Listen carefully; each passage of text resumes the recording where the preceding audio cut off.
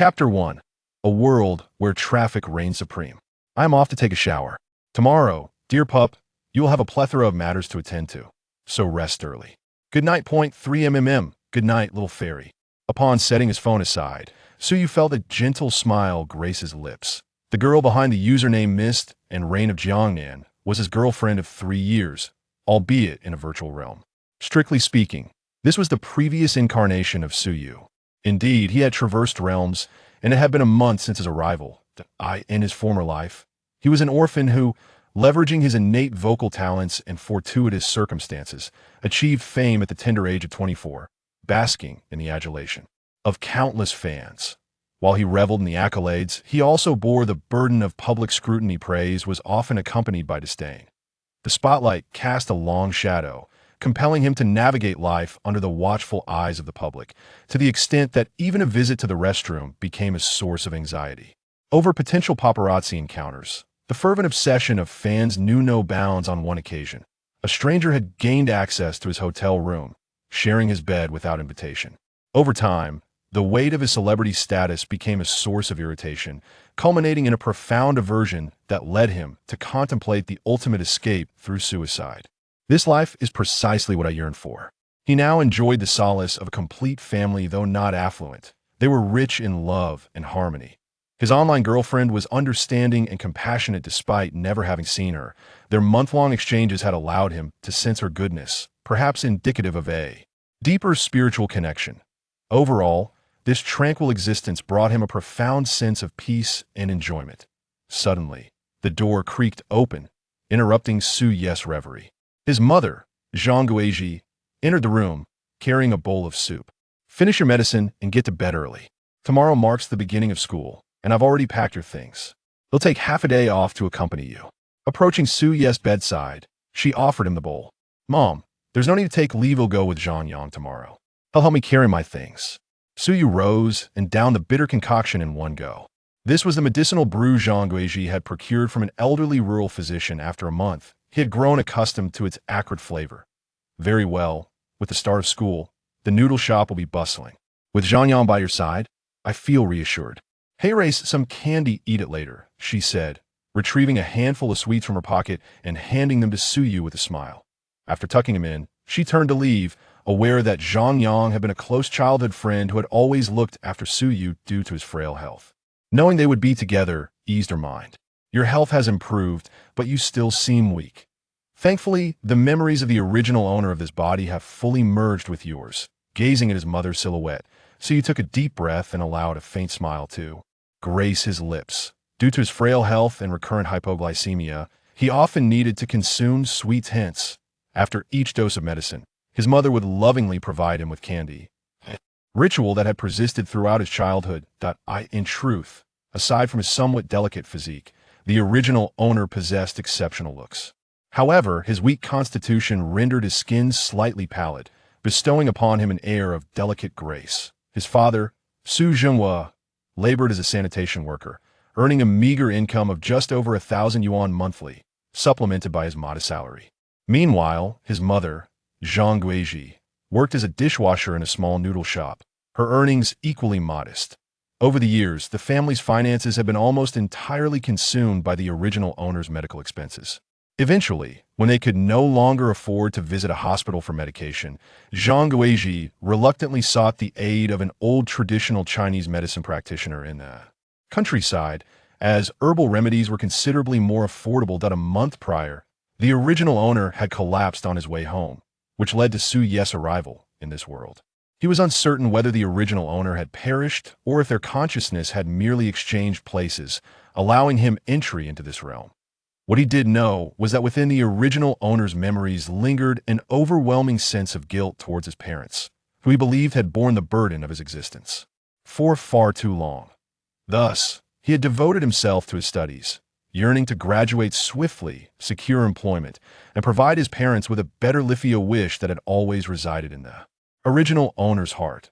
Since I am granted the chance to live once more through your identity, I shall endeavor to fulfill your aspirations. Perhaps due to his troubled thoughts, Suyu tossed and turned in bed, unable to sleep. He reached for his phone on the bedside table, a complex expression crossing his features as he opened the music player. The experiences of his past life had instilled in him a certain aversion to music. For an extended period, he had not listened to a single song from this world. However, through the original owner's memories, he had gleaned a general understanding of this realm of parallel space, known as Blue Star, strikingly similar to Earth.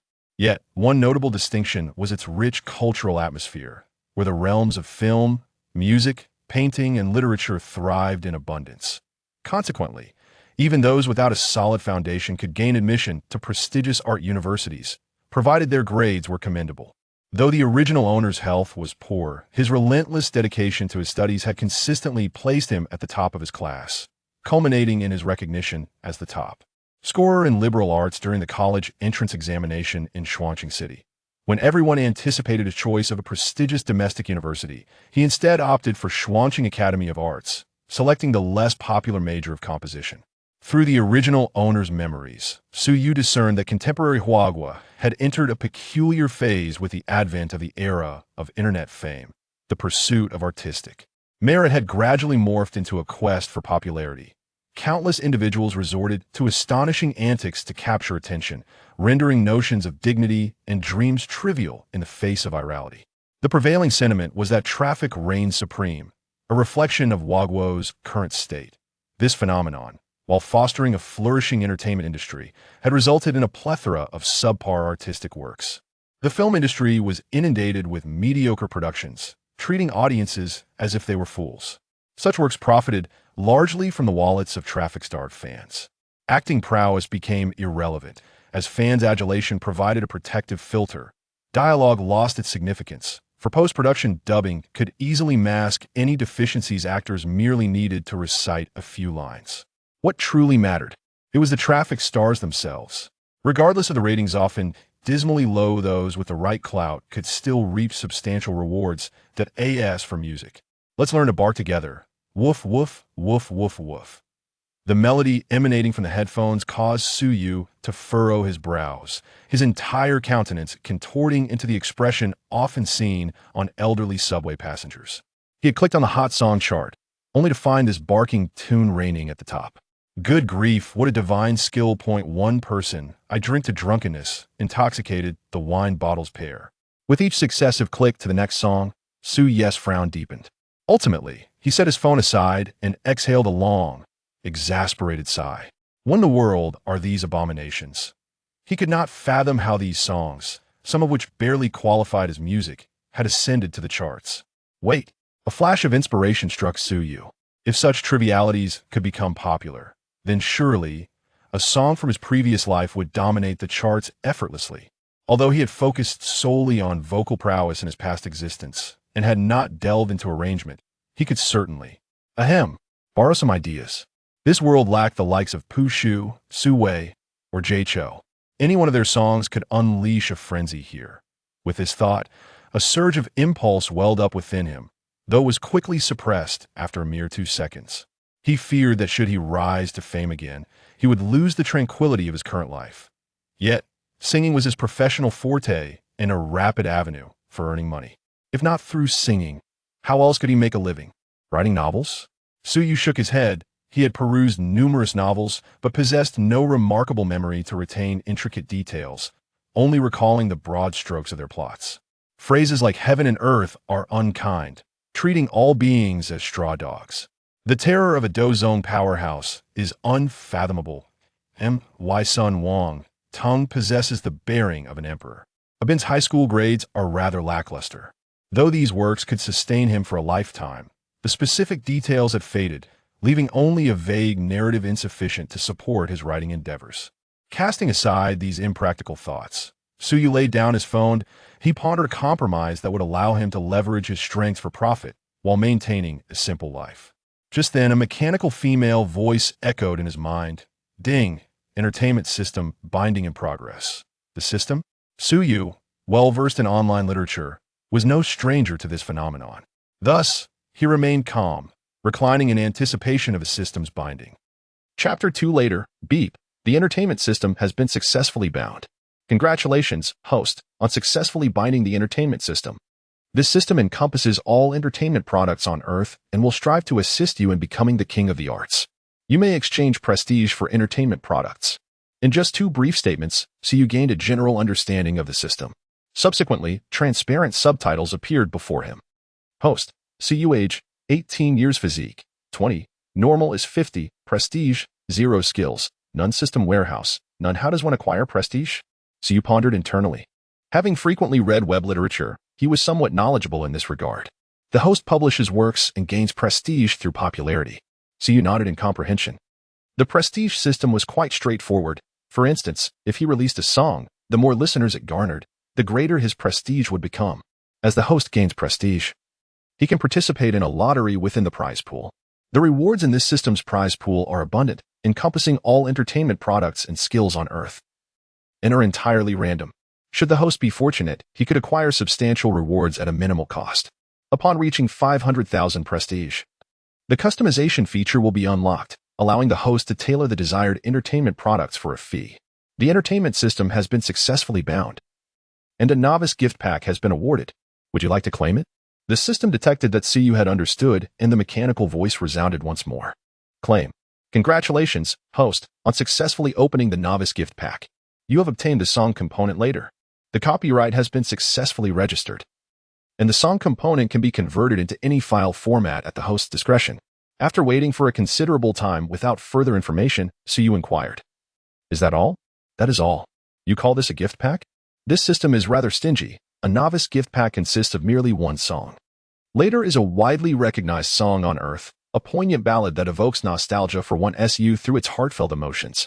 The entire song conveys a sense of regret and the bittersweet nature of first love. However, the lyrics are framed from a female perspective, making it unsuitable for his rendition. System, could you possibly exchange it for another song? This one doesn't suit me. You grimaced. Once the novice gift pack is opened, it cannot be exchanged. The host's singing skills have yet to reach the level of an average singer. Even if he wished to sing, he would be unable to perform. A friendly reminder, the host can entrust the lyrics and melody to someone more suited for performance, thus still earning prestige. How did I forget about that? CU smacked his forehead. All along, he had not transitioned into his new role. He had mistakenly believed himself to be the same person from his previous life, who was familiar with various singing techniques. In this new life, the original owner's physical limitations, particularly lung capacity and bodily functions, rendered him incapable of achieving professional singing prowess. Therefore, even if CU wished to sing, given his current circumstances, it would be impossible. System. Is there a way to restore my body? As the host's reputation increases by 1 million, their physical constitution can improve by 10 points. Currently, the constitution stands at 20, with a normal range being 50. This implies that by obtaining 3 million in reputation, one could restore their physical condition to that of an average person, which should not be overly challenging. With the restoration of his constitution and leveraging the singing skills he honed in his previous life, CU believes that with a modicum of practice, his vocal abilities will naturally enhance. According to the system, he can serve as a lyricist and composer, subsequently seeking vocalists to perform his works, thereby gaining reputation as well. This appears to be a promising strategy. CU, who prefers to remain out of the limelight, finds that working as a producer of lyrics and music not only allows him to earn money but also to gain reputation, thus perfectly addressing his current predicament. However, to find a capable singer, the most effective approach would be to approach an entertainment company. Having navigated the entertainment industry for several years, CU is well acquainted with its intricacies. Quality creations necessitate a competent team, and the promotion and copyright management of songs require collective effort. Without a team to facilitate operations and promotional resources, it is but a futile dream for one's work to gain widespread recognition. Although joining an entertainment company means a portion of the profits will be shared with the company, the increased listener base will likely yield far greater earnings than releasing songs independently, while also alleviating much of the burden. Once enrolled in school, he plans to audition at an entertainment company, and given the presence of the song later, securing a position as a lyricist and composer should prove manageable. Having come to this realization and formulated a plan for the future, CU feels an overwhelming sense of tranquility.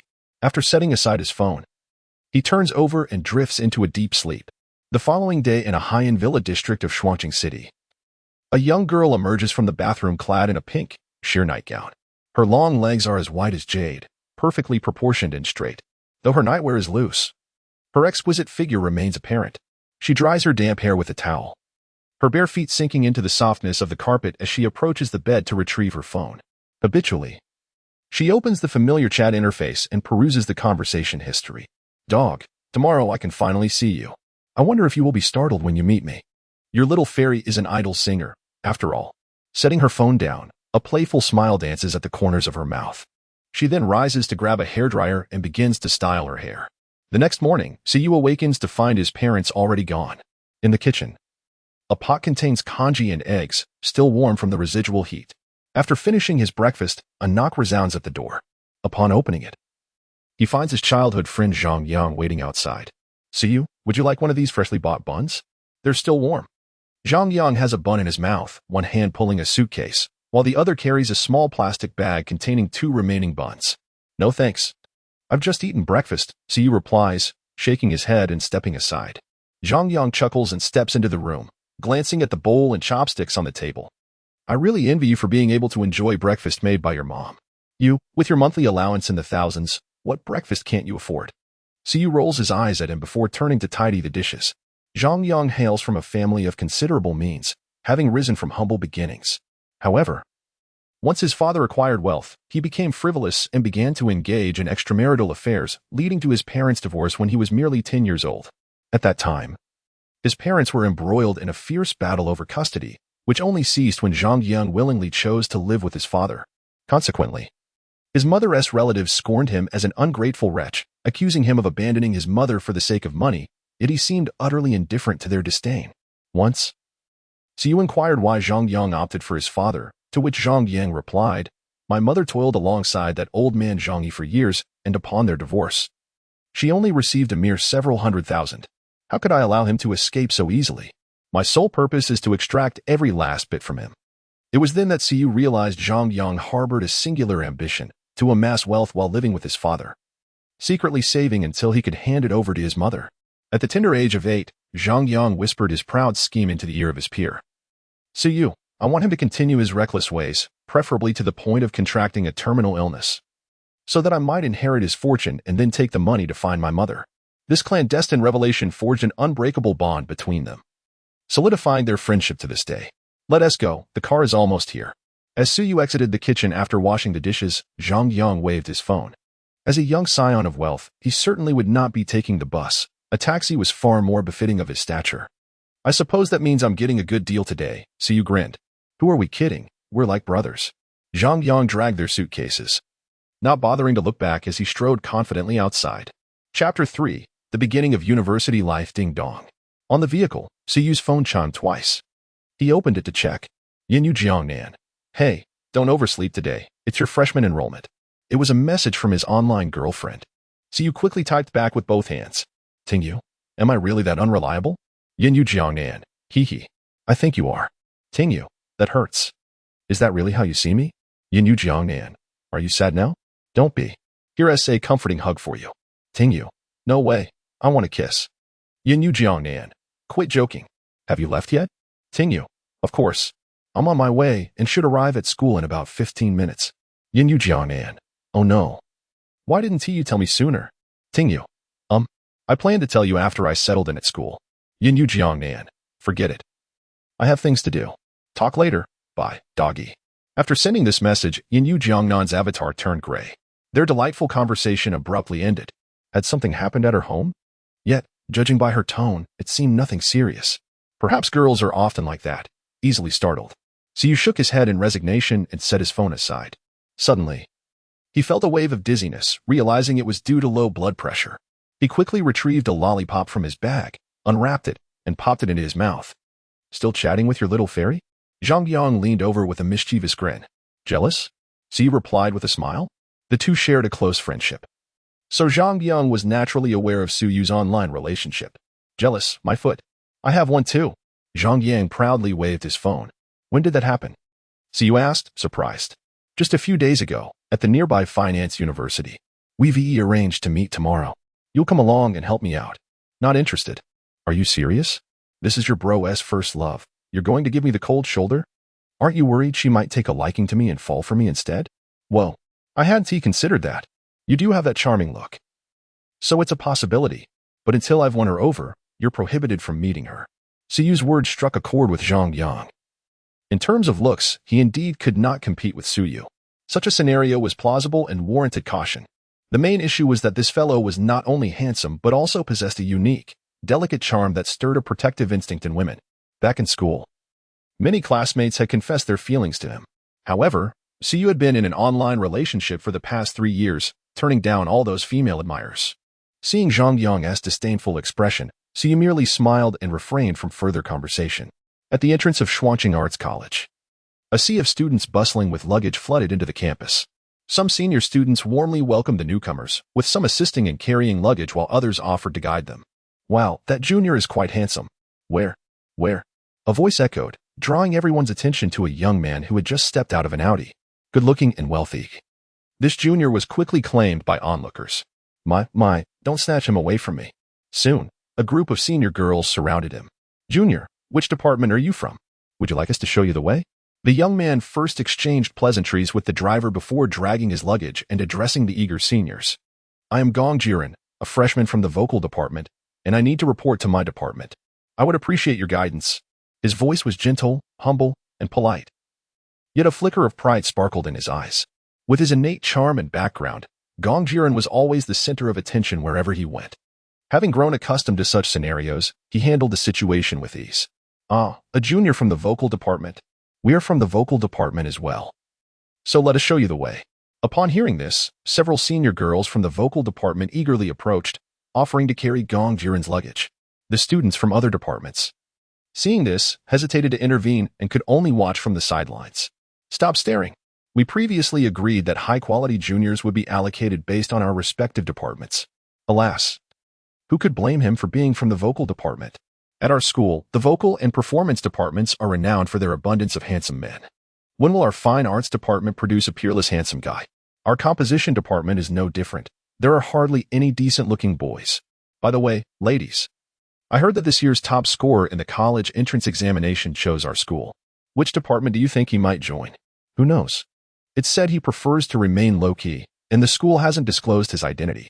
Stop pondering. He will most likely enroll in the vocal department, since it's the most popular major. The discussions echoed, with glances of envy and dissatisfaction directed towards the group of senior girls from the vocal department. Sensing the attention, the seniors stood tall, wearing proud smiles. At Chiling Academy of Arts, when it comes to the number of handsome and beautiful students, no department could rival the vocal department. Except perhaps the performance department. Even they were overshadowed by the vocal department, especially since it produced a major star, idol singer Lin Yanyu. Among the new generation of singers, Lin Yanyu ranked prominently in the second tier, and with time, she would likely ascend to the first tier. Almost all students at Chiling Academy were her fans, making Lin Yanyu the undisputed campus belle. All right, ladies, let us go. To express my gratitude for your assistance, I'll treat you to a meal later. Gong Jiren relished the feeling of being the center of attention, waving his hand grandly. Wow, long live the junior. So stylish, I adore him. The junior is so handsome. I can't help but admire. The group of vocal department seniors erupted in jubilant cheers, standing tall and proud as they led Gong Jiren into the school amidst the gazes of onlookers. Observing Gong Jiren, surrounded by a throng of admirers, the new vocal students felt a pang of envy.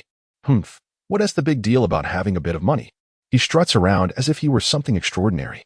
My friend, while others may have exceptional luck in life, we need not dwell in jealousy. With his background and appearance, it won't be long before he becomes a star. Alas, let us focus on our studies. Becoming a second-generation rich is beyond our reach. But we can strive to be first-generation wealthy. Off we go. There's no point in envy. Aware of the chasm between themselves and Gong Jiren, they could only sigh in resignation. Just as Gong Jiren and his entourage had not ventured far, a vehicle came to a halt at the entrance. However, it was not a luxury car, thus failing to attract much attention. Ha ha ha, our university life has officially begun. With a spirited exclamation, the car doors swung open. Zhang Yang leaped out and hurriedly made his way to the trunk to retrieve his luggage. Following him, Siyu ambled down from the vehicle, a lollipop perched between his lips. He glanced at the bustling school entrance, a smile blossoming on his lips. Suddenly, a wave of gasps erupted from within the school. Lin Yanyu. The campus belle Lin Yanyu has arrived. What brings the illustrious school flower to the entrance? Where is she? Well, she is even more stunning in person than on television. Brothers, I am smitten. The goddess is mine. No one dare compete with me. Damn it. Have you even looked in the mirror? Do you think you stand a chance? Sob sob. At long last, I've seen her in the flesh. I enrolled in this school just to be closer to the goddess. Chapter 4, Madness. The school bell has been rejected amidst gasps of astonishment. The crowd parted to form a pathway. Under the radiant morning sun, all eyes converged on a young girl clad in a loose-fitting white t-shirt and light blue denim shorts. Standing at approximately 1.7 meters tall, she possessed a statuesque and well-proportioned figure, her long, fair legs gliding gracefully with each step, a gentle smile gracing her face. Her exquisite features were almost excessively perfect. Long hair danced in the morning breeze, catching the sunlight and shimmering with a soft golden hue. Those long legs, could she be a reincarnation of a leg goddess? Even Siyu couldn't help but exclaim in admiration. She was a celebrity. One could merely gaze in awe, but should harbor no further thoughts. Zhang Yang patted Suyu's shoulder, adopting a relaxed demeanor. After all, they belong to entirely different worlds than such a star. Seems you're quite devoted to your newly acquired girlfriend, Siyu teased, surprised by Zhang Yang's newfound awareness. Of course, I, Zhang Yang, am not like that old man Zhang Yi. Once I set my eyes on someone, my heart will remain unwaveringly loyal, Zhang Yang replied, dragging along 2 suitcases. Pride evident in his voice. If you're called fat, you're already panting. Siyu shot him a glance of disdain. This man could never take a compliment without soaring to the heavens. It's truly Lin Yanyu. Gong Juren, surrounded by a throng of senior female students, halted in his tracks, his eyes locked onto the girl, a flicker of fervor igniting within them. Only a woman of such excellence could be worthy of me, Gong Juren. As Lin Yanyu approached, his heartbeat quickened, and he inhaled deeply to maintain a semblance of calm, mustering a confident smile. Oh no, could the goddess be seeking this newcomer? How dare he vie for my goddess? This is impossible. She cannot be so superficial. The crowd held its breath as Lin Yanyu's stride drew closer to Gong Juren. No, this cannot be. How could a mere freshman capture the attention of the illustrious Lin, the dream girl of every male student? An idol and singer of the new generation in Huagua? The goddess surely could not be so shallow. As Lin Yanyu neared, Gong Juren's lips involuntarily curled into a smile. His gaze fixated solely on her breathtaking silhouette. He slowly extended his hand, introducing himself. Hello, I am Gong Juren.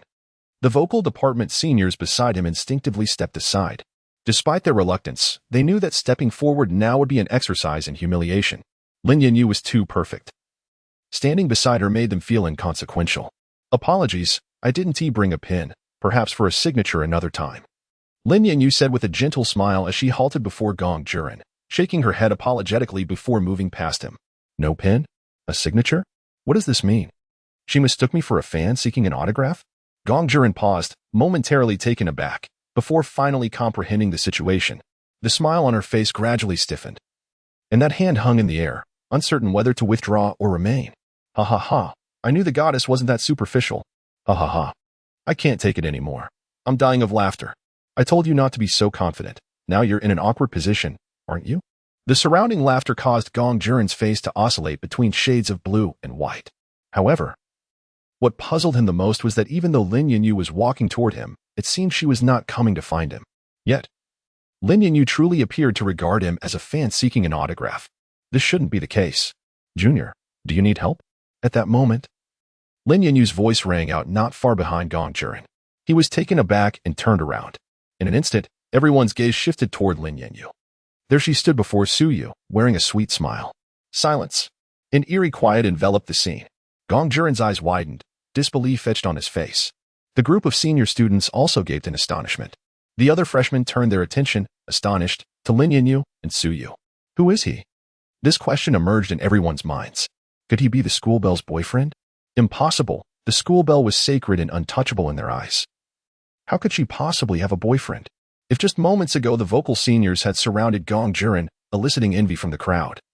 Now the school bell actively inquired if a freshman needed assistance. This scene felt like a dream. It was no wonder they were astonished. Despite Lin Yanyu not being the aloof type, she had never been heard of being close to any male. Such proactive engagement with a stranger was unheard of. Thank you. But we don't have much luggage. We can manage on our own, Siyu replied with a smile, politely declining. The fervent gazes around him made him somewhat uncomfortable. Although he was uncertain why Lin Yanyu wished to assist him, he preferred to avoid unnecessary entanglements. After all, the expressions of those around him suggested that Lin Yanyu was immensely popular, If he accepted her offer, it might hinder his ability to lead a peaceful university life. What? He actually declined? No way. Does this guy realize what he's saying? Has he lost his mind? The school belle personally offering assistance is the dream of countless men, and he just turned her down? That's Lin Yinyu. How could he refuse? I must be hearing things. Siyu's rejection sent a wave of astonishment through the crowd. Unbelievable. The school belle was turned down. As the celebrated beauty of the university and an idol singer, Lin Yinyu was rejected by a freshman in front of so many people. This was hard to fathom. However, after Suyu's refusal, the crowd secretly breathed a sigh of relief. It seemed the lad possessed a fair sense of self-awareness. Just let me help, all right? Lin Yinyu was rejected, yet she bore no trace of annoyance. Instead, she placed her hands before her chest, her thumbs gently rubbing in circles. Her bright eyes sparkling with a hint of playful charm. Hiss. Those present, both male and female classmates, were left utterly speechless. Some even found themselves instinctively touching their ears. Their faces etched with astonishment. The school beauty Lin actually acted coy towards a freshman? How utterly unfathomable. Jealousy. Countless envious gazes were directed at Suyu. Goodness. Had this lad stumbled upon a stroke of luck? Meanwhile, Zhang Yang stood frozen, staring at the two with his jaw nearly dropping to the ground. May I inquire why? Suyu was even more bewildered. According to his expectations, after refusing Lin Yinyu, she would be displeased and move on. Yet, to his astonishment, Lin Yinyu not only remained unfazed but also resorted to a flirtatious demeanor, even offering assistance. It must be said that playful charm is indeed a woman's secret weapon. Particularly when wielded by a woman of such extraordinary beauty, no ordinary man could possibly withstand it. Nevertheless, Suyu still declined, opting first to clarify her intentions. You foolish boy, I am. Lin Yinyu began to assert her identity as his online romantic partner, but paused upon catching the expression on Suyu's face. In matters of face-to-face meetings, it is rarely the case for a girl to speak first. Although they had never met in person, she had sent several voice messages. How could this fool not recognize her voice? He must have forgotten it. Let us see how long it takes for you to recognize me. With that thought, Lin Yinyu resolved to withhold her identity for the time being as a form of retribution for Suyu's failure to recall her voice. Chapter 5. Allow me to prepare your bed before I take my leave. What are you? Suyu inquired as Lin Yinyu spoke halfway through her sentence. I am the vice president of the student council. Assisting new students is a task assigned to me by the school, so the junior asked me to guide you. Lin Yinyu cleverly spun a tale to justify her presence. A task assigned by the school? The student council summoned her to escort the freshman? Upon hearing this, the crowd collectively exhaled in relief. This lad is not the goddess's boyfriend. She is merely fulfilling her obligation to guide the newcomers. Yet, one cannot help but feel envious of his fortune, being chosen by the campus belle amidst a sea of faces. So that's the reason. I have so many senior sisters accompanying me. No wonder she ignored me, Gong Zhiren mused, taking a deep breath and straightening his posture. It makes sense that Lin, the campus flower, did not seek my assistance. She must have noticed I was already surrounded by so many helping hands, and thus opted to assist those in greater need. Curse these women. If it weren't for them, the person Lin would have approached would surely have been me, given my previous position. The more he contemplated, the more he found the senior sisters beside him increasingly irksome. Very well, I shall trouble you, senior sister, to lead the way. With the conversation having reached this point, so you could only acquiesce. After all, to refuse further would indeed embarrass Lin Yinyu. They bore no animosity towards one another, and others were merely extending a helping hand. There was no need for unnecessary pretentiousness. You're from the composition department, right? Come, let me take you to the registration. Upon receiving Suyu's agreement, Lin Yinyu's radiant smile illuminated her face as she gestured for him to follow, then turned to lead the way. Why are you just standing there? Let us go. Noticing Zhang Yang still in a daze, Suyu prompted him before hastily catching up with Lin Yinyu. Amidst the envious gazes of onlookers, Lin Yinyu and Suyu walked side by side, while Zhang Yang, having regained his senses, dragged 2 suitcases behind him, rolling his eyes in exasperation. You've had your fun. All the dirty and laborious work falls to me. However, despite his complaints, he understood that due to Suyu's physical condition, such burdens were his to bear. Wait a minute, how did you know I was from the composition department? Suyu suddenly realized, astonished. That's a secret. Lin Yinyu chuckled playfully, offering no further explanation. At that moment, golden sunlight filtered through the tree branches, casting a starry glow upon the two, harmonizing beautifully with the sound of the girl's melodious laughter. In the boys' dormitory, room 408, 2 young men lay sprawled on their beds, gasping for breath. Making the bed is utterly exhausting. Phew. I've decided this will be the only time I make my bed in college. How can that be? Don't you ever change your bedding? Why would I? I'll be sleeping here for 4 years. Why not just throw it away? Good grief. Sleeping under the same blanket for 4 years will surely turn it into a relic. You don't understand. It's not the blanket that's becoming a relic. It's my youth. 666. Just as the two engaged in their banter, a knock echoed from outside. Is that our roommate? Come on, let us welcome our new housemate. Despite their exhaustion, the two reluctantly rose from their beds. In university dormitories, small groups often form, as a few individuals spend several years living together. Cultivating good relationships can make life much more comfortable. Dragging his weary body, he opened the dormitory door. Brother, you finally arrived. Our beds are made. Two young men looked up, their words trailing off in astonishment. Before them stood a pair of strikingly handsome young men and women, smiling warmly. A goddess. The young man who opened the door was momentarily stunned, then abruptly shut the door again. A flurry of rustling sounds emanated from within the dormitory.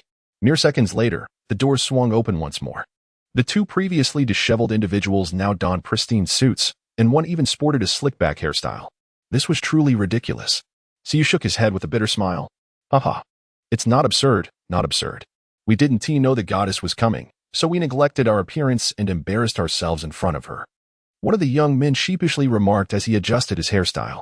To have the goddess see us in such a disheveled state is indeed a transgression. The other quickly agreed. They could hardly fathom that the campus belle, Lin Yinyu, would visit their dormitory, leaving them in a daze. Hello. I'm here to guide you, my junior. Lin Yinyu stifled a laugh at their comical expressions, then graciously introduced herself. Hello, goddess. Could I get your autograph? I'm a devoted fan. I'm also your fan. Could you sign one for me too? By the way, please come in. The wind outside is strong, and we wouldn't want the goddess to catch a chill. The two chuckled foolishly, eagerly stepping aside. Of course, no problem. Lin Yinyu replied with a smile. The two, upon hearing her words, excitedly dashed to their beds to retrieve paper and pens. After Lin Yinyu signed their names, they cherished the autographs as if they were treasures. Taking the suitcase from Zhang Yang, Siyu, now at the dormitory, expressed his gratitude to Lin Yinyu. Thank you. Senior, it's getting late. You should head back and rest. Well, there is still one thing I haven't done. Lin Yinyu, her delicate hand resting on her cheek, scanned the dormitory. Spotting Cuy's bed, her eyes sparkled as she took hold of his suitcase and approached it. You boys probably don't know how to make a bed, so let me help you with that before I leave. She deftly opened the suitcase, extracting the bedding within. Who is this guy? The campus belle is personally making his bed. The two roommates gasped in astonishment. In disbelief, they pinched their arms to confirm they weren't dreaming, wincing in pain to assure themselves that the scene was indeed real. This, doesn't he seem appropriate? Siyu interjected, stepping forward. At that moment, Lin Yinyu had already unfolded the bedding and was preparing to fit the sheets, showing no signs of stopping. As Siyu reached out to intervene, he brushed against Lin Yinyu's wrist, then abruptly hesitated. The unusual sensation in her wrist caused Lin Yinyu to momentarily pause her movements.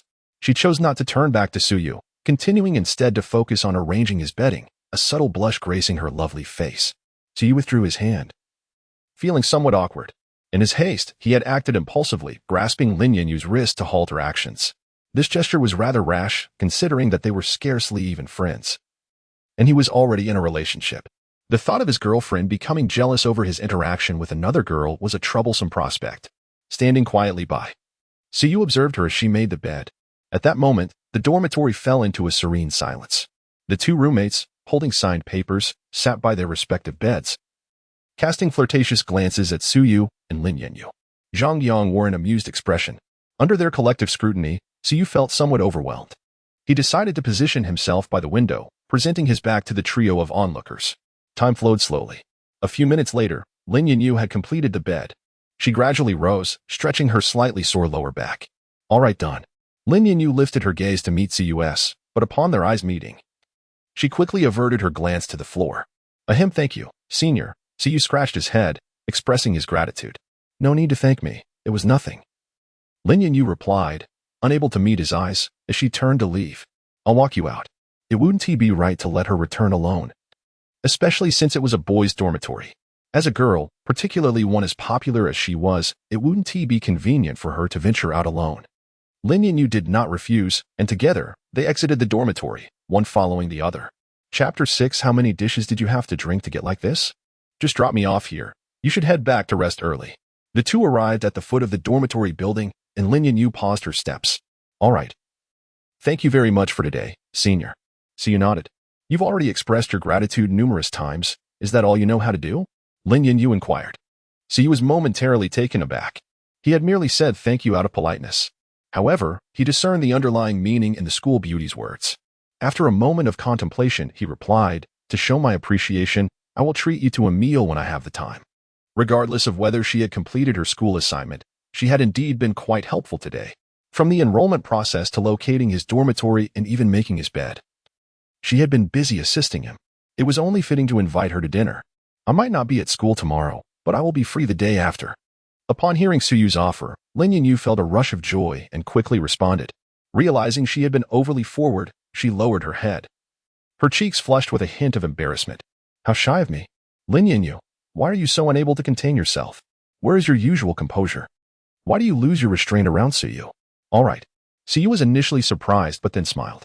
The school beauty was rather unreserved. After adding each other as friends on WeChat, they bid farewell. Due to her main account having Suyu as a friend, Lin Yanyu had intentionally used her secondary account. Watching Suyu's retreating figure, she finally let out a sigh of relief. She patted her chest to calm her racing heart and then, with her hands clasped behind her back, walked away from the boys' dormitory with a light step. Today marked her first encounter with the dog. He was far more handsome than she had imagined, exuding a unique, charming aura reminiscent of a playful puppy. She truly wished to hold him close and shower him with affection. The day after tomorrow, when they dined together, he probably wouldn't bring friends, right? If it's just the two of us, could that be considered a date? Along the way, Lin Yanyu's thoughts soared to the heavens. Brother, no, big brother. From now on, you shall be my Zhaoda's big brother. Big brother, my admiration for you, Zhou Tao, is as boundless as the rivers. As soon as they entered the dormitory, two roommates rushed over. Zhaoda, a clear northern lad, stood tall at over 6 feet, his physique brimming with muscularity. In contrast, Zhou Tao appeared relatively smaller, his complexion somewhat sallow, indicating a certain frailty, though the reasons remained unknown. Each of them grasped one of Suyu's hands, their faces radiating adoration. Lin Yanyu had actively helped Suyu make his bed, which only deepened their admiration, no, their reverence for him. Come on, spill the beans. When did you become acquainted with the school beauty? Zhang Yang, having already made his bed, leaped over and threw an arm around Suyu's shoulder. A mischievous grin plastered across his face. I don't know her at all, she explained it earlier. The reason she helped was due to a student council task. Suyu replied innocently, unable to break free from their grasp. She is the vice president of the student council. It's quite normal for her to carry out school duties. Zhang Yang remained unconvinced and pressed on. Then how do you explain her actively making your bed? If we were to simply consider the act of guiding, there would indeed be no issue with the school's task. However, Lin Yanyu taking the initiative to make Suyu's bed is rather absurd. Given Lin Yanyu's status, it is improbable that the school would assign her such a task. Moreover, even if it were a school requirement, as a celebrated idol, she possesses the right to decline if she so desires. You ask me, and I am left wondering who to ask in return. Is it truly such a cause for alarm over merely making a bed? Perhaps others are simply inclined to be helpful. Suyu himself found it perplexing but chose not to dwell on it. Do you think we would believe such a tale? Certainly, there must be something amiss. Come clean. The group clearly disbelieved this feeble excuse, shaking Suyu's body as they pressed for answers. Their tacit collaboration nearly left Suyu in disarray. Stop shaking me. Stop shaking me. All right, I confess. Lin Yanyu is actually my girlfriend from an online romance spanning 3 years. Cornered, Suyu hastily concocted a reason. Instantly, the trio fell silent. Their expression shifting wildly from astonishment to confusion, and finally to utter disdain. Brother, I considered you a comrade. Why do you treat me like a fool? It's fine to boast, but do refrain from going overboard. Zhaoda and Zhou Tao released Suyu, regarding him with contempt. A few drinks and you're in this state. Zhang Yang shot him a disapproving glance before reclining back onto his bed. Your online girlfriend is Lin Yanyu? This is absurdity at its peak. Such a ridiculous excuse, who would believe it? Not only did they not believe him, but even Suyu himself felt he had overstated the matter. Nevertheless, to end their relentless inquiries brought him a sense of relief as he returned to his bed. However, the more he pondered, the more he felt something was amiss. Wait a moment, you were the one seeking a hidden truth. Is my answer not precisely what you desired? Why am I the one being blamed? Observing their expressions, He sensed they believed he was unworthy of even a mere campus belle. No, this was a matter of dignity. He shattered the dormitory's tranquility. It was you who inquired. Shut up. Shut up. Shut up. Came the unanimous derision in response, accompanied by Zhang Yang's middle finger. After a flurry of activity, everyone began to feel fatigued. Not long after, Zhang Yang and the others succumbed to slumber, initiating a symphony of snores. Having finished his tasks, Sigh took a moment to rest in the dormitory. He picked up his phone and sent a message to his online girlfriend. Before long, a reply arrived. Yin Yu Jiangnan. How was your day? Everything went smoothly? Listening to the rain. All went well, though something strange occurred. Yin Yu Jiangnan. What strange occurrence? Listening to the rain. Today at registration. The campus belle actually took the initiative to guide me and even made my bed. Yin Yu Jiangnan. Well, look at you. Managing to flirt with the campus belle right after enrollment. Listening to the rain. No, the campus belle was fulfilling a school assignment. I merely happened to be the lucky one she chose. After waiting for an eternity, his girlfriend had yet to respond. Oh no, has the jealousy pot been overturned? Had I known, I would have refrained from speaking. 2 minutes elapsed, and Siu continued to probe. Little fairy, are you upset? Not at all. I just want to get the takeout. You're truly not angry? No, I'm not the kind of person to throw a tantrum.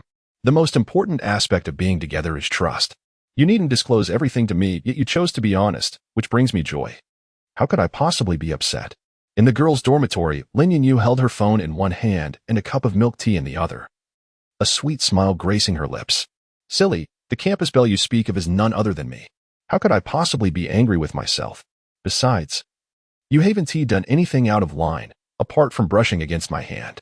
But the panicked look on your face was truly hilarious. At this thought, Lin Yinyu's cheeks flushed with a rosy hue.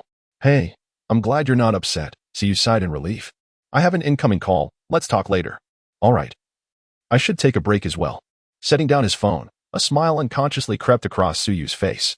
Being in a relationship with such an understanding girl, even a virtual one, was exceedingly sweet and effortless. It was time to earn some money, otherwise, he wouldn't be able to support his beloved.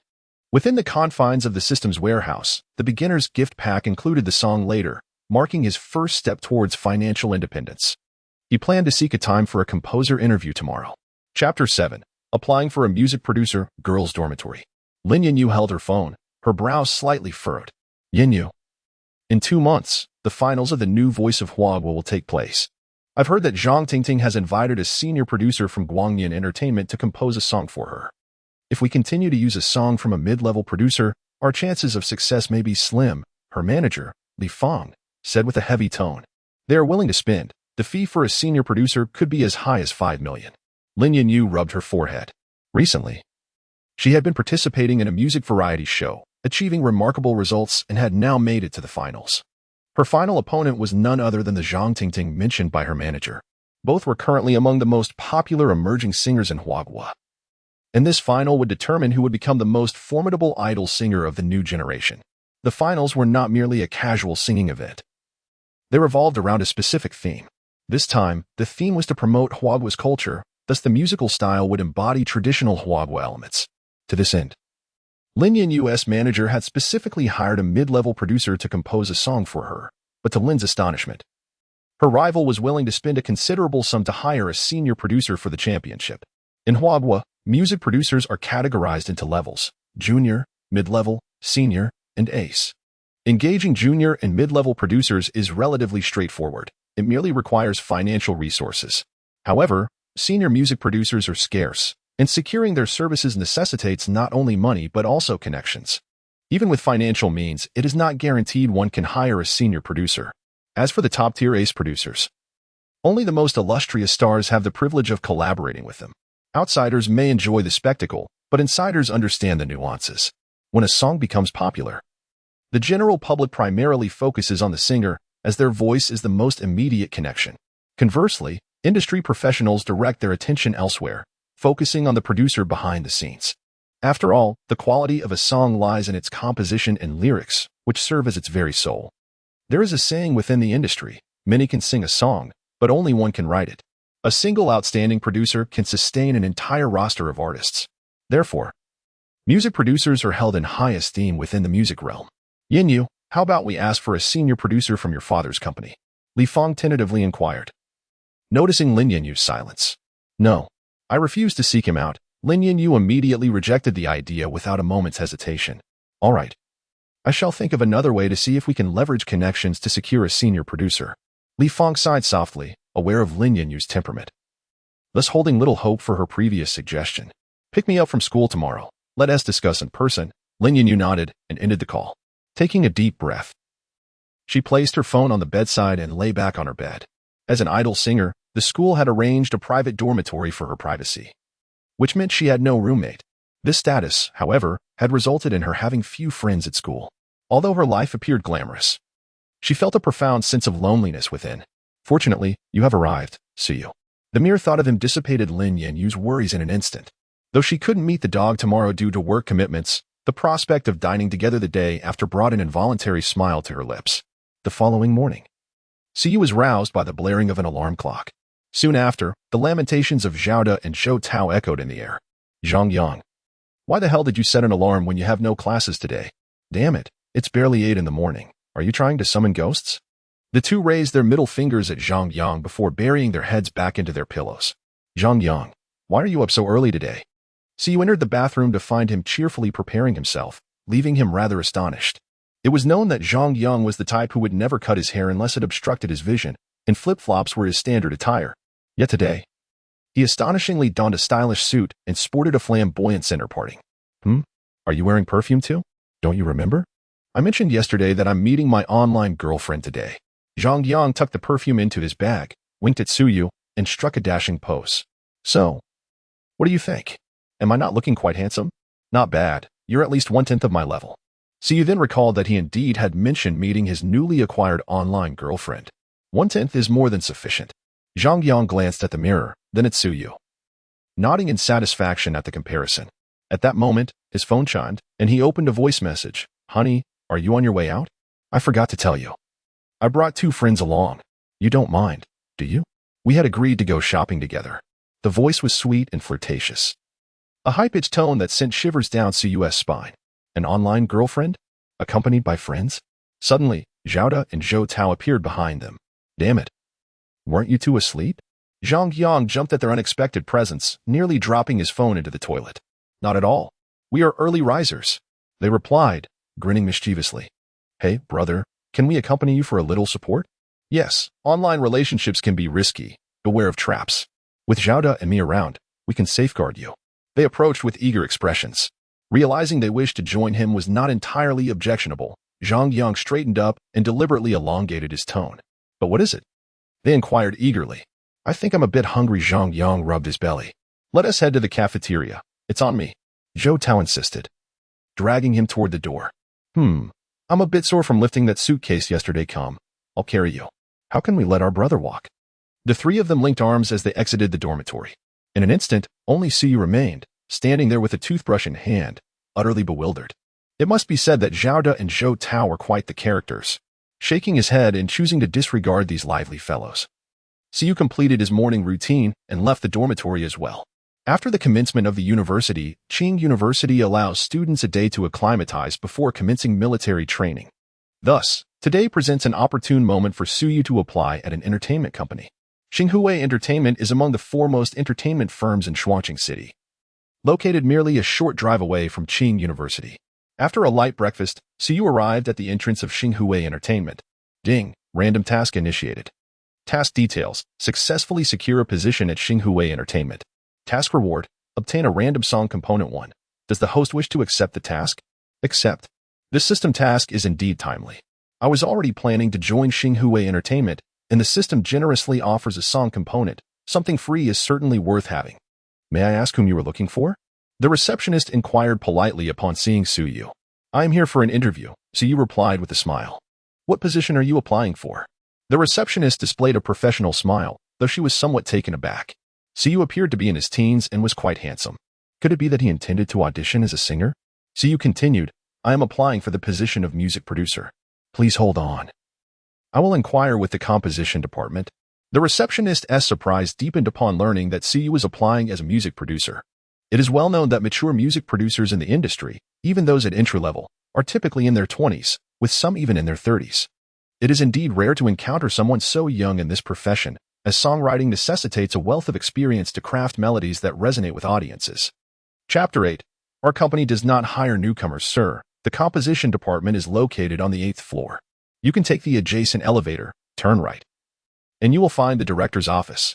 I have already informed her, and she is waiting for you in her office. The receptionist smiled at Suyu after hanging up the phone. Thank you. Suyu nodded in appreciation before heading towards the elevator as directed by the receptionist. He's so young yet can write songs, how impressive. With such good looks, why not pursue singing instead of working behind the scenes as a music producer? What a waste. Indeed, with that appearance, if he shot a couple of short videos singing a few songs, he would undoubtedly become an overnight sensation. The murmurs of the receptionist and her colleague reached Suyu's ears, prompting a wry smile and a shake of his head. What does waste even mean? What do looks have to do with singing? He rode the elevator to the 8th floor. Upon exiting, he was greeted by an array of tidy workstations. There were indeed many desks, yet few individuals were present. So you glanced to the right, spotting an office not far away. Its door adorned with a plaque reading Music Director. He knocked twice. Please come in. A cool voice resonated from within. So you pushed the door open. The office was simply furnished with a desk and a nearby sofa. In the corner stood a coffee machine and some shelves filled with documents. Seated at the desk was a woman dressed in professional attire, exuding a refreshing and capable demeanor, likely around 30 years of age. Suyu's gaze fell upon her name tag, Music Composition Director, Zhao Yuan. Are you here to apply for the music producer position? Zhao Yuan looked up at Suyu and gestured for him to take a seat. Indeed, Suyu replied with a smile, settling into the chair before the desk, and retrieved his resume from his bag, handing it to Zhao Yuan. Suyu, 18 years old, a freshman in the composition department at Shuangqing Arts College. Zhao Yuan perused Suyu's resume, her brow slightly furrowing. After finishing, she placed the resume down and looked at Suyu, inquiring, do you have any previous works that have achieved recognition?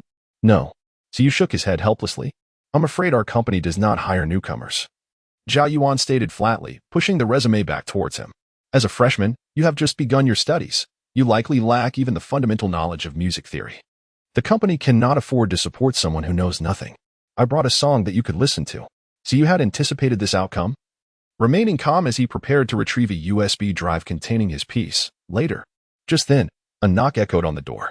A girl in her 20s entered, a stack of documents in hand. Upon seeing Suyu in the office, she paused for a moment before approaching Zhao Yuan respectfully, saying, Director Zhao, how did it go? Did the client approve?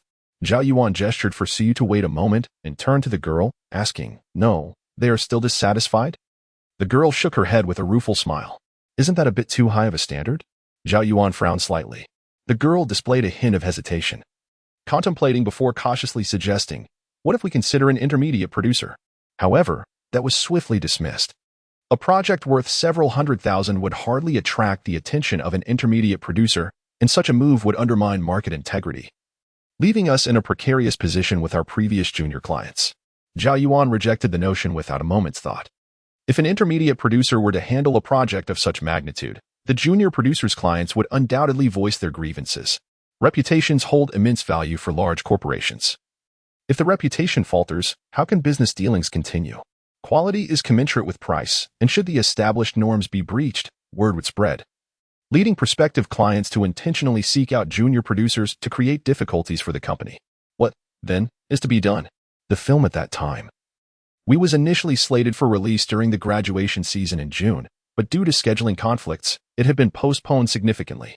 With the production team delayed for so long, the financial drain would surely exceed the budget, and requesting additional funds from them seemed implausible.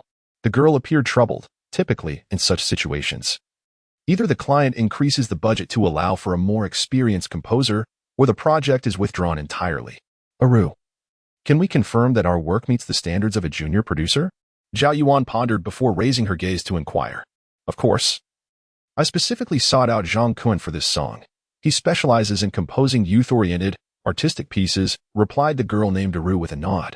Upon hearing this, a trace of helplessness crossed Zhao Yuan's otherwise composed face. Among the junior producers in the company, Zhang Kun was considered one of the more skilled, and his style aligned perfectly with the youthful, campus theme. If the songs he crafted could not meet the client's expectations, then seeking an intermediate producer would become the only viable option. If that is not feasible, then perhaps we should withdraw the project, Zhao Yuan sighed, massaging her aching forehead. But Zhao, our department has already met its withdrawal quota for this quarter. If we withdraw again, the upper management will likely be very displeased. And even each department has a designated quota for project withdrawals each quarter, and exceeding that limit results in disciplinary actions for the department head. Currently, the composition department had exhausted its quota. If they surpassed it, Zhao Yuan would face challenges in justifying it to the company. It's all right. You may leave for now.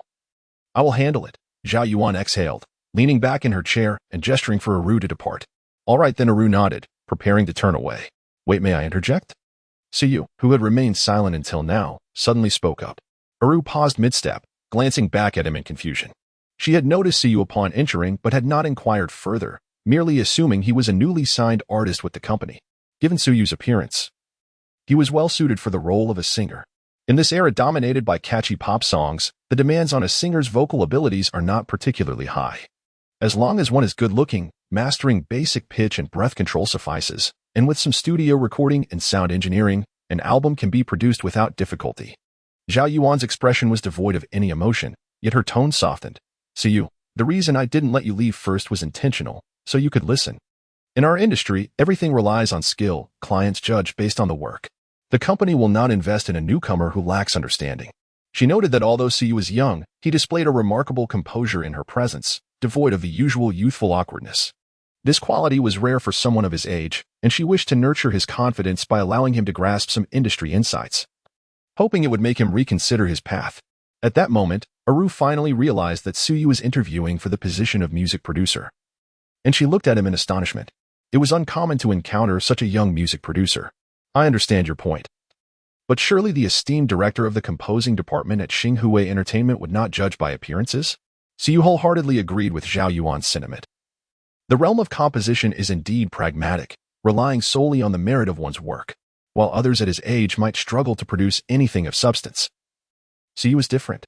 Though he appeared to be a mere freshman, with his system, he was an undeniable force to be reckoned with.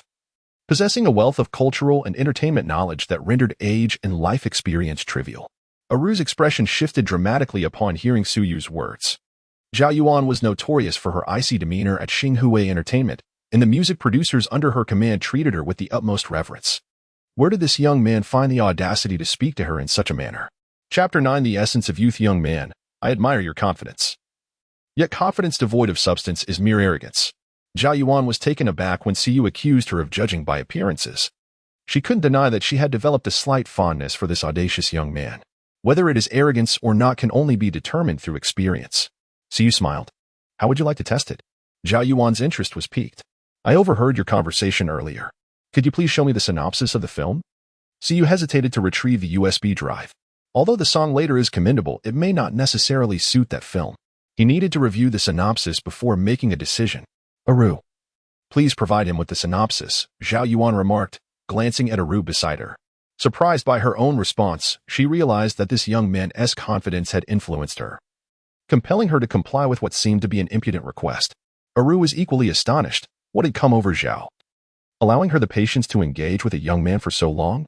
Typically, she would have dismissed him by now. Nevertheless, despite her surprise, Aru remained silent.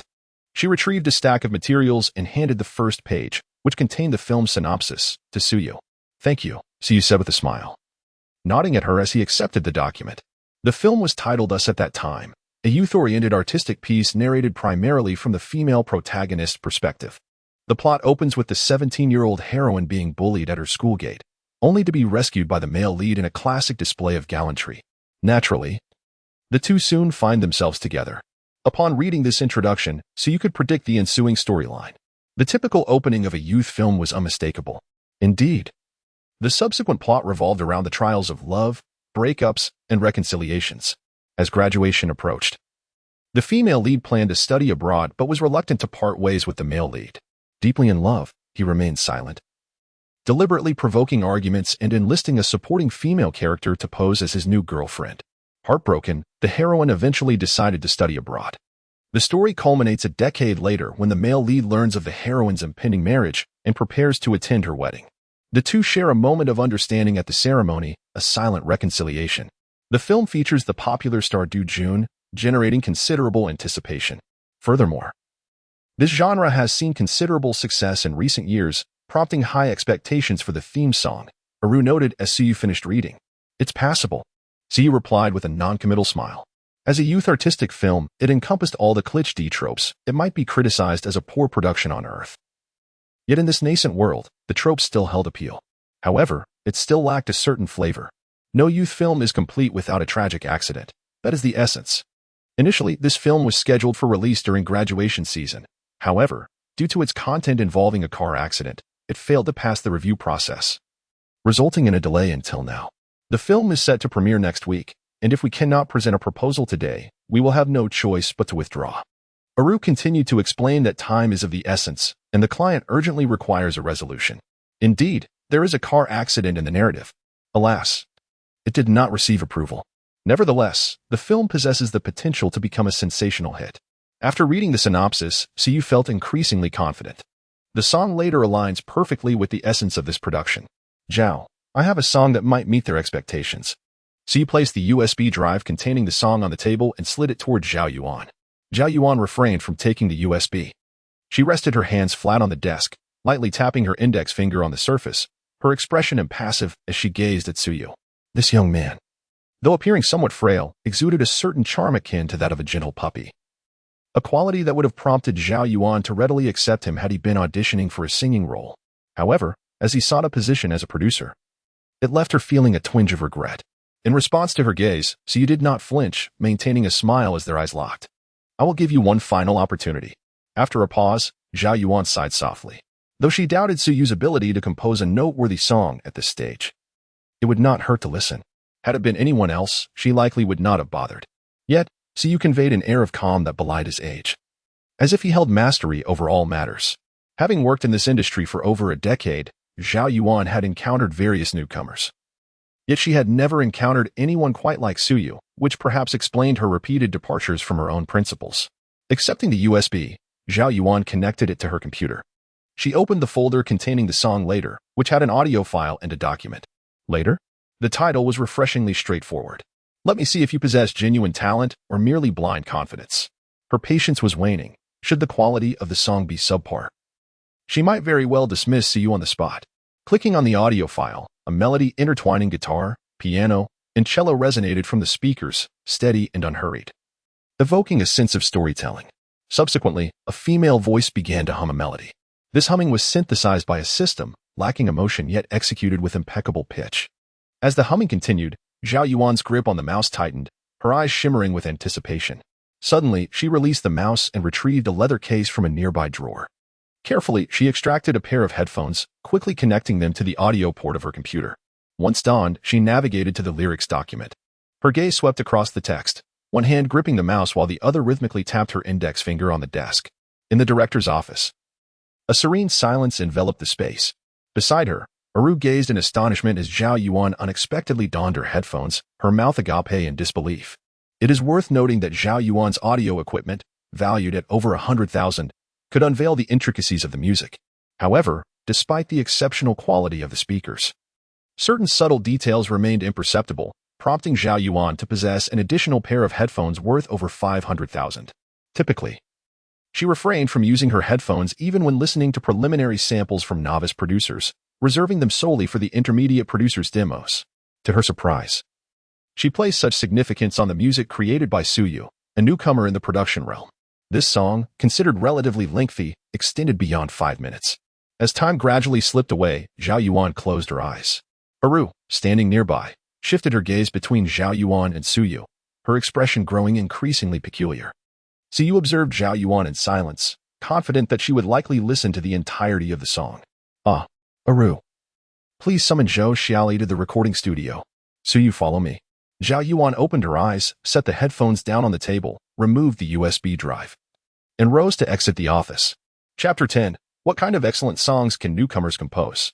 The artist department of Starshine Entertainment is located on the 9th floor. Aru stepped out of the elevator and made her way directly to the adjacent agent's office.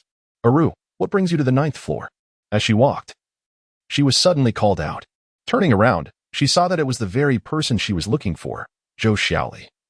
Accompanied by a shy young girl of around 17 or 18, with a striking appearance. Sister Xiaoli, you arrived just in time. President Zhao asked me to find you. Come with me to the recording studio. Upon seeing Zhou Xiaoli, Aru hurried forward. Zhou Xiaoli is an artist from Starshine Entertainment who gained rapid fame through 2 songs on short video platforms. She has garnered a modest reputation among the new generation of singers, although she does not quite match the traditional first-tier singers. Her popularity is comparable to that of second-tier artists. What is the purpose of going to the recording studio? I heard the previous song was rejected. Are we recording it again? Zhou Xiaoli asked, somewhat astonished. The previous song was not accepted by the client. This time, it's a new song, Aru explained. A new song? Who composed it? Zhou Xiaoli continued to inquire. It's written by a newcomer around 18 or 19, who just interviewed in President Zhao's office. Aru, are you joking? Zhang Kuan's songs were not approved. What could a teenager possibly write that is worth anything? But, Aru, it's not that I don't want to support you all, but this project has already recorded 3 songs. Given the high demands of the client, it's better to abandon it. You should also advise President Zhao, if it's truly unfeasible, let him cancel the order. Sister Xiaoli, please come with me. President Zhao is already waiting for you in the recording studio. It's not that I'm unwilling to help, but I happen to have other matters at hand.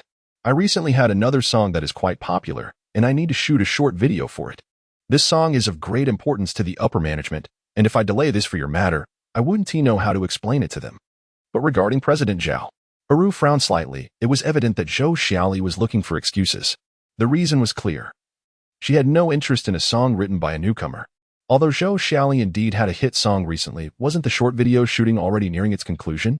This excuse felt rather insincere. Then, I want to make it difficult for you. Let Jiang Xiaoli go in my stead. Although she is a new recruit, recording a demo should pose no problem. Once the client confirms, I can come in for a formal version. What do you think? Zhou Xiaoli pulled the nearby girl closer. She understood that having a strained relationship with Zhao Yuan at Starshine Entertainment would not benefit her.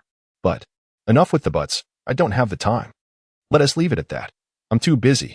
Please convey my apologies to President Zhao. With that, Zhou Xiaoli turned on her high heels and departed. What does Zhou Xiaoli take me for? Does she expect me to sing just any song? A song written by a teenager, can it even be classified as a song? With a cold scoff, she strode into the elevator without looking back, leaving Aru and the girl named Jiang Xiaoli standing dumbfounded in place. Greetings, I am Jiang Xiaoli, a second-year student at Xuanqing Art Academy. I recently commenced my position here. Although somewhat shy, I am acutely aware of the rarity of such opportunities for newcomers. Even if it is merely to record a demo, a commendable performance could leave a favorable impression on the leadership. There is no alternative. I shall proceed to the recording studio.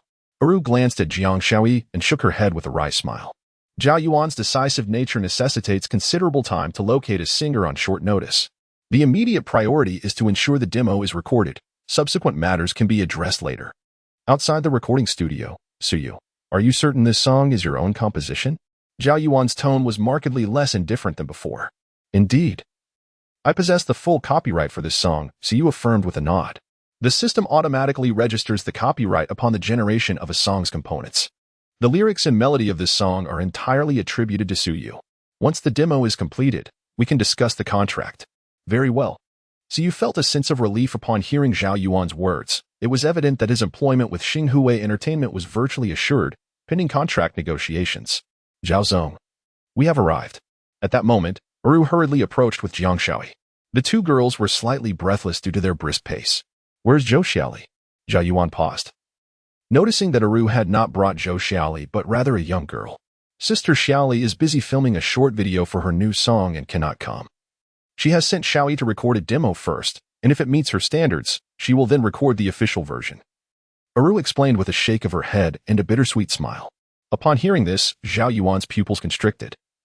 She was aware of the rising popularity of Zhou Xiaoli's new song, yet the short video had already reached its conclusion. With years of experience in the workplace, Zhao Yuan discerned the implications behind Aru's words. However, she refrained from elaborating further and simply regarded Jiang Xiaoli with a neutral expression, inquiring. Are you a newcomer to the company? Hello, Zhao Zong. I am Jiang Xiaoli, a second-year student from Xuanqing Art Academy, and I just joined the company yesterday. Taking a deep breath, Jiang Xiaoli endeavored to steady her racing heart. Out of the corner of her eye, she caught a glimpse of Suyu beside Zhao Yuan. A flicker of surprise crossing her gaze. This individual must be the producer. However, he appears younger than herself, and yet possesses the talent for songwriting. To her astonishment, you are also an alumnus of our academy, Zhao Yuan remarked. raising an eyebrow. Jiang Shaoyi was even more taken aback. You are also from Qingda? Siyu smiled and nodded. Senior, I am a freshman, although a newcomer. He had spent many years in the entertainment industry in his previous life and could vaguely discern the reason for Zhou Xiaoli's absence from Zhao Yuan's expression. Nevertheless, her presence or lack thereof was of little consequence to Suyu. The difficulty of this song was not high, and he had no stringent requirements for the singer. To him, a newcomer was often preferable to a seasoned artist. After all, negotiating profit shares with newcomers would be more favorable, allowing him to earn more. He chuckled. How impressive, Junior. To be a freshman and already capable of songwriting. Perhaps due to Suyu's identity, Jiang Shaoyi felt considerably less constrained. Zhao Yuan presented the already printed score to Jiang Shaoyi, stating, You have 20 minutes to familiarize yourself with this song. Is there any problem? No problem, Jiang Shaoyi exclaimed, her face lighting up at the words. She hastily took the score, nodded to Zhao Yuan and Suyu, and stepped into the recording studio. For newcomers, opportunities to record are scarce. Jiang Shaoyi silently reminded herself to seize this chance, treating the song with utmost seriousness. Regardless of the fact that it was penned by an emerging artist, even if it were merely a demo, it could still leave a lasting impression on director Zhao, potentially leading to further opportunities in the future. Later, with the sheet music in hand, Jiang Shaoyi diligently familiarized herself with the lyrics. In the vocal department, sight singing is a fundamental skill, and by her freshman year, she could already sing directly from the score. Thus, after several rounds of practice, she was able to sing through the entire piece fluently. At that moment, within the recording studio, Jiang Shaoyi was profoundly astonished. She had not anticipated the exceptional quality of this song. Both the melody and the lyrics surpassed the majority of songs in the market. Had she not known beforehand that Siyu composed this piece, she might have assumed it was crafted by a mid-level or even a senior producer. Chapter 11. Listening to the Rain. My stage name 20 minutes elapsed. Zhao Yuan bent down and activated the microphone before her. How is it? Are you familiar with it now? It's fine. Jiang Shaoyi, still immersed in the emotions of the song, was abruptly interrupted and quickly made an okay gesture towards the door. Then let us begin. Zhao Yuan nodded at her, subsequently addressing the recording engineer beside her. The engineer acknowledged with a nod and began the countdown into the microphone. The recording commenced in earnest. 3, 2, 1. Music resonated through the air. Jiang Shaoyi slowly closed her eyes. Later on, I finally learned how to love. Unfortunately, you had long since departed, vanishing into the sea of people. Jiang Shaoyi was in splendid form. During those 20 minutes, she had memorized the lyrics, allowing her to focus entirely on the emotional depth of the song during her first official recording without needing to glance at the words. This young lady is quite impressive. If she can maintain this mindset, achieving fame will not be difficult. Zhao Yuan, known for her strictness, nodded in satisfaction, offering rare praise to a newcomer. Over the years, the company had cultivated many singers, yet most had forgotten their original intentions once they achieved success. Without exception, these individuals experienced fleeting fame, disappearing shortly after their brief rise. The company refrains from investing significant resources in these has-beens.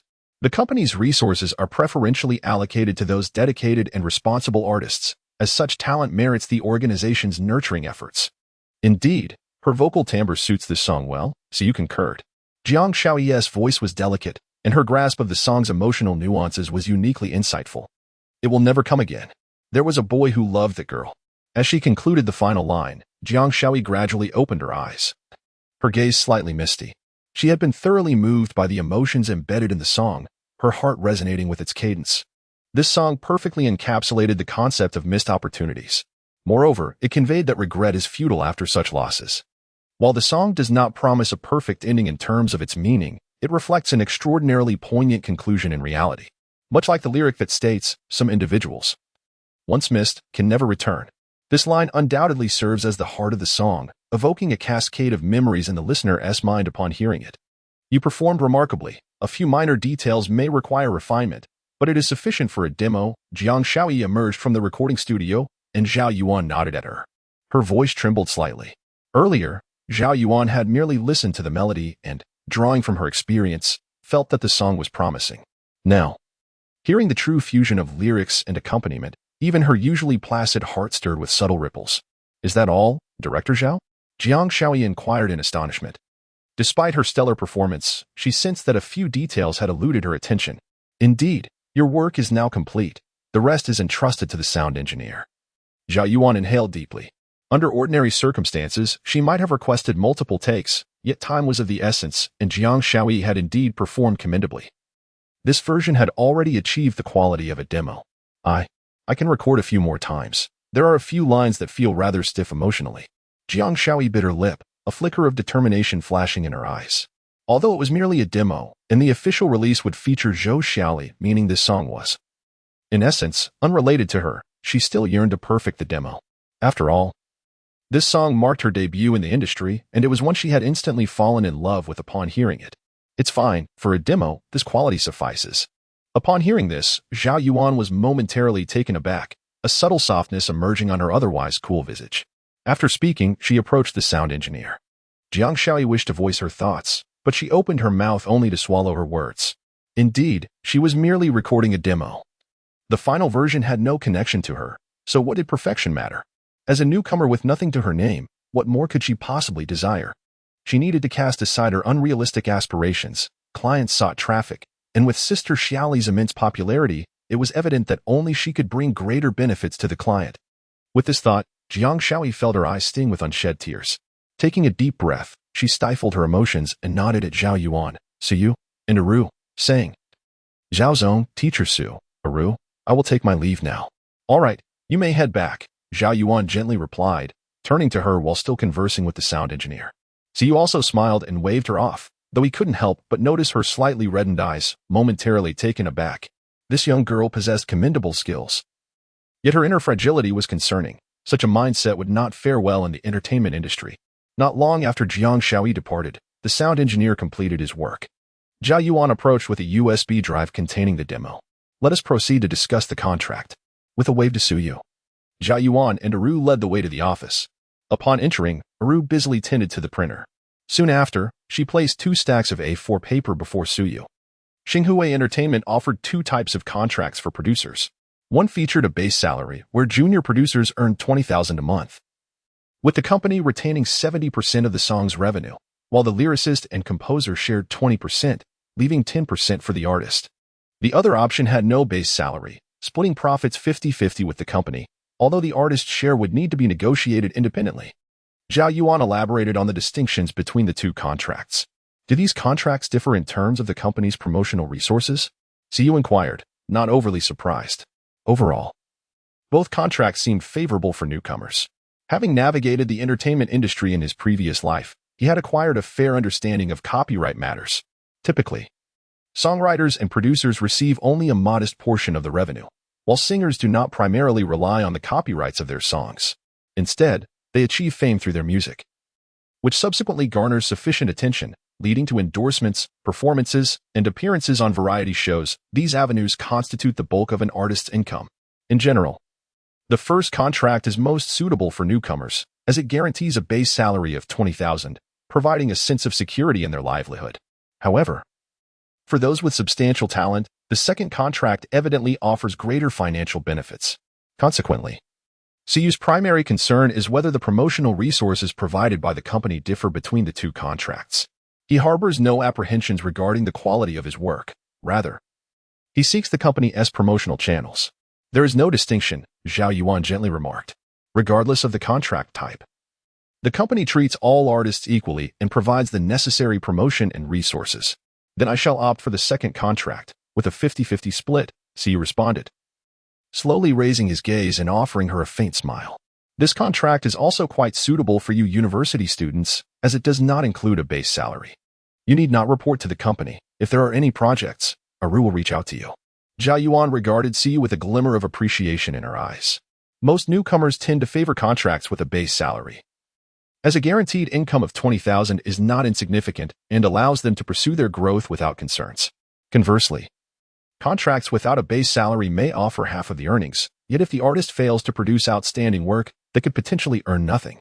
Generally, only those with immense confidence in their abilities choose the latter option. Zhao Yuan did not interfere with Su Yu's decision. After all, later, the song he penned had already showcased his talent. Should he continue to compose such high-quality pieces, the second contract would undoubtedly be his best choice. Upon finalizing the contract, Siyu prepared to depart. By the way, did the author of later use your real name? Zhao Yuan called out to him. The company does not impose a strict requirement, Both stage names and real names are permissible. Listening to the rain, that is my stage name. Siyu paused, turning back to Zhao Yuan with a smile. Ding. Congratulations to the host for completing the task. Reward. Song component. What's wrong with that, as this is the host's first successful task completion. An additional reward of the skill, performance level piano proficiency in the piano piece Wedding in a Dream. Indeed, the system proved quite generous this time, providing a song along with a piano piece and performance level piano skills for a simple application task. Chapter 12. Alas, he has been deceived. By the time he returned to the dormitory, it was already noon. Zhang Yang and the others had yet to return. Siyu had eaten lunch in the cafeteria and now lay down on his bed. The song later had already been sent to the client, and according to Zhao Yuan's instructions, results would be available by tomorrow. Upon opening his phone, he noticed an unread message. Yin Yu Jiang Nan, dog. I have matters to attend to today, so I can't chat with you. Sticking out tongue emoji, Siyu had grown accustomed to such messages. He was aware that the little fairy was also from Shuangqing City, yet he had never inquired about her occupation, and she had never mentioned it. In his recollection, the little fairy often seemed quite busy, always taking a moment to inform him when she was occupied. After her work, she would rest. He hoped she wouldn't overexert herself. After sending her a message, Siyu set his phone aside. The work-related issues had been resolved. Provided that the song later was selected by the client, he would earn a substantial profit. When he had left, Aru had informed him that the project fee was 800,000 yuan.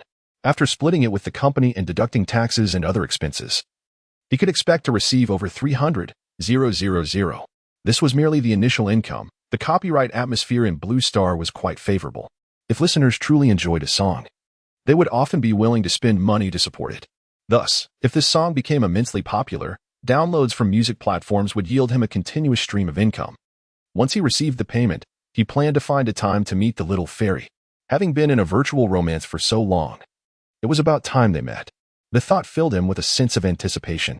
In his previous life, he had been obsessed with singing, with little inclination towards romance. And it could be said that this little fairy was his first love. The day after the semester commenced, the first-year students were to undergo a month of military training. Zhang Yang was not a student of the composition department, but rather of the vocal department. However, due to Suyu's frail health, the school had arranged for them to share a dormitory so that Zhang Yang could look after him. Why? Because Suyu was the top liberal arts student from Shuangqing City. Such an achievement was sufficient for admission to the prestigious Kyoto University. Yet he had chosen Shuangqing Art Academy, which made the school leaders regard him as a treasure. Initially, the school intended to hang banners for a grand welcome, but Suyu preferred to keep a low profile, so the school did not make a fuss about it. Only a few school leaders and Zhang Yang were aware of this. Under the scorching sun, they had been standing in military posture for 10 minutes. Suyu was drenched in sweat, feeling on the verge of fainting. How are you holding up? Zhang Yang noticed his distress. I can't hold on any longer. My blood sugar is low. This body was still too weak to endure such prolonged standing. Instructor! Zhang Yang shouted at the top of his lungs. His shout attracted the attention of the entire squad.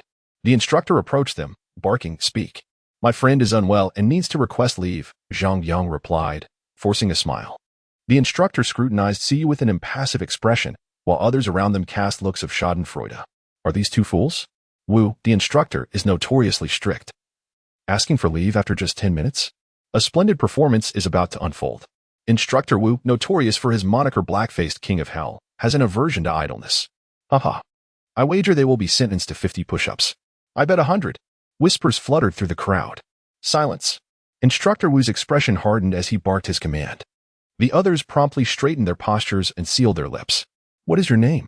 He inquired, turning to Suyu. Suyu, he replied, wiping the sweat from his brow and shielding his eyes from the sun with his hand.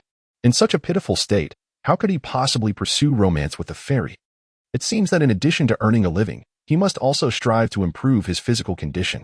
Otherwise, this body would be ill-suited for vigorous exercise. Fortunately, earning a livelihood and enhancing one's fitness are not mutually exclusive. One merely needs to gain prestige. Very well, you may rest. If you find it too challenging later, feel free to abstain from coming. However, do engage in physical training when possible. While academic performance is indeed vital, physical health is equally important. Instructor Wu's tone softened upon hearing Suyu's name. Thank you, Instructor. Suyu exhaled in relief and saluted him. Instructor, I. Zhang Yang, standing nearby, hurried forward. You will accompany him and ensure he is well taken care of. Instructor Wu interrupted Zhang Yang. The latter's face brightened at the words, and he quickly assisted Siyu towards the shade of a tree. How is this possible? Why is Instructor Wu so accommodating? The other members of the squad were utterly astonished by this unexpected turn of events, their jaws nearly dropping to the ground. This is no king of hell. This is a living bodhisattva. They gazed enviously at the retreating figures of Suyu and Zhang Yang. Anyone who speaks again will face 100 push-ups. Instructor Wu's commanding voice echoed, and the area fell into an immediate hush. Indeed, he remained the king of hell. Instructor, called out the student who had previously wagered 100 push-ups. Speak. Hee, I am feeling unwell, and I wish to request leave as well. He grinned, mimicking Zhang Yang's expression. Very well, who else wishes to take leave? Instructor Wu inquired with a blank expression.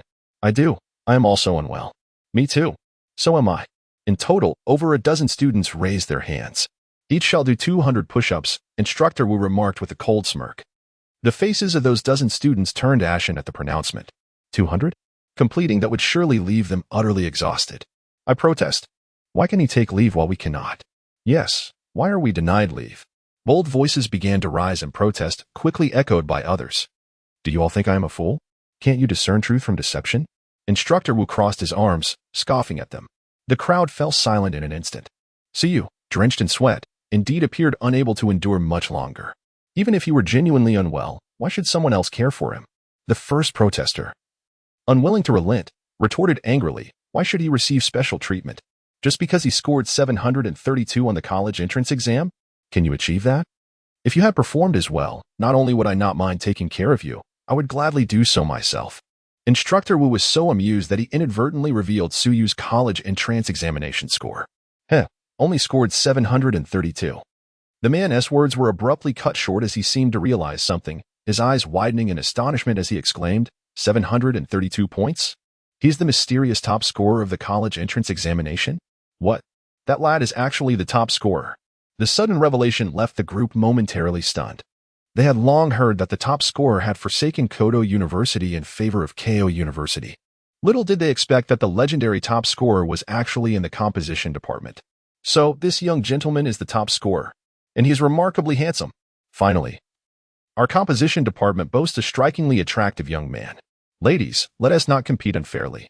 Let us engage in fair competition. The female classmates in the formation, already intrigued by Suyu, were now even more exhilarated upon learning that he was the enigmatic top scorer.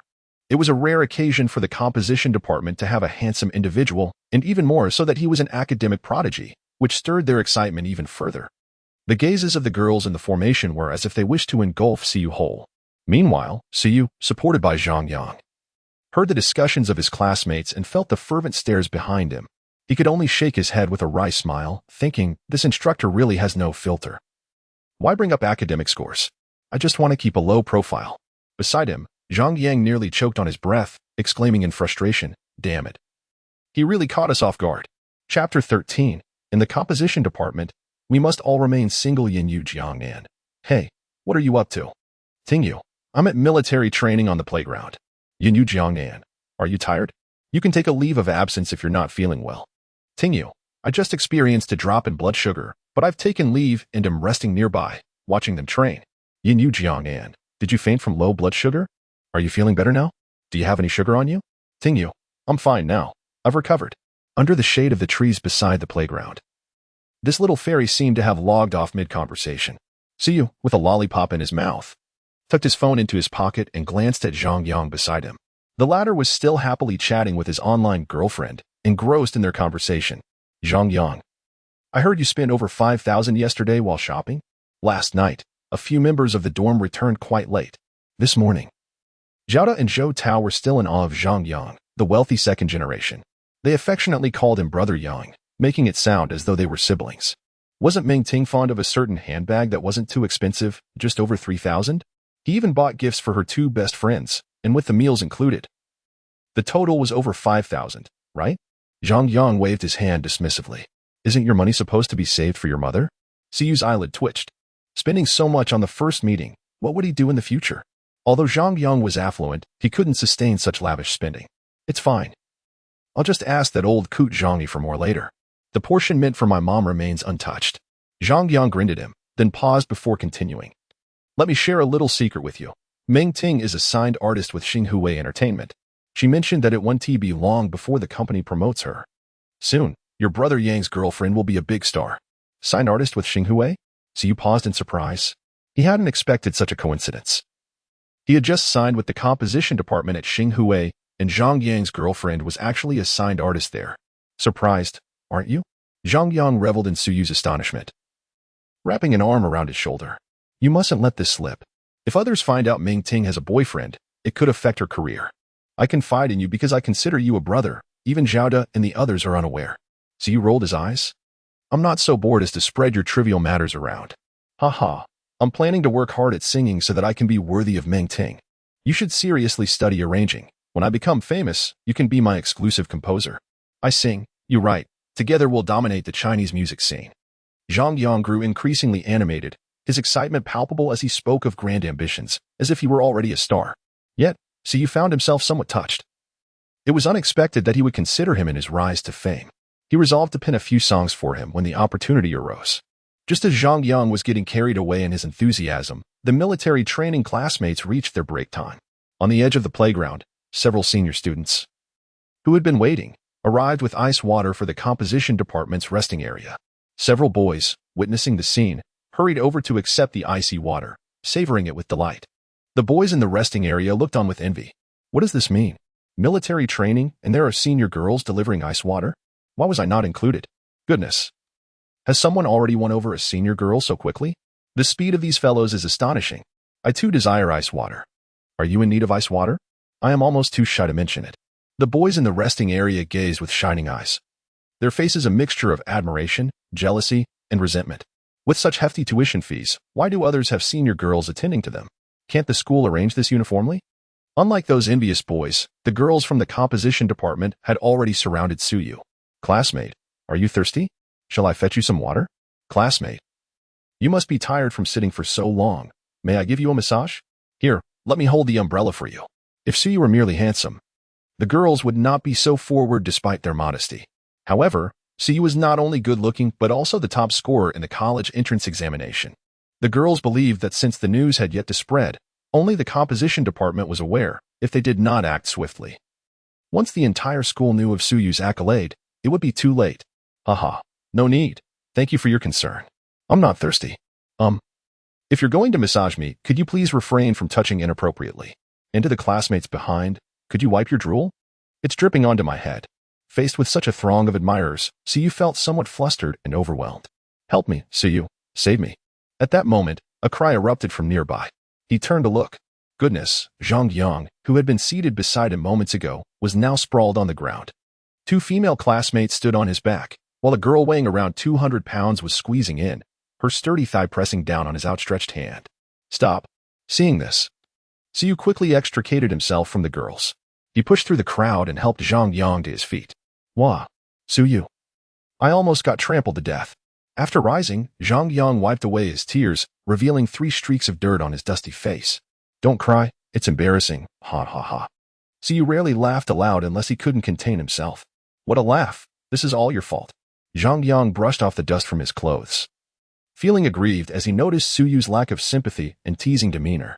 He had been careless. In high school, Suyu was quite popular, but it was all about passing notes of affection. He never expected university girls to be so fervent, charging forth to vie for his attention, catching him off guard and nearly getting him trampled. After dispersing the group of fervent admirers, Zhang Yang finally sighed in relief. He sat beside Suyu, straightening his disheveled attire. Noticing Suyu still suppressing laughter, he shot him a glare. Go ahead, laugh. After what just happened, you have become the #1 enemy of the boys in the composition department. Who knows which classmate might come over and give you a beating. Don't say I didn't warn you. Upon hearing the words, Suyu was momentarily taken aback, then lifted his gaze. Indeed, all the boys were staring at him, their eyes brimming with envy, their teeth ground audibly in frustration. No wonder we are without girlfriends, no wonder we lack chilled beverages. It turns out this Suyu has monopolized everything. It would be one thing if he were merely handsome, but his academic achievements are equally impressive. How infuriating. This is intolerable. With someone like him in the composition department, we are all destined to remain single.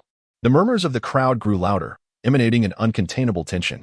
Observing this, Siyu hastily averted his gaze, seeking refuge behind Zhang Yang. So, you're afraid? Zhang Yang finally chuckled. Look at you today. What's the matter? Still laughing? Feeling cocky? Keep up the act, then. Sigh. It's not my fault for being both handsome and accomplished. Little did he know. A faint sigh escaped Siyu from behind. Upon hearing his shameless remarks, Zhang Yang was initially taken aback but swiftly turned to retort through gritted teeth, forget about them. Even I, Yang Gu, feel like throwing a brick at you. You've taken all the good fortune, flaunted your bravado. And yet you wear a victim-esque expression. It's utterly infuriating. Just then, the military training grounds erupted in a commotion. Lin Yanyu has arrived. Where is she? How could the goddess be here on the playground? At the edge of the field, a stunning figure appeared, cradling a cup of milk tea, gracefully making her way towards the grounds. Chapter 14. Because you were different from others, the sun blazed fiercely, scorching the ground until it shimmered with heat. The rising haze distorted the view, and amidst the blur, a stunning silhouette gradually came into focus. Lin Yanyu's skin was exceptionally fair, glowing with a dewy radiance under the sunlight. She wore a loose-fitting white t-shirt that barely concealed her shorts, and her long legs shone with an almost dazzling whiteness. Divine Goddess, what brings you here? Someone exclaimed. With such a blazing sun, why aren't you using an umbrella? Here, allow me to provide some shade for you. Quick. Everyone, gather in a circle to shield the goddess from the sun. As Lin Yanyu made her entrance, a throng of admirers flocked towards her. Some fanned her, while others shielded her from the sun, all hoping to catch her attention. If only they could exchange a word with her. After all, Lin Yanyu was not only the campus belle but also an idol singer. Yet, she was not the aloof type. Rather, she was remarkably approachable and devoid of any pretentiousness. Beautiful, with a melodious voice and a delightful personality, wasn't she the epitome of the ideal girlfriend in every man's heart? Thank you, but I don't need an umbrella. Please take care of yourselves. Military training is exhausting, so make sure to rest well, Lin Yanyu said with a warm smile, greeting everyone kindly. She then rose slightly on her toes to glance towards the playground. The crowd was captivated by her smile, momentarily spellbound. The goddess is concerned about me. The goddess wants me to rest. Are you looking for someone, goddess? A perceptive boy stepped forward, noticing her intent. Indeed, could you direct me to the composition department? Lin Yanyu replied, her gaze returning to him, accompanied by a gentle smile. I am from the composition department. Allow me to escort you. The boy's face lit up with joy as he eagerly led the way. Thank you. You're truly kind, Lin Yanyu acknowledged, nodding with a smile as she followed him across the playground. The boy was momentarily taken aback, his heart melting under the warmth of her smile. Make way. I'm guiding the goddess, he proclaimed, striding confidently with his chest puffed out, practically wearing his pride on his sleeve. Feel free to envy me, to be jealous of me. This smile is solely for me. She called me a good person. He felt a joy surpassing even that of winning the lottery. Imagining he had left a favorable impression on the goddess, a notion that, in his mind, translated to her affection for him. What shall we name our children? He reveled in the envious glances, already dreaming of names for the children he envisioned with Lin Yanyu. Unbeknownst to him, her simple expression of gratitude had sparked such elaborate thoughts. However, Lin Yanyu was not concerned with his musings. Her mind was solely focused on finding Suyu. Just moments ago, he had messaged her online, mentioning that he was experiencing low blood sugar. Anxious, she had rushed out without even applying makeup, determined to buy him milk tea, specifically requesting it to be fully sweetened from the vendor. Even as she stepped out, she neglected to take an umbrella. In her heart, the sun-darkened skin was utterly insignificant compared to Suyu's safety. Goddess, over there is the composition department's team. The two had not walked long before they arrived at the designated location.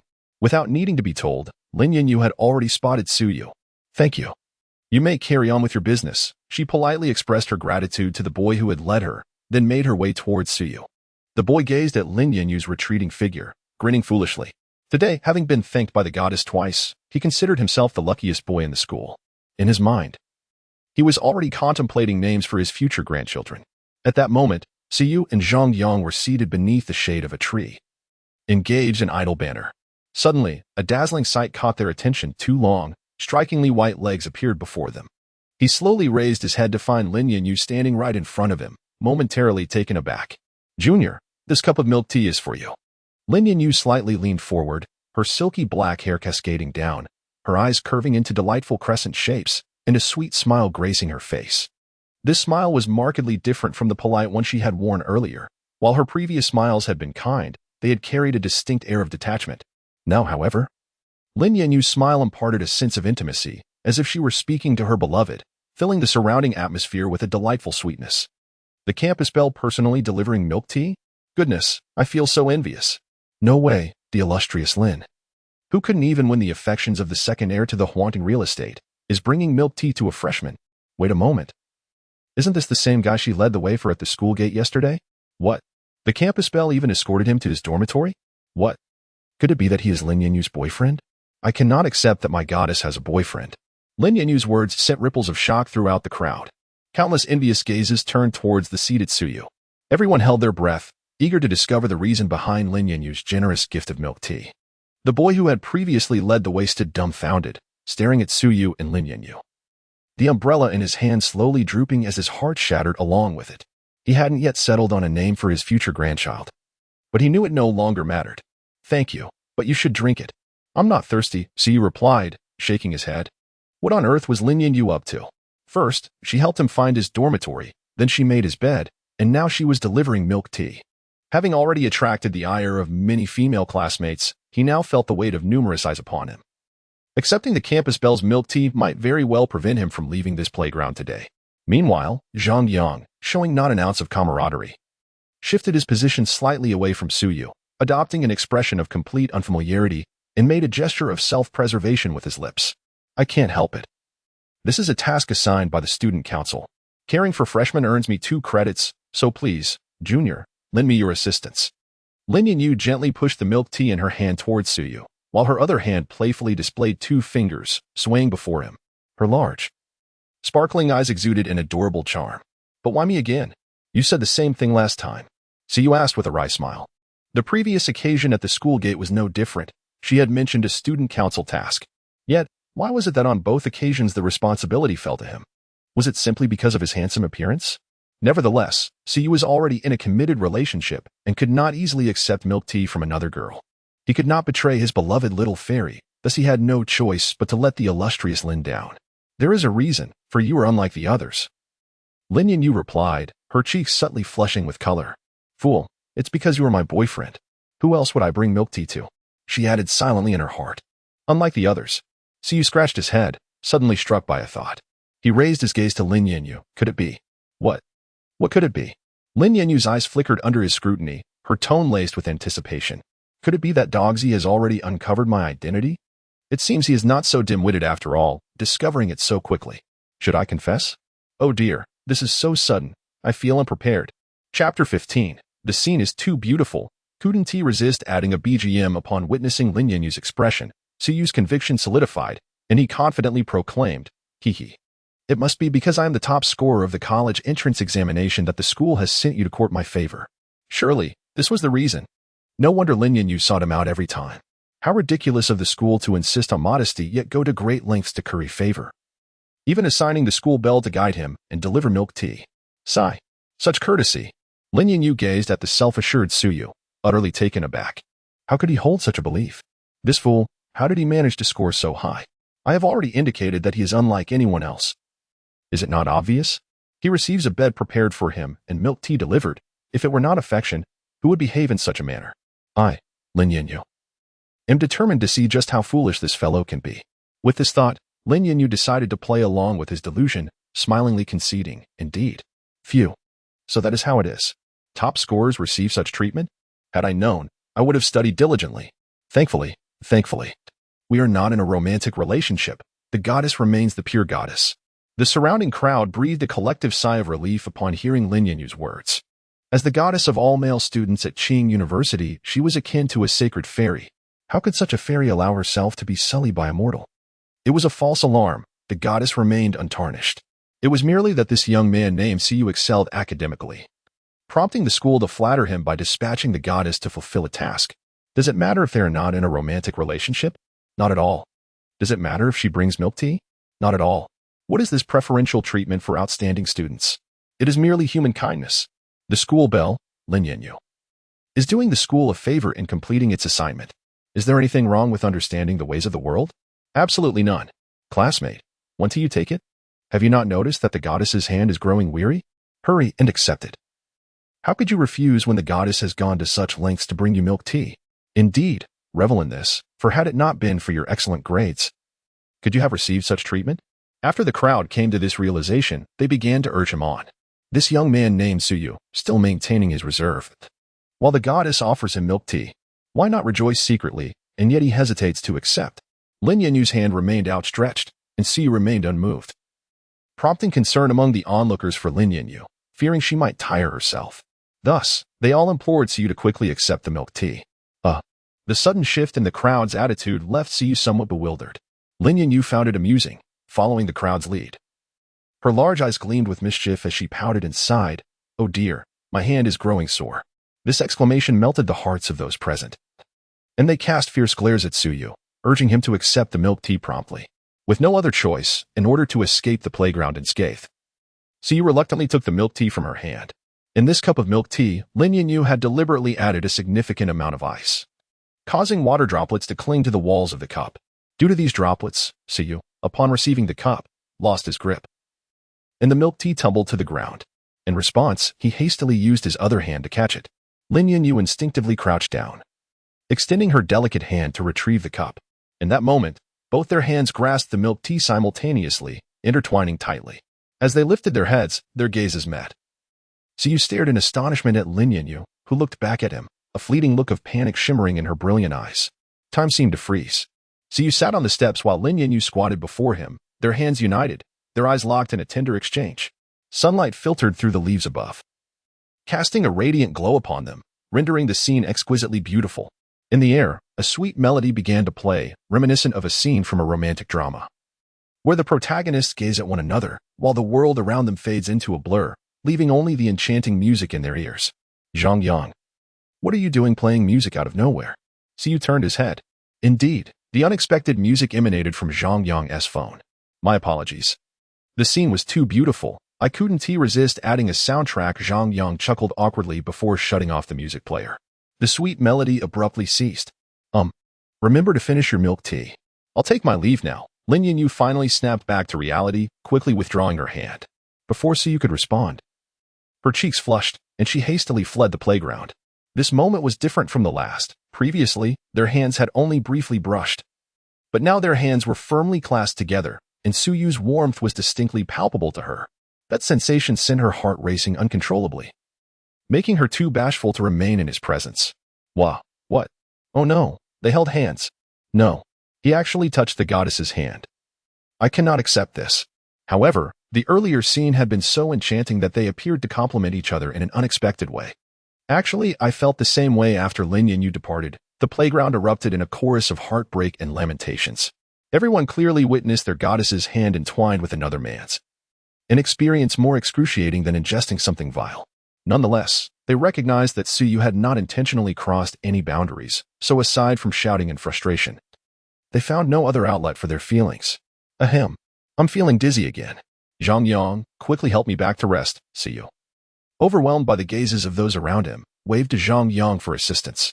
If they didn't leave now, would they wait to be besieged by the crowd once their defenses crumbled? Do you realize how many hearts you've unwittingly harmed? Zhang Yang leaned in close to Suyu, speaking with an air of significance. Then, under Suyu's exasperated gaze, he chuckled and helped him rise to leave. The distance they had to traverse was not particularly far, yet they treaded cautiously. Once they exited the playground, Suyu finally breathed a sigh of relief. That was close. He nearly became the enemy of the entire school. Is it comfortable to have the school beauty's hand on you? Zhang Yang suddenly leaned in, a mischievous grin adorning his face. Comfortable, my foot. Did you not see how those boys' gazes nearly devoured me? Suyu retorted, casting an annoyed glance his way. You little rascal, taking advantage and then acting coy, Zhang Yang scoffed, contemptuously extending his middle finger. In the girls' dormitory, Lin Yanyu lay on her bed, her head covered by a blanket, her body curled up tightly. After a long while, she abruptly threw off the covers, inhaling deeply, a sweet smile unconsciously forming at the corners of her lips. The blush on her cheeks had yet to fade, and her eyes still sparkled with a hint of shyness as she stared blankly at the ceiling. No, I just ran away like that. Will he think too much about it? What if he believes I'm blaming him? But if I act too composed, will he think I'm the type of woman who is indifferent? Lin Yanyu's mind was a whirlwind, her youthful thoughts spiraling into confusion. Chapter 16. I was on the verge of devouring my computer to ascertain his thoughts. Ultimately, Lin Yanyu made a decision. She picked up her phone and sent a message to see you using a prominent account. Yinyu Jiangnan, what are you up to, dog? After sending, she quietly awaited Suyu's response. A few seconds later, her phone vibrated, and she hastily opened it to check. Tingyu, I just took a leave and returned to my dorm to rest. Yinyu Jiangnan, are you feeling any better? Tingyu, I'm already recovering. But something happened earlier. I returned to my dorm to avoid being beaten by those classmates. Upon reading Suyu's words, Lin Yinyu couldn't suppress her laughter. It was merely a touch of my hand. How could it be so dire? Although she knew what had transpired, she pretended to be oblivious. What happened? Why did they want to hit you? Tingyu, the school bell came looking for me again, even brought me some milk tea. When I tried to take it, I inadvertently fumbled, and we both reached for it, our hands accidentally brushing against each other. Tingyu, but I swear, it was not intentional. So you cannot blame me. Seeing Suyu's two messages, Lin Yinyu felt a warmth in her heart, her eyes slightly reddening. Silly boy. You trust me so much to share this with me. How could I possibly blame you? Yinyu Jiangnan. Well, considering your conscientious report, this fairy shall not hold you accountable for touching the school bell's hand. Tingyu. Hee, my little fairy is simply wonderful. Yinyu Jiangnan. Dog. Do you think the school bell keeps approaching you because she likes you? By the way, is her voice pleasant? Lin Yinyu's heart raced. She had been quite overt in her hints. Surely, so you must have noticed by now. Tingyu, what nonsense. She is the school bell. How could she possibly like me? Stop overthinking it. It's merely a school task. As for her voice, if she can become an idol singer, it must be delightful. Yinyu Jiangnan. So, whose voice is more melodious, hers or mine? Tingyu, of course, your voice is the most enchanting. The sweetest sound in the world belongs to my little fairy. Yinyu Jiangnan. You big fool. So foolish, so foolish. I'm not talking to you anymore. Fuming. Lin Yinyu set her phone down, resolving to ignore Siyu for 10 minutes as a punishment for his failure to remember her voice. In the boys' dormitory, Siyu lay on his bed, utterly perplexed. Wasn't this the standard answer? Why was my little fairy upset? He pondered for a long time but could not fathom it. At 2 in the afternoon, in a prestigious office building in Kyoto, in the post-production department of the film back then, within the conference room, Director Zhang Li appeared somewhat fatigued. The producer and the creative team sat around the conference table, their expressions heavy with concern. In just a few days, our film is set to premiere. When will the theme song be finalized? Zhang Li took a deep breath and looked towards the others. The producer, upon hearing this, forced a smile and explained, Director Zhang, we cannot be entirely blamed for this. We previously submitted 3 songs, yet you have not approved any. Zhang Li cast a sidelong glance at the producer, scoffing. Are you truly unaware of the quality of those previous songs? Do you honestly believe they are suitable to serve as the theme for our film? After speaking, he surveyed the room. The others averted their gazes, unwilling to meet his eyes. The producer scanned the creative team, steeling himself to continue. The film's approval has been delayed for too long, and our expenditures have already exceeded the budget. The 80,000 was squeezed from post-production funds, so funding issues are your concern. I require a theme song that meets my standards. It's one thing to seek out a small company like Xinhui, but to engage a novice producer for songwriting? Do you truly believe such quality can represent our film? Before the producer could finish, Zhang Li slammed his hand on the table in frustration. With the film set to premiere next week and the theme song still undecided, the production team continued to offer excuses. As a renowned director in the industry for over a decade, he had never encountered such inefficiency. At that moment, the atmosphere grew tense, and the team held their breath, afraid to make a sound. They had resorted to seeking out Xinhui and Shuangqing City for songwriting out of sheer necessity, as their budget was limited, making it impossible to hire even a novice producer in Kyoto. Just then, a knock echoed through the room. Come in. Zhang Li inhaled deeply, attempting to quell his rising anger. The meeting room door swung open, revealing the producer's assistant. With a polite smile, the assistant nodded to everyone before approaching the producer and whispering in his ear, Mr. Li, the song from Xinhui has arrived. The producer's heart lifted at this news. Director Zhang, the song from Xinhui has come through, he said, smiling awkwardly at Zhang Li. What are we waiting for? Let us play it here so everyone can hear the rubbish produced by such a small company. Zhang Li's fingers tapped anxiously on the table. With that, he leaned back in his chair. The producer, chuckling nervously, stood up and connected the assistant's laptop to the projector. Opening the email, he found the audio file from Xinhui along with the document. Listening rain? He was momentarily taken aback by the name of the lyricist and composer, only to feel a chill run through him. How did it change? From my understanding, Zhang Kuan was the most capable among the novice producers at Xinhui Entertainment. Although the previous songs were all rejected by Zhang Li, surely they were better than those from someone completely unheard of? As he read the introduction about listening rain, his expression transformed into one of disbelief. 18? A university student? The producer gasped, his face a mask of incredulity. Xinhui Entertainment. Are you deliberately trying to undermine me? If you didn't want to write, you could have simply declined the order. What song can an 18-year-old newcomer possibly write? Humph. Why the delay? Let us hear the song. And perhaps it will amuse our peers to know that our film has fallen to the point where a novice is tasked with composing the theme. As the producer stood in a daze, Zhang Li let out a derisive laugh. Through the projector, he glimpsed the information regarding this individual named Tingyu. At just 18 years of age and having only recently commenced studies, it was evident that Tingyu had yet to attend a single professional course. Zhang Li felt a mix of indignation and amusement. What sort of absurdities were these individuals engaging in? They had the audacity to seek out Xinhui Entertainment for song composition. And even more ludicrous was the fact that they had submitted a song penned by a freshman. Well, let us reconsider. Perhaps we should discuss economizing our promotional budget and enlist a Kyoto-based company to produce a song. The producer's expression darkened considerably, with so many people involved. If the result was unpalatable, his reputation would be irrevocably tarnished. No, our promotional department has nearly exhausted its funds. We simply cannot afford it. Just as the producer concluded his statement, a middle-aged man clad in a black suit in the corner began shaking his head vigorously. The producer paused, glancing towards the post-production department. No funds. The head of post-production shrugged his shoulders in resignation. At this point, the producer felt utterly defeated. The film had been delayed for so long, missing the optimal graduation release window, and the investors were already beside themselves with fury. To approach them for additional funds at this juncture was utterly impractical. He slumped into his chair like a deflated balloon. What if a miracle occurred? Casting a glance at the song submitted by Xinhui Entertainment on the screen, he gritted his teeth and clicked on it. If it must end in failure, so be it. I have invested money and will certainly listen to it. Humph. A miracle? The song crafted by such a novice could hardly be melodious. I would consume my computer on the spot. Zhang Li scoffed, crossing his arms and tilting his head back, eyes closed. A freshman who had yet to attend any professional classes, what could they possibly know about songwriting? Chapter 17. Who says freshmen cannot compose beautiful songs?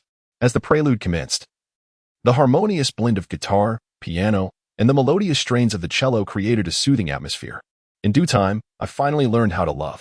Regrettably, you had long departed, vanishing into the sea of people. Ultimately, amidst my tears, I came to understand that some individuals, once missed, are forever lost. As the music played on, the expressions of the audience gradually morphed into peculiar looks, their gazes directed towards Zhang Li, seated at the head of the table. The producer, gripping the mouse, gaped at Zhang Li in astonishment. Director Zhang Li slowly opened his eyes, a flicker of surprise dancing within them. He leaned away from the backrest of his chair, disregarding the curious stares, attentively listening to the music. Jasmine blossoms, with their white petals, fell upon my blue pleated skirt. I love you, he whispered softly. Lowering my head, I inhaled the fragrant aroma. That eternal night, the midsummer evening when you kissed me at 17. Forever etched in my memory. Each time I reflect upon it, the starlight from that day comes rushing back. The song continued, yet Zhang Li could no longer remain seated. He rose and approached the producer, seizing the mouse from his hand and opening the lyrics file. The words synchronized with the projection on the screen. He stood there, his gaze fixed intently upon the lyrics displayed before him. How do you remember me? With a smile or in silence? Over the years, has anyone alleviated your loneliness? Later. Only when you truly grasp the essence of love do you realize how regrettable it is to have easily surrendered that youthful romance.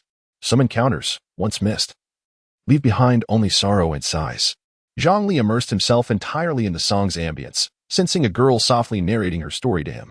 Though the tale's conclusion was imperfect, it was precisely that imperfection that rendered it profoundly touching. Incorporating the spirit of the film That Time We Were Young, is not this precisely what the film conveys? A moment that will never return, where a boy loves a girl. As the song approached its conclusion, his eyes glistened with unshed tears. To conceal his emotions, Zhang Li discreetly turned aside to wipe his tears. Director Zhang. The producer looked up at Zhang Li from behind. The computer is right here. When will you eat? His heart raced over 100 beats per minute, but he paid it no mind, still savoring the melody from earlier. Ahem. Why are you still dazed? Just this song. Quickly contact Xinhui and expedite the recording of the official version. Zhang cleared his throat, his complexion slightly unnatural, before returning to his seat. However, this song was pinned by a freshman. The producer feigned difficulty, yet inwardly, he was overjoyed. What a thrill it was! Witnessing Zhang Li's discomposure made the earlier anxiety worthwhile. What a freshman! Who says they cannot compose beautiful songs? Zhang Li, oblivious to appearances, began to sing praises unabashedly. You previously remarked that songs pinned by newcomers would be the subject of ridicule among peers, to which the producer weakly responded. His words, once spoken, elicited muffled laughter from the assembled departments. What nonsense! Let the intermediate producers from Kyoto attempt to compose a song that resonates so perfectly with our film. Zhang Li, catching sight of the expressions around him, grumbled in annoyance. This is hardly the work of a novice. The quality of later undoubtedly surpasses that of any intermediate producer's creation. Coupled with its flawless alignment with the film, one might even describe it as a match made in heaven. He now harbored serious doubts about whether this producer named Ting Yu was truly just an 18-year-old freshman. Why are you all just standing there? Hurry up. Seeing that everyone continued to gaze at him, Zhang Li felt a bit embarrassed. For heaven's sake, is this amusing to you? Do you want me to perform the absurdity of swallowing a computer? Yes, I'll go right away. Of course. While the producer and the others were eager to witness Zhang Li's farcical act, they understood its impracticality. Nevertheless, the approval of the theme song was a cause for collective joy. Everyone was keen to expedite this matter, especially with the film's imminent release in a few days. Thus, the meeting concluded with smiles across the departments. At 6 p.m, in the boys' dormitory, Zhao De and Zhou Tao were snoring away. After a day of military training, they collapsed onto their beds without exchanging a single word. See you. I have some free time now. You promised to treat me to a meal. You cannot back out. Read a message from the campus belle, Lin Yanyu. Glancing at the time, Siyu slipped on his flip-flops and prepared to head out of the dormitory. Where are you off to? Zhang Yang poked his head out to inquire. Lin Yanyu helped me find my way earlier. I promised to treat her to dinner. Are you coming? Siyu paused in his tracks. Before Zhang Yang could respond, Zhao and Zhou Tao's snores abruptly ceased. Dinner? Lin Yanyu? In the next moment, both heads were craned towards Siyu. Are you two coming along? Siyu initially hesitated, then smiled as he posed the question. These two clowns were quite something. Just moments ago, they were snoring thunderously. Yet upon hearing Lin Yanyu's name, they instantly awoke. Yes. Can we? The two exclaimed, their excitement palpable at the thought of dining with their goddess. At that moment, Zhang Yang leaped off the bed and declared, Siyu, you go ahead. We have other matters to attend to. What matters do we have? Zhao De protested. Nothing at all. We're quite free. Free my foot. Hurry up and queue with Brother Yang for ranked matches. The season is ending soon. And Brother Yang is still at the starry level. Zhang Yang interjected, pulling Zhao De and Zhou Tao along for ranked games. Then I shall take my leave. Siyu announced, stepping out of the dormitory. Siyu, bring me back a pack of huangalu, Zhao De called from within. I've run out of paper. Please bring me a pack, Zhou Tao added. All right. With a shout, Siyu made his way downstairs. These two individuals have grown so languid that they cannot even muster the energy to venture out for purchases. After merely taking a few steps, his phone suddenly chimed. Upon inspection, he discovered a message from Zhang Yang, a transfer of 2,000 yuan. Puzzled by the unexpected gesture, Siyu received another message almost immediately. Having dinner with the campus belle? That meager sum won't suffice. Don't be too moved. This is a loan from Brother Yang. Upon reading this, Siyu felt a warmth envelop his heart. When did Zhang Yang become so considerate? Indeed, his finances were rather meager at the beginning of the semester. His mother had provided him with only 500 yuan for living expenses. However, earlier in the afternoon, Zhao Yuan had called to confirm that the client had chosen his song. Tomorrow, he would finalize the official recording, which could earn him hundreds of thousands. Moreover, once it was downloaded, a steady stream of income and prestige would follow. He also had another song, Why Not?, which he could release when the opportunity arose. The days ahead promised to improve significantly. After typing thank you, Siyu refrained from sending it, deleting the words instead, and opted to convey a simple good instead.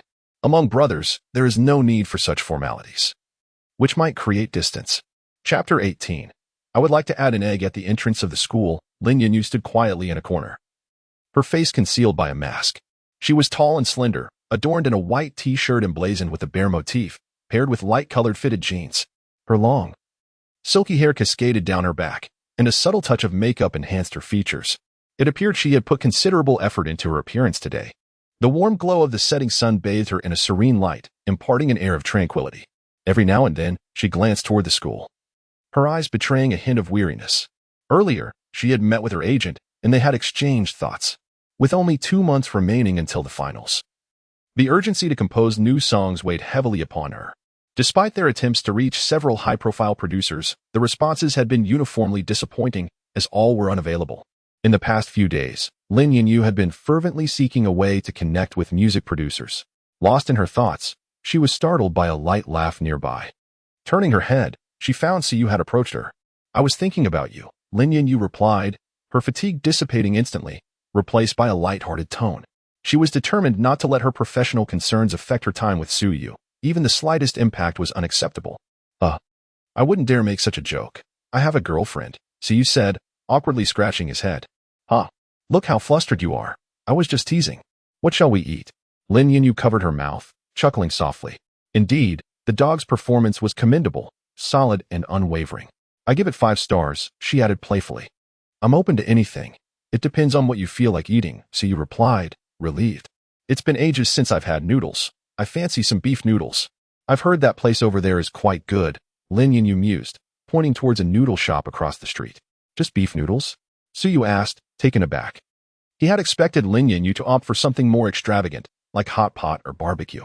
"Of course, not just beef noodles," she teased, her eyes sparkling with mischief. "Hiki. I want to add an egg." She playfully extended a finger in front of Suyu, making a little gesture. Suyu paused for a moment, then smiled and said, "All right, I'll get you 2 eggs." "2 eggs? I won't be able to finish that."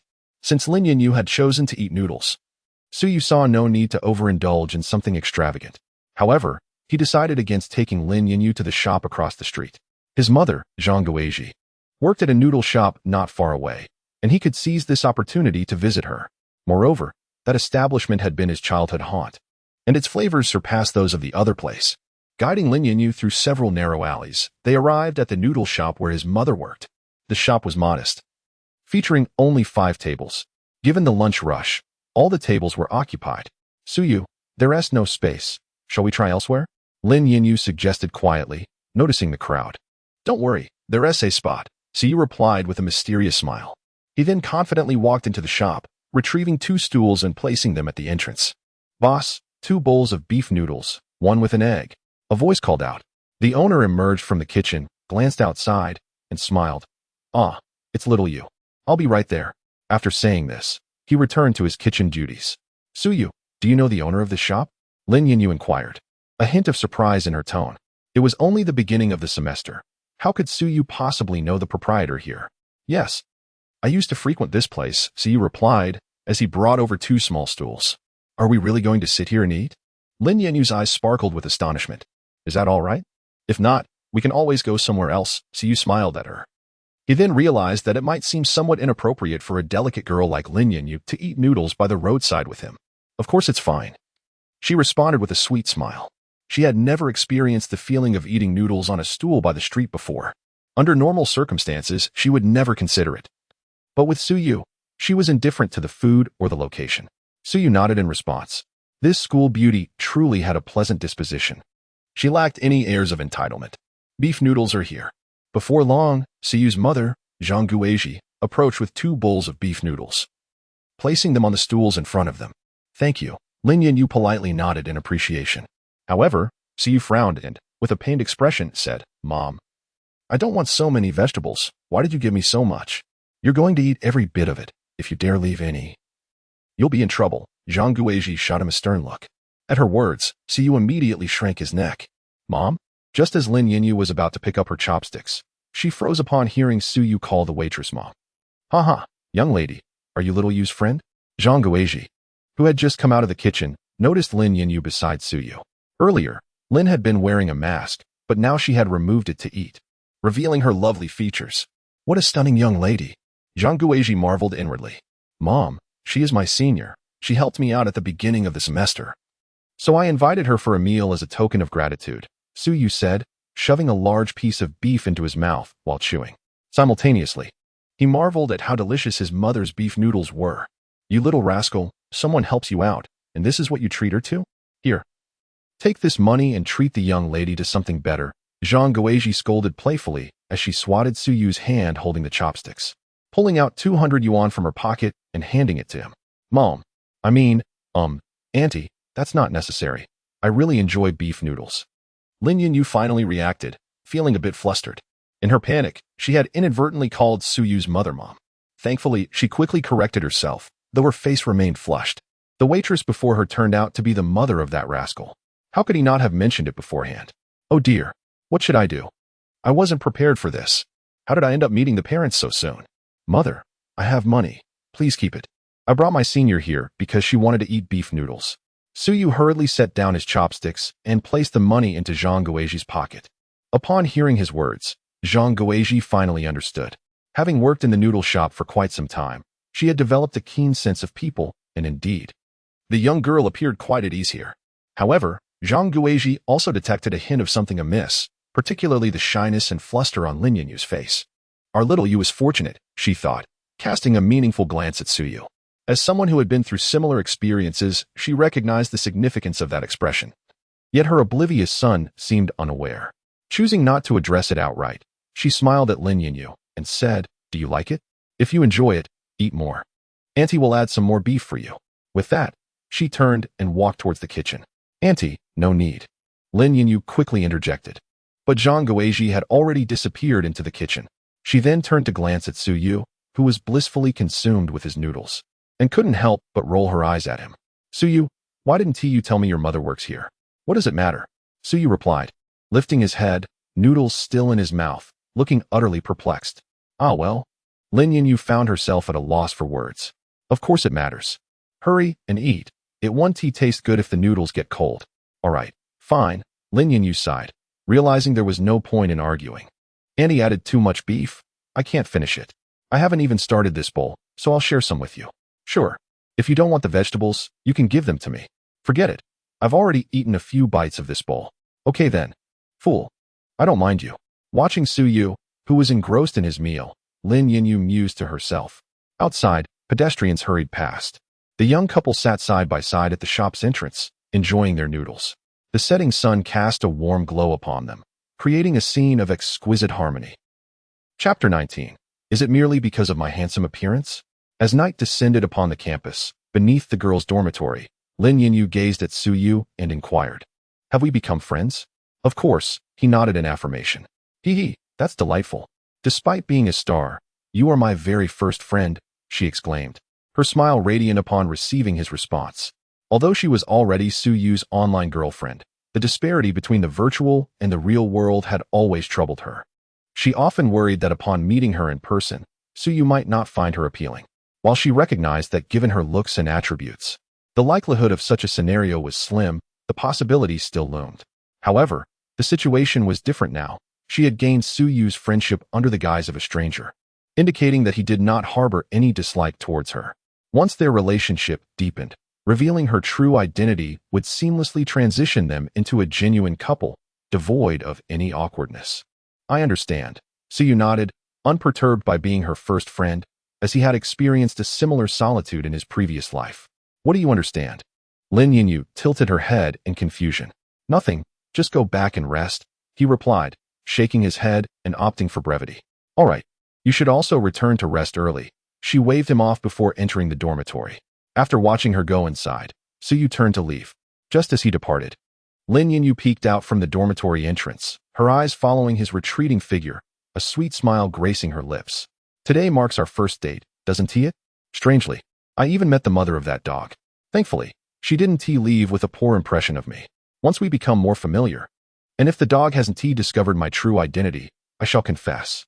That way, we can be together openly. However, I must frequent that noodle shop. If I manage to win over my future mother-in-law, will the dog be taken aback?" With these thoughts, Lin Yinyu hummed a tune, skipping cheerfully back up the stairs. Upon Suyu's return to the dormitory, he found Zhang Yang and others waiting eagerly. Under their relentless questioning, he reluctantly recounted the events in a nutshell. Upon hearing that Suyu had merely taken Lin Yinyu out for a bowl of beef noodles, Zhang Yang and the others launched into a fervent lecture. "Suyu, I must say, you are quite the talent. Didn't I transfer money to you?" Zhang Yang expressed his disappointment. Zhao De and the others joined in, lamenting. "You treated my goddess to this. Do you have any idea how many people wish to dine with her, yet she declines?" It's rumored that the second heir of Huangtung Real Estate reserved a lavish banquet at the most expensive restaurant in Shuangqing City to celebrate her birthday. And she didn't attend. Then there was that streamer who drove a Porsche to pick her up for dinner. And she didn't even given the time of day. The two exchanged tales with precision and familiarity. But I took her for beef noodles. And she finished it and even drank the soup, Su Yu said, raising his hands in innocence. Zhang Yang was taken aback, and Zhao De fell silent. You don't need to explain. We already know. What is truly infuriating is this. Why should a goddess like her choose to dine on beef noodles with you? Zhao De and his companion wore expressions of resentment. Lin Yinyu had always been their goddess, an ethereal being beyond their reach. Yet now, this unattainable goddess, who wouldn't even grant the time of day to wealthy heirs or popular streamers, inexplicably opted to share a modest meal with Su Yu. Their beliefs crumbled, utterly shattered. Could it be due to my handsome appearance? Su Yu mused softly. Silence enveloped the dormitory once more. Zhao De and his friend attempted to refute him, opening their mouths in vain as they struggled to find justification. After all, it was undeniable that Su Yu was indeed quite handsome. To forcibly label him as ugly would be a betrayal of their own conscience. Zhang Yang sat on his bed, observing the speechless duo, and couldn't he help but sigh. Damn, he has managed to impress us again. Unable to counter Su Yu's claim, Zhao De and his friend felt disheartened and collapsed onto their beds. Being handsome isn't my fault. Not long after, Su Yu's voice echoed again. Shut up, shut up, shut up. After the earlier blow, Zhang Yang and the others resolved to isolate Su Yu for the evening. Regardless of what he said, they would not respond. Bored, Su Yu merely shook his head and picked up his phone to send a message to his little fairy. Tingyu, little fairy, are you done with your tasks? Before long, a reply arrived. Yinyu Jiangnan. Yes, just finished showering. How about you? Did you have dinner with the campus beauty? Tingyu, I did. Little fairy, I'd like to discuss something with you. When they set off, Zhang Yang and the others chose not to accompany him. And Su Yu had previously mentioned on WeChat that he intended to dine alone with the campus beauty, to which she had agreed. Otherwise, he wouldn't have gone to dinner with Lin Yinyu alone. He would have insisted on bringing Zhang Yang along. Yinyu Jiangnan, what is on your mind? Tingyu, I've been thinking that since we've been in an online relationship for 3 years, perhaps it's time we met in person? Yinyu Jiangnan, has something happened? Why the sudden desire to meet? Tingyu, nothing in particular, just a feeling that it's time for us to see each other. After dining with Lin Yinyu, Su Yu felt there was something slightly amiss about her, though he couldn't quite put his finger on it. Zhao De and Zhou Tao were right. Lin Yinyu had turned down lavish meals with wealthy heirs only to share a humble bowl of beef noodles with him. The previous instances of making beds and delivering milk tea could be explained as school assignments. However, this meal left Su Yu with an uneasy feeling. Yet, he hadn't entertained the notion that Lin Yinyu might harbor feelings for him. After all, they had only known each other for 2 days.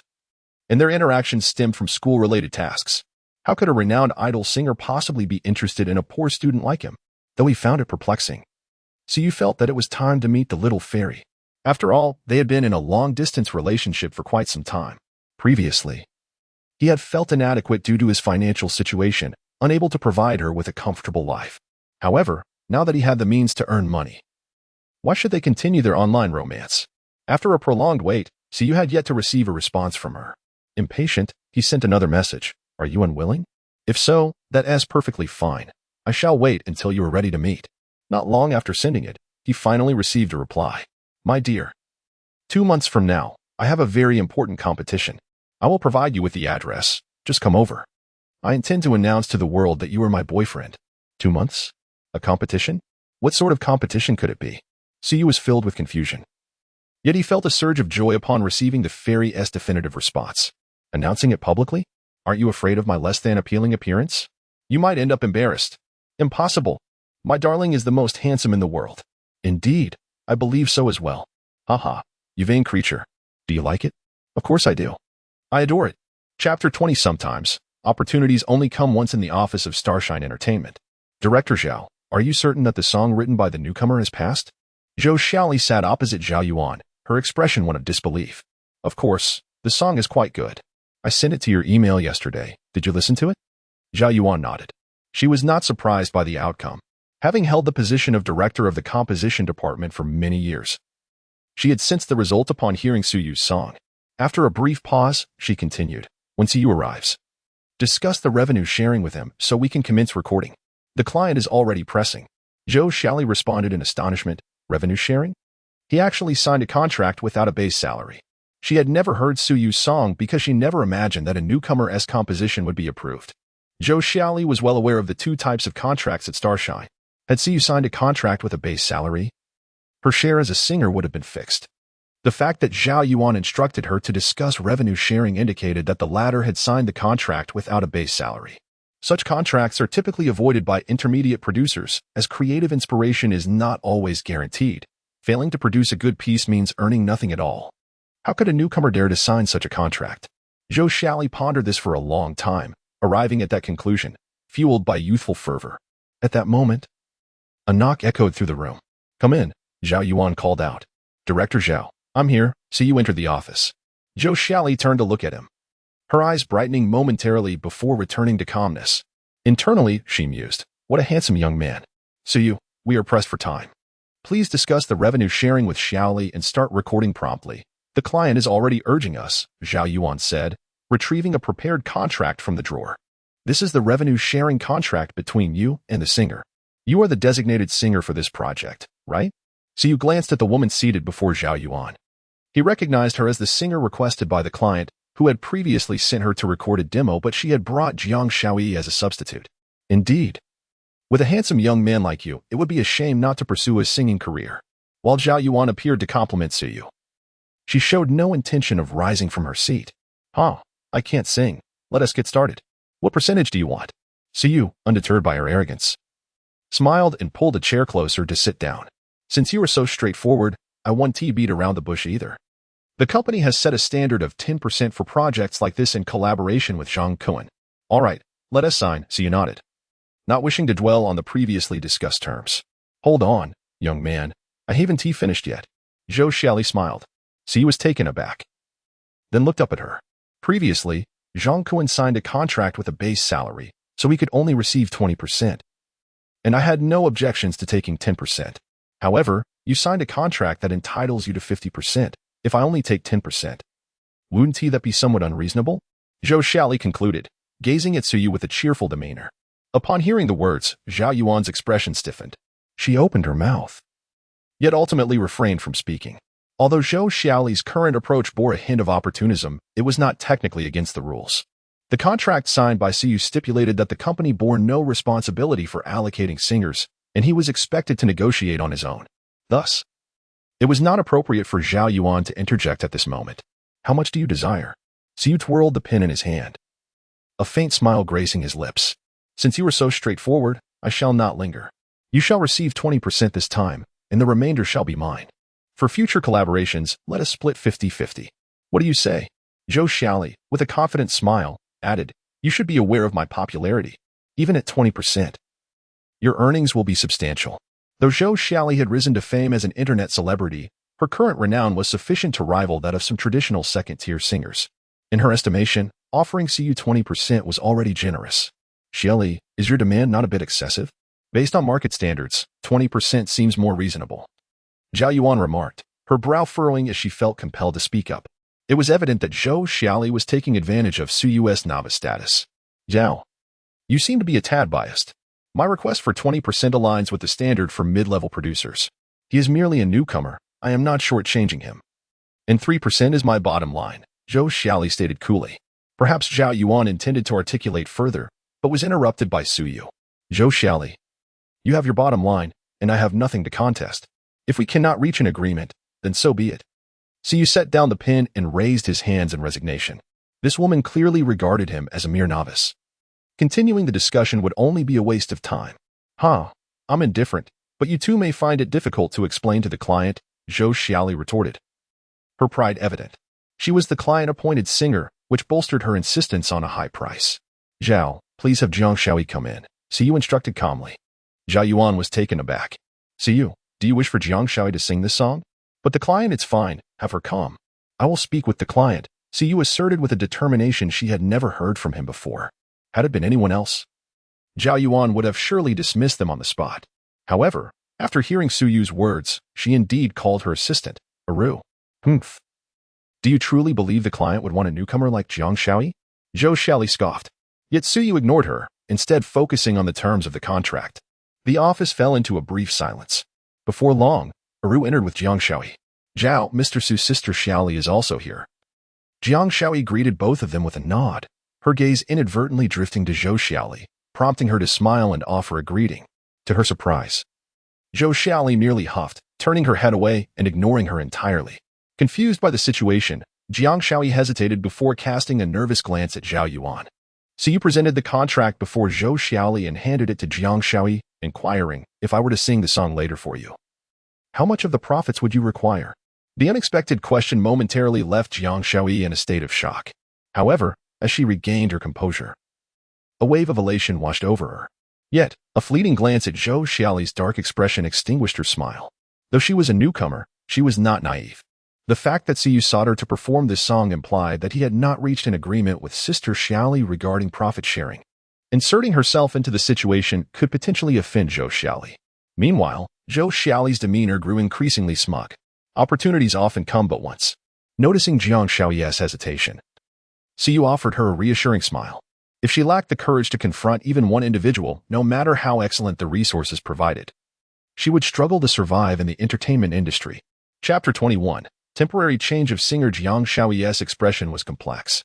Ultimately, she gritted her teeth, seized her gaze upon Zhou Xiaoli, and resolutely declared to Suyu, I am willing to sing. I do not require a share. She recognized the truth in Suyu's words. Opportunities are fleeting, and should she miss this one, it would be challenging to find another such splendid singing chance. As for the division of profits, she did not even contemplate it. Although Jiang Shaoyi was a newcomer, she understood the paramount significance of a good song for a singer. For emerging artists, fame is of utmost importance, and that fame is a product of their work. Thus, in the face of such fame, the matter of profit sharing seemed trivial. Let us proceed with the contract. Suyu sighed in relief and began to fill in the terms. Had Jiang Shaoyi hesitated to sign due to fear of offending Zhou Xiaoli, it would have posed a considerable dilemma. Finding another suitable singer for this song would consume a great deal of time. Once the contract was completed, Suyu presented it to Jiang Shaoyi for her signature. I also receive a share? Jiang Shaoyi was taken aback when she noticed that Suyu had allocated a portion of the copyright earnings to himself. Of course. This is what you rightfully deserve, Suyu replied with a smile. This young lady had the awareness of a supporting artist. Yet Suyu did not wish to take advantage of her. According to market standards, this was indeed her due. Jiang Shaoyi was inclined to refuse. But Suyu gently restrained her, compelling her to inscribe her name upon the contract. I am quite curious how you will explain this to the client. Zhou Xiaoli crossed her arms and scoffed. She remained entirely unperturbed, knowing that the client had paid for her to sing this song. A sudden change of singer would be unacceptable. Furthermore, how could a newcomer with no previous works possibly compare to someone like her, who already had a fan base? Mr. Zhao, please contact the client. I shall handle it, Suyu casually instructed Zhao Yuan. Zhao Yuan softly suggested, Suyu, perhaps we should reconsider. Make the call. He insisted. With no other option, she picked up the phone to dial the client. Haha. Mr. Zhao, is it true that the song has already been recorded? The producer's voice radiated with excitement. Allow me to speak, Zhao Yuan began, but Suyu stepped forward. Are you Mr. Li, the head of the Netizens project? He inquired, bowing slightly. Indeed, and you are? The producer responded, perplexed. Suyu smiled, I am Tingyu. I wish to discuss a matter with you. Oh, it is teacher Tingyu. Please, go ahead. You should know that Director Zhang holds you in high esteem. The producer's tone brightened upon recognizing the writer of later, and he felt a sense of amusement recalling the moment Director Zhang had been caught off guard. Mr. Li, you flatter me. The reason for my call is to inquire whether we might change the singer for this song. As soon as Suyu uttered these words, silence fell on the other end. Jiang Shaoyi, standing behind him, felt a wave of anxiety wash over her, her palms damp with sweat. At last, the producer spoke again. Teacher Tingyu, whom do you wish to replace? Jiang Shaoyi, she is the newcomer, the girl who recorded the demo for you. A newcomer? Listening to Teacher Tingyu, the newcomer seems unlikely to meet our anticipated results. The producer believes that if a novice sings the theme song, it may significantly diminish our audience reach. Truly oblivious to the consequences. Upon hearing this, Zhou Xiaoli sneered, her face brimming with smugness. How dare you negotiate with clients? Do you fancy yourself a top-tier producer? Suyu's expression remained unchanged. After a moment's contemplation, he replied, if it cannot be done, then so be it. I appreciate Teacher Tingyu's understanding. The producer visibly relaxed. Zhou Xiaoli, overhearing their conversation, felt even more triumphant. Do you realize the folly of your decisions now? Alas, it is too late. I initially demanded 30%, but if you wish for me to sing now, I shall require 40%. Nay, I want it all. Jiang Xiaoli, standing aside, felt her eyes redden, on the brink of tears. Indeed, it is still impossible, after all. You are merely a newcomer. What right do you have to sing the theme song? If it's not feasible, please find someone else to write it. I intend to release this song as a single. Unexpectedly, Suyu uttered a statement that stunned everyone present. Zhao Yuan nearly leapt up in disbelief. Release it as a single? What will become of my project? However, Suyu was not responsible for this project to begin with. His song, later, merely coincidentally fit the film, serving as a last-minute solution. Therefore, if he truly withdrew from the project, Zhao Yuan would have no grounds to blame him. What? Teacher Ding, please reconsider. Before the producer could finish, a cacophony erupted from the other end of the line. Then, a robust voice resonated through the phone. Teacher Ding, I am Zhang Li, the film's director. May I inquire why you wish to change the vocalist? Siyu smiled slightly and replied, because I believe Jiang Xiaoli is more suited to sing this song. There was another pause on the line. Shortly thereafter, Director Zhang Li spoke in a deep tone. Very well, you are the producer of this song. You know better than we who is suitable. We agree to the change of singer. Then let us wish for a pleasant collaboration. Haha, a delightful collaboration indeed.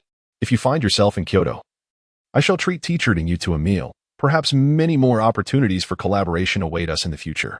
I will certainly make the effort. After exchanging a few more pleasantries, the call ended. Zhao Yuan gazed at Siyu in astonishment, her eyes sparkling. She had long heard of Zhang Li. He was notoriously stubborn, which explained the project's prolonged delays. Yet, with a single statement from Suyu, he consented to the change of singer, revealing Suyu's significant standing in his eyes. Such occurrences may transpire in their industry, yet they are hardly ever witnessed with a newcomer. What are you standing there for? Hurry and record the song.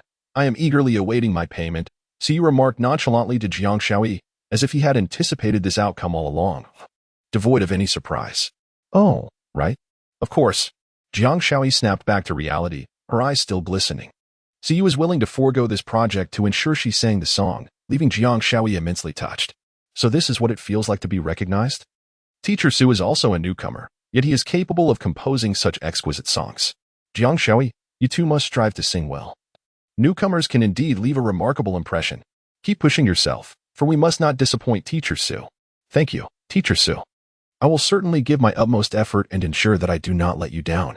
The more she thought about it, the more exhilarated she became. And Jiang Xiaoli bowed respectfully to Suyu. Do not be overly excited. Focus on singing earnestly and hone your skills. Otherwise, when faced with more challenging songs in the future, you may find yourself unable to perform them, Suyu remarked with a wry smile, shaking his head. He merely wished to find a tool for assistance and did not intend to specifically aid Jiang Xiaoli. However, her eagerness brought him joy. All right. Jiang Xiaoli nodded obediently before following Aru to the recording studio. She could discern the underlying message in Suyu's words. To refine her vocal abilities implied there would be opportunities for collaboration in the future, which was truly delightful. If there is nothing else, I shall take my leave. Suyu said, bidding farewell to Zhao Yuan. Very well, once the client transfers the final payment, I will deposit it directly into your account, Zhao Yuan replied, a rare smile gracing her face. Throughout the encounter, Suyu did not cast a single glance at Zhou Xiaoli, though he possessed a good temperament. It did not mean he could be easily bullied. While others might compromise when faced with inflated demands, in Suyu's case, there was simply no room for negotiation. This encapsulates Suyu's approach to handling matters. Chapter 22, Practicing in the Piano Room. Zhao, the esteemed one. After Suyu's departure, Zhou Xiaoli took a long moment to regain her composure. You haven't heard that song, have you? Zhao Yuan's expression returned to a placid state. Zhou Xiaoli nodded slightly. No. If you have the chance to listen, you will understand how foolish today's actions were. Shaking her head, Zhao Yuan rose from the office, leaving Zhou Xiaoli alone in a contemplative daze. After a considerable time, she inhaled deeply, reluctantly retrieving her phone to open her email. Inside was a demo of the song that Zhao Yuan had sent her. Later, clicking on the audio file, a melodious tune resonated from her phone. Her brow furrowed. Gradually, her expression began to shift, the arrogance on her face transforming into astonishment, her eyes filled with disbelief. Once the song concluded, she replayed the file. Time passed slowly, and she lost track of how long she had been listening or how many times she had replayed it. Zhou Xiaoli felt numb. No wonder the client preferred to switch singers rather than forego this song. With a soft sigh, her hand slowly fell. So much so that she didn't even notice her phone dropping to the floor. If I could sing this song, I could certainly shed the identity of an internet celebrity and truly step into the realm of a second-tier singer. A voice in her mind incessantly echoed this thought. Yet, as Suyu had pointed out, sometimes opportunities come but once. She had rejected this chance with her own hands. How wonderful it would have been to have heard this song sooner. Zhou Shally stood up in a daze, bent to pick up her phone, and with a sigh, exited the director's office. At 10 o'clock that evening, Suyu's phone chimed. He glanced at it and exhaled deeply. The account showed an income of 300,000 yuan, with a balance of 325 yuan. It appeared that Xinghui was not slow in their dealings. In just half a day, they had completed the recording of the official version. Typically, clients might delay payment for a few days, but this time, fearing Suyu might change his mind, they promptly transferred the funds upon receiving the official version. His phone vibrated softly. It was a call from Zhao Yuan. Zhao. The esteemed one, Suyu answered. Suyu, you received the payment, correct? Yes, just now. By the way, I was busy with the project earlier and didn't get a chance to mention this. You are currently a junior producer, entitled to a maximum of 50 of the profits. If you wish to earn a greater share, you must advance to a mid-level producer. And our company requires at least 3 songs with over 1 million downloads for promotion. What is the profit distribution for mid-level producers? With your contract, mid-level producers receive 60, and senior producers receive 70. As for top producers, they enjoy 90 of the copyright revenue, along with company shares. Understood. I'll let you rest early. Feel free to call me anytime if needed. All right. After hanging up, Suyu took a deep breath. In Blue Star, the standard price for downloading a song is $1. Composing a song that achieves 1 million downloads would yield, after taxes, the artist's share, and various expenses, approximately 300,000, according to Suyu's contract, a rather generous division. However, this figure represents only the share of a novice producer. For intermediate or even advanced producers, the financial returns would be significantly greater. As for top-tier producers, they have completely transcended the role of employees and hold shares in the company. Finding a suitable opportunity to release what's wrong with it is essential. After completing a system task, Suyu received a song component, along with piano skills and a piano piece. What's wrong with it is distinct from later works. While the latter exudes a melancholic aura, this song is, in fact, a light-hearted and heartwarming melody. The lyrics, though straightforward, perfectly encapsulate a boy's affection for a girl, making it an ideal choice for a confession. If no sweet dramas are available to feature it, a single release will suffice. The following day, as dawn broke, Suyu was excused from military training due to health concerns. Zhang Yang, in turn, was also exempted to care for Suyu. Inside the dormitory, Zhang Yang donned a dapper suit, styling his hair in a more mature fashion. Suyu, are you all right? He inquired, approaching Suyu's bedside. Considering your attire, is that even a pertinent question? Suyu replied with a roll of his eyes. Zhang Yang grinned and said, Hey, Mingting happens to be free today. We've planned to catch a movie. He then produced a condom from his bag, waving it in front of Suyu as he continued, if all goes well, I want to be coming back tonight. Get lost. Suyu playfully kicked him, laughing. This guy, moving a bit too fast, isn't he? Meeting for the second time and already planning to book a room? Suyu, isn't it you who is too slow? 3 years of online dating without even meeting face-to-face. You should learn from Yang. If you don't leave, I'll head to military training, Suyu warned. No, I'm going. Zhang Yang exclaimed, bolting out of the dormitory without a backward glance. If Suyu attended military training, Zhang Yang's plans for the day would be thwarted. Shaking his head, Suyu rose from his bed. With Zhao engaged in military training and Zhang Yang off on a date, the dormitory was left in solitude. Suddenly feeling a twinge of boredom, he remembered the system had provided him with Wedding in a Dream, along with advanced performance skills, prompting him to see if he could play it. With that thought in mind, he quickly freshened up and exited the dormitory. The piano room was located on the second floor of the vocal department, and today, coincidentally, the students of that department were attending classes, leaving no vacant pianos available. Excuse me, is there an available piano? He asked a passing female student. There has been one for a while. Try coming back later, she replied. Upon noticing Suyu's handsome appearance, her initial annoyance dissipated. All right, thank you. Suyu nodded, resigning himself to the fact that today was not his day. Just as he was preparing to depart, Yu Guang caught sight of an unoccupied practice room nearby. What a fine piano it is. He stepped inside and ran his hand over the smooth surface of the instrument. However, he found it somewhat puzzling that such a splendid piano remained unused. After circling the piano, he noticed no signs indicating it was private, and the stand bore the logo of the Xuanqing Arts Academy. This was indeed the school's piano, confirming it was not privately owned, prompting him to take a seat. As Siyu lifted his hands and placed them on the keys, a wave of familiarity washed over him. He gently pressed the keys, producing a crisp sound. Siyu couldn't help but marvel at how the tone of this piano surpassed that of ordinary ones. Is Lin Yanyu practicing? There is no doubt about it. The vocal department has classes today. Quickly, he thought, I must go see. I can witness the goddess playing the piano again. I need to secure a good spot. Damn it, someone just stepped on my foot. As the music resonated, the surrounding practice rooms fell silent. Students began to emerge from their classrooms, and before long, they had encircled the room where Siyu sat, leaving no space for escape. Meanwhile, Siyu remained engrossed in the experience of the piano, oblivious to the throng gathering outside the classroom. Chapter 23. Who do you think you are? Who is this person? Why is it not Lin Yanyu? How dare he touch the piano belonging to the esteemed Lin?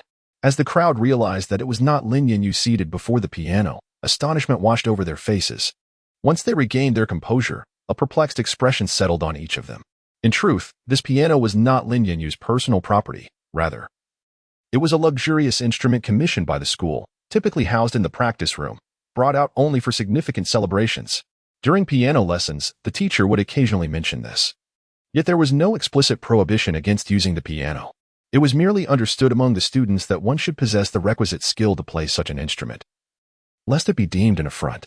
Thus, a tradition emerged. Only those whose talents were acknowledged could grace this piano with their music. Lin Yanyu's prowess on the piano had long been recognized by all faculty and students since her freshman year. Shortly after her enrollment, she had clinched the championship at the Double Celebration City Piano Competition. Consequently, her performances on this piano went unchallenged. Over time, whenever the melodious strains emanated from the practice room, everyone knew it was Lin Yanyu honing her craft. Thus, the sight of Siyu at the piano, rather than Lin Yanyu, left the crowd in disbelief. What are you doing? A young man emerged from the throng, striding into the practice room to confront Siyu with indignation. This fellow was doomed. Zhang Liangwei had harbored a secret infatuation with the illustrious Lin Yanyu for quite some time. How could he dare to touch the piano designated for the school beauty? It was certain that he would not let this transgression pass without a response. His affection for Lin was no secret, and now, with an opportunity to defend her honor, he would undoubtedly seize the moment to make a show of himself.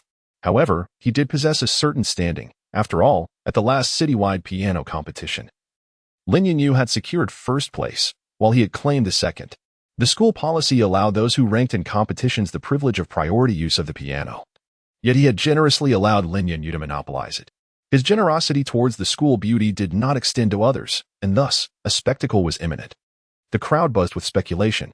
Zhang Liangwei would not object if Lin Yanyu played this piano, for his affection for her was undeniable.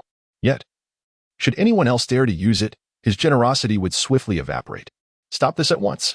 Zhang Lianghui's frustration boiled over as he slammed his hand onto the keys, producing a jarring sound that abruptly ceased. Is there a problem? Siyu, taken aback by the interruption, looked up. Is this even a place for you? Get out. Zhang Liangwei reprimanded, pointing towards the exit. Why can't I be here? Siyu replied, slightly bewildered. Upon entering, he had indeed noted the plaque indicating it was the practice room. Why are you playing this piano? Zhang Liangwei was momentarily taken aback by Suyu's inquiry, then responded in a low tone. Oh, my apologies. Is this piano yours? If it is, I sincerely apologize. Siyu stood up, offering a smile. Just moments ago, he had glanced at the piano, which clearly belonged to the school. Had he perhaps misjudged the situation? If one inadvertently touches another's piano, an apology is certainly warranted. You.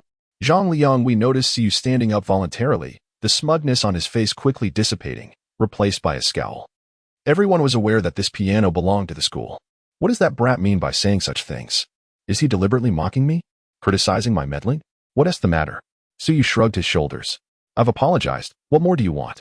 Seeing Suyu's innocent demeanor, a wave of snickers erupted among the crowd. Huh? Is this kid doing it on purpose? Zhang Liangwei has truly encountered a tough opponent this time. This fellow has quite the knack for ridiculing others. This piano is worth at least several million. Zhang Liangwei couldn't afford a single note. The spectators' chatter grew louder, relishing the unfolding drama. while Zhang Lianghui's composure began to falter. This piano does not belong to me, but to the school. Even so, you have no right to use it. He glowered. It was unclear whether this boy was genuinely foolish or merely feigning ignorance, but he had certainly provoked Zhang Lianghui's ire. So, senior, why am I unqualified? See, he was no fool. He had gathered the gist from the onlookers, coupled with the fact that this individual claimed the piano belonged to the school. He felt no obligation to maintain a cordial demeanor. If it's not yours, why do you prattle on so much? You, with your abysmal skills. How dare you presume to use this piano? Zhang Lianghui found himself at a loss for words, standing tall and proud. As the second-place winner in the city's piano competition, he had his own confidence. Does it state somewhere that one must reach a certain level to use the piano? Furthermore, whether I am qualified or not is none of your concern. Who do you think you are? So you glanced around and continued to inquire. Even the most patient individuals have their limits when faced with repeated provocations. This person had not offered Siyu any kindness since entering, and now he was openly insulting him, so Suyu naturally would not grant him any courtesy in return. You. Zhang Lianghui was rendered speechless by Suyu's retort. His face turned an ashen hue, feeling more miserable than if he had consumed something foul. Yet he found himself unable to counter. In truth, the school had not explicitly stated any qualifications. It was merely an unspoken agreement among students. Zhang Lianghui, what is going on? Just then, the crowd parted, and a bespectacled middle-aged woman stepped forward.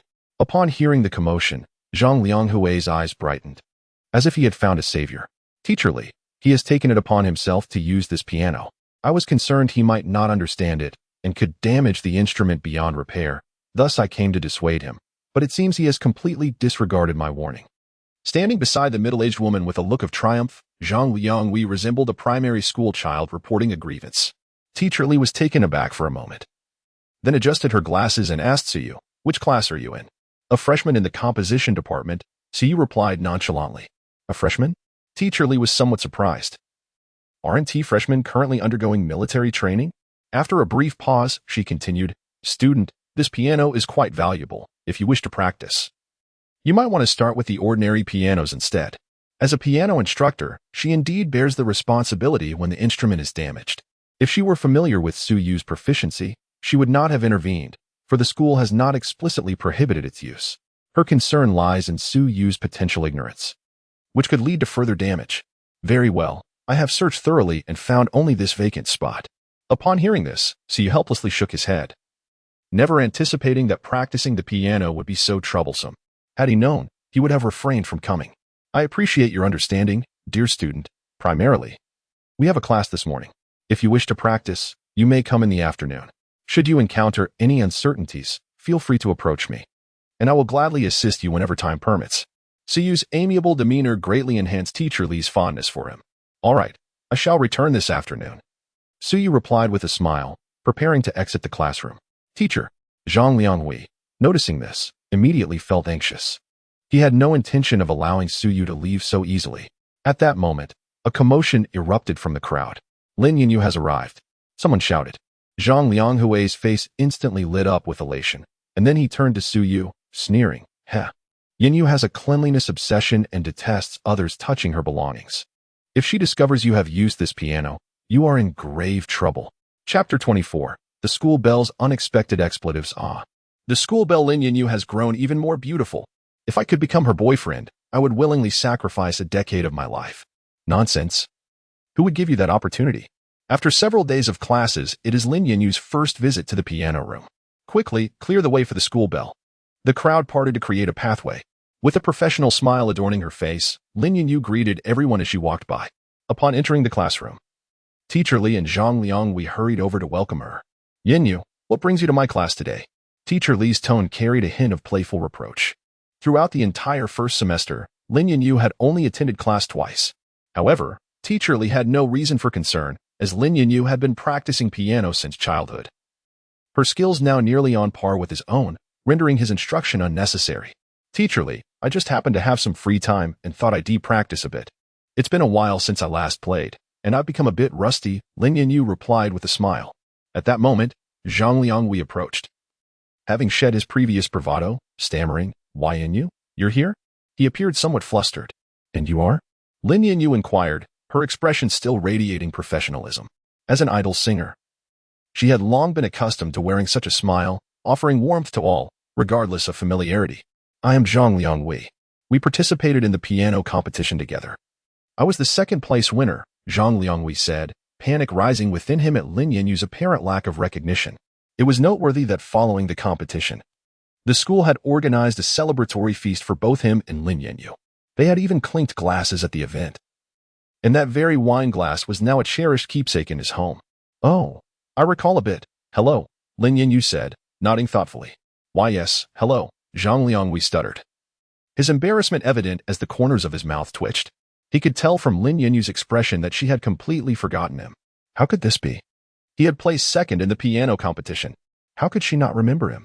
After all, she had smiled at him from the podium. Yes, that very smile, warm and inviting, that had captivated him instantly. For the past few months, he had waited in the piano room whenever he had a moment, simply to catch a glimpse of her. Each time she practiced, he would stand outside, listening intently. Even his classmates were aware of his infatuation. Why had she forgotten who he was? Ha ha ha, Zhang Lianghui's plight was indeed pitiful. In his daily life, he boasted of being the second-place winner, considering himself a suitor of the school belle, only to discover that she had no knowledge of his existence. It was true. Only the runner-up would concern themselves with the champion. Why would the champion care about who the second-place winner was? The crowd whispered among themselves, further deepening Zhang Lianghui's embarrassment, making him wish he could burrow into the ground. As he faltered, struggling to regain his composure, Lin Yinyu looked up and noticed Suyu standing behind him. Her smile instantly faltered. Zhang Liangwei noticed her gaze, as if he had found an outlet for his pent-up emotions, and quickly pointed at Suyu, saying, Yinyu, this fellow just played your piano. I already warned him, but it seems he paid no heed. This boy is finished. Yinyu has a cleanliness obsession and despises others touching her possessions. How dare you use this piano? Let us see how you handle the consequences. Suyu, what brings you here? Her voice was laced with palpable surprise. Lin Yinyu hardly registered what Zhang Liangwei had said. She bypassed him, hurrying towards Suyu. Her eyes sparkled with delight, forming crescent shapes as she gazed at him with an infatuated expression. I'm so happy. I was just pondering how to concoct an excuse to see you, and here you are in the piano room. The enchanting smile of Lin Yinyu captivated everyone present. This was genuine joy, a smile that radiated from the heart. The man who could evoke such a smile from the illustrious Lin Yinyu was, astonishingly, a freshman. How could this be possible? Zhang Liangwei stood dazed, staring at Lin Yinyu, who was glowing with happiness. He had never witnessed her smile in such a manner before, and the depth of affection in her expression left him bewildered. I came here to practice the piano, Suyu replied with a resigned smile.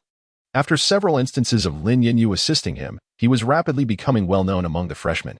If Lin Yinyu continued to treat him with such special care, he might well gain notoriety by his sophomore year. Yinyu, this boy just touched your piano. I know you have a cleanliness obsession, so I intended to warn him. But he seems utterly unconcerned. Zhang Liangwei lamented, growing increasingly anxious. Why don't you scold him? You should be berating him. You have a cleanliness obsession. Yet you don't admonish him for using your piano? Had Zhang Liangwei lost his mind?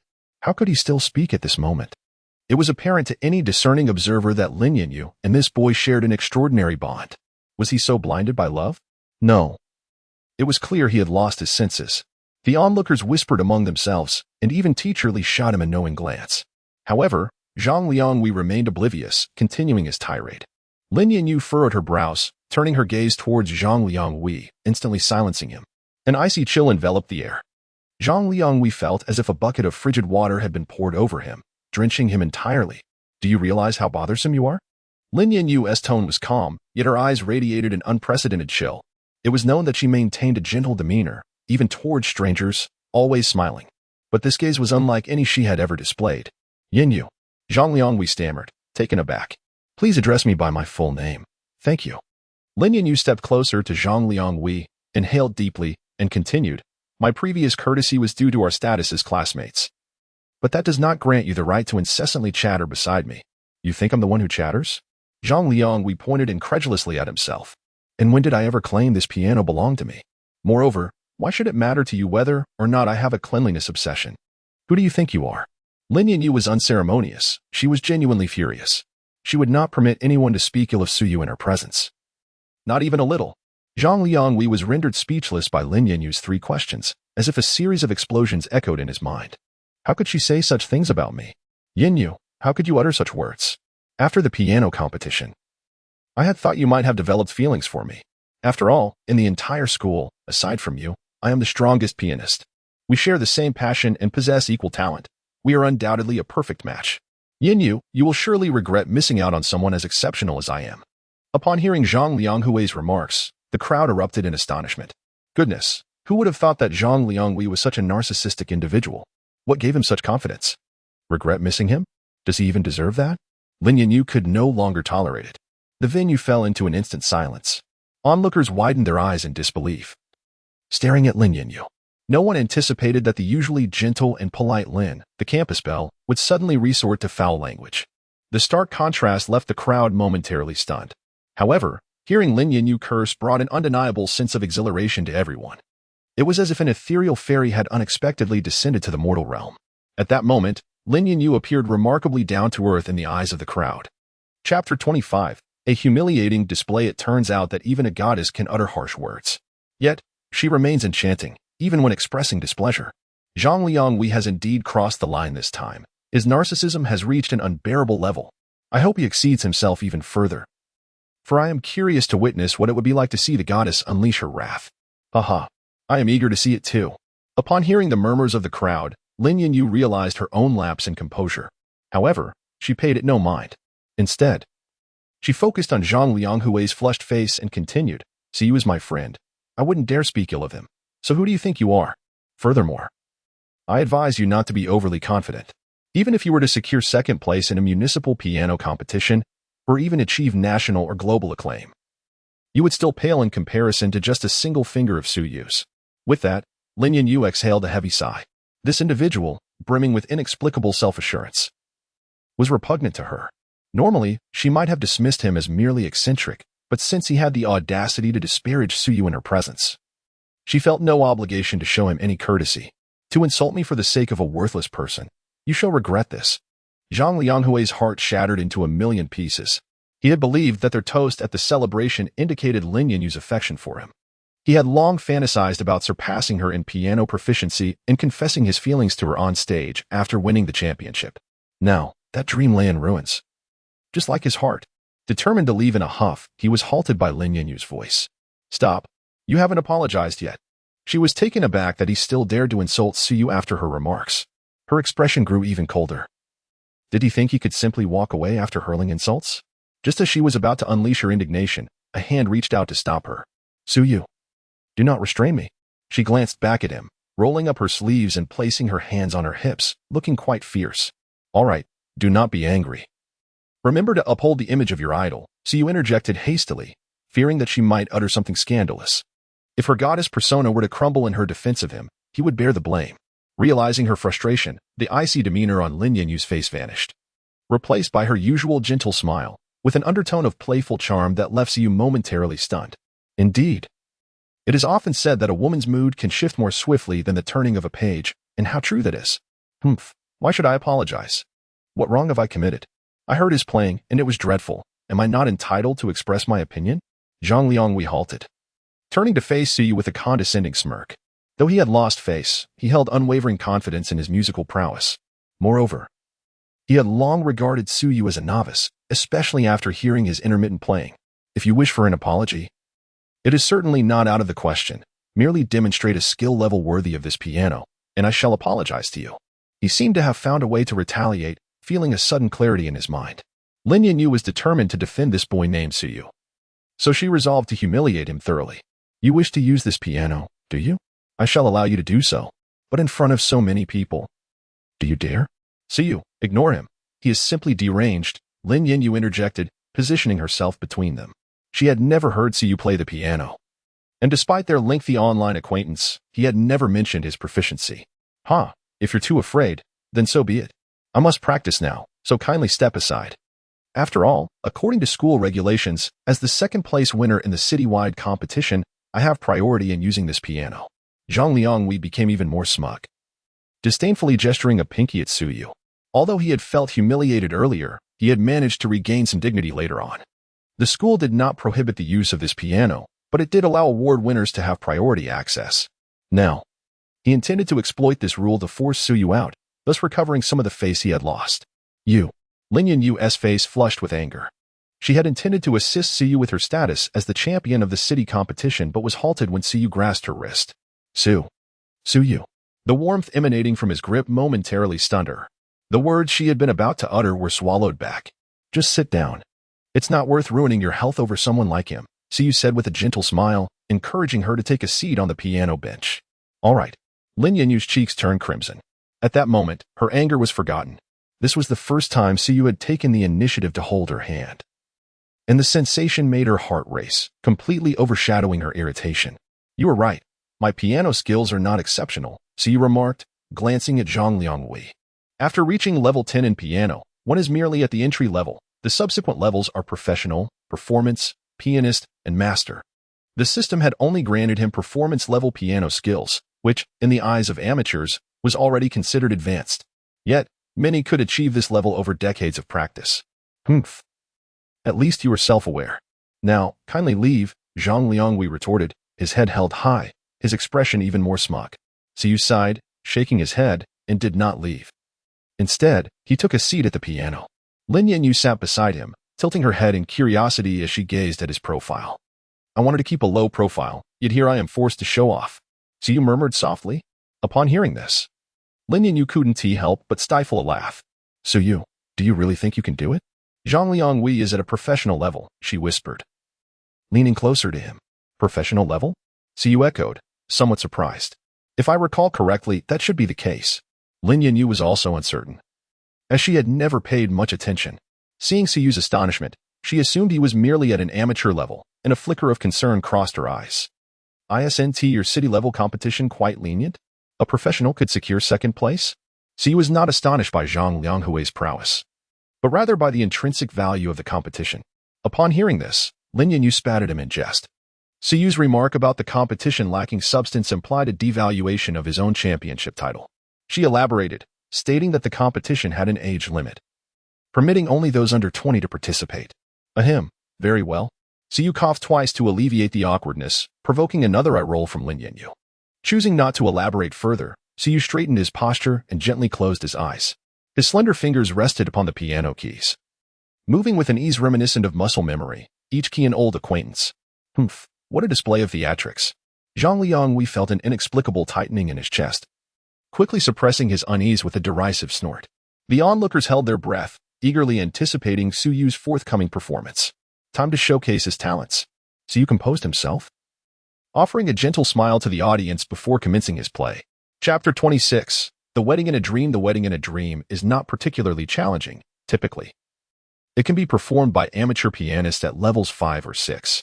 However, the distinction between being able to play and actually playing well is significant. The essence of a piano composition lies in the expression of emotion. Music that resonates with the audience's feelings is what defines a truly remarkable piece. Clearly, Siyu has achieved this. Even the initial few notes of the prelude rendered the venue silent, with everyone attentively leaning in to listen. The gentle melody caressed the listeners like a soft breeze, reminiscent of the radiant moonlight bathing them on a summer night. The piano's sound ebbed and flowed, oscillating between urgency and tenderness, creating a dreamlike, illusory atmosphere. Everything felt perfectly balanced. Lin Yu sat beside Siyu, tilting her head as she gazed at his profile in a trance. At that moment, Siyu's eyes were slightly closed, his chiseled features illuminated by the sunlight, giving him an ethereal aura. His brow was slightly furrowed, his complexion pale due to his frail constitution, yet this pallor did not detract from his attractiveness, rather, it bestowed upon him a unique charm. The music continued to unfold. Lin Yu found herself utterly absorbed in the piano piece. Images began to materialize in her mind, a man yearning for love, caught in a whirlwind of desire and fear of loss, perpetually entrapped in a state of anxiety. He struggled through the pristine snow, much like a lost elk, frantic and helpless. Suddenly, a beam of light broke through, revealing a girl clad in a pure white wedding dress before him. The scene transformed into a sacred wedding chapel, overflowing with happiness and sweetness. Everything appeared so idyllic. But wait, why did this piece carry an undercurrent of subtle sorrow? That sweet sensation, intertwined with a few somber notes, unveiled an ephemeral dreaminess. She seemed to catch a glimpse of an imperceptible tear on the man's face, which gradually magnified until it shattered completely. As the final note lingered in the air, Siyu slowly opened his eyes. The audience remained entranced by the music, reluctant to break free from its spell. A tragedy? Could this piece, so beautiful, be rooted in tragedy? Lin Yanyu felt a shiver run down her spine, goosebumps rising on her skin. She stared at Suyu, too absorbed in the performance. As tears inadvertently streamed down her cheeks. Classmate, who composed this piece? Teacher Li, her eyes aflame with emotion, stepped forward and inquired urgently. Having dedicated over 30 years to the study of the piano, she had never encountered this composition before. Yet, she was certain it was the work of a master. I wrote it, Suyu shrugged nonchalantly. The system provided it to me. The copyright belongs to me, so it's not unreasonable to say I composed it, is it? What? You wrote this? Teacher Li felt her legs weaken, nearly collapsing to the ground. How old could he possibly be? He was merely a teenager. Yet he had crafted such a magnificent piano piece. It was indeed his own creation. No wonder she had never heard it before. Although her skills were insufficient to grasp its deeper meaning, she could unequivocally affirm that this piano composition was truly exquisite. It turns out this young man is quite the expert. Now, Zhang Liangwei finds himself in a rather awkward position. The pressure has suddenly shifted onto him. He deserves it. After all, he was the one who was so aggressive, insisting on making things uncomfortable when everyone else was speaking amicably. Now, it appears that Zhang Liangwei resembles nothing more than a foolish clown. From my perspective, which could be deemed advanced. The individual named Siyu possesses a skill level that is at least professional. The murmurs among the crowd finally made Zhang Liangwei realize the gravity of his situation. He cast a somewhat uneasy glance at Suyu, fully aware that he had lost utterly. With the emergence of that piano piece, Suyu's technique had become the least significant aspect. Suyu, what is the name of this piece? Lin Yanyu asked, her face radiant with admiration. She had never anticipated that Suyu could compose such an extraordinary piece. Although, from a professional standpoint, the piece is not exceedingly difficult. Difficulty is not the paramount criterion for evaluating a piano composition. The quality of this piece could easily be regarded as a masterwork, especially considering the immersive emotion Suyu infused into his performance. The Wedding in a Dream, Suyu replied with a smile. The Wedding in a Dream. What a magnificent title. Lin Yanyu clasped her hands to her chest, her wide eyes sparkling like a starry-eyed fan. The sensation evoked by the piece was indeed dreamlike, making the title exceptionally fitting. Were it not for the inappropriateness of the occasion, she would have eagerly embraced Suyu to express her exhilaration. The Wedding in a Dream. Suyu, you are truly a genius. Teacher Li generously praised him. Having taught countless students, she had encountered numerous prodigies, but none had ever composed such a masterwork at this age. You flatter me, Teacher Li, Suyu replied, shaking his head, though internally he felt a sense of helplessness. As he had often stated, he merely wished to remain low-key, yet each time he ended up creating quite a stir, feeling somewhat out of control. Suyu, what is your current level in piano? Teacher Li continued her inquiry. Based on her extensive teaching experience, she could discern the level of proficiency in the meticulous emotional expression he exhibited. She already had a hypothesis in mind, but wanted to hear it from Suyu himself. I would say I am at an intermediate performance level, Suyu said with a smile, displaying a nonchalant demeanor. Indeed, Teacher Li's pupils widened, a realization dawning upon her. What? Intermediate performance level? Goodness, what is he saying? Intermediate performance level, is that all? How utterly modest. I almost believed his words earlier, thinking he wasn't particularly skilled at the piano. The crowd gasped in astonishment. All of them were professionals in this field and understood precisely how formidable an intermediate performance level truly is. The piano, unlike other instruments, allows for immediate verification of skill. Thus, although they found it hard to believe, they did not perceive Suyu as boasting. Moreover, his earlier performance of The Wedding in a Dream had already showcased his remarkable abilities. Hello, Suyu, you are truly remarkable. I have been practicing the piano since childhood and continue to pursue it at a professional level. Lin Yanyu's admiration for Suyu is beyond the capacity of words to express. Here, she possesses the deepest understanding of Suyu. She is aware of his humble background, recognizing that affording a piano was beyond reach, making it improbable for him to have practiced from a young age. It's not such a big deal, really. Suyu scratched his head. Alas, unwittingly, he has acquired yet another devoted admirer. I don't care. You are the greatest. Beauty is in the eye of the beholder. And besides, Suyu possesses genuine talent. Lin Yanyu beamed with the joy of a child. However, her peripheral vision caught a glimpse of Zhang Liangwei, whose expression was fraught with complexity, prompting her to snort dismissively, apologize. Her haughty demeanor suggested that the performance was hers. Liangwei, you must honor the wager and apologize, chimed in Teacher Li with a smile. In her heart, Suyu's standing had already eclipsed that of Zhang Liangwei. Apologize. Apologize. Yes, do apologize quickly. The onlookers chanted in unison. Zhang Lianghui's face turned the color of a cooked liver. Chapter 27. The season of confessions at university with so many eyes upon him. Zhang Lianghui dared not go back on his word. I'm sorry, he uttered, his voice barely above a whisper. Speak louder. I can't hear you. Lin Yinyu insisted, hands on her hips, with a playful huff. Zhang Lianghui hesitated for a moment, then gritted his teeth and shouted, I'm sorry. Is that sufficient? Humph. That's more like it. Lin Yinyu finally nodded in satisfaction, winking at Suyu. The latter, witnessing this, could only shake his head with a wry smile. This little girl was indeed charming. Having offered his apology, Zhang Lianghui realized he could no longer remain in such a humiliating situation. He bowed his head and slinked away, leaving behind a chorus of boos. All right, the show is over. Let us return to our classes. Teacher Li glanced at Suyu and Lin Yinyu, a knowing smile briefly gracing her lips. It seemed the campus beauty Lin Yinyu held a rather unusual interest in this newcomer named Suyu. Lin Yinyu, sensing Teacher Li's gaze, shyly lowered her head, avoiding eye contact. Under Teacher Li's urging, the gathered crowd reluctantly dispersed.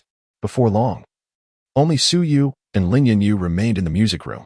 Thank you. Suyu broke the silence first. For what? Lin Yinyu turned, surprised. Suyu smiled gently.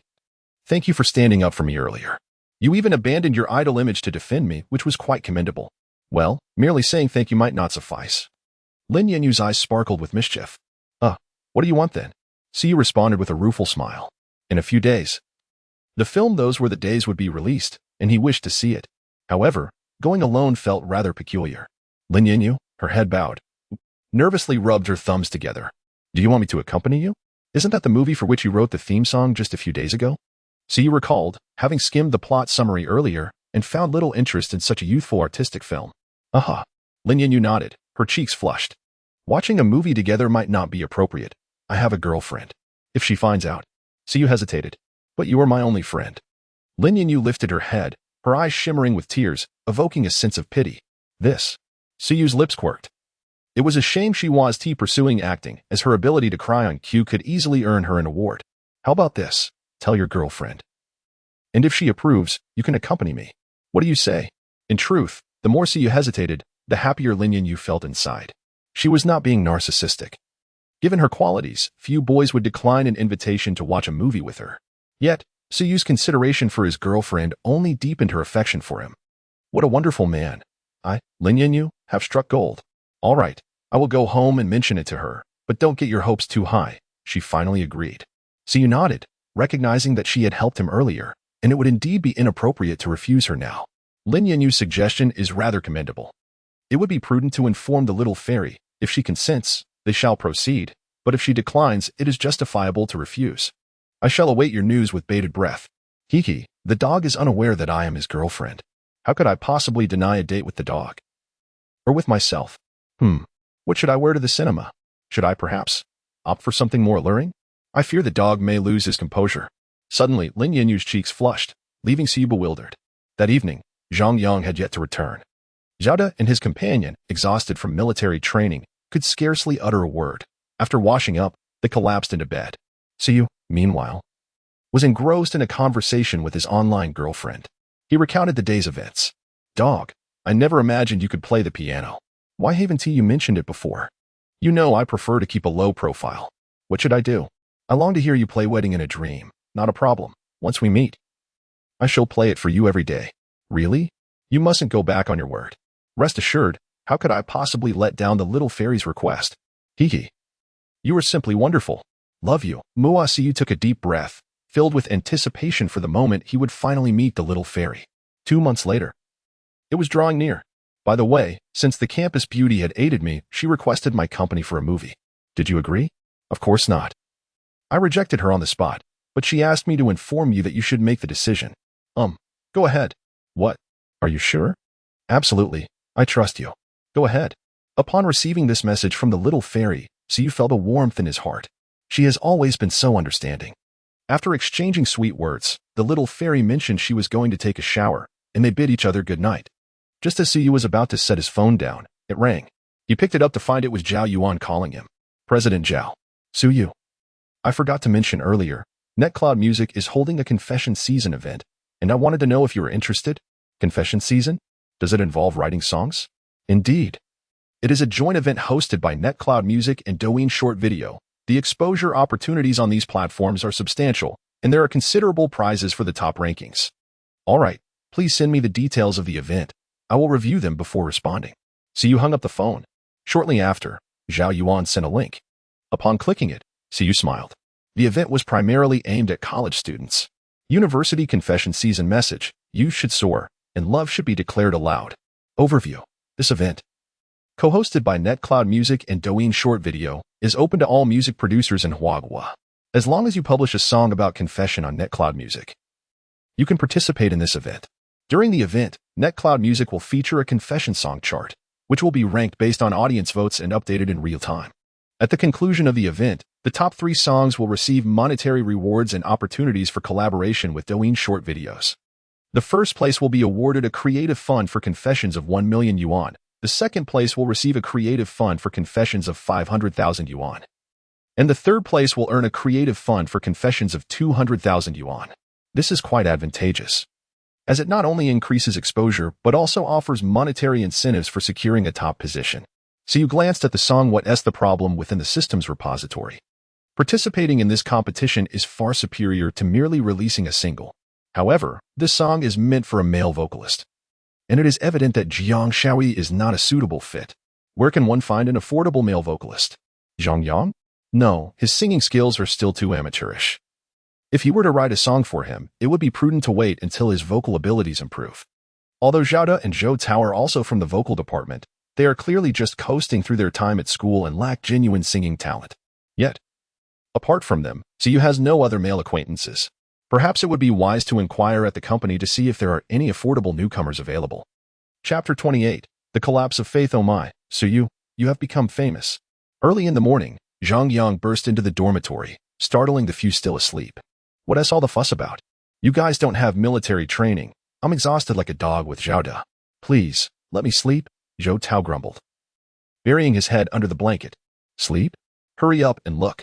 Siyu has taken our school by storm, Zhang Yang exclaimed, pulling the blanket off Zhou Tao and giving Zhao De a light slap. Reluctantly, they both got up, still bleary-eyed. Look, the top 3 posts on the school forum are all about Siyu. Zhang Yang handed his phone to them. What? Incredible! The two of them were instantly wide awake upon seeing the posts. Unbelievable! School beauty Lin Yinyu actually swore for a freshman. Shocking. The freshman plays the piano exquisitely. A masterpiece. Dream Wedding, a stunning piece, leaves the runner-up of the piano competition in the dust. The post featured videos. In the footage, Siyu sat at the piano, eyes gently closed, while Lin Yinyu sat beside him, resting her chin on her hands, gazing at him with adoration. The video was clearly enhanced with filters, with red hearts occasionally floating by, perfectly complementing the melodious piano tune in Lin Yinyu's expression. It exuded the essence of a romantic couple video, evoking a sweet and dreamy aura. The comments below had already surpassed 999. I was there. This piece is divine. Is it truly composed by a freshman? Who cares about the music? Our goddess has been wooed. So sweet. So sweet. I've been shipping them all night. Shipping? Nonsense. I, the great Wu Yinzu, oppose this union. Such a handsome and talented young man deserves Lin, the school beauty. No way, the school beauty belongs to everyone. Isn't the Siyu? I've seen him before, the top scorer of the college entrance exam in the composition department. Wait, he was the top scorer. That is astonishing. Senior brothers and sisters, do not be surprised. He has already made a name for himself in our freshman year. Lin, the school beauty, even brought him milk tea on the playground. Milk tea? Could it be they're already dating? I can't accept this. My faith is shattered. The comments continued to surge with both dissenters and supporters. The supporters were mostly girls who relished the idea of a romantic pairing, while the boys expressed their discontent. As Lin Yinyu was the goddess of all at Qingda, the revelation that she was now taken was too much for many to bear. Siyu, I can't believe you actually won the heart of our school goddess, Zhao De exclaimed, disbelief etched across his face. Zhou Tao also took out his phone and posted a message on the forum. What's the big deal? Let me spill some tea. During the start of the term, the campus belle personally made the bed for this guy. As soon as this message was sent, Zhou Tao's phone began to emit a continuous stream of notification sounds. In no time, his post received hundreds of replies. Come on, what is going on? Yang just left for a day, and you've already stirred up such a commotion. Zhang Yang climbed onto Suyu's bed, handing him the phone with an expression of eager anticipation. I don't know. I just practiced a little in the piano room yesterday. Siyu shrugged, appearing innocent. He hadn't anticipated that the events of yesterday would create such a stir. At this moment, he wasn't worried about the rumors. Rather, his primary concern was his personal safety. It seemed that wandering about aimlessly could lead to unforeseen trouble. Oh. Keep pretending. Just look at the campus belle's expression. Her affection for you is practically written all over her face. Come clean. We want to spread it around. The trio continued to press him. Believe it or not. So you shot them a glance. Still being stubborn? Then don't blame us for resorting to persuasion. Zhang Yang chuckled. Meanwhile, Zhao De joined in, cracking his knuckles to produce a series of popping sounds. Close the door. Let Zhao De in. Zhou Tao laughed heartily as they all jumped onto Suyu's bed. The dormitory erupted in playful chaos. Help? Zhao De. When was the last time you washed your feet? Why wash my feet? They just stink again the next day. If you don't clean my blanket today, I want to let this go. As long as you confess honestly, not just the blanket, we'll even cover your underwear, they joked. Get lost. In room 408, a sense of camaraderie filled the air. Meanwhile, in the principal's office, Teacher Li and several school leaders were present. Teacher Li, what do you think of this piano piece?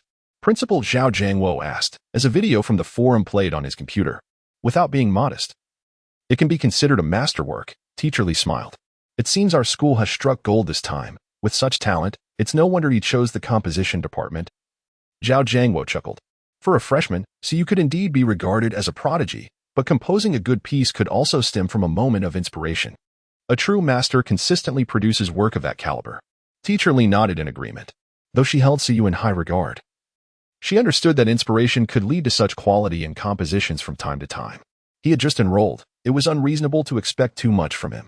Zhao Jiangwo smiled, then paused before asking, has this lad started dating Lin Yinyu? Teacher Li was taken aback for a moment, then smirked as she replied. I'm not quite sure, but judging from Yinyu's expression towards Suyu, I believe she might have feelings for him. This is merely my conjecture. Although she was puzzled as to why the principal was interested in such gossip, she still conveyed her thoughts to him. Upon hearing this, Zhao Jiangwo nodded in acknowledgement. Noticing that the principal had no further inquiries, Teacher Li took his leave from the office. Zhao Jiangwo then turned his attention to the video displayed on the screen and accessed Siyu's file. He added a line beneath the name of the top scorer in the college entrance examination, piano prodigy, compositional genius. After saving the changes, he sent the file to an unfamiliar email address. Having completed this task, he picked up his phone, scrolled through his contacts, and dialed a number. Lin. It seems that Yinyu has taken a liking to someone, he stated. Who? A deep voice responded from the other end. I have already sent the information to your assistant's email, Zhao Jiangwo replied before the call was abruptly ended, listening to the busy tone on his phone. A wry smile crept across his face. He then glanced at Suyu's file on the computer and sighed softly. Kid, you cannot hold this against me. All I can do is ensure that your profile is impeccable. Even if I remain silent, Lin will discover the truth on his own. Chapter 29. The movie concludes. Yet no one exits the film. That Time of Us was delayed until the beginning of the school term due to various issues. In the final days leading up to its release, a flurry of promotional activities ensued. Despite losing the fervor of graduation season, the prior marketing ensured a vibrant turnout at the cinemas upon its debut. Siyu, do you think I will be recognized? Lin Yinyu, her face concealed by a mask and her head adorned with a cap, inquired. She contemplated donning sunglasses, but Suyu dissuaded her. I believe it would be better if you remove the cap. With it on, the likelihood of recognition increases, he remarked. Lin Yinyu was not only strikingly beautiful but also possessed an exquisite figure. Particularly, her long legs garnered significant attention, even with her face obscured. Then, I shall take off the cap, she conceded, realizing that wearing a hat in the summer was rather silly. Please wait here while I queue for the tickets. The duo arrived at the cinema, where the line for tickets was somewhat lengthy. All right, well, would you like to drink? I shall go purchase it. Lin Yinyu indicated toward the nearby concession stand. Choose whatever you prefer, Siyu replied with a smile. Lin Yinyu nodded and dashed off to procure beverages. 2 cups of milk tea, one with extra sugar, please, she requested, mindful of Suyu's tendency towards low blood sugar. While awaiting her order, Lin Yinyu took out her phone and glanced at the school's forum. The 3 threads she had seen earlier remained prominently displayed. She had only learned about the online discussions that morning. Rather than refuting the speculations, she felt a sweet satisfaction upon reading comments suggesting her affection for Suyu. I have always liked him. They are not mistaken, she mused, her smile unwavering since she awoke that morning. Before long, the server had prepared the milk tea. As Lin Yinyu approached the entrance of the cinema, Siyu had already acquired the tickets. They exchanged smiles before entering together. The last row was entirely vacant. Isn't this film quite popular? Why is the premiere not fully occupied? Siyu wondered as he settled into his seat, casting a curious glance around. Besides the last row, all other seats were filled. Perhaps it's that people do not favor the last row. When I purchased tickets, only the last row had availability, Lin Yinyu replied. Her cheeks flushed as she spoke hesitantly. The previous night, she had waited until the ticketing system updated at midnight, deliberately securing the entire back row to ensure an uninterrupted viewing experience with Suyu. Naturally, she kept this intention to herself. Well, it's fortunate that it's empty. Allowing you to remove your mask without fear of being seen, Suyu nodded, taking his seat. Lin Yinyu finally exhaled in relief, settling beside him. Here. Your milk tea, she offered, handing him the cup with extra sugar. Thank you, he said, accepting it with gratitude. Before long, the film commenced. Suyu, having previously perused the movie's synopsis, possessed a general understanding of the storyline. He held little interest in the film. However, Lin Yinyu was utterly captivated. As she witnessed the female protagonist cornered by thugs, she clenched her fists in tension for her. When the male lead made his heroic entrance, she erupted into laughter. This young girl, merely watching a movie, why was she so engrossed? Siyu shook his head with a wry smile. As time passed, the film reached its climax. Due to misunderstandings, the two characters ultimately parted ways. The female lead went abroad for her studies, while the male lead sacrificed for love. Lin Yinyu was moved to the point of tears. What was there to cry about? Siyu retrieved a packet of tissues from his pocket, opened it, and offered it to her. Wah, Siyu, don't you think their relationship is a pity? Lin Yinyu asked. Her voice tinged with sobs as she accepted the tissues. Not really. I believe they deserve it. A single sentence could have cleared it all up. Yet they chose to misunderstand, Siyu replied with a smile. Ah, you must feel moved too, or else I'll appear foolish, Lin Yinyu insisted, playfully shaking his arm. All right. I'm moved, Siyu surrendered, exasperated. That's more like it, Lin Yinyu nodded with satisfaction. A few minutes later, the plot unfolded at the female lead's wedding. She and the male lead locked eyes, sharing a relieved smile. The scene froze in that moment, and the film concluded. Leaving now. It's over. What a lonely watch. As the audience began to rise. For bold characters announcing the post-credits scenes suddenly appeared on the screen, halting their movements. The originally frozen image gradually faded away, revealing the female lead seated by the seaside. Gazing at the tides, the sunset bathed her in light, casting a nostalgic glow on her face. The scene shifted. Will we be together forever? Of course. Images of the couple in the throes of love played like cherished memories, accompanied by soothing music. Eventually, I learned how to love. Unfortunately for you. You have long since departed, lost in the crowd.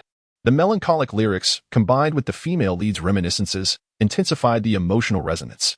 Gardenias, with white petals, resting on my blue pleated skirt, always reminding me of that day's starlight. The song continued. As later played, Lin Yinyu beside Suyu was already in tears. Her inherently sensitive nature, coupled with the song's lyrics aligning seamlessly with the film's narrative, brought her to the brink of tears. I have goosebumps. This song and the film are such a perfect match. It seems the creators were truly thoughtful. It can only be described as a match made in heaven. I wasn't particularly moved by the plot, but the song and the credits made me break down. Indeed. I was nearly asleep earlier, yet hearing the song stirred a bittersweet feeling within me. A young woman accompanied her boyfriend to the cinema. Previously, he had been vocally criticizing the plot, yet now, with red-rimmed eyes, he listened to the music and couldn't help but tease. Didn't you say this film was dull? Indeed, the film lacked substance, but the song was simply exquisite. Darling, let us cherish each other. The boyfriend wiped his eyes and held the girl tightly in his embrace. Yes, let us not become like the ones who came after. The girl wept, her voice brimming with happiness. Oh, Suyu, this is so touching.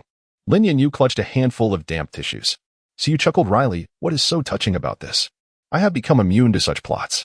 I don't care. It's still moving. Lin Yinyu covered her eyes, concealing her vulnerable state from Suyu. The lights in the screening room brightened, signaling the end of the current film and the necessity for the audience to exit. The subtitles on the screen finally settled on the details of the song, Easter egg theme song, later performed by Jiang Shaoyi, Lu Ruoying, lyrics by Tingyu, Shi Renqing, music by Tingyu, Yuqing Qianchun. Tingyu? Lin Yinyu exclaimed suddenly. The name of the lyricist and composer bore an uncanny resemblance to a certain online moniker. P.S. The information in parentheses pertains to the original work and will be noted for each song henceforth. Chapter 30. Never look at the Easter egg. Waste paper, what's wrong? Suyu inquired from the side. Dog. Suyu, the term struck her as amusing, as it coincidentally mirrored his WeChat username. In her moment of excitement, she nearly referred to him as Dogsy. Under her alias Linyanyu, she had added Suyu. He would not suspect a thing by her inquiry. It is quite common to share usernames, isn't it? Suyu was taken aback for a moment, but quickly masked his surprise. Is this song truly not your creation? Do you believe that as a freshman, I could compose such a piece? Well, perhaps not. But you are exceptionally talented, having even pinned the wedding of dreams. All right, let us hurry. The staff will be here soon to usher us out. Most of the audience had already departed from the screening room. Under Suyu's urging, Lin Yunyu nodded in acquiescence and followed him out of the cinema. On the way, she retrieved her phone and searched for the song online. Lacking headphones, she played it aloud, albeit at a modest volume, so that only she and the nearby Suyu could hear. Is it really that delightful? Suyu asked. Absolutely, it's utterly enchanting. Suyu, you are yet to step into the industry, so you may not grasp how challenging it is to produce a good song nowadays. A song like this, even seasoned producers may struggle to craft. Lin Yunyu smiled at him playfully. In the realm of Huagua's music scene, popularity reigned supreme. Many producers leaned towards assembly line production, with a significant portion of the charts filled with bubblegum pop. The number of truly dedicated songwriters is dwindling. By the way, you are in the composition department and possess such talent. You will undoubtedly become an impressive producer in the future. When that time comes, I expect a discount when I request a song from you. She halted and teased Suyu. Rest assured, when a big star requests a song, I shall certainly offer you a friendly price. Suyu waved his hand grandiosely. Words without proof. Let us seal it with a promise. Lin Yunyu extended her delicate hand. Yet, her fair face inexplicably flushed. Would it seem inappropriate to use an excuse to hold Dogsy's hand? All right. After a moment of contemplation, Suyu extended his hand, intertwining his pinky with Lin Yunyu's. Hee, pinky swear, 100 years without change. Following the premiere of That Time We Had, the internet erupted with fervor. Forums across various universities buzzed with discussions about this youth-centric artistic film. The forum of the Xuanqing Academy of Arts, where Suyu studied, had shifted from gossip about Lin Yunyu to debates surrounding That Time We Had. Notably, the vocalist for Later, the film's theme song, was none other than Jiang Shaoyi from the sophomore vocal department. The school had even hung a large banner on its homepage to congratulate her.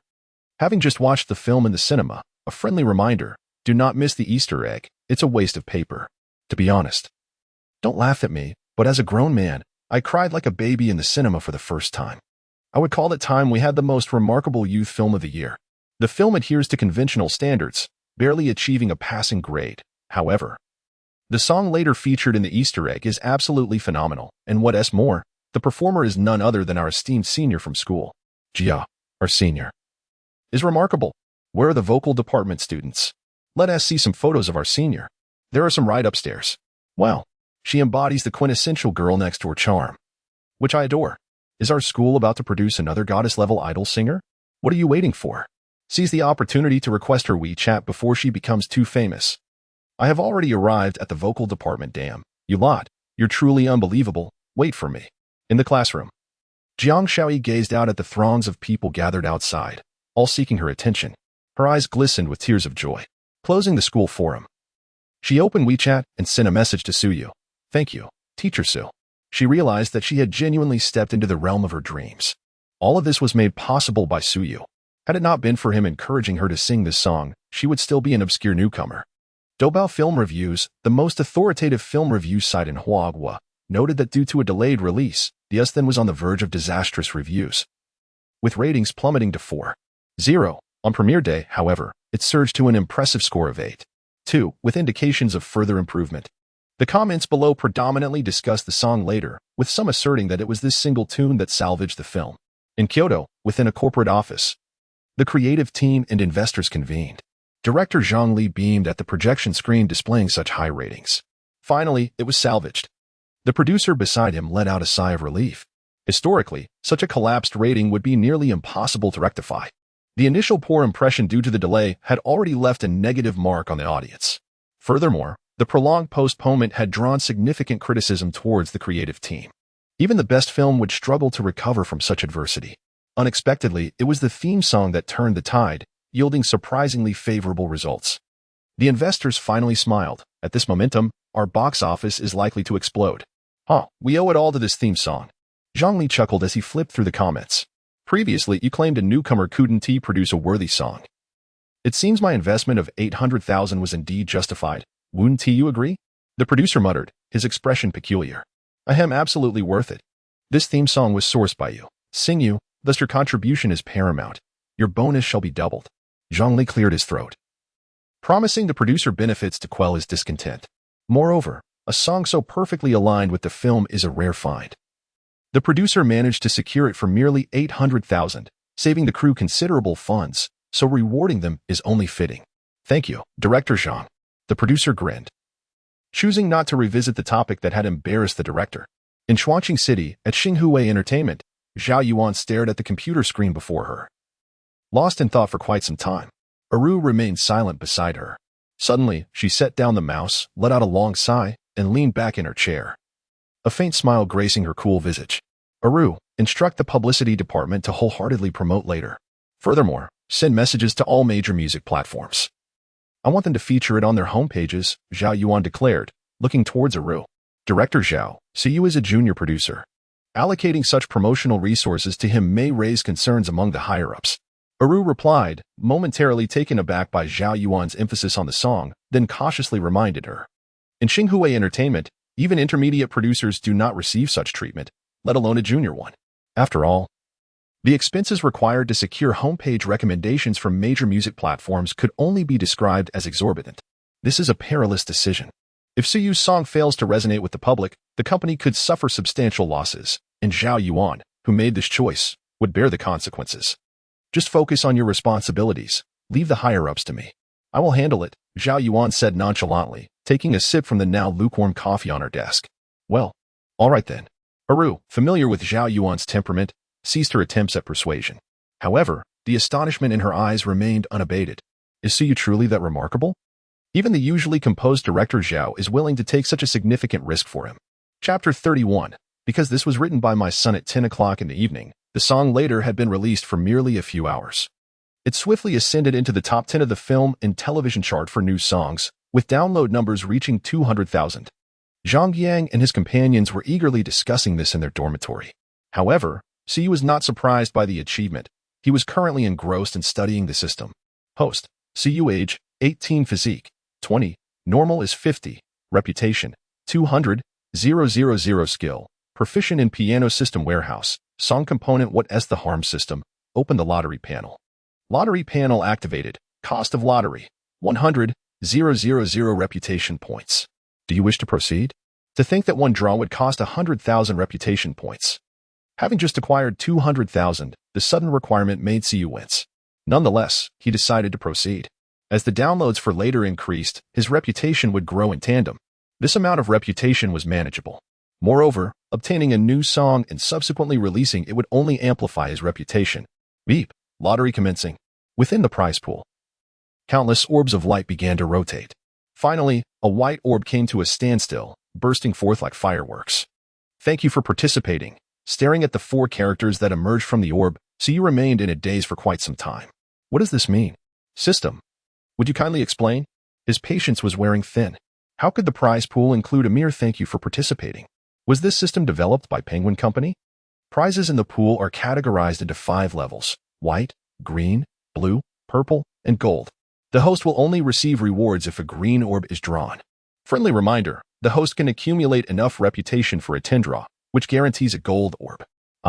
Although he wanted to bemoan this absurd rule, there was little he could do. The rules were set by the system and could not be altered. After some introspection, Siyu resigned himself to the situation. Once more, at his command, the orbs in the prize pool began to spin again. Gold, gold, gold, Siyu chanted silently. In the end, a purple orb came to a halt. Congratulations to the host for receiving a purple quality prize, song component Red Diva. Though it was not gold, a purple prize was still commendable. Having experienced the earlier thank you for participating, Siyu felt his mindset improve significantly. With 200,000 reputation points, he swiftly completed the draws. In the system warehouse, 2 songs remained. He had already resolved to participate in the confession season with what the harm, while the newly acquired red diva could wait for later. He recalled that the song featured operatic vocals, and with Jiang Xiaoye's singing ability, it might prove challenging. He would inquire at the company next time about any newcomers skilled in operatic singing. Zhang Yang and Zhao had already drifted off to sleep. Siyu, holding his phone, stepped onto the dormitory balcony. He had just transferred 300,000 to his mother, Zhang Guizhi. And now he needed to call her to inform her. As the call connected, it was nearly 11 o'clock, and Zhang Guizhi, seated at the entrance of her noodle shop, was gazing blankly as only 2 or 3 patrons dined inside. Xiaoyu, is it so late, and you're calling me? Have you run out of living expenses? Zhang Guizhi, weary from a long day, feigned ease to hide her fatigue. Mom, of course not. I have money. You needn't worry about my living expenses anymore. Siyu continued. I have good news. I found a job and earn some money these days. I kept a little for myself and transferred the rest to your bank account.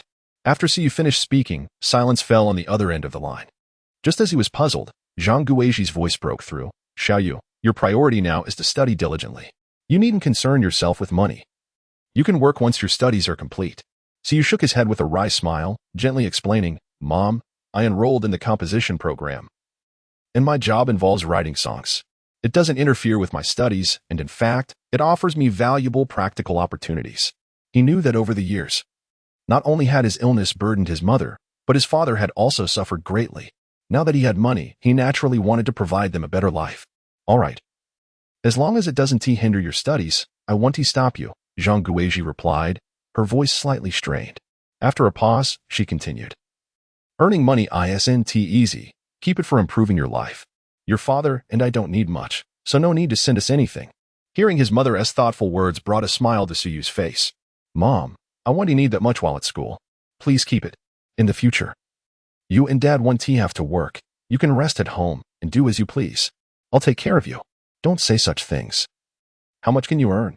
We can't stop working. What about your health? Zhang Guizhi still worried about Suyu's condition. Mom, just check how much I transferred you. He urged. It's only been a few days since school started. How much could it possibly be? 30. 300,000? Zhang Guizhi's heart raced as she saw the transfer notification. Holding her phone, her eyes reddened, and her tone turned anxious. Son, have you done something illegal? Don't worry. Just tell me. We'll go confess and seek leniency. Siyu was momentarily taken aback, then unable to suppress a chuckle. Mom, what are you thinking? This is genuinely money I earned from songwriting. Is it truly from songwriting? She questioned, unconvinced. Of course. You can check on Wang's and Music. The song is titled later, and I'm the lyricist and composer, known as Ting Yu on WeChat. Wait a moment. Zhang Guizhi exclaimed, quickly opening the music player. Her hands trembled with excitement, and without needing to search, the homepage displayed the promotional banner for later. Upon clicking into the lyrics section and seeing her son's name listed, she couldn't hold back her tears, which streamed down her cheeks. Mom. Siyu heard her quiet sobs on the line, and his heart tightened inexplicably. He understood that his mother was overwhelmed with joy. From the moment he began to speak, his parents had been suffocated by the weight of his illness. Over the years, they have lived in dire straits, enduring even their own illnesses with stoic resolve, all in an effort to save money for Suyu's treatment. Now, confronted with a sudden windfall, they find themselves momentarily at a loss. After a significant pause, Zhang Guizhi took a deep breath and spoke with a tone of heartfelt reassurance. Xiaoyu, I believe in you. My little Yu is truly remarkable. Of course, you should also inform Dad to resign from his job as a sanitation worker. You both deserve to return home and enjoy a life of comfort. I'll save the money for you to marry a wife. As for retiring, your father and I have toiled for most of our lives. We are so accustomed to it that if we were to rest, we might fall ill from idleness. Mom. Siyu was taken aback by the realization that even with the prospect of earning money, his mother still chose to work. All right. Take care of your health and don't overexert yourself. Now that we have money, we can continue treatment at the hospital. In your parents' eyes, your recovery is more joyous than any fortune you could amass, Zhang Guizhi imparted earnestly to Suyu. Hearing this warmed Suyu's heart. To his parents, their child's health was paramount. He ceased to urge his mother to retire, recognizing that convincing them to stop working would be a formidable challenge for the time being. They would have to revisit that discussion later. After chatting with his mother for a while longer, customers began to arrive at the shop. Zhang Guizhi ended the call, cooked the noodles, and served them to the customer at the counter. Xiaolu. And Zhang, is there something you need? Xiaolu looked up. surprised to see a beaming smile spread across Zhang Guizhi's face, wondering why she seemed so joyful today. Xiaolu, could you play a different song for me? Zhang Guizhi gestured towards the speaker at the counter. Situated near a university, the noodle shop played popular songs at a moderate volume to attract customers. Which song would you like? Xiaolu asked, puzzled by Zhang Guizhi's sudden desire for music. Later, Zhang Guizhi smiled and said, "And Zhang, I also adore this song." But why the sudden interest in music?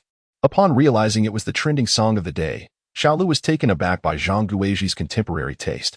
He opened his music app and began to play later. "Because this song was written by my son," Zhang Guizhi said, her eyes half closed as she listened intently. Her voice brimming with pride and contentment. Chapter 32. Are you giving newcomers a chance? Feng Jie, have you found anything? Lin Yanyu inquired over the phone while reclining on her bed, the melody of Later playing from the speaker by her bedside. "I found it. Later was produced by Xinghui Entertainment." Came the voice of her manager, Li Feng, from the other end of the line. Xinghui Entertainment?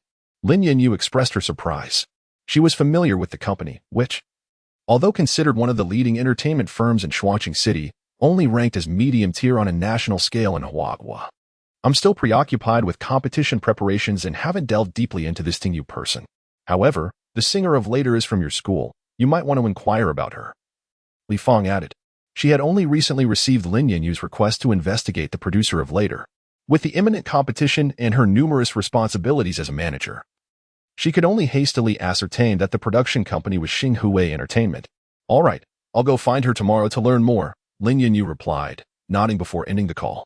As the song reached its climax, she hummed along softly, then turned off the bedside lamp, preparing to drift into slumber while listening to the song. Since returning to her dormitory, Lin Yanyu had been playing the track on repeat. The more she listened, the more she yearned to meet the lyricist and composer known as Tingyu.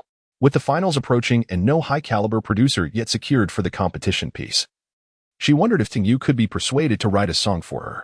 The following morning, Zhang Yang was off for another date. Sun Yu awoke as the sun streamed into the dormitory. After a brief wash, he departed from the school. Today, he intended to discuss the upcoming confession season activities with Zhao Yuan at Xinghui Entertainment.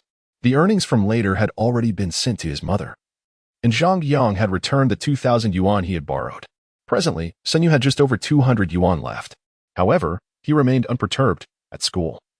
Aside from living expenses, he had little need for money. Should he encounter a financial crunch, he could always borrow from Zhang Yang, the affluent heir, and repay him after next month's copyright settlement. After spending 20 yuan on a taxi, he arrived at the entrance of Xinghui Entertainment. "Mr. Su, you've arrived." Two receptionists greeted him eagerly as he stepped inside. They had already learned from internal sources that Sun Yu was indeed Tingyu, the creator of the wildly popular song Later. While others may not have felt its impact, these two receptionists were particularly impressed. It was noteworthy that just days ago, Sun Yu had applied for a position at the company, and within such a short span, he had released a chart-topping hit. "Hello, I'm here to see General Manager Zhao." Sun Yu replied with a smile, nodding at them. The receptionists hurriedly rushed to summon the elevator for him.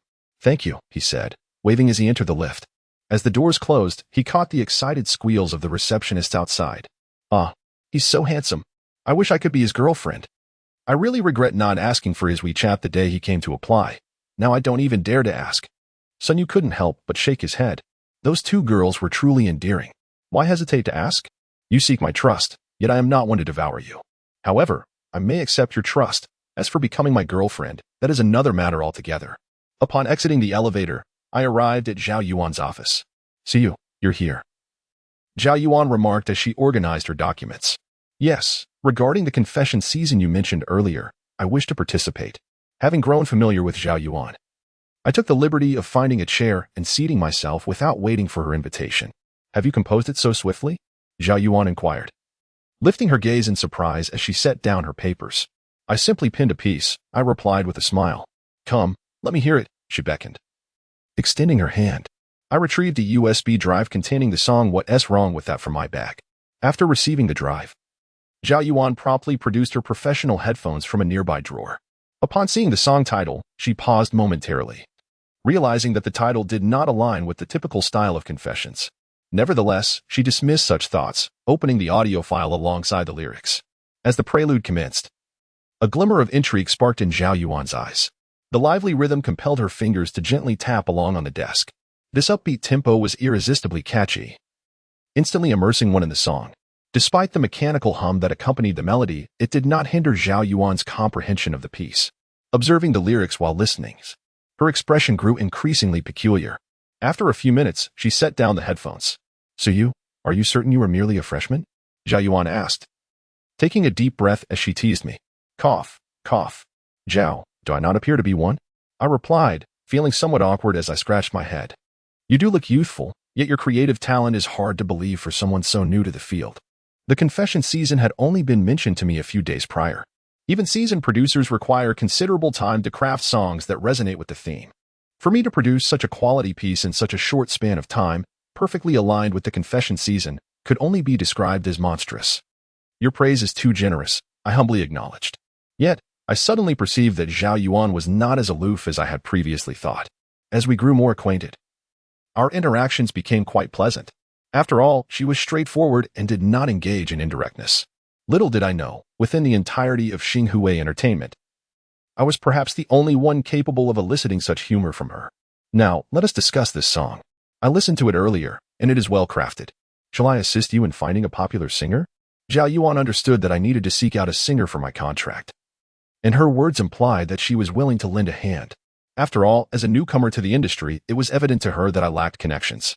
"Rather than a popular singer, perhaps a newcomer would suffice," I replied, shaking my head as I regarded her.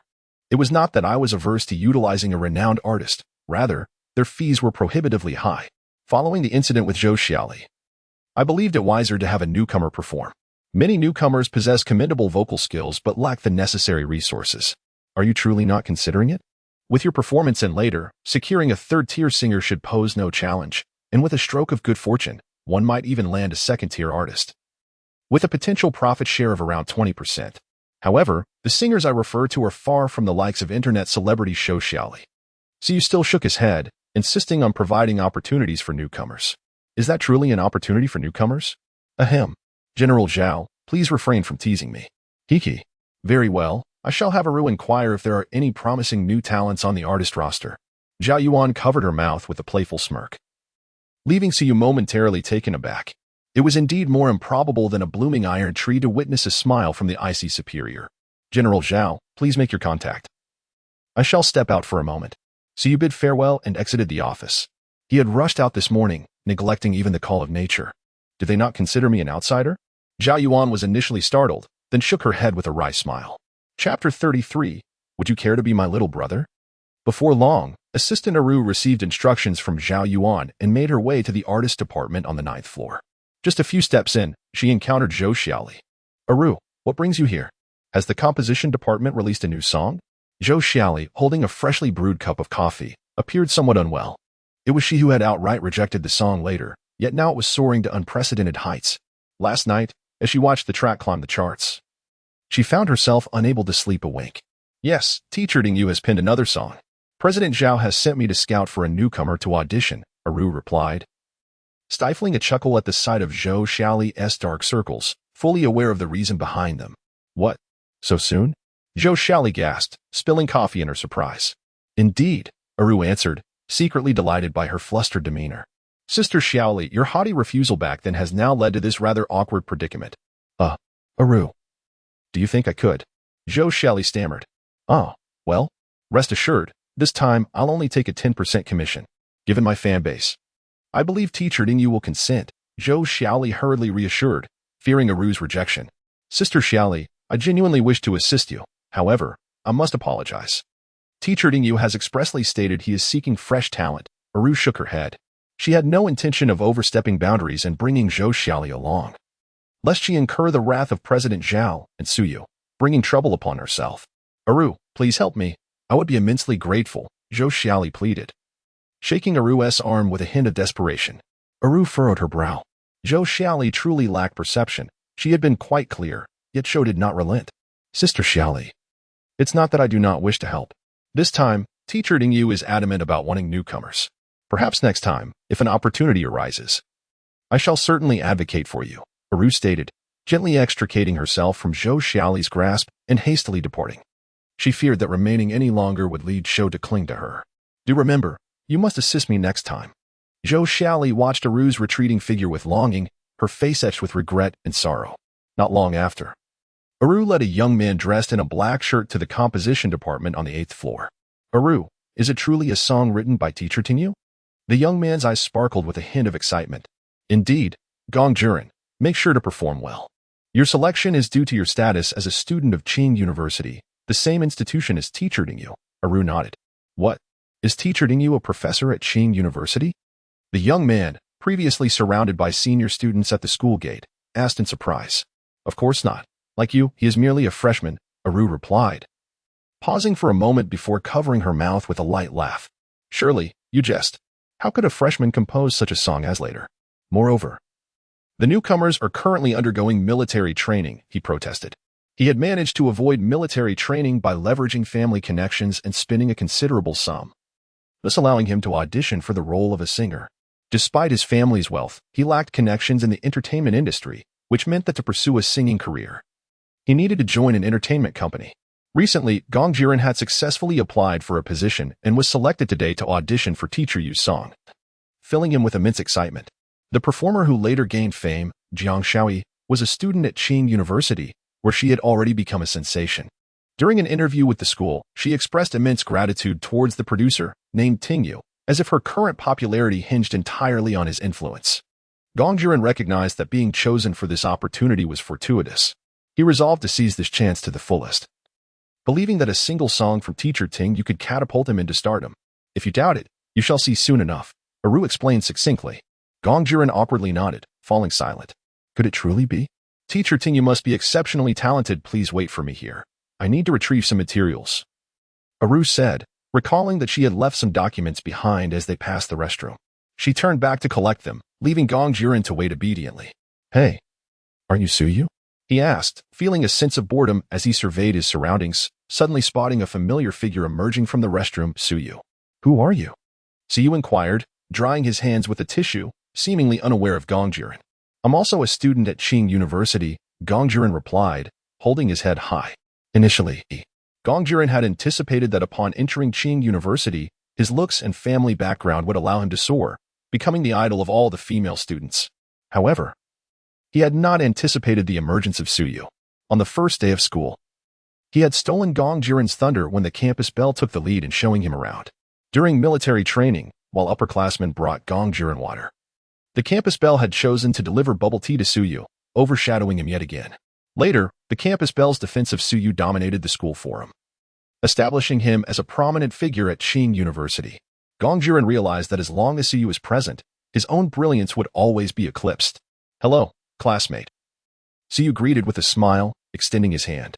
I didn't expect to meet another Qing University alumnus here at Xinghui. You must be an intern in the composition department, right? However, Gong Jiren clearly had no intention of shaking his hand. He stared at Suyu, his gaze growing increasingly haughty. How could someone of my stature, Gong Jiren, stoop to shake hands with an adversary like you? Suyu retracted his hand and remarked, I suppose so. He noticed Gong Jiren's apparent hostility but was unfazed. Having spoken, he prepared to leave. The handshake had merely been a gesture of camaraderie among alumni, and since Gong Jiren had declined it, he saw no reason to persist. Wait a moment, Gong Jiren called out as Suyu turned to depart. I was just about to show off, and you walk away. Can't you give me a little face? Do you have something else to say? Suyu asked, turning back with a puzzled expression. Allow me to introduce myself. I am Gong Jiren. Perhaps you have heard of Gong Shixiang Hot Pot? That's my family's establishment. I am also on the verge of releasing a single to become a popular singer. Would you be interested in being my junior? Gong Jiren stood with his arms crossed, chest held high, exuding an air of confidence. This was not a fleeting whim. He had contemplated this idea for quite some time, though he had never found the opportunity to approach Suyu. Now, having unexpectedly crossed paths, he certainly would not let this chance slip away. After all, having been overshadowed by Suyu at school, Gong Jiren realized that as long as Lin Yinyu was around, he would forever be inferior to Suyu. However, he could still devise a clever strategy. Gong Jiren had researched Suyu and discovered that his family background was rather modest, bordering on impoverished in his view.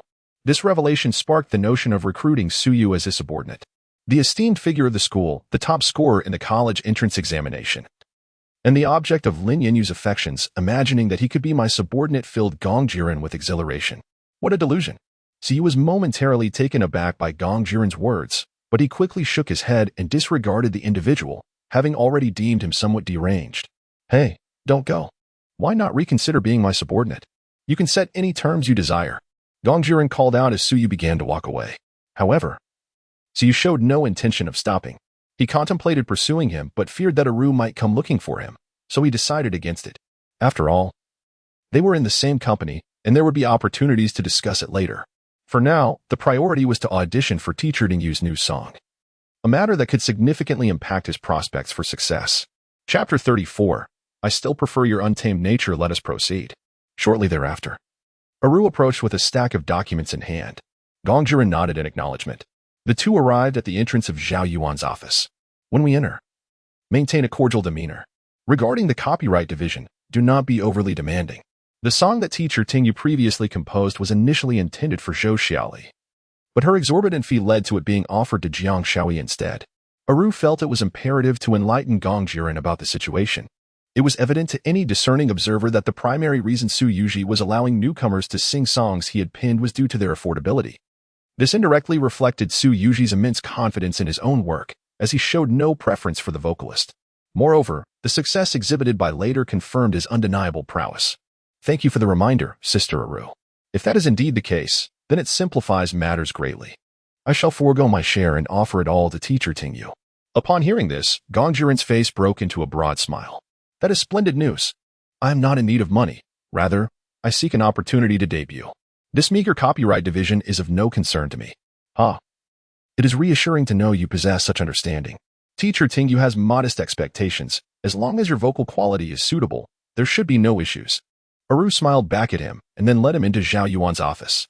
With Aru's encouraging words, Gong Jiren felt a surge of elation. Zhao, I have brought the individual. As they entered the office, Aru handed the documents to Zhao Yuan. Zhao Yuan lifted her gaze and glanced at Gong Jiren, standing behind Aru.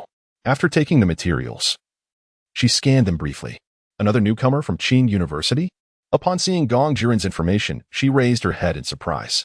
Gong Jiren, positioned behind Aru, sensed Zhao Yuan's scrutinizing gaze and held his breath, feeling somewhat apprehensive. He had learned about Zhao Yuan's formidable reputation upon joining the company. She was known as the Ice Queen, renowned for her sternness towards subordinates. He certainly did not wish to provoke someone of her temperament. His peripheral vision swept across the office, and upon noticing Su Yuji seated on the sofa engrossed in his phone, he was momentarily taken aback. Su Yuji, cease your distractions and review his information. Zhao Yuan instructed softly. Oh, right. Su Yuji put away his phone and, upon seeing Gong Jiren's astonished expression, smiled and accepted the documents from Zhao Yuan. At that moment, Gong Jiren's mind was in turmoil. What is happening? Wasn't Zhao Yuan supposed to be an icy beauty? Why is she speaking so gently to Su Yuji? Why is she showing my information to him? Could it be he is Tingyu? An absurd thought flickered through Gong Jiren's mind. Coupled with Aru's earlier comment that Tingyu was also a student at Qing University and a freshman at that, he was struck with realization. Good heavens! This lad is Tingyu. What have I done? Just moments ago, I was posturing in front of Su Yuji. And now how could he possibly allow me to sing his song? Gong Jiren, what were you thinking? Why did you boast unnecessarily? A bead of cold sweat trickled down his cheek, and his heart sank. What is the required division? After reviewing the materials, Siyu raised his head to look at Gong Jiren. The latter, who had previously lost all hope, was momentarily stunned by Suyu's words, and then quickly exclaimed, No. I don't want to share. It's all yours. Let's head to the recording studio for a sound test. Siyu nodded and replied to him calmly. Gong Jiren gazed at Siyu in disbelief, his face lighting up with joy. Teacher Tingyu, is it true? Are you really allowing me to audition? He thought he had misheard, especially since he had offended Siyu not long ago. What, are you unwilling? Siyu raised an eyebrow. Of course I am willing. Gong Jiren rubbed his hands together, eager to express his enthusiasm. Siyu approached him, noticing the sweat on his brow, and smiled, saying, Don't be so tense. Just perform well. At that moment, Gong Jiren felt warmth in his heart. He realized he had underestimated the situation. Siyu had not held a grudge against him and treated him as an ordinary collaborator. With this realization, Gong Jiren finally breathed a sigh of relief. He extended his right hand towards Siyu and said, Siyu, I was wrong earlier. I apologize. Fortunately, his earlier attitude had only been arrogant, without escalating into a serious conflict. Since Siyu was not resentful, he too chose to be magnanimous in his apology. However, instead of shaking his hand. Siyu looked at him with a half-smile. Ahem. Shall we proceed to the audition? Gong Jiren felt somewhat awkward, remembering their earlier lack of handshake, and managed a sheepish smile. Just as he was about to retract his hand, Siyu grasped it. As Gong Jiren stood in a daze, Siyu lightly chuckled. I still prefer your rebellious demeanor. After saying this, he patted Gong Jiren on the shoulder and walked towards the office exit. It must be said that Gong Jiren's professional abilities were quite strong. Moreover, the song Why Not was not particularly difficult. The key lay in conveying the emotions. Thus, during the audition, everything went smoothly. After signing the contract with Siyu, Gong Jiren's face blossomed into a radiant smile. While singing the song earlier, he had sensed that it would undoubtedly become the next hit. Its catchy melody and lyrics perfectly aligned with the current confession season activities. If all went well, this event would yield impressive results. Teacher Tingyu, it's getting late. How about I treat you to hot pot today? Gong Jiren hurriedly approached Siyu as he prepared to leave the Xinghui Entertainment Building. Given their similar ages, addressing him as Teacher Tingyu felt somewhat awkward. Just call me Siyu. I think I'll skip the hot pot. I'm a bit tired and want to head back to rest. Siyu shook his head, pulling out his phone to call a taxi. The sun was quite intense, and his low blood sugar was becoming noticeable. I'll just call you brother you then. Since you don't want to eat, let me take you home. It's not a good time to catch a cab. Gong Jiren thought for a moment and decided that calling him brother you felt more appropriate. Having established a good relationship with Siyu, it was essential to grow closer. All right, I appreciate it. Siyu glanced at his phone, realizing there were indeed no available rides. Not a bother. I need to return to school anyway. And we're headed in the same direction, Gong Jiren quickly replied. He then led Siyu to the parking area. At the beginning of the semester, that Audi belonged to Gong Jiren's family, while his own vehicle was a dazzling red Ferrari 911, shining brilliantly under the sun, exuding an air of extravagance. It was no wonder he dismissed the notion of sharing profits. Upon seeing the car, Siyu smiled. This vehicle alone revealed that Gong Jiren was wealthier than Zhang Yang. Haha, brother you was joking. To be honest, I care more about opportunities to debut than about money. If you can provide me with such an opportunity, I am truly grateful to you, Gong Jiren. Under normal circumstances, Gong Jiren would have taken the chance to boast about his wealth and status.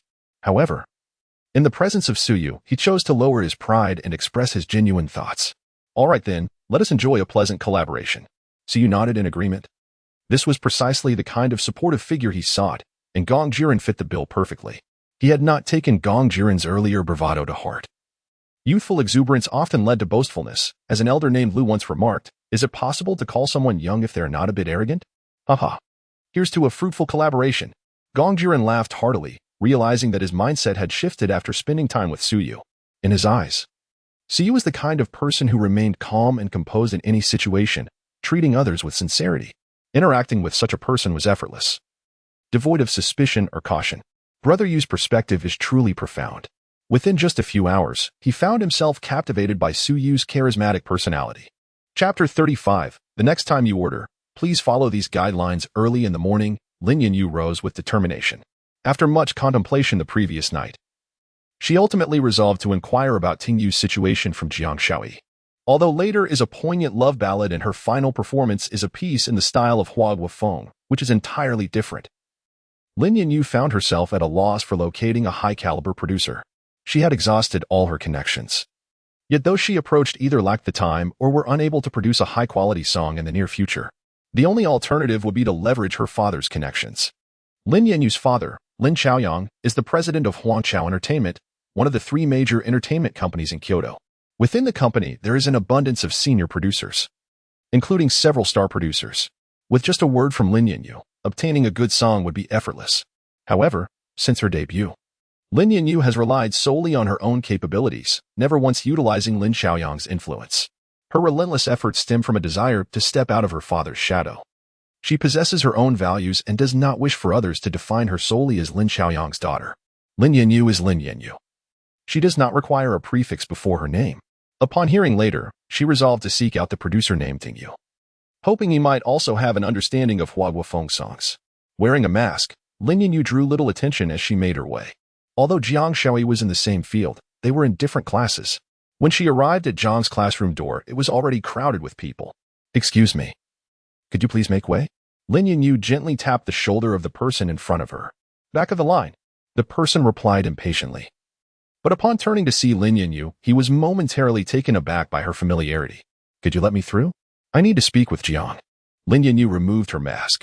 Instantly, the annoyance on the person's face vanished, replaced by a wide grin as he eagerly exclaimed, "No problem, everyone, make way. The illustrious Lin is here." His voice boomed, and the crowd fell silent, turning to see Lin Yanyu, who quickly found a path cleared for her. "Thank you, everyone." Lin Yanyu smiled graciously as she stepped into the classroom. After scanning the room, she spotted Jiang Shaoyi in a corner, signing autographs for classmates. "Excuse me. May I interrupt for a moment?" Lin Yanyu approached Jiang Shaoyi, prompting those seeking autographs to step aside willingly. Of course, Jiang Shaoyi replied with a smile. As the two conversed, the other students naturally vacated the classroom, leaving it remarkably spacious. "I am Lin Yanyu, and I have come to discuss something regarding Tingyu," Lin Yanyu stated directly. Jiang Shaoyi was momentarily taken aback. She was already aware of the rumors swirling around Lin Yanyu and Suyu. Now, with Lin Yanyu seeking her out, she wondered if this was a confrontation. "I would like to request your assistance in arranging a meeting with teacher Tingyu. I have a song I would like him to compose," Lin Yanyu continued, noticing the astonishment on Jiang Shaoyi's face, and she smiled reassuringly. "Could you assist me in arranging a meeting with teacher Tingyu?" Jiang Shaoyi raised her brows, a flicker of confusion crossing her eyes. "Given your relationship with Suyu, is it necessary for me to make the arrangements?" However, upon observing Lin Yanyu's earnest demeanor, she felt a sudden jolt in her heart, leading her to contemplate, could it be that she is unaware that Suyu is indeed Tingyu? With your stature, wouldn't it be a mere trifle to contact him directly? Why resort to me? Jiang Shaoyi smiled faintly, probing gently. "I am aware that teacher Tingyu is affiliated with Xinghui, yet discussing matters at the company entails numerous reservations. I wish to converse with him privately." Lin Yanyu had considered approaching Tingyu directly at Xinghui, but doing so through the company would be rather cumbersome. If Jiang Shaoyi could facilitate an introduction, it would simplify matters considerably. "I see. I can certainly convey your message. Though I cannot guarantee that teacher Tingyu will acquiesce," Jiang Shaoyi replied with an expression that hinted at something peculiar. It appears Lin Yanyu truly remains oblivious to the fact that Suyu is Tingyu. Nevertheless, she was not overly astonished, for during the recording of later, Suyu had specifically instructed her not to expose his identity at school. How modest of teacher Suyu to keep such a secret from even his girlfriend. "I am immensely grateful to you. Let us dine together, as time is of the essence." Lin Yanyu glanced at her phone, realizing it was already noon. Jiang Shaoyi nodded with a smile. "Very well, I shall prepare myself." Cultivating a good rapport with Lin Yanyu would prove beneficial for her future endeavors. Opportunities, at times, are fleeting. Suyu's words lingered in her mind. Previously, Jiang Shaoyi had grappled with profound insecurity, hesitant to showcase her true self. However, since the day Suyu chose her, a newcomer, over Zhou Xiaoli, her confidence began to blossom. After gathering her belongings, Jiang Shaoyi slung her bag over her shoulder and walked alongside Lin Yanyu towards the cafeteria. "Lin, may I pose a question to you?" En route, her inquisitive spirit ignited. "What question?" Lin Yanyu paused momentarily. "Are you and Suyu truly in a romantic relationship?" Her voice was barely above a whisper, meant solely for Lin Yanyu's ears. Not at all. We are merely friends," Lin Yanyu replied, her cheeks flushing slightly before she hastily clarified. "I see. So you harbor feelings for him, considering your efforts on his behalf." Naturally, Lin Yanyu did not deny it. Her affection for Suyu was genuine. "You both are quite intriguing," Jiang Shaoyi chuckled softly, covering her mouth. Lin Yanyu, taken aback, inquired, "What do you mean by intriguing?"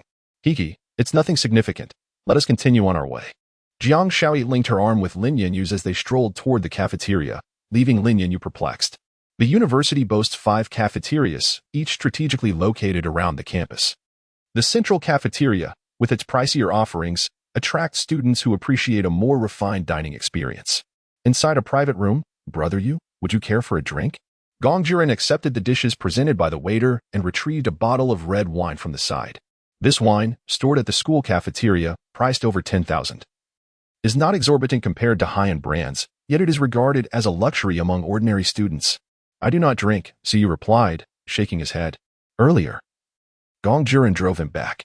Initially, he intended to purchase some food and return to the dormitory, but after persistent invitations from Gong Jiren, he decided to dine at the cafeteria. "All right, then let us indulge in more vegetables. I'm unsure of your preferences, so I've ordered a few dishes at random," Gong Jiren said enthusiastically, gesturing towards the array of over 10 dishes on the table.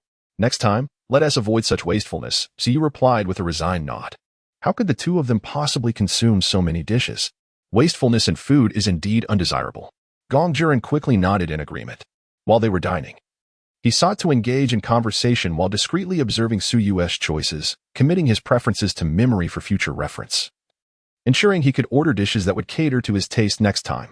Chapter 36. The wealthy heir Liang Feng Shui. Order whatever you desire, Liang Feng said.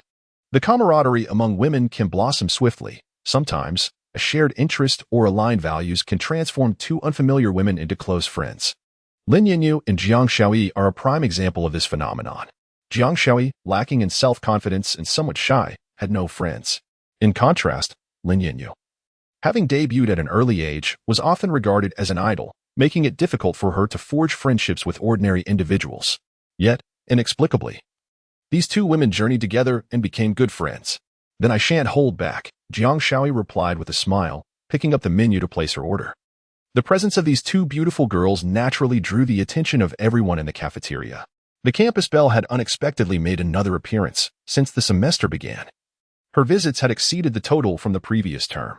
It was indeed peculiar that the campus beauty would dine in the cafeteria. The girl beside her seemed to be Jiang Shaoyi, the one who sang later. A gasp of surprise rippled through the crowd. Who would have thought that the campus belle and the newly minted goddess of Qingda could be friends? Hand in hand. Their bond appeared to be quite strong. As astonishment spread among the onlookers, conversations erupted. Meanwhile, Jiang Shaoyi had finalized her order, and the two began scanning for a suitable spot to sit. It seemed there were no private rooms available. Let's find a place with fewer people, Lin Yinyu suggested. Once we finished eating, we can sit here, called out a nearby group. We're done too. Join us. It's cooler by the air conditioning. Several patrons overheard their exchange and chimed in, prompting some to rise from their seats after just a few bites of their meal. Yinyu. Just then, a voice called out from the direction of a private room. Everyone turned to see a young man standing at the door, waving to Lin Yinyu. It was Liang Feng, the second heir of Huangding Real Estate in Shuangqing City, an undeniable paragon of wealth and attractiveness among the male students. Countless girls yearned for his affection, and he was also one of Lin Yinyu's many admirers. Yinyu, would you like to come over? There are only two of us in the room, Liang Feng offered, approaching her as he noticed her lack of response. His presence in the cafeteria was unexpected. Surely, the campus belle had not come here merely because of him? It seemed implausible, given her indifference to his previous advances. I think it's possible. After all, Liang Feng is immensely wealthy, and he seems quite compatible with Lin Yinyu. One voice suggested. I refuse to believe that. If the goddess were to pair with Liang Feng solely for his wealth, she would cease to be a goddess in my eyes. Another retorted. What about Su Yu? Wasn't it rumored that he was Lin Yinyu's boyfriend? Do you truly believe such gossip? Does he deserve to be with the campus beauty? I've heard that he's quite impressive, even the top scorer in the college entrance examination. While the top scorer is indeed remarkable, when compared to Liang Feng, he's nothing but a triviality. Academic success pales in comparison to wealth. Money is the ultimate truth. Indeed, Liang Feng's monthly allowance could easily surpass what Su would earn in a decade. The crowd buzzed with speculation, eagerly anticipating Lin Yinyu's next move. Although Lin Yinyu verbally dismissed the notion that she was the kind of person to associate with Liang Feng, his remarkable excellence left many feeling uncertain. Few believed the rumors circulating in the forum regarding Su Yu and Lin Yinyu. As Liang Feng overheard the discussions around him, his smile grew even more radiant. Noticing Lin Yinyu glancing around and ignoring him, he called out to her again. Thank you, but I prefer dining outside. I am not accustomed to private rooms. Lin Yinyu furrowed her brow, lamenting her misfortune at encountering Liang Feng. He was as tenacious as a fly, impossible to shoo away. The most vexing part was that she had to maintain her persona and could not express her irritation towards him. That's all right, let us go to the private room. It's quite noisy out here, and the room is air-conditioned and cool, Liang Feng continued, seemingly oblivious to Lin Yinyu's refusal.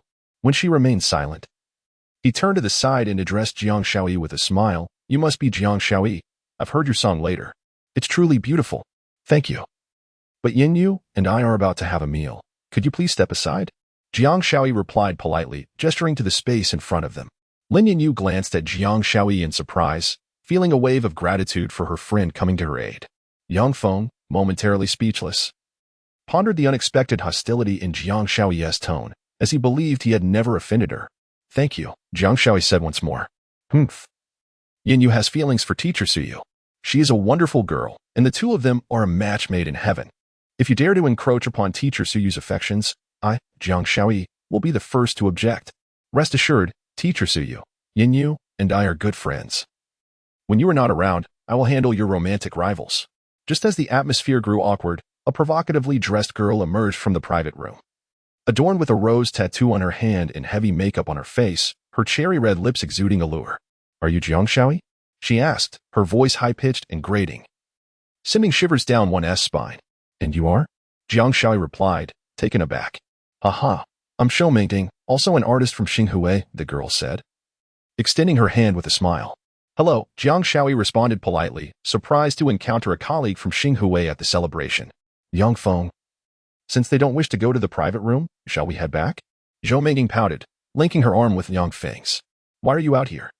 Yang Feng asked, attempting to free himself from her grasp. I missed you since you've been gone so long, Zhou Mingting replied, feigning innocence with her large, sparkling eyes. Her sultry voice sending chills down the spines of the nearby young men. Ahem. Yinyu, I assure you, she and I are merely friends, Yang Feng said hastily, shaking off Zhou Mingting's hand and quickly explaining to Lin Yinyu. I have no interest in this. I will ask once more, could you please step aside? Lin Yinyu's tone grew increasingly somber as her annoyance bubbled to the surface. Please, take your time with your meal. If you find it too warm outside, feel free to join us in the private room.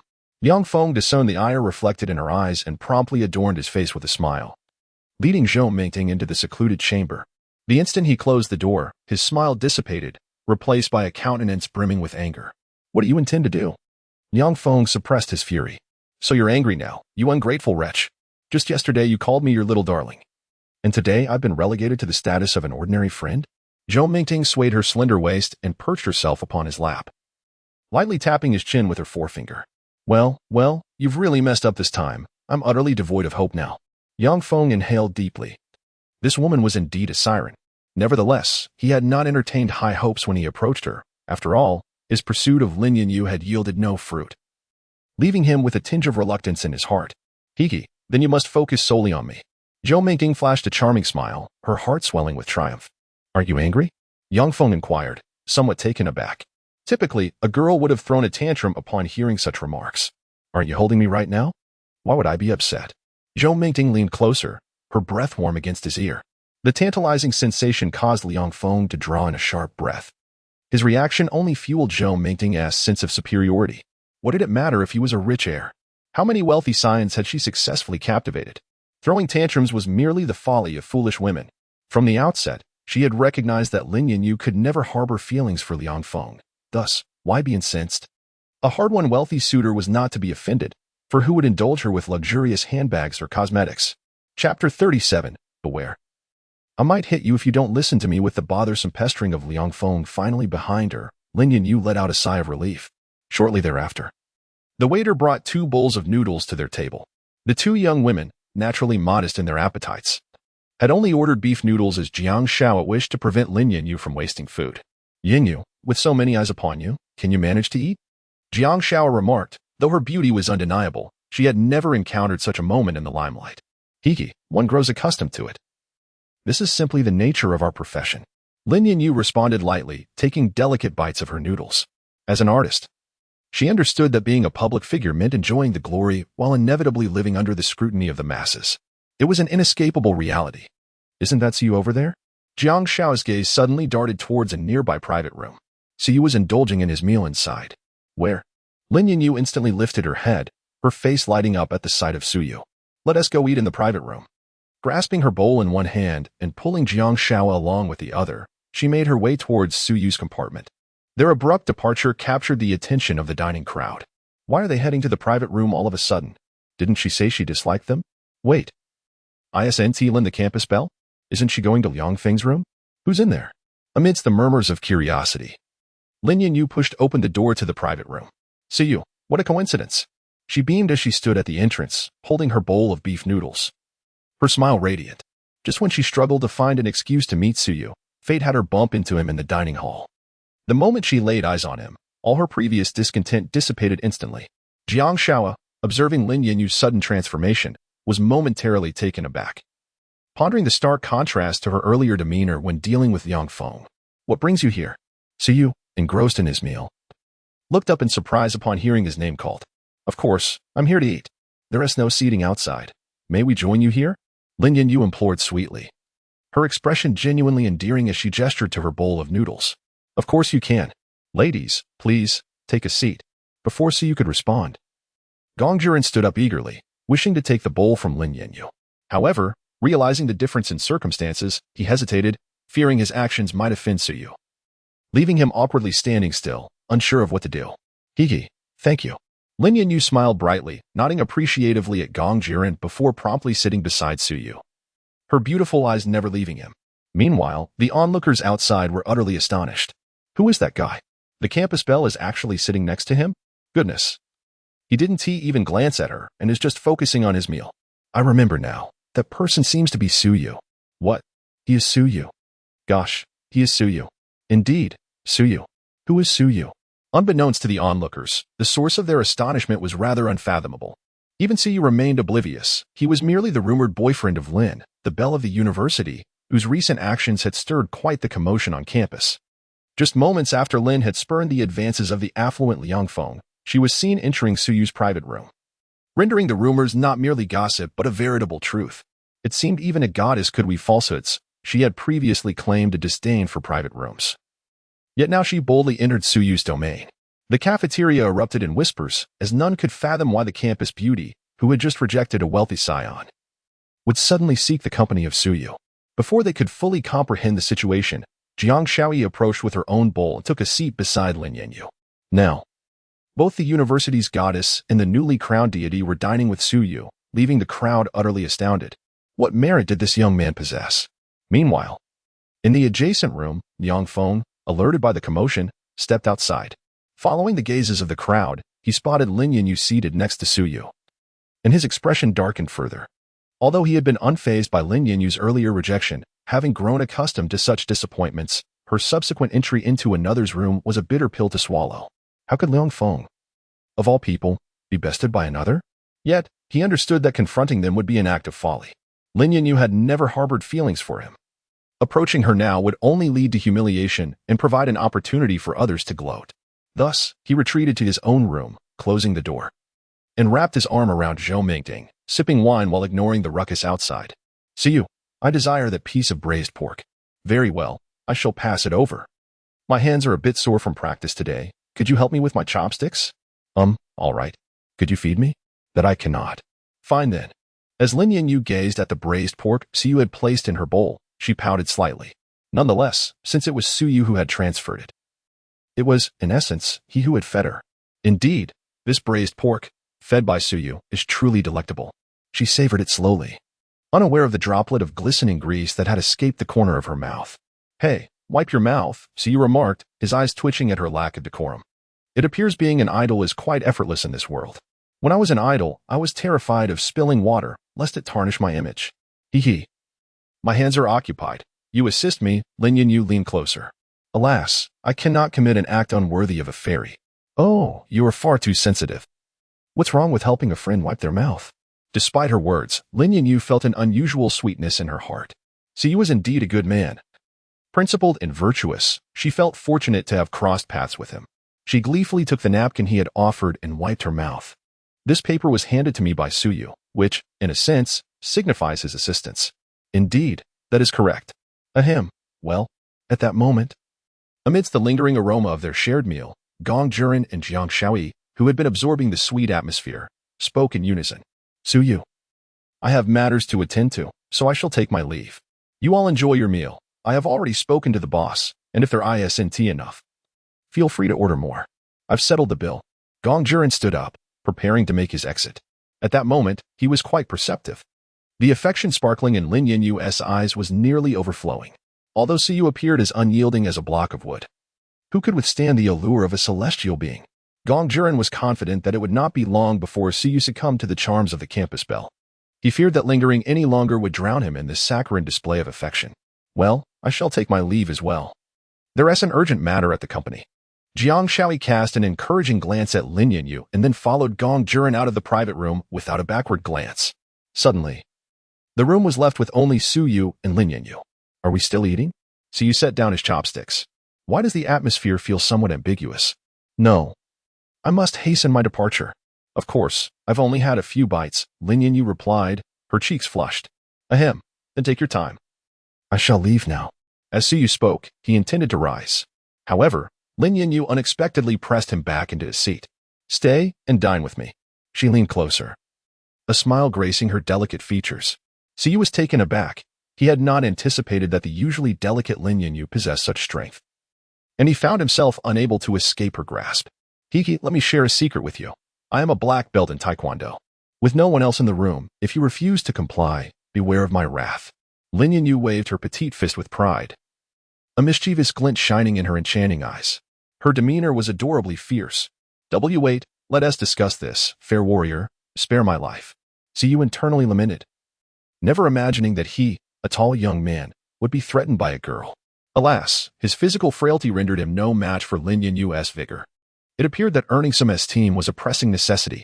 He must recover his strength swiftly and reclaim his dignity. Suyu, feed me a piece of braised pork. ISNT that a bit inappropriate. Will you feed me or not? If you dare hit me, I will scream. Go ahead, scream your heart out. No one will come to your rescue. ISNT that's something a man should say? Pfft. Ha ha ha. Suyu, your expression is absolutely hilarious. What is so funny? The sounds of their playful banter filled the private room, while outside, echoes of heartbreak resonated. Chapter 38. Winning the championship requires more than just words. The release of Later has been 5 days, and finally, at midnight, it has ascended to the top of the new song chart for films and television. Furthermore, it has also secured a spot among the top 15 on the more prestigious Golden Song chart. To date, it has achieved an impressive 800,000 downloads, with streaming numbers soaring over 2 million. Host, CU age, 18 physique, 20, normal 50, prestige, 600, 000, cumulative prestige of 800. 000, skill, proficient pianist system warehouse, song element red liner. The 800,000 downloads have granted CU 800,000 prestige points. Previously, he spent 200,000 on a lottery draw, leaving him with 600,000. However, CU has no intention of using this for further lottery attempts. Given his unfortunate luck, engaging in the lottery would merely waste his prestige. He plans to wait until he accumulates 1,000,000 points to conduct a tenfold draw, which is sure to yield a golden orb. The song What's Wrong With That has already been recorded by Gong Ju Ren, and in a couple of days. During the Confession Season event, Xing Hui will handle the submission, leaving CU with no worries. At present, there is still a song redliner in the system warehouse, which he believes, if released, should achieve remarkable results. With this thought, he picked up his phone and called Zhao Yuan. Still awake at this hour? Zhao Yuan's voice was somewhat languid, as though CU had roused her from slumber. My apologies, I lost track of time. CU suddenly realized it was already midnight. Do producers like you often seek inspiration at night? Zhao Yuan settled into a comfortable position against her headboard. She was quite accustomed to such late-night calls. Many producers preferred the quiet of night to compose, believing that only then could inspiration strike. Or, should you return to sleep? Hey, just spit it out if you have something to say. Cough, cough. I wanted to inquire if there are any newcomers in the company who excel in operatic singing. Operatic singing? Zhao Yuan instantly lost her drowsiness. CU's creative range seemed to be expanding rather drastically. While transitioning from sad ballads to confession songs was understandable, now he was venturing into operatic territory. There are indeed a few who have debuted, but I can't recall any newcomers fitting that description. If you're not in a hurry, I can ask around tomorrow. Zhao Yuan furrowed her brow, pondering for a long time without coming up with a suitable candidate. Yu quickly expressed his gratitude. That would be a great help. Come on, it's no trouble at all. It's part of my job. However, I must say, your songwriting speed is quite astonishing. If the quality remains consistently high, it won't be long before you rise to the status of a mid-level producer. Zhao Yuan's praise for Suyu is unreserved. Cough, cough. If you keep flattering me, I might get a bit too proud. I won't keep you any longer, Zhao. Sleep well. By the way, the performance of Later has been excellent. The company has decided to hold a celebration for you tomorrow night. That seems unnecessary. It's merely a simple internal tea gathering. You've been with the company for a few days now, and your colleagues wish to meet you. Very well, then. After exchanging pleasantries with Zhao Yuan, CU ended the call. In Shuangqing City, there are 3 prominent entertainment companies. Among them, Coastal Entertainment and Bloom Entertainment possess nearly equal strength, while Starry Entertainment, though ranked 3rd, significantly lags behind the other 2 in overall capability.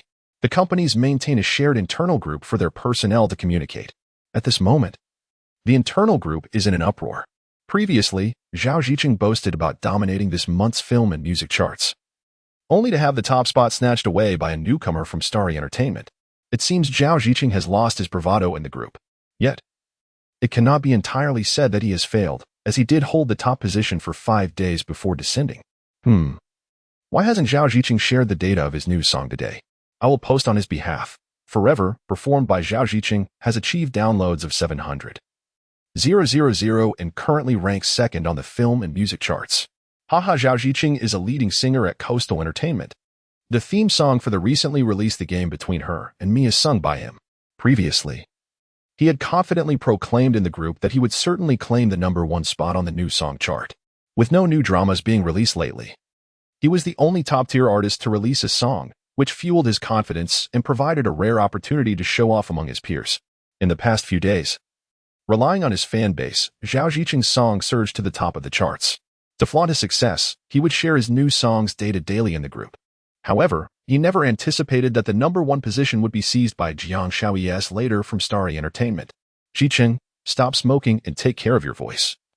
His manager, Wu Xian, gently reminded him, observing Zhao Ziqing's silence. Jia Wu, I've smoked 2 packs and still can't comprehend how a newcomer like Jiang Shaoyi could surpass me. Zhao Ziqing replied, his tone tinged with grievance. Had he known, he would have refrained from boasting. This was an immense embarrassment. There's nothing to be done. Later is simply outstanding.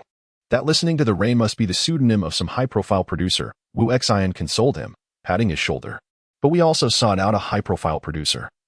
And I have a solid fan base. Zhao Ziqing lamented further. It's not a fair comparison. Later not only boasts exceptional quality, but also aligns perfectly with the film, enhancing its immersive experience compared to ours, Wu Xian sighed. One must admit, the synergy between Later and the movie at that time was indeed a match made in heaven. With the added element of immersion, it naturally resonates more profoundly with listeners. Finally, Zhao Ziqing extinguished his cigarette, resigning himself to bad luck. He pulled out his phone, seeing the group flooded with mockery directed at him, causing the corners of his eyes to twitch.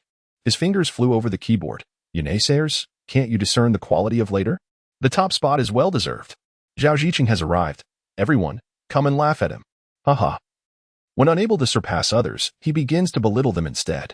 The star shines brightly. Come forth and showcase your prowess. Capable of bringing Zhao Ziqing to his knees, such occurrences are indeed rare.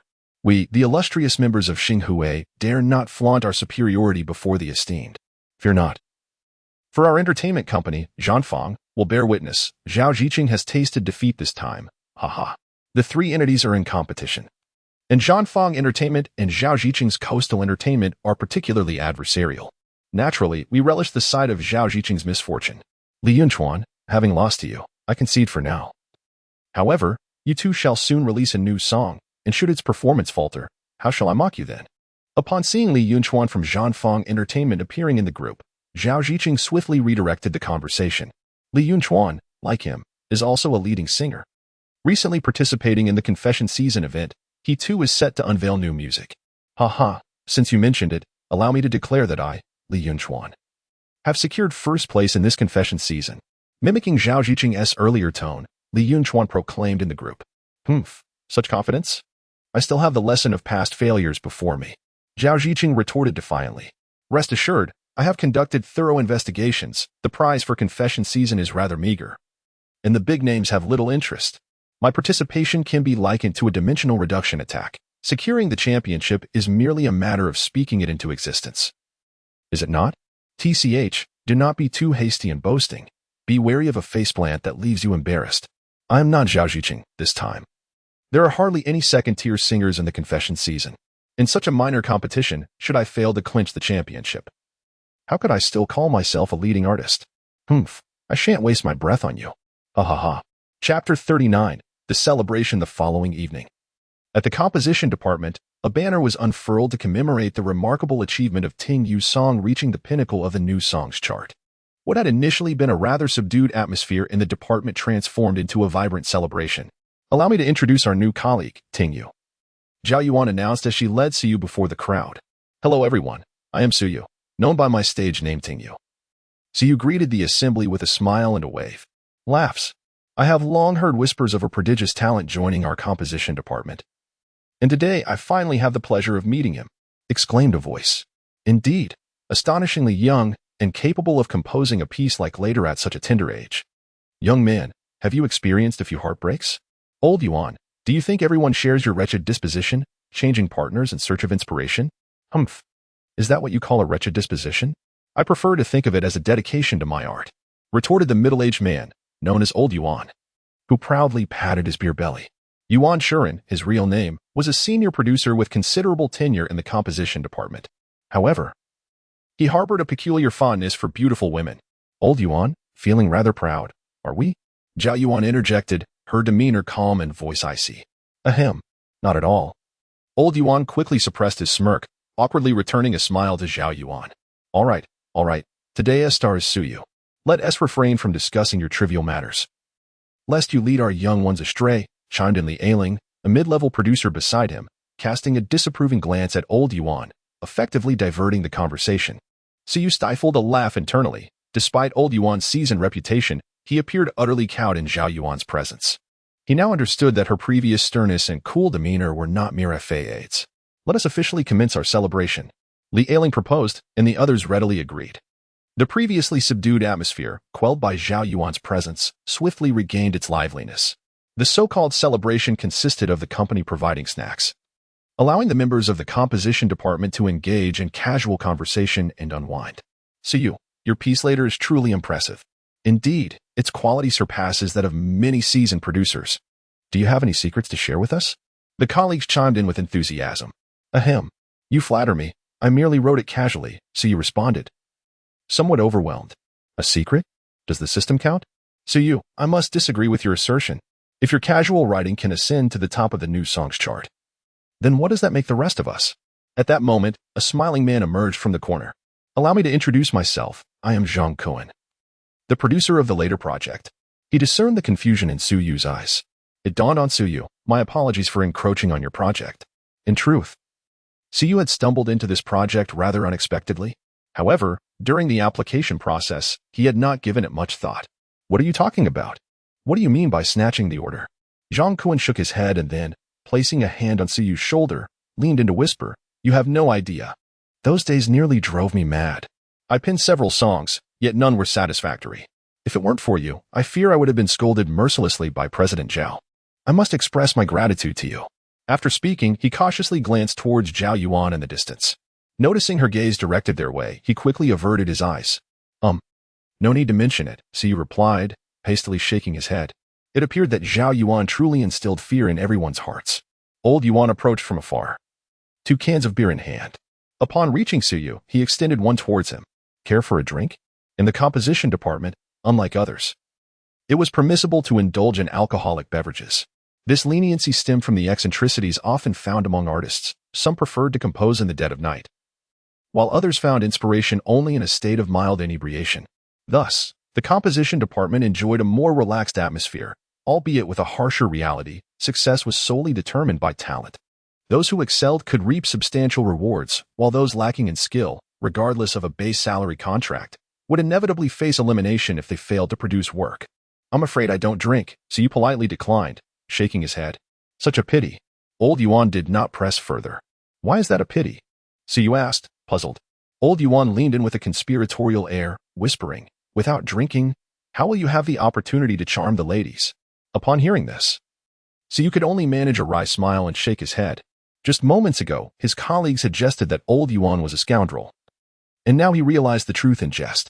In the distance, Zhao Yuan noticed Old Yuan conversing with Su Yu and quickly strode over.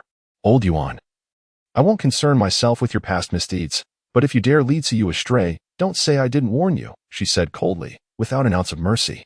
Ha, President Zhao, no need to be alarmed. I'm not that kind of person. I merely came to congratulate our esteemed contributor. Old Yuan's lewd expression vanished in an instant, replaced by a facade of righteousness. What esteemed contributor? Su Yu questioned, bewildered. Surely, winning first place did not equate to a title of honor. Old Yuan, taken aback, exclaimed, You mean you don't know? Considering you are new to the industry. It makes sense now. He then eagerly elaborated, The major entertainment companies in Shuangqing City are all discussing you. They are even speculating whether you are a pseudonym for a prominent producer.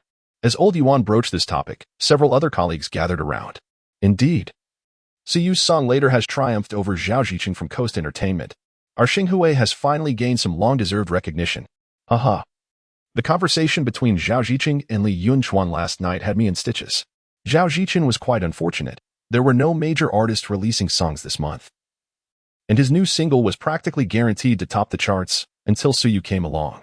Suyu struggled to comprehend their words. It seemed he had inadvertently usurped the first place from a leading artist. However, such matters were of little consequence to him. Suyu's primary concern lay solely in the benefits. The greater the success of later, the higher his earnings would rise. My parents have transferred 300,000. So there is no need for excessive concern at home. However, with just over a month until I meet my enchanting companion, I am acutely aware that romance differs fundamentally from online flirtation. Dating and gift-giving inevitably require financial resources. It would be quite unreasonable to expect the young lady to foot the bill for our meals. Yesterday, Li Yunchuan boasted in the chat, declaring himself the undisputed champion of the confession season. Do you think he might face a backlash? It seems unlikely, as the prize for this season is merely 1 million. And the participants are primarily newcomers. As a prominent singer, securing the top position should pose little challenge for him. Has anyone from our company entered the competition? When colleagues broached the subject of the confession season, an animated discussion ensued. Upon inquiring whether anyone from Xinghui was participating, we exchanged glances, met only with silence. This season's prize of 1 million would only attract the interest of novice producers. While there are indeed numerous junior producers at Xinghui, none would squander their time on a contest with an uncertain outcome. Typically, such prizes are claimed effortlessly by those who happen to have the time, the seasoned professionals. Yes, Zhao Yuan suddenly interjected during the silence. Everyone was momentarily taken aback before looking up at Zhao Yuan. Chapter 40. Lin Yanyu. I am infatuated with love. Who is this Zhao? Someone inquired. I have heard from the artist that a newcomer named Gong Jiren is set to debut. Could it be him? The seasoned Lao Yuan, well-versed in the company's affairs, nodded knowingly. Indeed, it is Gong Jiren, Zhao Yuan replied with an air of indifference. Participating in such minor competitions for debuting is certainly a commendable option. Lao Yuan agreed, noting that typically, the most effective path for newcomers to debut is through competitions. Some entertainment companies invest considerable resources to promote their newcomers in talent shows, as these platforms offer the best opportunities for a successful debut. Should one possess exceptional skills or striking looks, they can rapidly amass a following. However, not every newcomer is afforded such resources, which is why entertainment companies often enroll less critical newcomers in these smaller contests. Nevertheless, with Li Yunchuan being a top-tier artist, even if we were to compete, securing the championship would be out of reach. It is a pity if we were to clinch the title during the confession season. Our Starshine representatives would command much more respect in the group. Previously, the discussions in the group were dominated by Zhanfeng Entertainment and Han Entertainment, with Starshine individuals merely lurking in the shadows. However, after Su Yu's song later outperformed Zhao Ziqing of Han Entertainment, the Starshine team experienced a well-deserved moment of triumph. Should we manage to seize the championship from Li Yunchuan this time, it would mark a significant defeat for the two major entertainment companies in Shuangqing City. The Starshine team would relish the victory even more. Lao Yuan suddenly grew intrigued and asked Zhao Yuan with a smile, by the way, who penned the song for this competition? As a producer, his primary concern was the songwriter. Upon hearing Lao Yuan's inquiry, everyone's curious gaze turned towards Zhao Yuan. The frosty demeanor she had maintained vanished, replaced by a subtle smile as her eyes scanned the room, finally resting on Suyu. Ah, it is him again. What? It's Suyu again? The crowd momentarily faltered in understanding. Being industry insiders, they were acutely aware that songwriting requires a significant amount of time. Yet, Suyu had only recently released a song, and now he was to unveil another. Zhao Yuan, you must be joking. Lao Yuan expressed his astonishment. Do I seem like someone who jokes around? Zhao Yuan replied coolly before turning on her heel and departing. Once she left, the office buzzed with renewed energy, and colleagues from afar began to gather around. Suyu, are you really releasing another song? You, incredible as ever. Your pace of songwriting leaves us all in the dust. If you manage to snatch the championship from Li Yunchuan, they chuckled, then we can truly boast in the group. Faced with their flattery, Suyu felt a bit bashful. He scratched his head and humbly remarked, don't get your hopes up too high. He is a top-tier artist. Upon hearing his words, the others nodded in agreement. Although both Li Yunchuan and Zhao Ziqing were top artists, Li Yunchuan had debuted earlier and boasted a significantly larger fan base than Zhao Ziqing. To seize the championship from him indeed poses a considerable challenge. Suyu's song later has soared in popularity, not only due to its exceptional quality but also significantly influenced by the film's acclaim, alongside Zhao Yuan's generous promotional efforts. However, this season of confessions is different. Without a solid fanbase, it is all too easy to be lost amidst the multitude of competing works in the early stages. Alright, let's not burden you with pressure. Indeed, his achievements in such a nascent stage of his career are already remarkable. I vaguely recall that when I first entered the industry, my songs went unheeded, even when offered for free. In the girls' dormitory, Lin Yinyu is on the phone with her manager. Yinyu, have you been getting close to a boy from school lately? Li Fang inquired tentatively. Are you referring to Suyu? I have indeed been spending a lot of time with him recently, Lin Yinyu replied, a smile unconsciously gracing her lips at the thought of Suyu. She mused that it was time to devise an excuse to meet him again. Yinyu, it's not that I'm meddling in your personal affairs, but you've only just debuted, and this is the crucial period for your career. Li Fang began, only to be interrupted by Lin Yinyu. Sister Fang, I will not sacrifice my love for my career. Before Li Fang could elaborate, Lin Yinyu cut her off. While others might adopt a single persona to enhance fan engagement, Lin Yinyu would not follow suit. To her, the essence of a singer lies in their work and talent. She is willing to rise early for vocal training or spend hours on the treadmill to improve her lung capacity. Yet she will not forsake Siyu for the sake of so-called husband fans. In her heart, Siyu will always take precedence, she yearns to declare to the world. Siyu is my boyfriend, Lin Yinyu. I didn't mean it that way. I merely think we should take things slow and wait until you are more stable before going public. Your relationship with Siyu nearly trended on Weibo, fortunately. I managed to suppress it. At this critical juncture, if your scandal breaks, how will we compete with Zhang Tingting? Li Fang explained earnestly, understanding Lin Yinyu's temperament. As her manager, Li Fang recognized that Lin Yinyu is unlike most artists. If she wished to gain fame, she could simply speak to her father, Lin Xiaoyang, and be showered with resources. As one of the largest entertainment companies in Huaghua, it is relatively easy to elevate someone to stardom. Nevertheless, Lin Yinyu has chosen to forge her own path, refusing to leverage her father's resources, which clearly reflects her self-regard. However, given the current circumstances, Lin Yinyu is determined to secure the championship. Any scandal would undoubtedly diminish her fan votes, placing her at a disadvantage. Sister Fang, you needn't counsel me. If winning the championship means I must forsake Siyu, then I would rather not win at all, Lin Yinyu asserted with unwavering conviction. She firmly believes that her efforts are no less than Zhang Tingting's, and her talent is equally formidable. The outcome remains uncertain. In a singing competition, it is the voice that must ultimately prevail. Love-struck? I, Lin Yinyu, am indeed a romantic at heart, enamored with Suyu. What I desire are fans who appreciate my work, rather than those who are merely enamored with me as an individual. Thus, if those fans choose to depart, I shall feel no sorrow. Very well, I shall endeavor to suppress the news. Li Fang sighed helplessly. She understood that there was little more she could do. Suddenly, she found herself exceedingly curious about Suyu. What remarkable qualities must he possess to inspire such devotion in Lin Yinyu? After ending the call, Lin Yinyu reached out to Jiang Shaoyi once more. Shaoyi, have you inquired about teacher Dingyu as I requested? Several days had passed, and Jiang Shaoyi had yet to respond. Time was running short. Oh, I apologize. I've been caught up in events these past few days and completely forgot about it. I will seek him out as soon as I return to Shuangqing City tomorrow. Jiang Shaoyi initially paused, then quickly offered her apologies. With her new song gaining popularity and the necessity to collaborate with the production team for promotions, she had been perpetually on the move. All right then. Thank you. When you return, I shall treat you to a meal. Higi, sounds good. Chapter 41. Wishing for Brother Young to call me Dad. Perhaps in the next lifetime the following noon, Siyu was roused from his slumber by the incessant ringing of his alarm. Have you eaten yet, dog? As he grasped his phone, a message from the little fairy arrived. Not yet. Just woke up. It's already noon, and you're still asleep. You seem a bit worn out lately.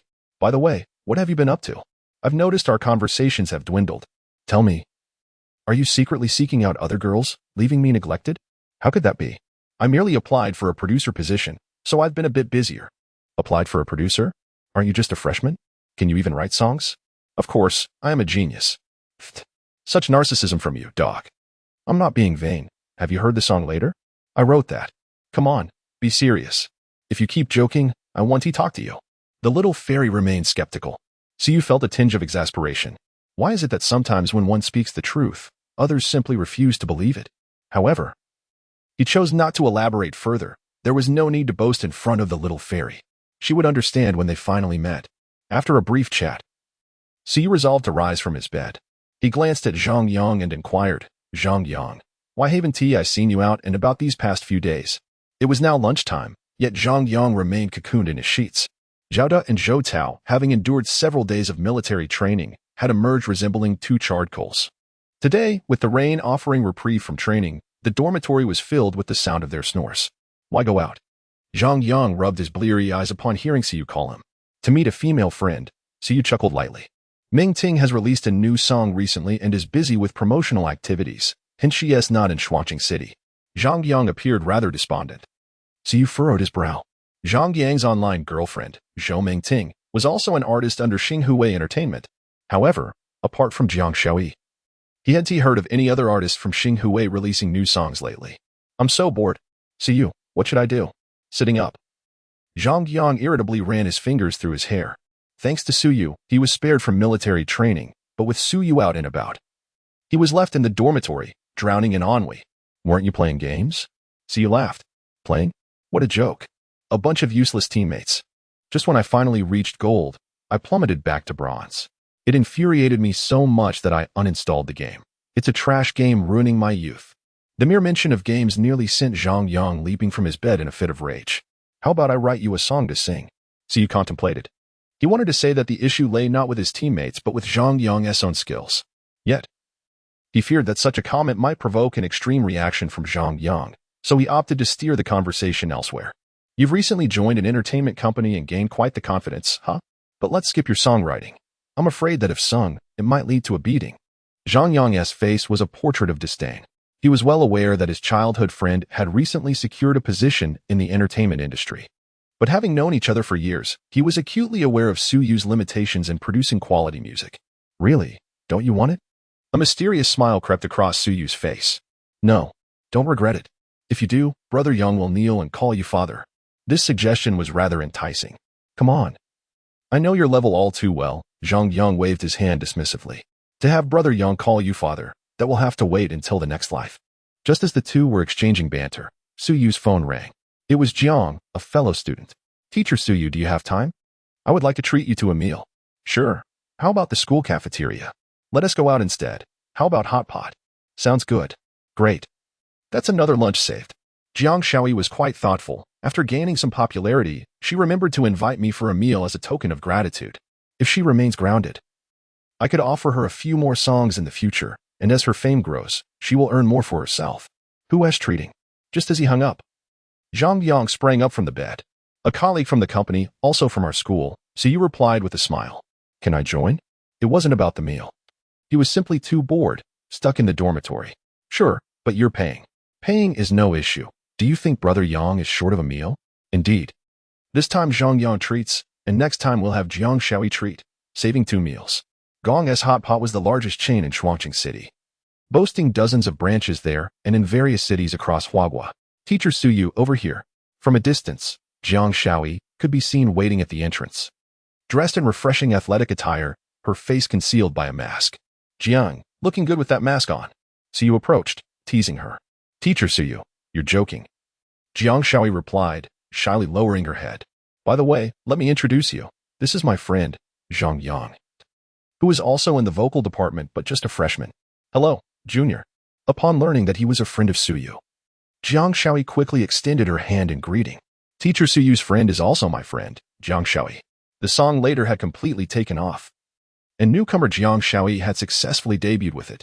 She now boasted over 500,000 followers on Weibo, and the numbers were still climbing. Recently, she had been promoting with the production team, greatly increasing her exposure and marking her as a rising star.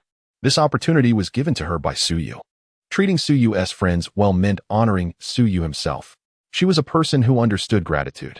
Are you, Jiang Shaoyi? Zhang Yang exclaimed in astonishment. Wow, isn't this the recently popular Jiang Shaoyi, the new goddess of Qing University and the singer of later? Speaking of which, Zhang Yang's ringtone was still that very song. What are you standing there for? The lady has extended her hand. Suyu reminded him with a chuckle. I'm so sorry. I was just surprised. Senior, hello. I'm Zhang Yang, Zhang from Zhangfei, and Yang from, the flying in Fei Yang. Zhang Yang first slapped himself, then grasped Jiang Shaoyi's hand tightly, his anxiety causing his hand to tremble slightly. However, He was aware of the appropriate boundaries and released her hand after a brief moment. Standing there feeling somewhat awkward. What on earth is happening today? Why am I stuttering in front of my senior? Hiki. Teacher Suyu. Shall we go in and chat while we eat? Jiang Shaoi giggled, amused by Zhang Yang's antics. This person is truly entertaining. Let us go, Suyu nodded in agreement. To avoid disturbance, Jiang Shaoi had reserved a private room. Once everyone was seated, the waiter brought in the hot pot base and dipping sauce. Since it's inconvenient for you to go out, I'll get the condiments for you.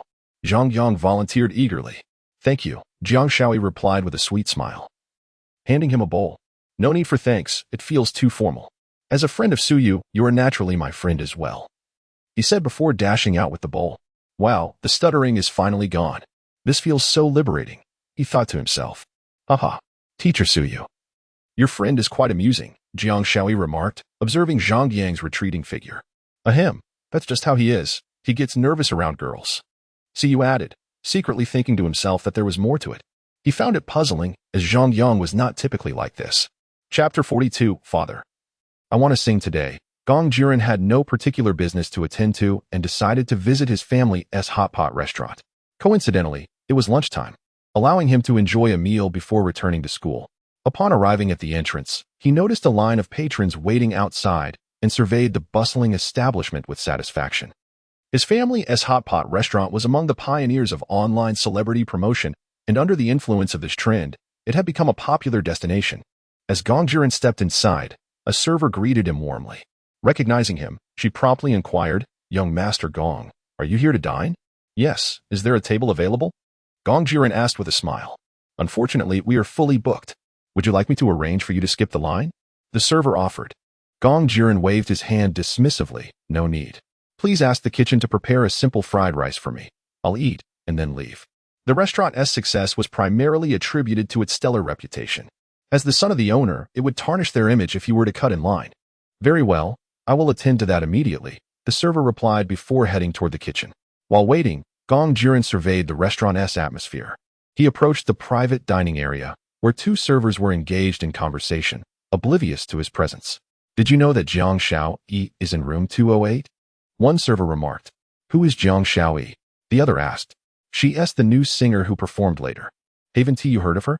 Oh, it's her. Of course. I've heard it. That song is so popular. My boyfriend and I went to the movies and teared up when we heard it. Indeed. The same happened during our screening. Once it ended, none of the audience left. Should we ask her for an autograph? Not right now. Let us wait until she finishes her meal. That guy with her is quite handsome. I wonder if he is a celebrity.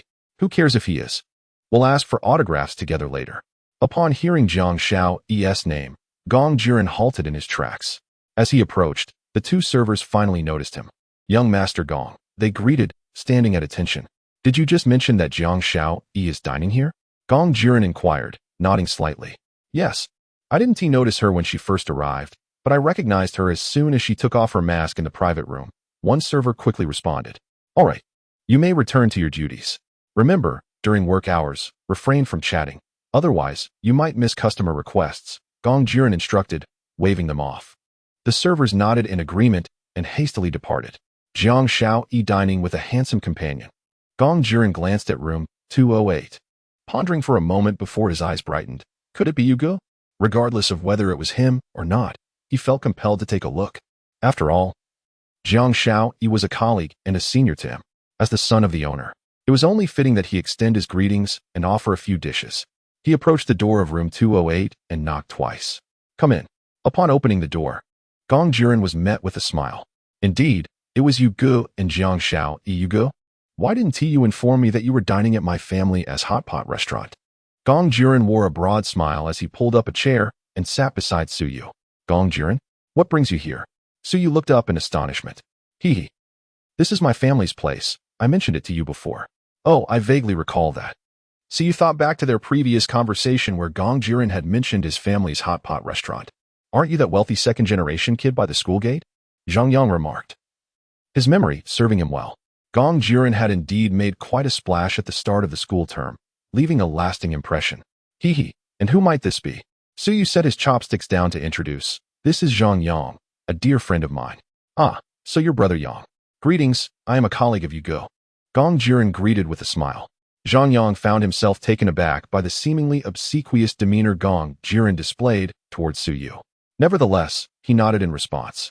He suddenly felt that since the beginning of the semester, he had found it increasingly difficult to decipher Su Yu, someone he had known since childhood. Su Yu, what on earth have you been up to behind my back? He leaned in closer to Su Yu, whispering, "What's the matter?" Su Yu replied, looking bewildered. "Why do I sense that everyone seems to be trying to curry favor with you?" Zhang Yang finally pinpointed the issue. Indeed, whether it was Jiang Shaoyi or Gong Jiren, their attitudes towards Su Yu were excessively cordial, giving him an inkling of flattery. Especially Gong Jiren, whose expression could only be described as sycophantic. "Oh, perhaps it's because I've written songs for them," Su Yu said, savoring a piece of tripe and licking his lips in satisfaction. "I must say, tripe is the eternal delight of hot pot. You've only been at the company for a few days and already written 2 songs?" Zhang Yang exclaimed. "Well, to be precise, I'm more of a conduit. The songs are from the system, which is mine, so rounding it off, it's reasonable to say I've written them." "Impressive. Brother Yang certainly underestimated you." Zhang Yang, a student in the vocal department, recognized the significance of music production. A music producer writing a song a month is already commendable. And here Su Yu had produced 2 in just a few days. Could it be that this lad is truly a prodigy? However, no matter how gifted he was still a novice. What sort of remarkable songs could he possibly compose? While Zhang Yang's thoughts wandered, Gong Jiren and Jiang Shaoyi exchanged pleasantries. After a brief conversation, he waved his hand grandly, decisively covering the bill for Su Yu and his companions, thereby winning the camaraderie of Zhang Yang, who should have paid. In no time, the two were shoulder to shoulder, calling each other brothers. Once everyone had eaten their fill, Jiang Shaoyi called out to Su Yu, "Teacher Su, there's something I need to discuss with you." "What is it?" Su Yu asked, turning to face her while sipping on yogurt. Indeed, Gong Jiren had shown thoughtfulness by ordering yogurt for them after their meal. Given his frail constitution, indulging in too much spicy food today necessitated something soothing for his stomach. "A few days ago, Lin Yinyu came to see me." Jiang Shaoyi pondered for a moment before continuing. "She wants you to help her write a song, and I was wondering if you might be interested." "She approached me for a song?" Su Yu replied, astonished. Lin Yinyu, as an idol singer, swiftly rose to prominence online shortly after her debut. She is now regarded as a second-tier artist, so it should not be difficult for her to find someone to write songs for her. How did it come to her attention? It was only after she heard the song later that she approached me to inquire about your situation.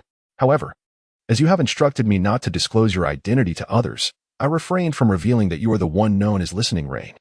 Let us do this. You should inform her to seek out General Zhao at Xinghui and express her requirements directly to him." Su Yu nodded in agreement. He considered Lin Yinyu a friend, and he would certainly assist a friend in need. It was not surprising to Jiang Shaoyi that Su Yu agreed. She was aware that there were some secrets between Su Yu and Lin Yinyu, and although she was curious, she did not dare to pry. "What? You are Listening Rain?" Zhang Yang, who was nearby using a toothpick, was so startled by the revelation that he poked his gum too hard, causing him to wince and take a sharp breath. Listening Rain? Su Yu was, in fact, Listening Rain? It dawned on him that when Su Yu mentioned writing a song for Jiang Shaoyi, he was referring to later. He adored that song and had set it as his ringtone the moment it was released. If someone else claimed that Su Yu was Listening Rain, he would have found it hard to believe, but hearing it from the original artist transformed the situation entirely. He had no choice but to accept this newfound truth. "Indeed. Did I not mention it to you?" Su Yu, seeing Zhang Yang's agitation, shrugged innocently. "What nonsense! When did you ever say that?" Zhang Yang was on the verge of losing his composure. Such significant news, and he had not been informed. "Oh, I must have forgotten." "Forgotten?" Zhang Yang exclaimed, nearly choking on his own incredulity. How could one forget such a monumental matter? If he had achieved such success, he would have been inclined to proclaim it from the rooftops. The audacity of Su Yu to remain silent about such an impressive feat was incomprehensible. "No. I want a song. Write me one." Just recently, he had been the one insisting that Su Yu kneel and call him daddy for a song. "What's that? What daddy? Call who daddy? If you're going to play coy, then we have nothing to discuss." Zhang Yang, ever adaptable, decided to go along with it. "Fine. I'll call you daddy. I want a song." All right. But I believe it was mentioned you should kneel. Write me a song. I demand a song." Cough, calm down. I will write it immediately. Chapter 43. The Cost of Custom Songs Upon Returning from the Hot Pot Restaurant. Zhang Yang remained immersed in the astonishment that Su Yu was indeed the talented artist known as Listening to the Rain. However, his heart brimmed more with joy than shock. My brother is a creative genius. This alone is enough for him to boast for a lifetime. Furthermore, with Su Yu's ability to compose such remarkable songs, he is bound to earn substantial wealth. Zhang Yang, well aware of Su Yu's family circumstances, felt genuine happiness for him. Although Zhang Yang appeared carefree on the surface, he possessed a meticulous sensibility.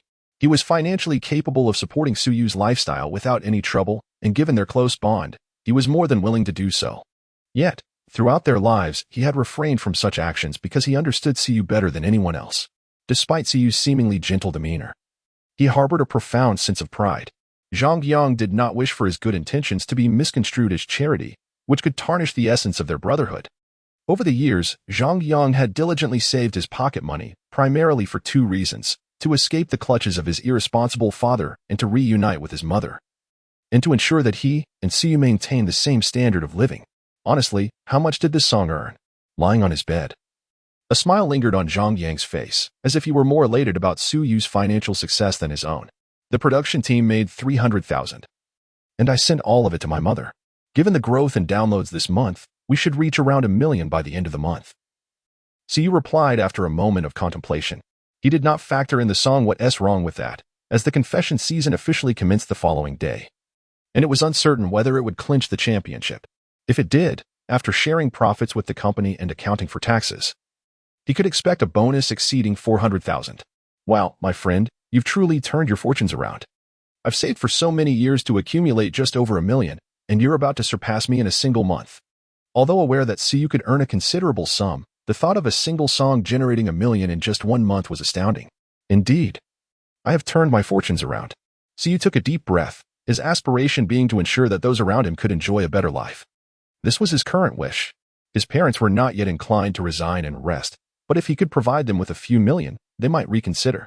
Though they had not expressed their concerns, Su Yu understood they were merely worried about having no funds for treatment after leaving their jobs. Honestly, if you wish to pursue singing, you could come to Xinghui. I assure you, I can help you become an idol singer. Su Yu had always perceived Zhang Yang as a carefree character, somewhat unreliable.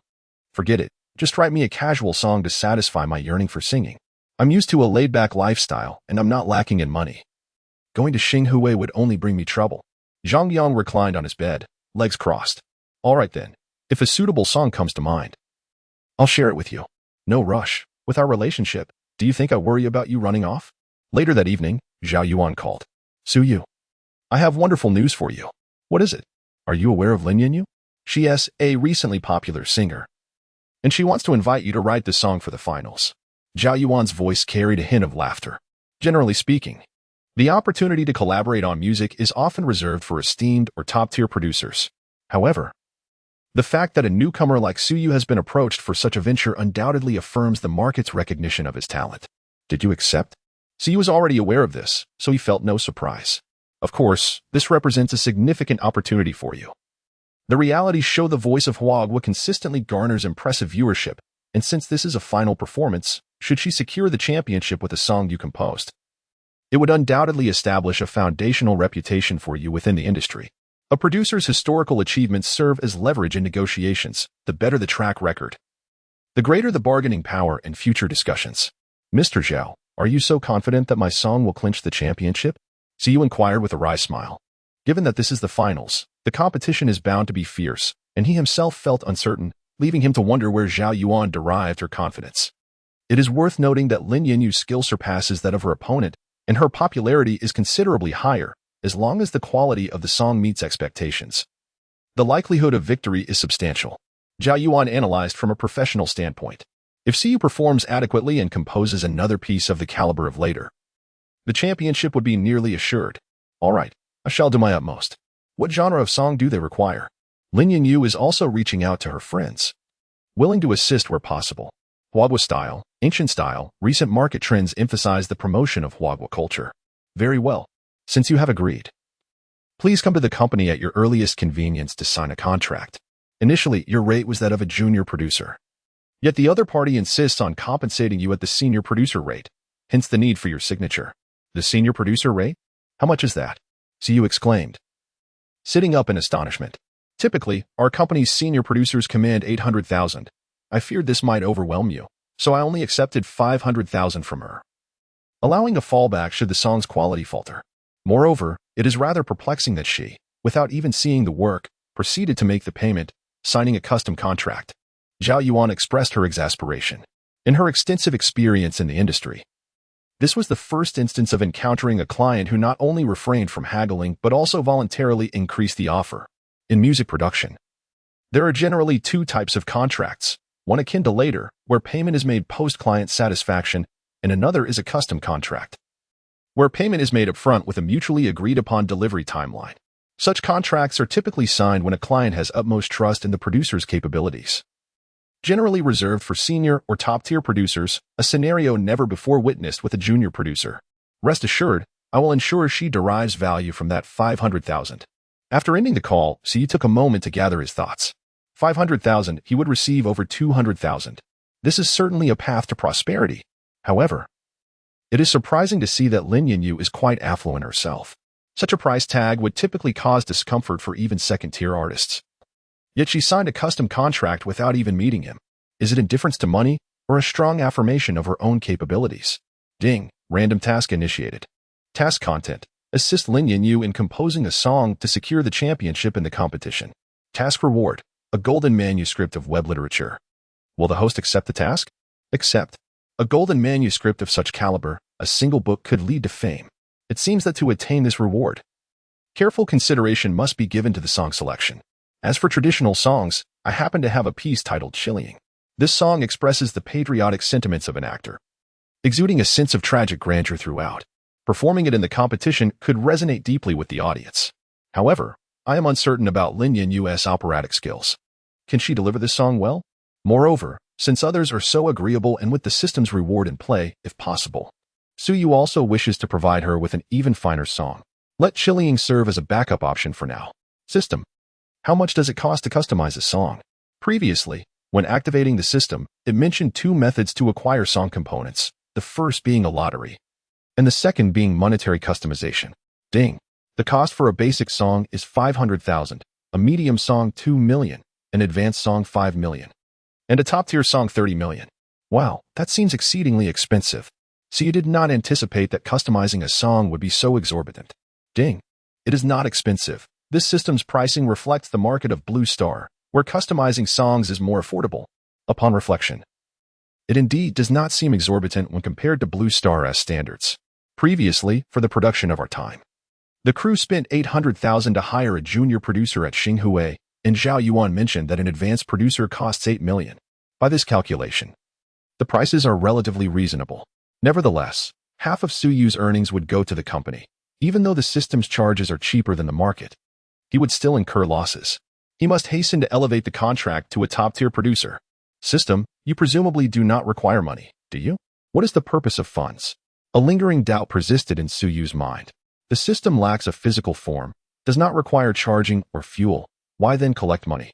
This system aids the host in becoming a perfect artist, and the funds collected are donated to charitable organizations in the host's name. If that is the case, the system is indeed commendable. This money is utilized for altruistic endeavors under one's own name, a truly positive undertaking. Very well.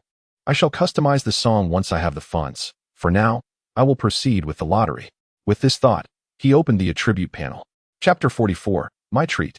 Zhang Yang pays host. Su Yu age, 18 constitution, 30, normal 50, reputation, 1 million, accumulated reputation 1.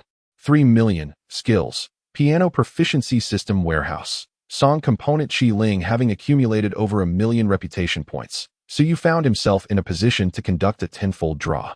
His constitution had increased by 10 points due to the rise in reputation, which explained his recent absence of hypoglycemic episodes.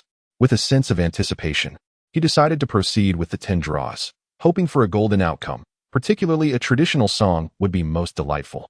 The tenfold draw was certain to yield gold. He currently lacked the funds for customizations, so if the draw did not yield a traditional piece, he would have to rely on Chiling gritting his teeth. He confirmed the 10 draws. The luminous orbs within the prize pool began to swirl slowly. Su Yu held his breath, awaiting the results. A series of sounds erupted as the 10 luminous orbs burst open. Su Yu's heart sank as he noted that most of the orbs were white, an indication of disappointing results. Thank you for participating. Thank you for participating. A barrage of thank you for participating flashed before him, leaving Suyu feeling despondent. His unfortunate luck seemed ill-suited for lotteries. Beep. Congratulations to the host for drawing a purple quality prize. Song component late marriage. Congratulations to the host for drawing a green quality prize. Beginner composition skill. Congratulations to the host for drawing a green quality prize. Beginner composition skill. Beep. Congratulations to the host for drawing a blue quality prize. Song component never losing contact love. Beep. The host's tenfold draw rewards a golden quality prize. Song component blue and white porcelain. To his astonishment, it was blue and white porcelain. Suyu felt exhilarated. The ups and downs of life arrived too swiftly.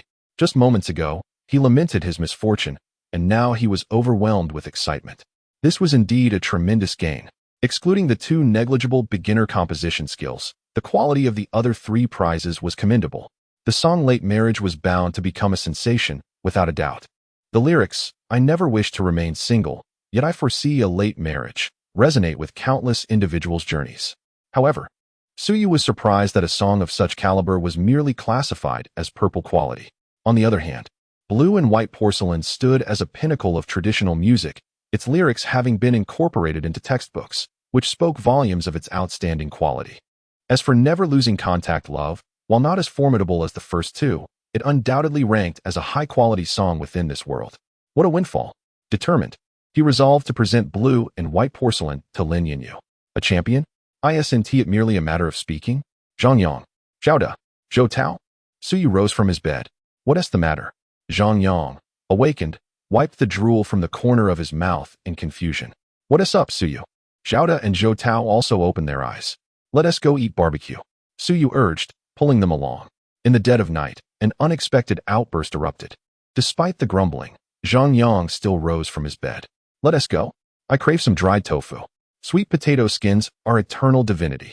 Upon hearing the promise of food, Zhao and his companion instantly perked up.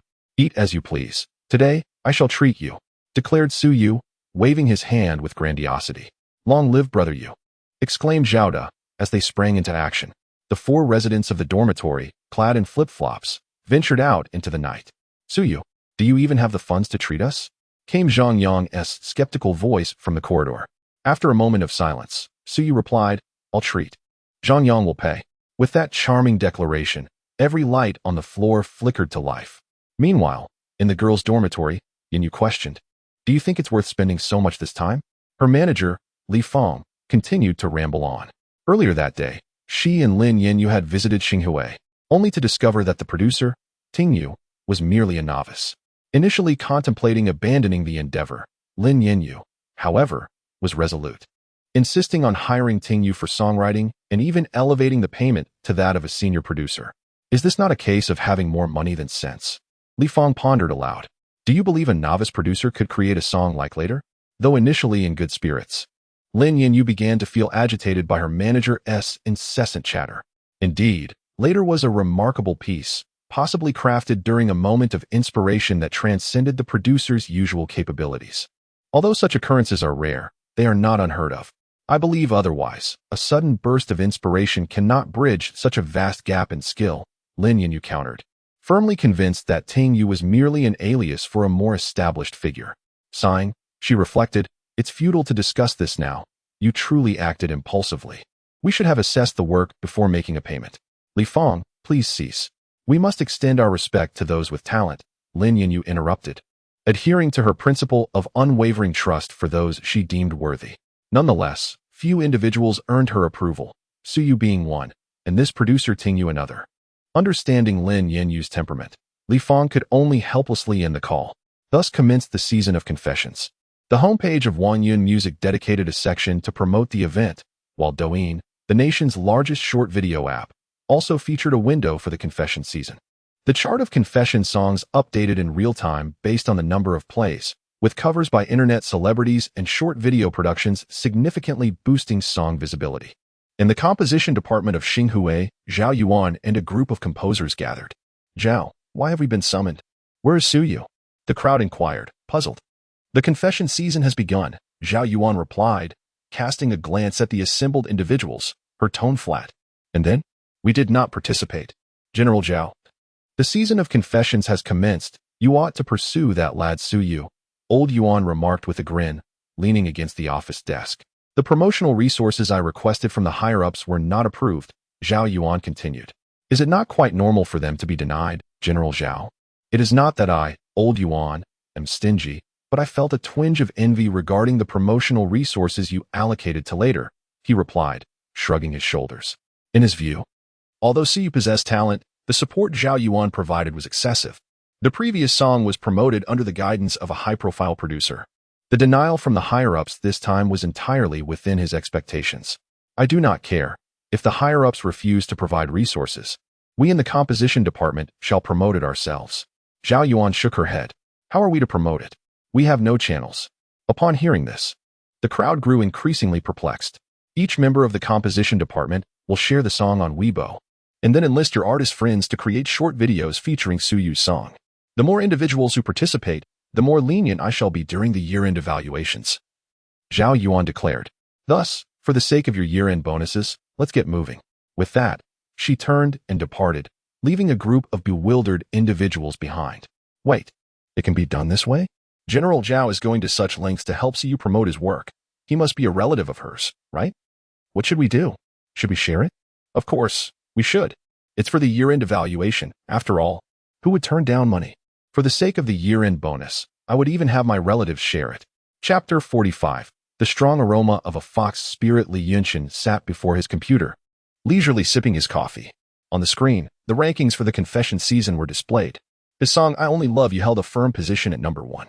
Within merely 2 hours, it had already amassed 500,000 plays, and this figure continued to escalate rapidly.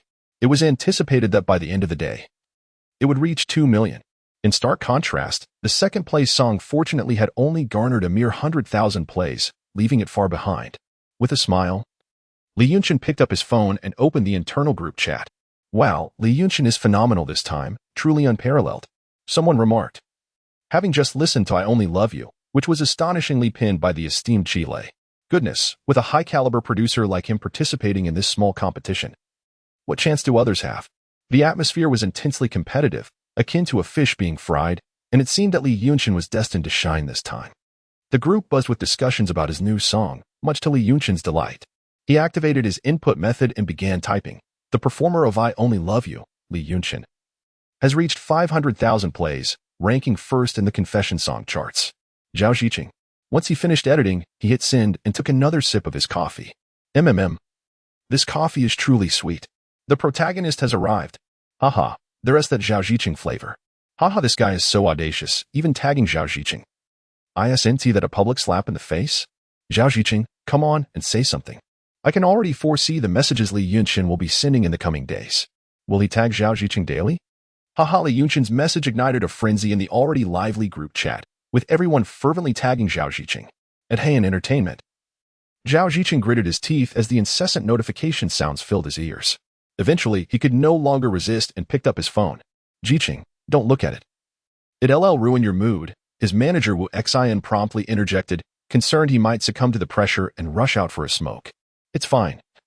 I can handle it, he replied, brushing her hand aside before diving into the internal group chat. He quickly scrolled through the messages, his expression darkening. Don't celebrate too soon. The competition has only just begun. Be careful not to get slapped in the face for showing off. Unable to contain his frustration, he replied. Slapped in the face? Don't be ridiculous. With me, Li Yunshin singing and Chiling composing, how could I possibly lose in such a trivial contest? Once I claim the Champion S prize, let us meet at our Heian Entertainment for a chat. I'll treat you to coffee. I must say, our company S coffee is remarkably sweet.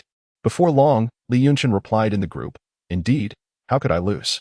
With this lineup, even in large competitions, we could secure a commendable position.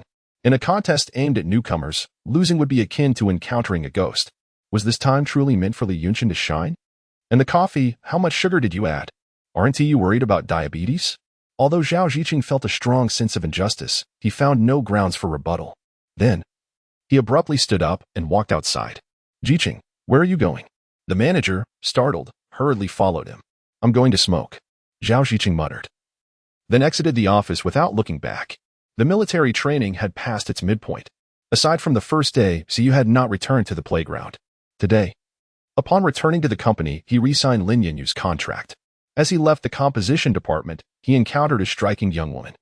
She wore a fitted white t-shirt that was slightly short, exposing her midriff, paired with a black pleated miniskirt that accentuated her shapely legs clad in sheer black stockings. Most captivating was the rose tattoo on the back of her hand. "Are you Suyu?" she asked, studying him with uncertainty. Her voice carried an unsettlingly high pitch. Suyu nodded. "And you are?" He was certain he had never met this girl before. "My name is Zhou Mingding," she said with a light laugh. "Oh, you must be Zhang Yang's online girlfriend," he remarked, recalling Zhang Yang's previous mention of her working at the same company. He was surprised to meet her today. "Yes. I was chatting with Zhang Yang yesterday, and he mentioned his brother is our company's teacher Tingyu. I thought he was joking, but it seems it's true." Zhou Mingting replied with a sweet smile. "Huh. I knew the kid couldn't keep a secret," Suyu sighed helplessly. Zhang Yang had a penchant for boasting. "Suyu, it's just about mealtime. How about we grab a bite?" "My treat?" Zhou Mingting glanced at her phone before smilingly inviting him. "Never mind. I have something to attend to later," Suyu initially hesitated but then declined. "Having a meal won't take much time. Everyone in our artist department wants to collaborate with a genius producer like you. Surely, you won't mind if I try to get close through connections?" Zhou Mingting's eyes narrowed playfully as she covered her mouth with a light laugh. Her words were measured, expressing her desires without causing offense. Leveraging her connection with Zhang Yang made it difficult for Suyu to refuse. Just as Suyu felt cornered, a familiar figure approached from afar. "Suyu, what are you doing here?" Lin Yanyu had just returned from the agency and spotted Suyu from a distance. "I came to sign a contract," Suyu replied, astonished at the coincidence of encountering her outside. Lin Yanyu nodded, her gaze sweeping over Suyu and Zhou Mingting. Then, she linked her arm with Suyu's. "Did you not promise to have a meal with me?" "Let us go," she pouted playfully, her demeanor particularly endearing. "All right." Suyu paused, realizing Lin Yanyu was winking at him, and he quickly understood. He turned to Zhou Mingting apologetically, saying, "I'm sorry, I've already made plans. Next time, I'll treat you and Zhang Yang to a meal." "Okay. Then I want to put you in a difficult position." Zhou Mingting cast a deep glance at Lin Yanyu before smiling and waving at Suyu, then turning to walk towards the company. Watching her retreating figure, Suyu finally let out a sigh of relief. At that moment, Lin Yanyu leaned closer to Suyu, her delicate nose wrinkling as she sniffed the air. "What are you doing?" Suyu stepped back a couple of paces. "Is there something odd about me?" "It's Shun TB. I just showered this morning." A strong scent of a vixen lingers. Lin Yanyu pinched her nose, waving her small hand in disdain. "What nonsense. She is Zhang Yang's girlfriend. Don't speak carelessly." Suyu shot her an irritated glance. "Then why were you so close to her?" Lin Yanyu took a step forward, gesturing between herself and Suyu, tilting her head as she scrutinized him. "We just happened to run into each other." Suyu began to explain, but suddenly realized why he felt compelled to clarify this to Lin Yanyu. "Why should I even explain myself to you?" With hands on her hips, Lin Yanyu lifted her chin and huffed. "TCH, who cares to hear your explanations? I'm merely informing you that you have a girlfriend. Don't get too close to other women." This rascal, in just a brief moment apart, had already entangled himself with the temptress. It was truly worrisome. "Oh, fine." Suyu nodded, taking a couple of steps back. "What are you doing?" Lin Yanyu was taken aback. "Don't get too close to other women." Suyu struggled to suppress a laugh. I meant don't get too close to other vixens. I am not a vixen." Lin Yanyu stomped her foot in anger. "Oh, if only you were clearer." Just then, Suyu stumbled slightly and nearly fell. "What is wrong with you?" Lin Yanyu rushed forward to steady him, her pretty face filled with concern. "It's nothing, just a dip in blood sugar." Suyu vigorously shook his head to dispel the dizziness clouding his mind. "You fool, standing in the sun with such a poor constitution. Here, eat this." Lin Yanyu grumbled as she pulled a piece of candy from her bag, unwrapped it, and popped it into his mouth. Then, she shifted her position to shield him from the sunlight, fanning his face with her hand. The gentle breeze from her hand was fragrant and delightful. Suyu looked up. Backlit by the sun, Lin Yanyu seemed to radiate a celestial glow, her beauty breathtaking, leaving him momentarily entranced. Why are you looking at me? How did you have candy, especially my favorite matcha flavor? It's rare for anyone to choose that." Snapping back to reality, Suyu quickly averted his gaze, savoring the sweetness in his mouth as he queried in confusion. "I like candy too. I just bought it without checking the flavor." Lin Yanyu's cheeks flushed.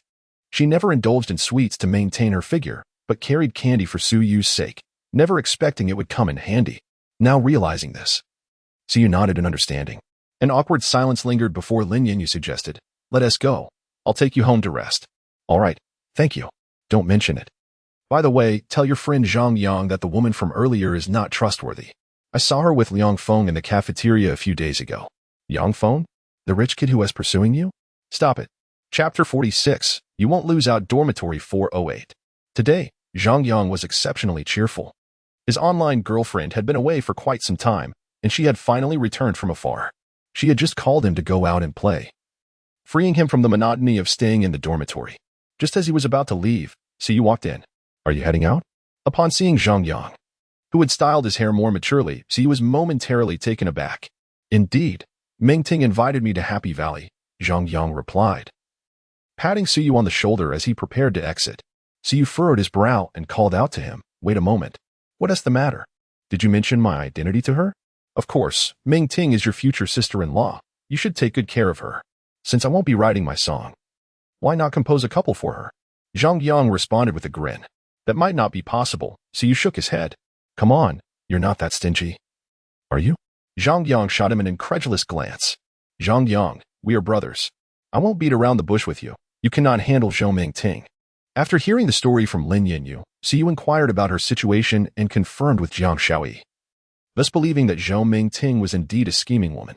Just a few days ago, Lin Yinyu and the others had seen Zhou Mingting being very intimate with Liang Feng from their school. Not wanting Zhang Yang to fall too deeply, Siyu chose to be straightforward. Their bond did not require such concealment. Zhang Yang stood there, momentarily stunned, his face a mask of disbelief. Siyu, are you certain? After a long pause, he regained his composure. I haven't seen it with my own eyes, but Lin Yinyu and Jiang Shaoyi wouldn't lie to me. Siyu reasoned, feeling that such matters were not typically spoken of frivolously. So, does that mean Yanggu has been betrayed? The corners of Zhang Yang's eyes twitched involuntarily. He never expected such a situation. He had been earnest in his feelings towards Zhou Mingting. Due to his family background, he harbored a deep resentment towards his father, Zhang Li, and had aspired to be a good man. He never anticipated that his first romantic experience would turn out this way. Perhaps not. You should clarify the situation. It's best to ascertain the truth. There might be some misunderstanding. Siyu believed it prudent to get to the bottom of it. If his assumptions were incorrect and Zhang Yang's relationship suffered because of it, he would be too ashamed to face him. All right, I will investigate. This is Yang Guo's first love. Zhang Yang nodded, then turned and dashed out of the dormitory. At the entrance of Happy Valley, Zhou Mingting held a cup of milk tea, scanning the area. Dressed rather lightly, she attracted glances from numerous passing young men, which she noticed without concern, feeling a sense of pride instead. Zhang Yang, over here. Spotting Zhang Yang approaching her from a distance, Zhou Mingting waved her hand enthusiastically. Have you been waiting long? Zhang Yang smiled as he joined her. No, I just arrived as well. Here, your milk tea. Zhou Mingting handed him the drink. Taking it. Zhang Yang smiled at her. Mingting, let us find a nice place to chat. Zhou Mingting was momentarily taken aback, but soon nodded. All right. The sun blazed down during the sweltering summer, and there were not many people at Happy Valley. Zhou Mingting walked alongside Zhang Yang, who held a sunshade in one hand and a milk tea in the other. The sunlight slanted onto Zhou Mingting, prompting Zhang Yang to tilt the sunshade towards her to shield her from the harsh rays. However, he paid no mind to the sweat soaking his back from the relentless sun. As they strolled, they soon arrived at a pavilion and took a seat. Zhang Yang. What's wrong? Zhou Mingting noticed his unusual demeanor. In their previous encounters, he was always quite talkative. Today, however, he seemed unusually silent. You didn't go out of town a few days ago, did you? Were you with Yang Feng? Zhang Yang took a deep breath. He had pondered much on the way here.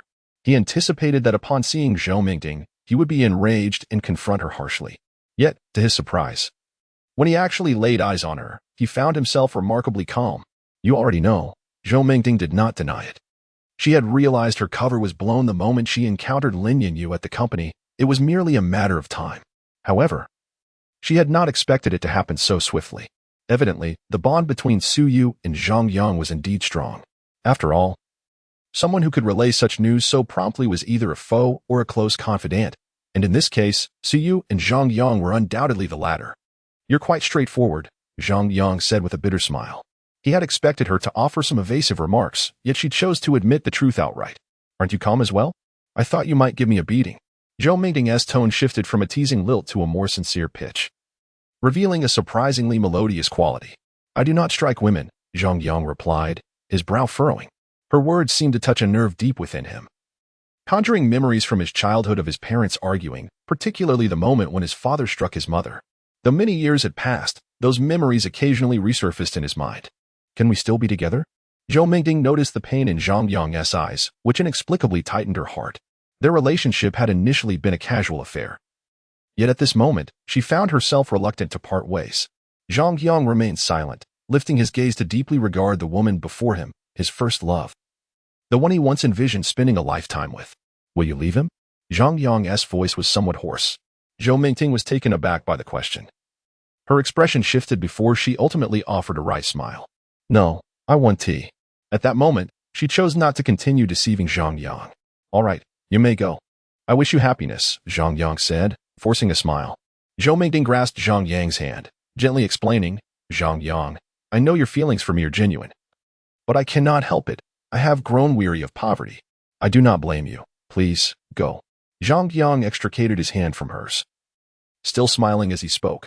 He was being honest. He truly did not harbor resentment towards her and had no desire to hear her justifications. Zhou Mingting's words were cut short as she cast a deep glance at Zhang Yang, sighed softly, and turned to leave. Having taken but 2 steps, she suddenly turned back. Zhang Yang, I know you are a good person. I am sorry for not cherishing what we had. Perhaps you could consider it from another perspective, view me as Liang Feng's girlfriend. In that case, you would not be at a loss. For I was already his girlfriend before our relationship began. With a sigh, she vanished into the throng. If Zhang Yang were wealthier than Liang Feng, she might have chosen him. Yet, the reality is that Liang Feng's wealth far surpasses Zhang Yang's, rendering any comparison futile. Such a notion is indeed peculiar. Zhang Yang stared blankly ahead, a smile fixed upon his face. Am I truly at a loss? Yet, I have invested my genuine feelings. As Zhou Mingting disappeared, Zhang Yang's eyes instantly turned red.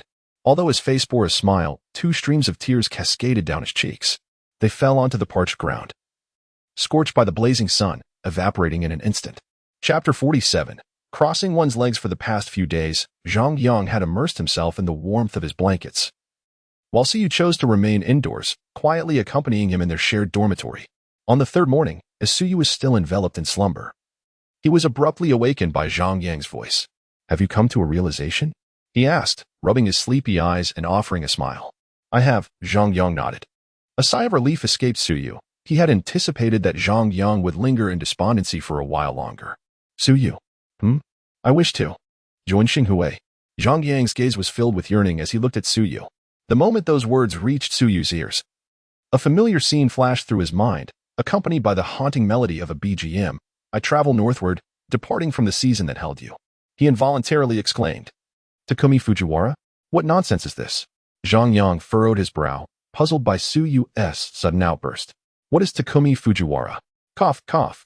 Your aura just now was strikingly reminiscent of the male lead in a film I once watched. Suyu awkwardly cleared his throat. Ah, so he was also betrayed? Yes. He is a racer who, after experiencing betrayal, joined a racing team. And then?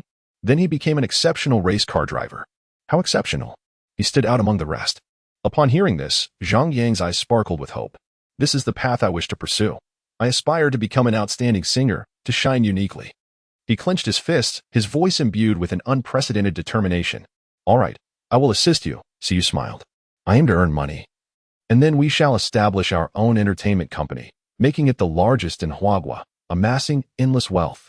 Very well, I will accompany you. Good brother. Good brother. Their hands clasped tightly together. Siyu was taken aback by Zhang Yang's newfound zeal, realizing that this setback had ignited a fierce fighting spirit within him. Since he harbored such aspirations, Siyu decided to indulge him in this venture. 10 days had elapsed since the confession season commenced. Li Yunchuan's song firmly held the top position, boasting a staggering 1 million more plays than the second-place contender. As Li Yunchuan's rival, Zhao Ziqing was particularly attentive, nearly becoming obsessed over the past few days. Whenever he found a moment, he would refresh the rankings, even more invested than when he participated in competitions himself. I Only Love You, performed by Li Yunchuan, had amassed 2.8 million plays, securing the first position on the confession song chart. Zhao Ziqing as expected. At this hour each day, Li Yunchuan would share his achievements in the internal group, tagging Zhao Ziqing. However, since his initial response, Zhao Ziqing had refrained from replying again. The figures spoke for themselves. No amount of words could alter the reality. The confession season activity spanned 20 days, and now, with half the time elapsed, Zhao Ziqing incessantly refreshed the rankings. The first page displayed the top 10 songs, indicating that merely breaking into the top 10 would yield significant exposure. After so many days, a distinct gap has emerged among the songs, with the top 10 now fiercely vying for position. The songs ranked higher enjoy significantly greater exposure, leading to an increased number of plays. Consequently, for those beyond the 10th spot, penetrating into the ranks has become exceedingly challenging. Ji Cheng. Everyone knows that the significance of such small competitions is rather limited. You shouldn't take it to heart, his manager, Wu Xian, consoled, patting him on the shoulder. I understand. But I simply can't stand his pretentiousness. Zhao Ziqing sighed bitterly. Yet, recalling his own prior posturing in the group, he could hardly suppress the urge to smack himself. Why did I feel the need to show off? He pondered. If it weren't for that sudden emergence of listening to the rain, he might have succeeded in his facade. Zhao Ziqing, feeling increasingly agitated, refreshed the rankings. Suddenly, a slight change caught his eye. The song that previously held the 10th position, Accompany You on a Journey, had vanished, replaced by a track titled Why Not? How can a song still manage to enter the top 10 at this moment? Zhao Ziqing mused in astonishment as he clicked on it. Why Not? Performed by Gongju Ren, Su Song, lyrics by Tingyu Su Song, and composed by Tingyu Su Song. Gongju Ren? A newcomer, I presume. I've not heard of him before, but to break into the top 10 at this juncture suggests he possesses some talent. Zhao Ziqing shook his head, intending to close the song's information. Even if he did have talent, what difference would it make? The competition was already halfway through, and reaching the 10th position now would likely not yield favorable results. Just as he was about to click the exit button in the top right corner, something felt amiss. Wait a minute. Tingyu? Goodness, the lyricist and composer is actually Tingyu. Zhao Ziqing was momentarily stunned, his heart racing with excitement. Ji Cheng, what's wrong? Wu Xian, observing his unusual demeanor, inquired. Zhao Ziqing offered no response. Instead, he turned to the side and activated the nearby Bluetooth speaker. After connecting his phone to the speaker, he, with trembling hands, pressed the play button in the center of the screen. As the prelude began, a lively rhythm filled the air, and Zhao Ziqing's eyes sparkled with delight. Wu Xian raised an eyebrow in curiosity. What song is this? The sky really wants to rain, and I long to live next door to you. Standing foolishly beneath your building, I lift my head and count the clouds. If you're ever feeling down, I would lend you my gloomy feelings. You truly understand my intentions. The youthful exuberance in Gongju Ren's voice, coupled with the cheerful tempo of the chorus, was nothing short of perfect. Zhao Ziqing and Wu Xian found themselves unconsciously smiling, swaying gently to the beat of the song. For you, I sing this song with no particular style. It merely represents my desire to bring you joy. For you, I toss and turn. For you, I forsake the world. What's so wrong with that? The warmth of late summer and the coolness of autumn blended with hues of change. Zhao Ziqing chuckled. He wanted to laugh heartily. But as the song played on, he swallowed the urge, holding back his mirth. Fortunately, he shut his eyes and leaned back against the chair. He also had to cross his legs. His toes twitched in rhythm with the melody. Soon, the song concluded. Zhao Ziqing swayed his head, humming the tune he had just sung. I sing this song for you, lacking any particular style, merely representing my desire to bring you joy. Ha ha. He laughed uproariously, as if seized by madness. As a frontline singer, his lung capacity was undoubtedly exceptional. His laughter persisted for several seconds before abruptly ceasing. Suddenly, he sprang up from the chair and strode towards the door. Ziqing, where are you going? Wu Xian, regaining her senses, quickly inquired. Zhao Ziqing paused, turned his head, and flashed a grin at Wu Xian. I'm going to smoke. Chapter 48. Listening to the Rain is actually a newcomer recently. Li Yinchuan has released a new song and is now enjoying a brief respite. Although he has been idle these past few days, he still frequents the company. He harbors no concerns regarding the rankings of his new song. His competitors remain far behind him. No, they should not be referred to as competitors, but rather as mere trifles. I, Li Yinchuan, have clearly come to fish in troubled waters. His manager, Chiling, entered the room. Sister Ling, how's the celebration banquet coming along? Li Yinchuan inquired, sipping his coffee with an air of triumph. Chiling nodded in response. The hotel has been booked. I plan to take advantage of the celebration banquet to organize a fan meet and greet for you. Sounds good. It's time to maintain our connection with the fans. Li Yinchuan replied.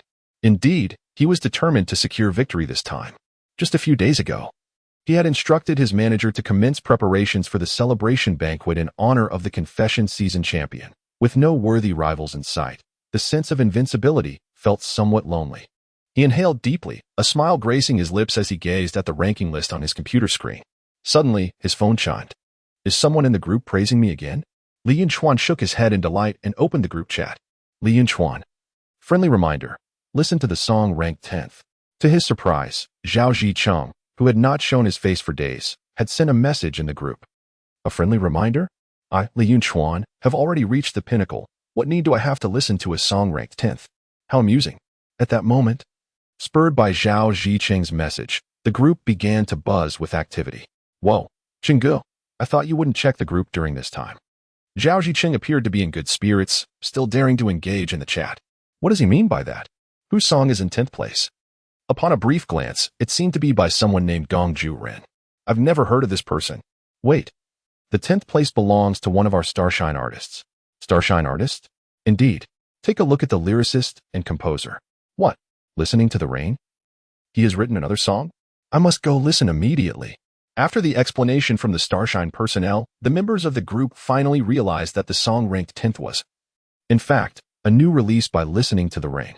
What? Li Yunchuan nearly leapt from his chair, clutching his phone in disbelief. This seemingly ordinary titled song, Why Not, was actually pinned by Listening to the Rain? Hadn't he just released later? Why was there another song?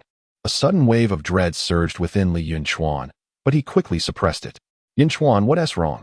His manager, Chiling, was startled and immediately inquired. What of Listening to the Rain?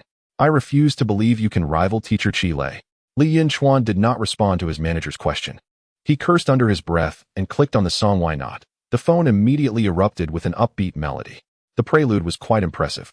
Li Yunchuan's legs began to shake with the rhythm, a fleeting look of disdain crossing his face.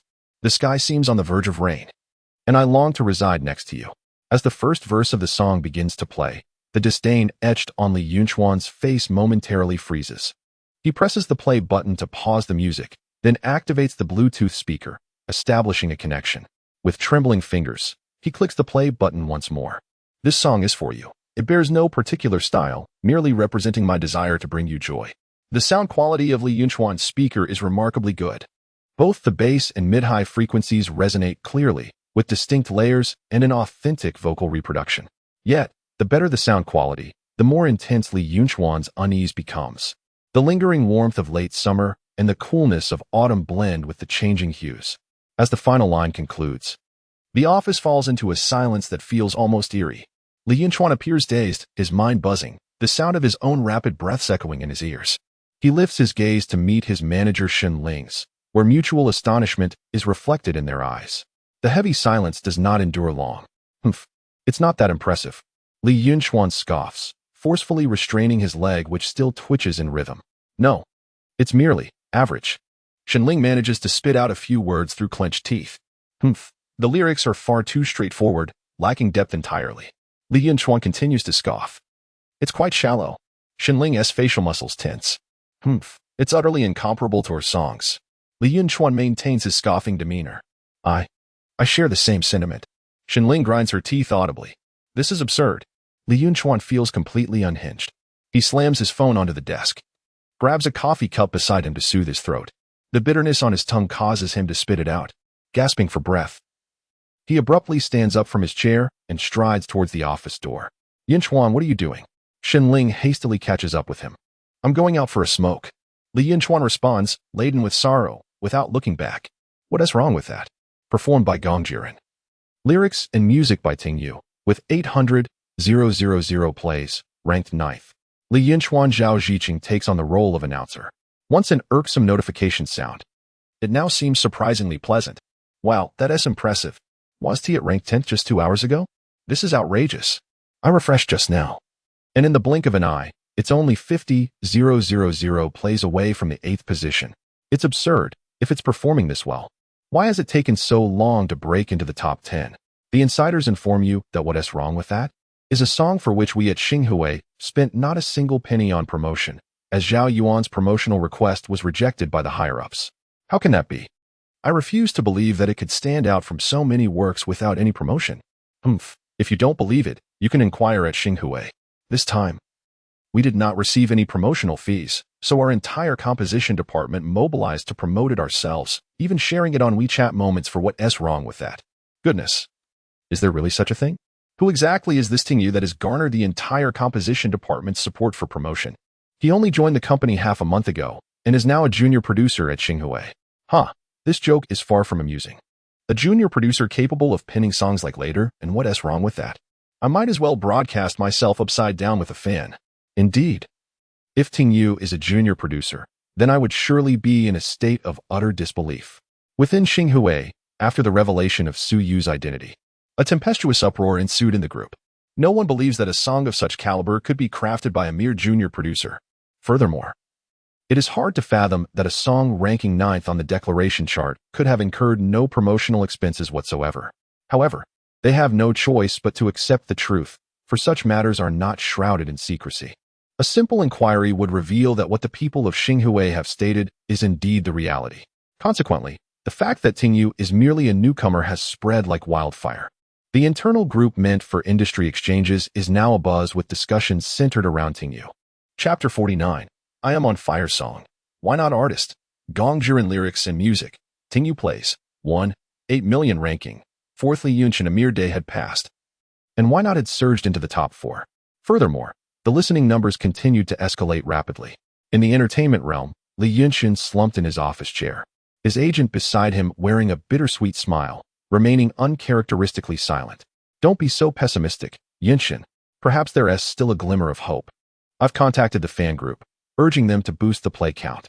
We shall fight to the bitter end. The agent clenched his fists in encouragement. Li Yunshin inhaled deeply, offering a wry smile. No need for such a desperate struggle. Let us swiftly cancel our hotel reservations. We might save a little money. Take it easy. His current place Haven Tea even reached half of ours, the agent replied, momentarily taken aback. All right, do as you wish. Li Yunshin concluded, shutting his eyes. The previous night had offered him little respite. Whenever he drifted off, he dreamt of shadowy figures singing Why Not in his ear.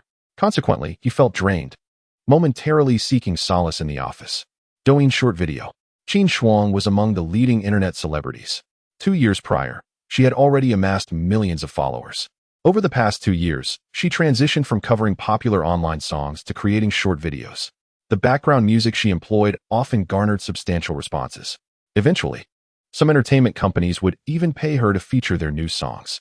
This morning, after a hiatus of over half a month, Qin Shuang unexpectedly released a new short video. As a devoted fan of Qin Shuang for several years, Gong Jiren never missed a single one of her videos. Finally, she has posted a new video. The wait has been rather lengthy, Gong Jiren thought eagerly, clicking to play the video. The video opened with the male lead, guitar slung over his shoulder, walking away after class.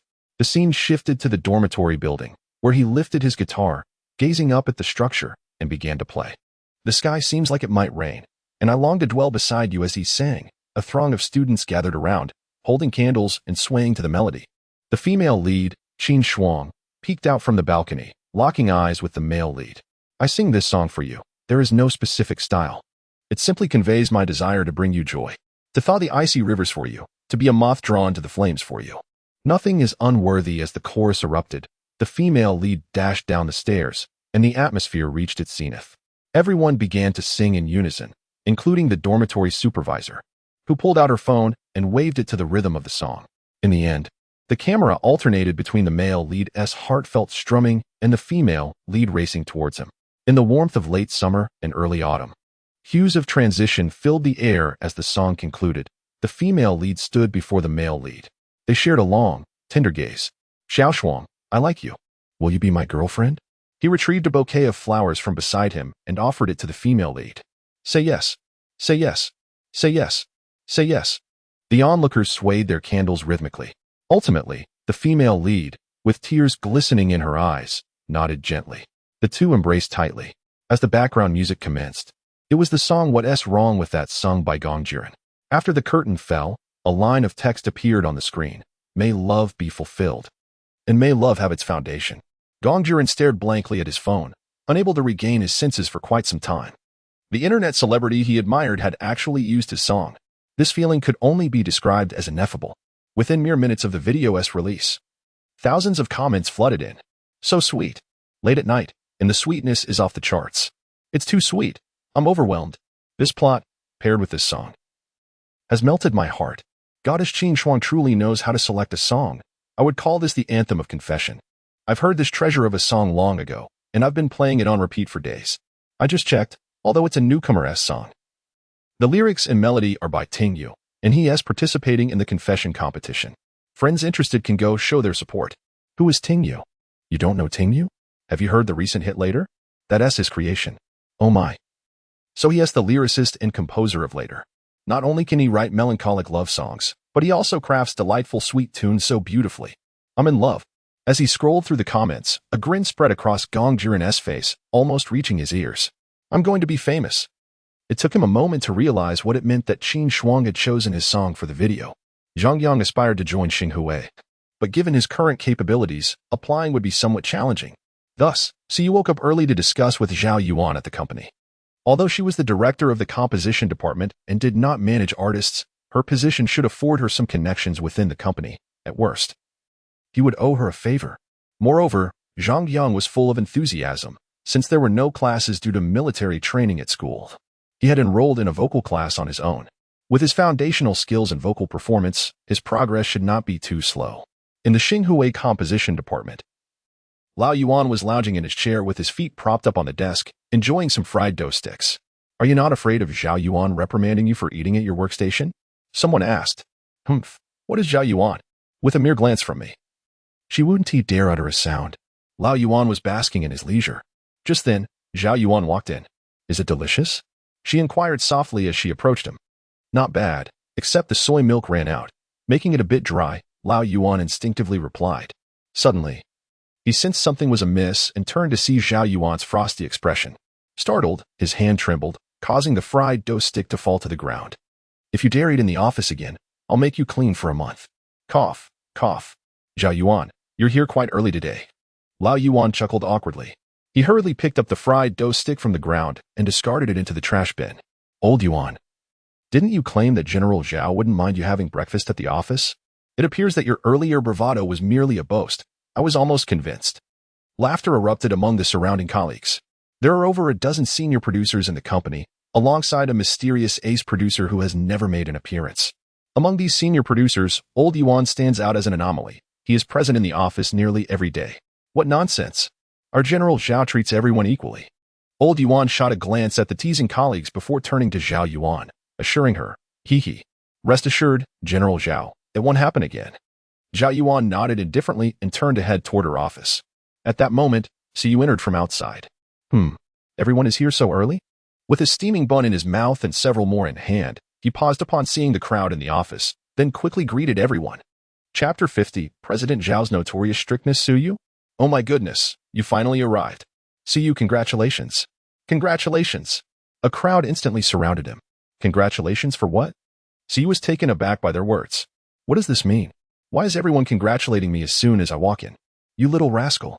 What are you pretending for? You must be over the moon inside, right? Old Yuan squeezed through the crowd and slung his arm around Suyu's shoulder.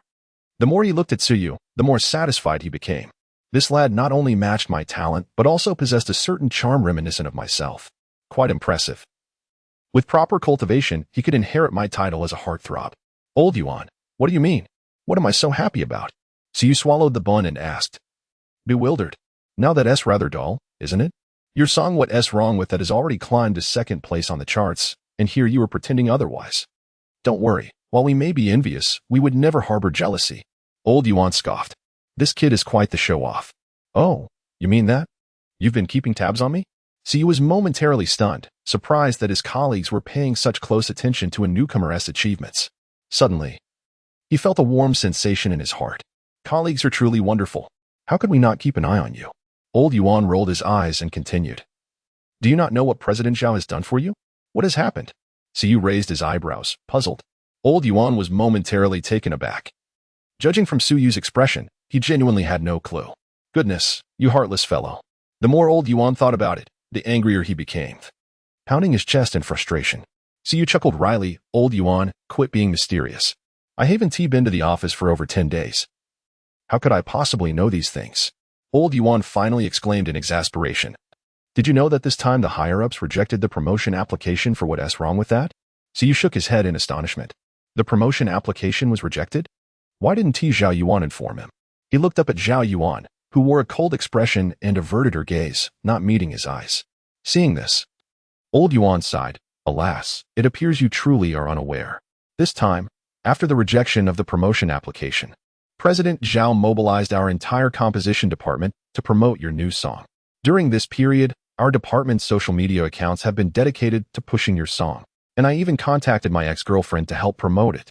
The more old Yuan spoke, the more animated he became, spitting words everywhere. Is there really such a thing? Suyu was completely astonished.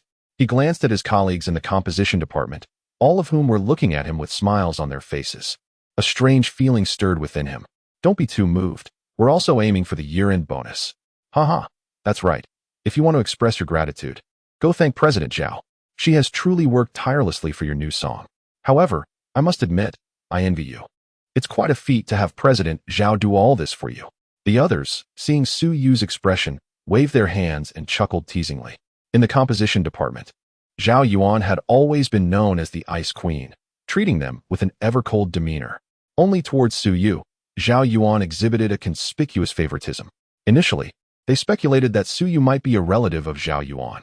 However, upon further reflection, it became evident that even if Su Yu were indeed her kin, Zhao Yuan's character would not permit such partiality. Presently, Su Yu's displayed prowess elucidated the underlying reason for this favoritism.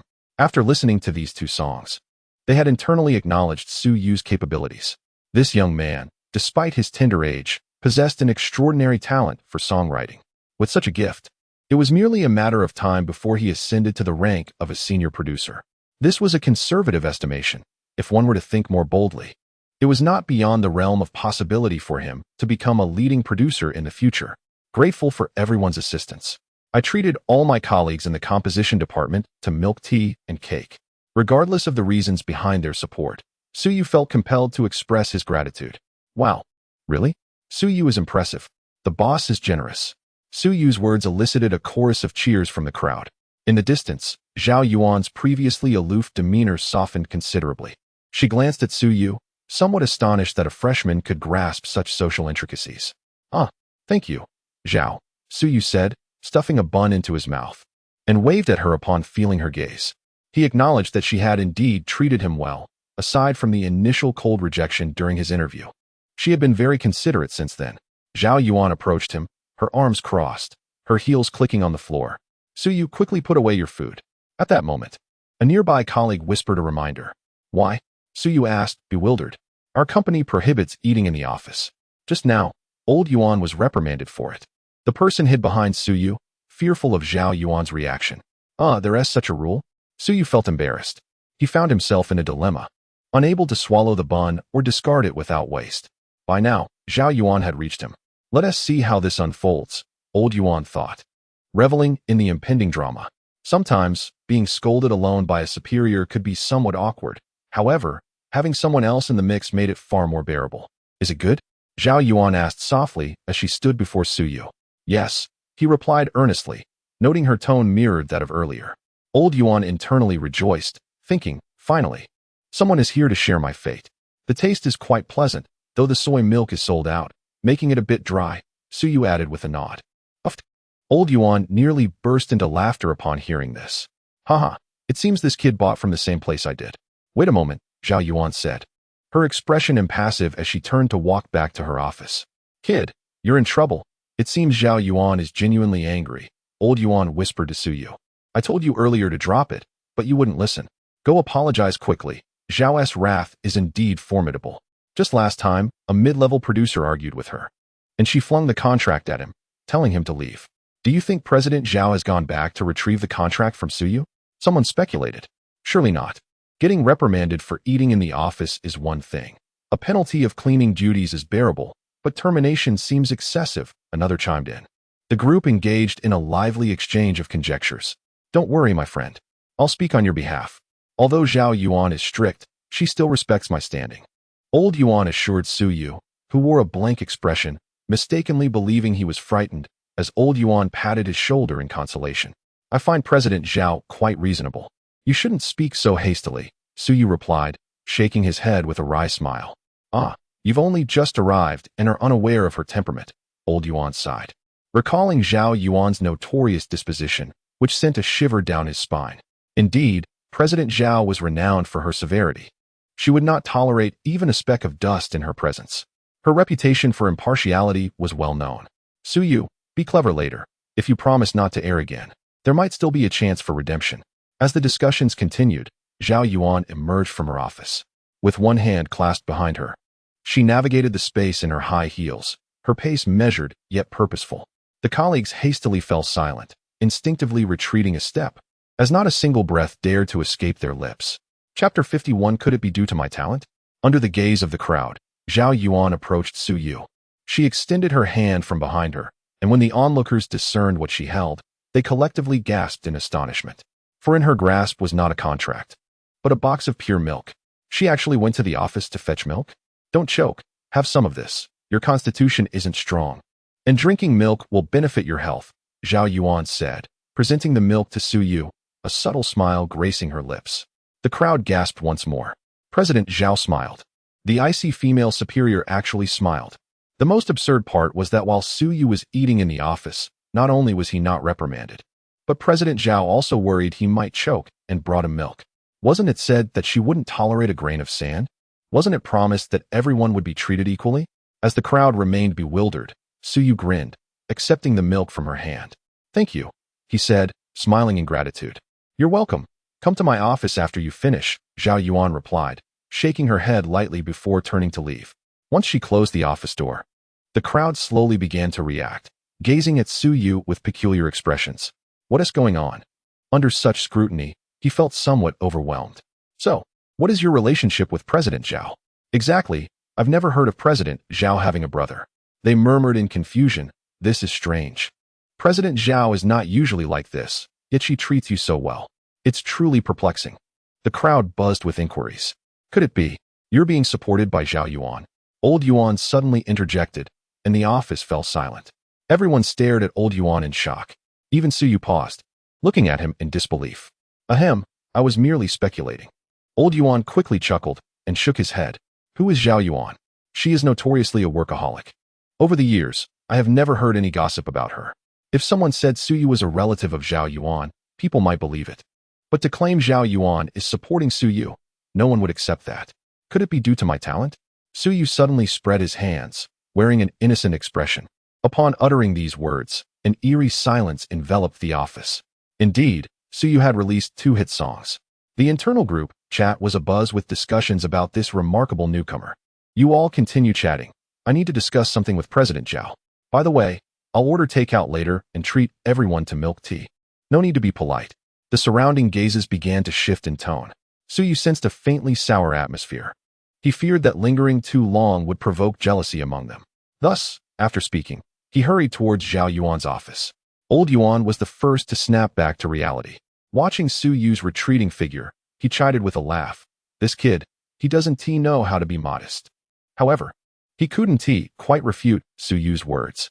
Though he felt a twinge of discontent, he found no grounds for rebuttal. As a fellow junior producer, in comparison to him, I felt like a mere waste. It seems as though my status as an intermediate producer is being undermined. A palpable sense of envy washed over the crowd. However, they recognized that Su Yu was indeed correct. His ability to garner Zhao Yuan's favoritism was undoubtedly a testament to his talent. No, I must seek inspiration. After all, I, Old Yuan, am also a senior producer and must not be outshone by a newcomer. Taking a deep breath, Old Yuan retrieved his phone and began contacting the women within his circle. The others were well aware that his notion of seeking inspiration was something altogether different and regarded him with disdain. In the director's office, Su Yu instructed Zhang Yang to transfer several thousand yuan to him. He placed an order for takeout on his phone. As he had yet to receive his salary, he could only temporarily borrow from Zhang Yang, the wealthy second-generation songwriter. However, given their rapport, it was evident that even if Su Yu merely asked, Zhang Yang would not hesitate to oblige. After settling these matters, Su Yu conveyed the purpose of his visit to Zhao Yuan. Are you suggesting I help you bypass the usual channels? Zhao Yuan gazed at Su Yu with a smile that was neither here nor there. Ahem. It's not exactly a backdoor deal. I have a friend who has diligently practiced his singing skills, and his abilities are sufficient to handle a standard song. Is this friend particularly significant to you? Absolutely, Suyu affirmed, nodding. Zhang Yang was his childhood companion. I'll mention it to the artist department, Zhao Yuan said, winking softly. Thank you, Director Zhao. Suyu finally exhaled in relief. Although Zhao Yuan had readily agreed, he understood that as she was not part of the artist department, arranging matters in other departments would inevitably incur a debt of gratitude. Let us not dwell on that. If you genuinely wish to express your gratitude, focus on writing great songs. Once you become a top producer, my career will also reach its zenith.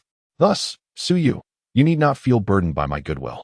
My kindness is not without condition, as your demonstrated potential warrants it. Having spent over a decade in this industry, Zhao Yuan had nurtured countless newcomers and had successfully mentored a few senior producers.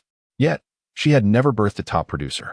It had always been her aspiration to personally guide a prodigious talent to that pinnacle. However, such a level of achievement required more than mere diligence. It demanded innate talent. In her eyes, Suyu possessed that very gift.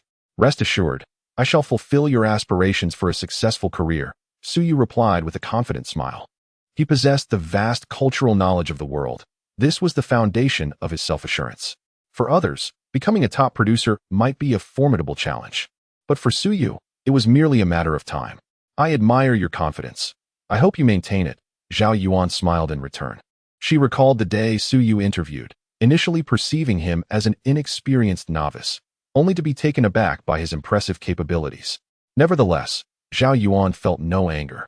Her heart was filled with joy, grateful that she had not overlooked a genius due to superficial judgments. By the way, how is Lin Yinyu's song progressing? Suddenly, Zhao Yuan remembered that there was just over a month until Lin Yinyu's competition. Having already received payment, failing to deliver a song could spell trouble. Soon, during a moment of leisure, I composed several ancient-style songs and fortuitously discovered a suitable piece. With a few adjustments, I shall complete it in the coming days. Suyu was momentarily taken aback upon hearing this, but he soon responded with a smile. He could readily present blue and white porcelain, yet he refrained from doing so. The quality of this song was extraordinarily remarkable, and he sought a more compelling rationale. Otherwise, he would find himself at a loss when confronted with inquiries from Zhao Yuan and his colleagues. Very well, do not place undue pressure on yourself. After all, you are merely a newcomer, Zhao Yuan remarked, nodding in understanding. She recognized that a truly exceptional song cannot simply be conjured at will. Moreover, Suyu was still an amateur, and attempting such a challenging piece indeed posed considerable stress.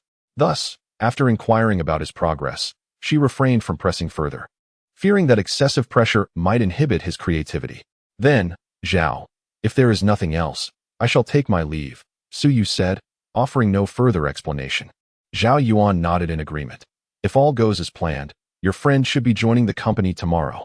After expressing his gratitude once more, Suyu exited her office. Upon stepping outside, he found that the milk tea and cake had arrived. His colleagues warmly invited him to join them, and unable to decline their hospitality, he engaged in conversation for a while before departing the company. Chapter 52. Can I join you? In the office of Chun Tao, the head of the artist department, he leaned back in his chair, gently swirling a cup of coffee in his hand. Zhao Yuan, this is not your usual style, he remarked. Zhao Yuan, with a cold expression, softly replied, I have no style. You must think carefully. If I agree this time, you will owe me a favor, Chun Tao said leisurely. The artist department and the composition department were two closely collaborating entities, yet due to Zhao Yuan's temperament, Chun Tao had often expressed his grievances about her, resulting in a somewhat adversarial relationship. Consequently, Zhao Yuan rarely visited the artist department. Whenever she required a singer, she would send her assistant, Aru, to make the arrangements. However, this time, she had come personally regarding a newcomer audition, which certainly took Chun Tao by surprise, given their history as rivals. Consider it a favor owed to you. Zhao Yuan maintained her impassive demeanor. All right, Zhao, you grant me a favor. How could I possibly refuse? Have him report tomorrow. I can arrange a dedicated manager for him. Chun Tao responded, taking a sip of his coffee and nodding in satisfaction. For him, the addition of a newcomer to the artist department was inconsequential, especially compared to the value of a favor from Zhao Yuan. It is worth noting that while the composition department served the artist department, the reality was that the artists were often beholden to the whims of the composers. After all, aside from assignments from the company. The works of the composition department were arranged by the producers, who selected the singers. Many artists invested considerable effort into maintaining good relations with the producers to secure opportunities to sing. At times, when the singers under his management sought assistance in negotiating fees, Qin Tao would struggle to persuade Zhao Yuan, who remained steadfast. By assisting her this time, future negotiations might prove considerably less arduous. Good. With Qin Tao's affirmation, Zhao Yuan quietly exhaled a sigh of relief. Without further ado, she turned and walked out. After years in the industry, it was Zhao Yuan's first time engaging in such a transaction, and it weighed on her mind. Suyu, you must strive to excel, she thought, shaking her head with a wry smile as she exited the office. Upon returning to school, Suyu received a message from Zhao Yuan instructing him to report to the artist department the following day. Upon reading her message, he realized that the matter was settled. Thank you. He began to reply, but abruptly deleted it, opting instead to rephrase. Once I receive my salary, I will treat you to a meal. This was advice from Lin Yinyu, emphasizing the importance of expressing gratitude through action rather than mere words. All right. Zhao Yuan never indulged in unnecessary conversation. Suyu was well aware of her temperament and had grown accustomed to it. Just as he was about to turn off his phone, a pinned message caught his attention. Dog, let's chat for $5. It was from the little fairy. Upon reading the message, Suyu felt a twinge of guilt. Recently, due to various commitments, their conversations had dwindled. Previously, they could chat for hours, but now it seemed either he was busy or the little fairy was preoccupied. $5. That's hardly enough. Let's chat for 50, he replied, and almost immediately, he received a response. 50 yuan allows for a day full of conversation. Let us chat. As I have nothing else to do today. Are you not busy? I have managed to settle most matters. Not busy anymore. Oh dear. It seems I have something to attend to and cannot chat with you. What is it? I need to go meet someone. Who are you meeting? You will know in due time. Suffice it to say, it is someone of great importance. Am I not an important person to you? Indeed. It is you I am meeting. Sticks out tongue, come quickly. I have longed to see you. All right. No more teasing. In just a month we shall truly be together. But a month feels like an eternity. Be good, my dear, and I shall make it up to you when the time comes. For now, I must end our conversation. I will reach out once I am finished. Very well. Suyu chuckled wryly, shaking his head. What is this little fairy up to? Just as I finally have some free time, she has become busy again. In the girls' dormitory, within Lin Yinyu's room. Yinyu, I must ask, have you not returned home in months? Spoke Qinrong, Lin Yinyu's mother. Although her words carried a hint of complaint, her tone was imbued with the gentle warmth typical of a Jiangnan woman, as she busied herself tidying up Lin Yinyu's room. Mom, my room is not messy. There is no need to tidy it. Lin Yinyu set her phone down and wrapped her arms around Chunrong's waist from behind, resting her cheek against her back in a playful manner. These corners need regular cleaning, otherwise, dust accumulates. Despite nearing 40, Chunrong appeared ageless, with fair skin and an elegant demeanor, standing beside Lin Yinyu like sisters. Oh, I do clean regularly. Lin Yinyu swayed her body, childlike in her charm. Do not change the subject. Answer me directly regarding what I just said. Chunrong set down the towel and turned to face Lin Yinyu. Is it not because I have been busy with work? Lin Yinyu lowered her head, smiling sheepishly. Chunrong, with a knowing smile, replied. I inquired with Li Fong, and you have not worked at all this month. Well, the weather is quite pleasant today.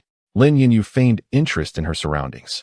Observing this, Chunrong shook her head in exasperation, gently caressing Lin Yinyu's cheek, and asked with a smile, Tell me, my dear, do you have someone special in your life? And no, not at all. Lin Yinyu hesitated, her cheeks flushing a rosy hue. If you do not confess, the next person to ask you may not be me. Chunrong discerned from Lin Yinyu's expression that she had a good idea of what was happening. Mom, I must insist that you do not inform Dad. Lin Yinyu grasped Chunrong's hand, urgency in her voice. Then you must confess honestly. Chunrong, stifling a laugh at her daughter's reaction, prompted her further. His name is Suyu. Lin Yinyu mumbled, her gaze lowered in shyness. How far have you two progressed? We have not even held hands. It is still an online romance. An online romance? Yes, here is how it all began. Lin Yinyu detailed her acquaintance with Suyu to Chunrong, recounting every nuance of their story. They settled onto the edge of the bed. Lin Yinyu rested her little head on her shoulder and spoke softly. Chunrong listened quietly beside her. She watched her daughter, animated and expressive, and a smile involuntarily crept onto her lips. After all these years, it was the first time she had seen such an expression on her daughter's face. Time flowed gently. That's it, Lin Yinyu concluded, playfully sticking out her tongue. You little rascal, why didn't you reveal your identity to him? Chen Rong teased as she playfully pinched Lin Yinyu's nose. Well, he is so foolish that he can't even remember my voice, Lin Yinyu pouted, wrinkling her nose in a charming manner. Chen Rong sighed. So, are you planning to continue this way? Lin Yinyu quickly replied, of course not. The finals are next month, and I intend to confess to him in front of everyone. It seemed that she truly loved him, Chen Rong mused, somewhat astonished by her daughter's plan. She knew Lin Yinyu exceedingly well.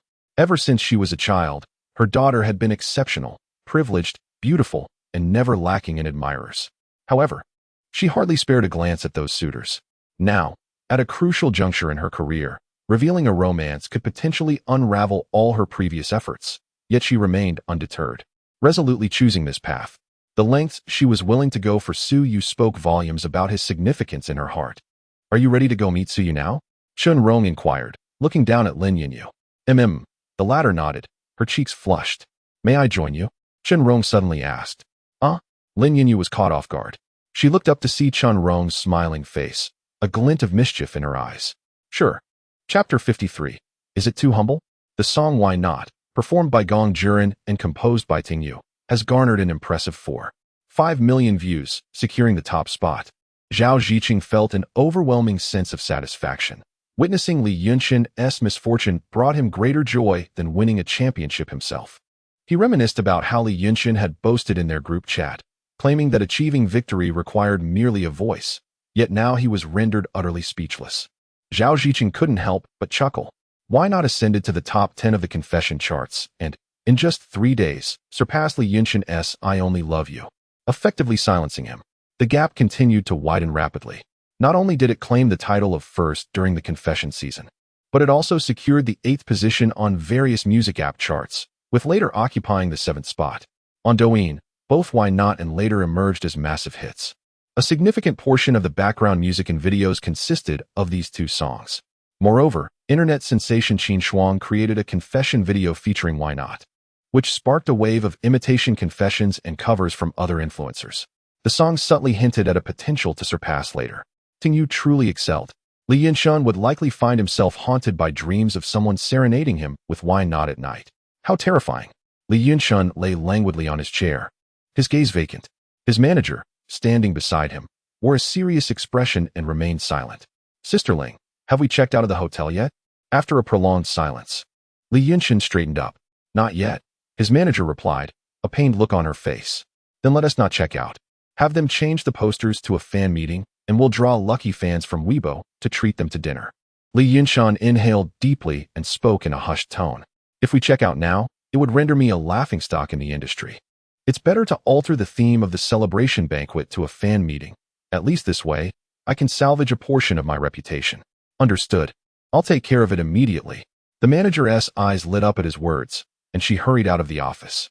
Li Yunshan watched her retreating figure, letting out a helpless sigh. This Ting Yu. Gong, could I get your autograph, please? Excuse me. I'm a fan of yours. May we take a photo together? Junior, keep it up. We will always support you. Your song Why Not is absolutely amazing. Our entire dormitory adores you.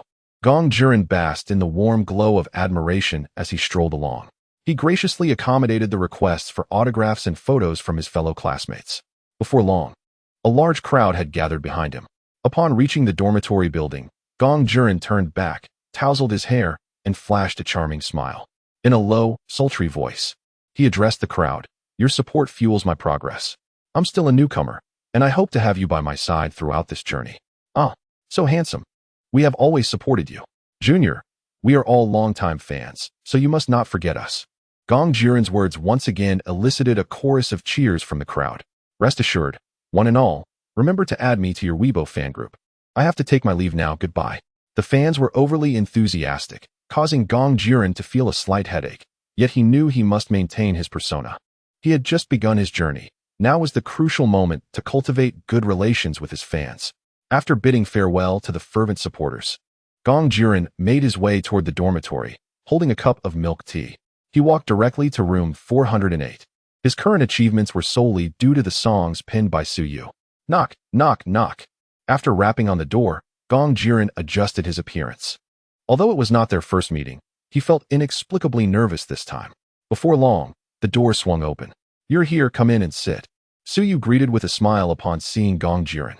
"Hey, here's the milk tea I got for you," Gong Jiren said, entering with a broad grin. "Since I'm here, you needn't go to such lengths," Suyu replied, accepting the drink and taking a sip. Sweetened milk tea, quite delightful. Look at you, still being so polite. I recently took over the milk tea shop at the school gate. What do you think of its flavor? It's quite good. Isn't your family running a hot pot restaurant? What made you think of selling milk tea? Suyu paused.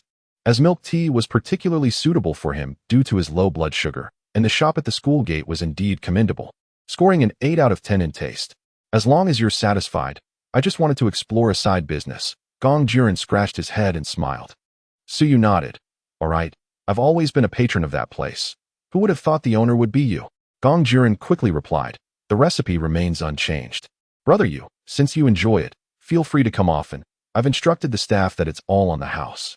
He had been pondering how to get closer to Suyu and had a sudden inspiration to cater to his tastes. Suyu loved milk tea, so why not start a shop? But that's not right. You're in business to make money. If you don't charge me, wouldn't that mean I'm just getting free food and drink? Suyu waved his hand dismissively. Gong Jiren chuckled. How can that be considered free? Brother you're helping me ensure the quality of the milk tea hasn't waned. I should be thanking you for that. All right then, Suyu relented, feeling quite pleased. After all, who could refuse free milk tea? Gong Jiren nodded in satisfaction. His gaze swept across the room and noticed the unmade bed on Suyu's side. Brother are you resting? I just got back from the company and lay down for a bit. You arrived just after I finished resting, Suyu replied. Let me help you make the bed. With that, Gong Jiren rolled up his sleeves. Suyu quickly stopped him. No need. I can do it myself. It's fine. Brother you rest well. I'm quite adept at making beds, Gong Jiren declared as he swiftly tidied up the bedding. After the task was completed, he meticulously smoothed out the creases, a satisfied smile blossoming on his face. Thank you, Suyu expressed gratefully while sipping his milk tea. He was pleasantly surprised by how considerate Gong was, not only bringing him tea but also folding blankets. Suyu felt a wave of warmth in his heart. At that moment, his phone rang, and upon checking, he discovered it was Lin Yinyu. Suyu, are you free today? She inquired. Yes, he replied. Could you step out for a moment? I have some items from shopping that I cannot carry. Would you be able to assist me? Oh, sure. I happen to have a friend with me. I'll bring him along. No, it must be just you.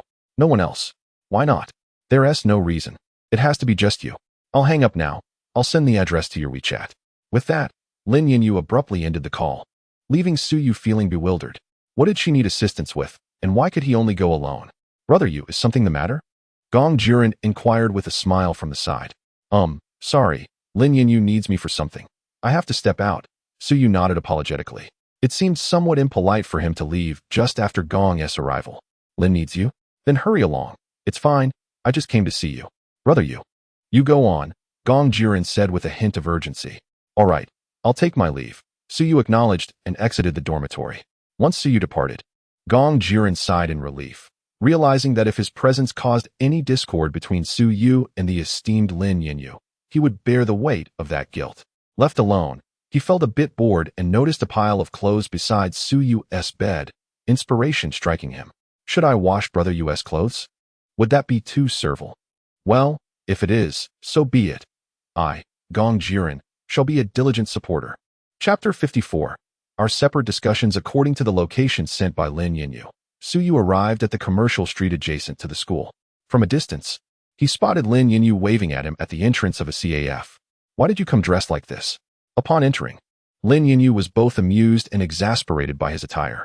On the upper half, he wore a simple white t-shirt, but below, he donned a pair of shorts, complemented by a pair of bright red flip-flops, the signature footwear of dormitory 408. What should I wear to carry things? Suyu replied, utterly perplexed. With a chuckle, Lin Yinyu covered her mouth, her eyes revealing a glimmer of schadenfreude. Well, this is the real you. Indeed, Suyu typically dressed this way, showing no need to put on airs. However, considering it was his first meeting with his future mother-in-law, would he not feel quite embarrassed later on? This thought made Lin Yinyu's expression even more peculiar. Where are the items? Suyu felt uneasy under her gaze. I haven't bought them yet. It's too hot today. Let's go in for some milk tea first, Lin Yinyu said with a light laugh, turning to enter the CAF. Suyu, feeling somewhat speechless, followed her inside. They navigated past the booths and settled into a corner where another woman sat, adorned in a beige long dress, sipping coffee while smiling at him. Classmate Lin, is this your sister? Suyu inquired, struck by their striking resemblance. The woman before him looked hardly older than Lin Yinyu. Upon hearing Suyu's question, the woman paused briefly, her smile widening. Lin Yinyu stifled a laugh, her face nearly flushed. Indeed, although he may seem a bit dull, that comment has certainly paved the way for him. Let me introduce you. This is my mother, you can call her Aunt Chun, Lin Yinyu managed to say, suppressing her laughter. What? Suyu exclaimed in shock. This is Lin Yinyu's mother? She looks far too young. Ah, you must be Xiaoyu. Don't just stand there. Sit down and have something to drink. I intended to order you a coffee, but Yinyu mentioned you prefer milk tea, so I ordered that instead. Chun Rong's voice was gentle, exuding warmth without a hint of the condescension typical of elders. Chen auntie. Suyu stammered as he took a seat. It wasn't that he couldn't say it. Rather, Lin Yinyu's mother appeared to be in her 20s, making it difficult for him to address her as a. No worries. If it feels awkward, you can call me Sister Chun. I would be delighted, Chun Rong replied with a light laugh. Mom, if Suyu calls you sister, what about me? Lin Yinyu protested. If he calls you sister, one tea that mess up the generational hierarchy? We must nip this in the bud. What's wrong with that? We can each have our own way of addressing one another, right, Sister Chin? Suyu chimed in, his last words flowing easily. Indeed, we can have our own discussions. Chun Rong laughed, her delight evident. Women universally enjoy compliments about their youth and beauty, and Chun Rong is no exception. The address of Sister Chun from Suyu greatly enhances her fondness for him. She silently marvels at how interesting her daughter's choice in a partner is, more so than she had anticipated. Due to her status, she has encountered numerous talented youths, yet she perceives that most of them wear masks. In contrast, Suyu is refreshingly genuine, seemingly unaware of his own identity. Chun Rong feels a sense of satisfaction with his authentic demeanor. You fool. Lin Yinyu, standing nearby, feels antsy. She glances between Chun Rong and Suyu, then stamps her foot in frustration, declaring, I won't concern myself with this. Do as you please. With that, she sulkily plops down beside Suyu, venting her irritation into her coffee with her spoon. Lin, what's the matter? Suyu appears bewildered. It was merely a form of address. Why is she so flustered? Does Lin Yinyu think he is taking advantage of her? It's no big deal. They are all friends, and with Chun Rong being so youthful, one would think Lin Yinyu should be pleased as well. Suyu, ignore her. Drink your milk tea quickly. It won't taste good once the ice melts, Chun Rong remarks, stifling a laugh at her daughter's vexed expression. Yes, thank you, Sister Chun, Suyu replies, lowering his head to sip his milk tea. A brief silence envelopes the private room. Xiaoyu, I hear from Yinyu that you are studying composition? Chun Rong takes the initiative to strike up a conversation. Indeed, I just started school and am currently undergoing military training. Classes 1T begin for a few more days. You should study diligently. Who knows, Yinyu may need your assistance in the future. Chun Rong expresses her approval of Suyu's field of study. With her daughter being a singer and Suyu studying composition, the two professions are quite complementary. Moreover, Suyu's handsome appearance seems to match her daughter's as well.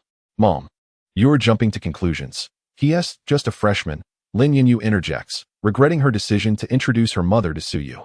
At this rate, they might soon be discussing marriage. I was merely making an observation, Chun Rong retorts, rolling her eyes at Lin Yinyu. Her daughter clearly harbors feelings for Suyu but is reluctant to be forthright about their relationship, preferring some romantic pretense. Suyu chuckles, rest assured, Sister Chun. Lin and I are merely friends. Helping her is a matter of course. He plans to assist Lin Yinyu with her Song Qinghua Ci in a couple of days. However, he refrains from revealing his identity to boast. As Suyu engages in casual conversation with Chun Rong and Lin Yinyu, not far away, a man donning a baseball cap conceals a camera within his clothing, snapping photos of Lin Yinyu with fervor. He hadn't anticipated that Lin Yinyu's mother would be Chun Rong, though he cannot hear their conversation clearly.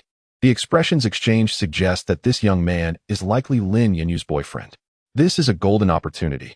Idol singer Lin Yinyu introducing her boyfriend to her parents is sensational news. His hands tremble with excitement as he grips his camera. As for whether Suyu is Lin Yinyu's boyfriend, he remains indifferent. As a professional paparazzo, he possesses myriad methods to convince the public. Qinjia, what is your profession?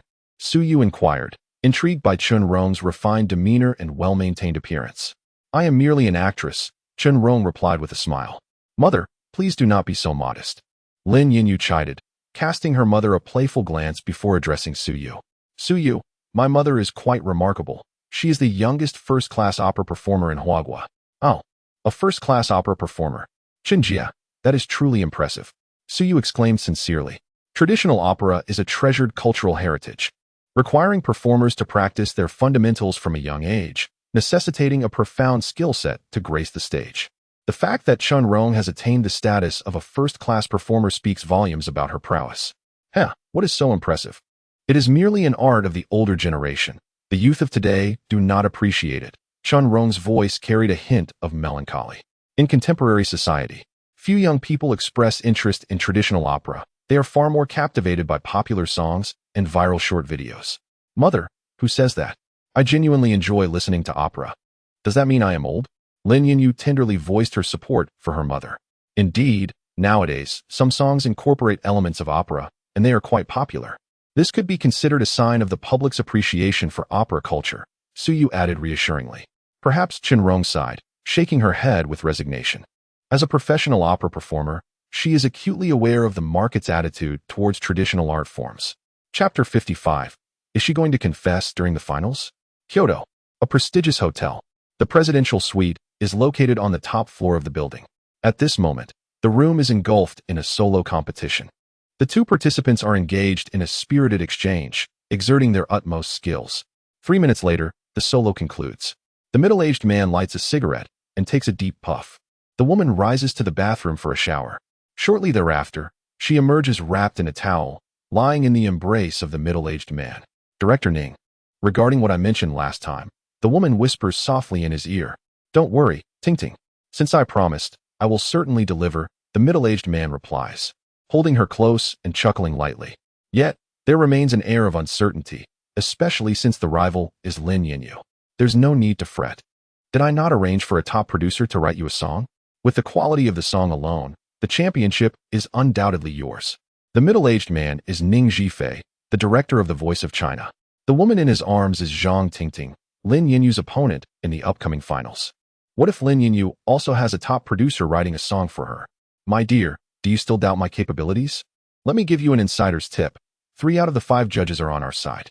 Do you think winning the championship will be difficult? Ning Zhifei playfully pats Zhang Tingting's pristine back, grinning as he speaks. Hee, then I won't worry anymore. Thank you, Director Ning. Zhang Tingting beams with delight and plants a kiss on his cheek. Ning Zhifei, with a mischievous smile, gazes at her face and teases. Is that all the thanks I get? Director Ning, you're such a tease. Zhang Tingting's face flushes with embarrassment. She shoots him a playful glare, then burrows deeper into the blankets. Isn't a verbal thank you enough? She mumbles shyly. Su Yu accompanies Lin Yinyu and her mother on a shopping spree before seeing them off at the girls' dormitory. After returning to their room, Lin Yinyu and her mother are unable to suppress their smiles. Have you been gone so long, yet still grinning like a fool? Chun Rong pinches her daughter's cheek. Mom, what do you think of Su Yu?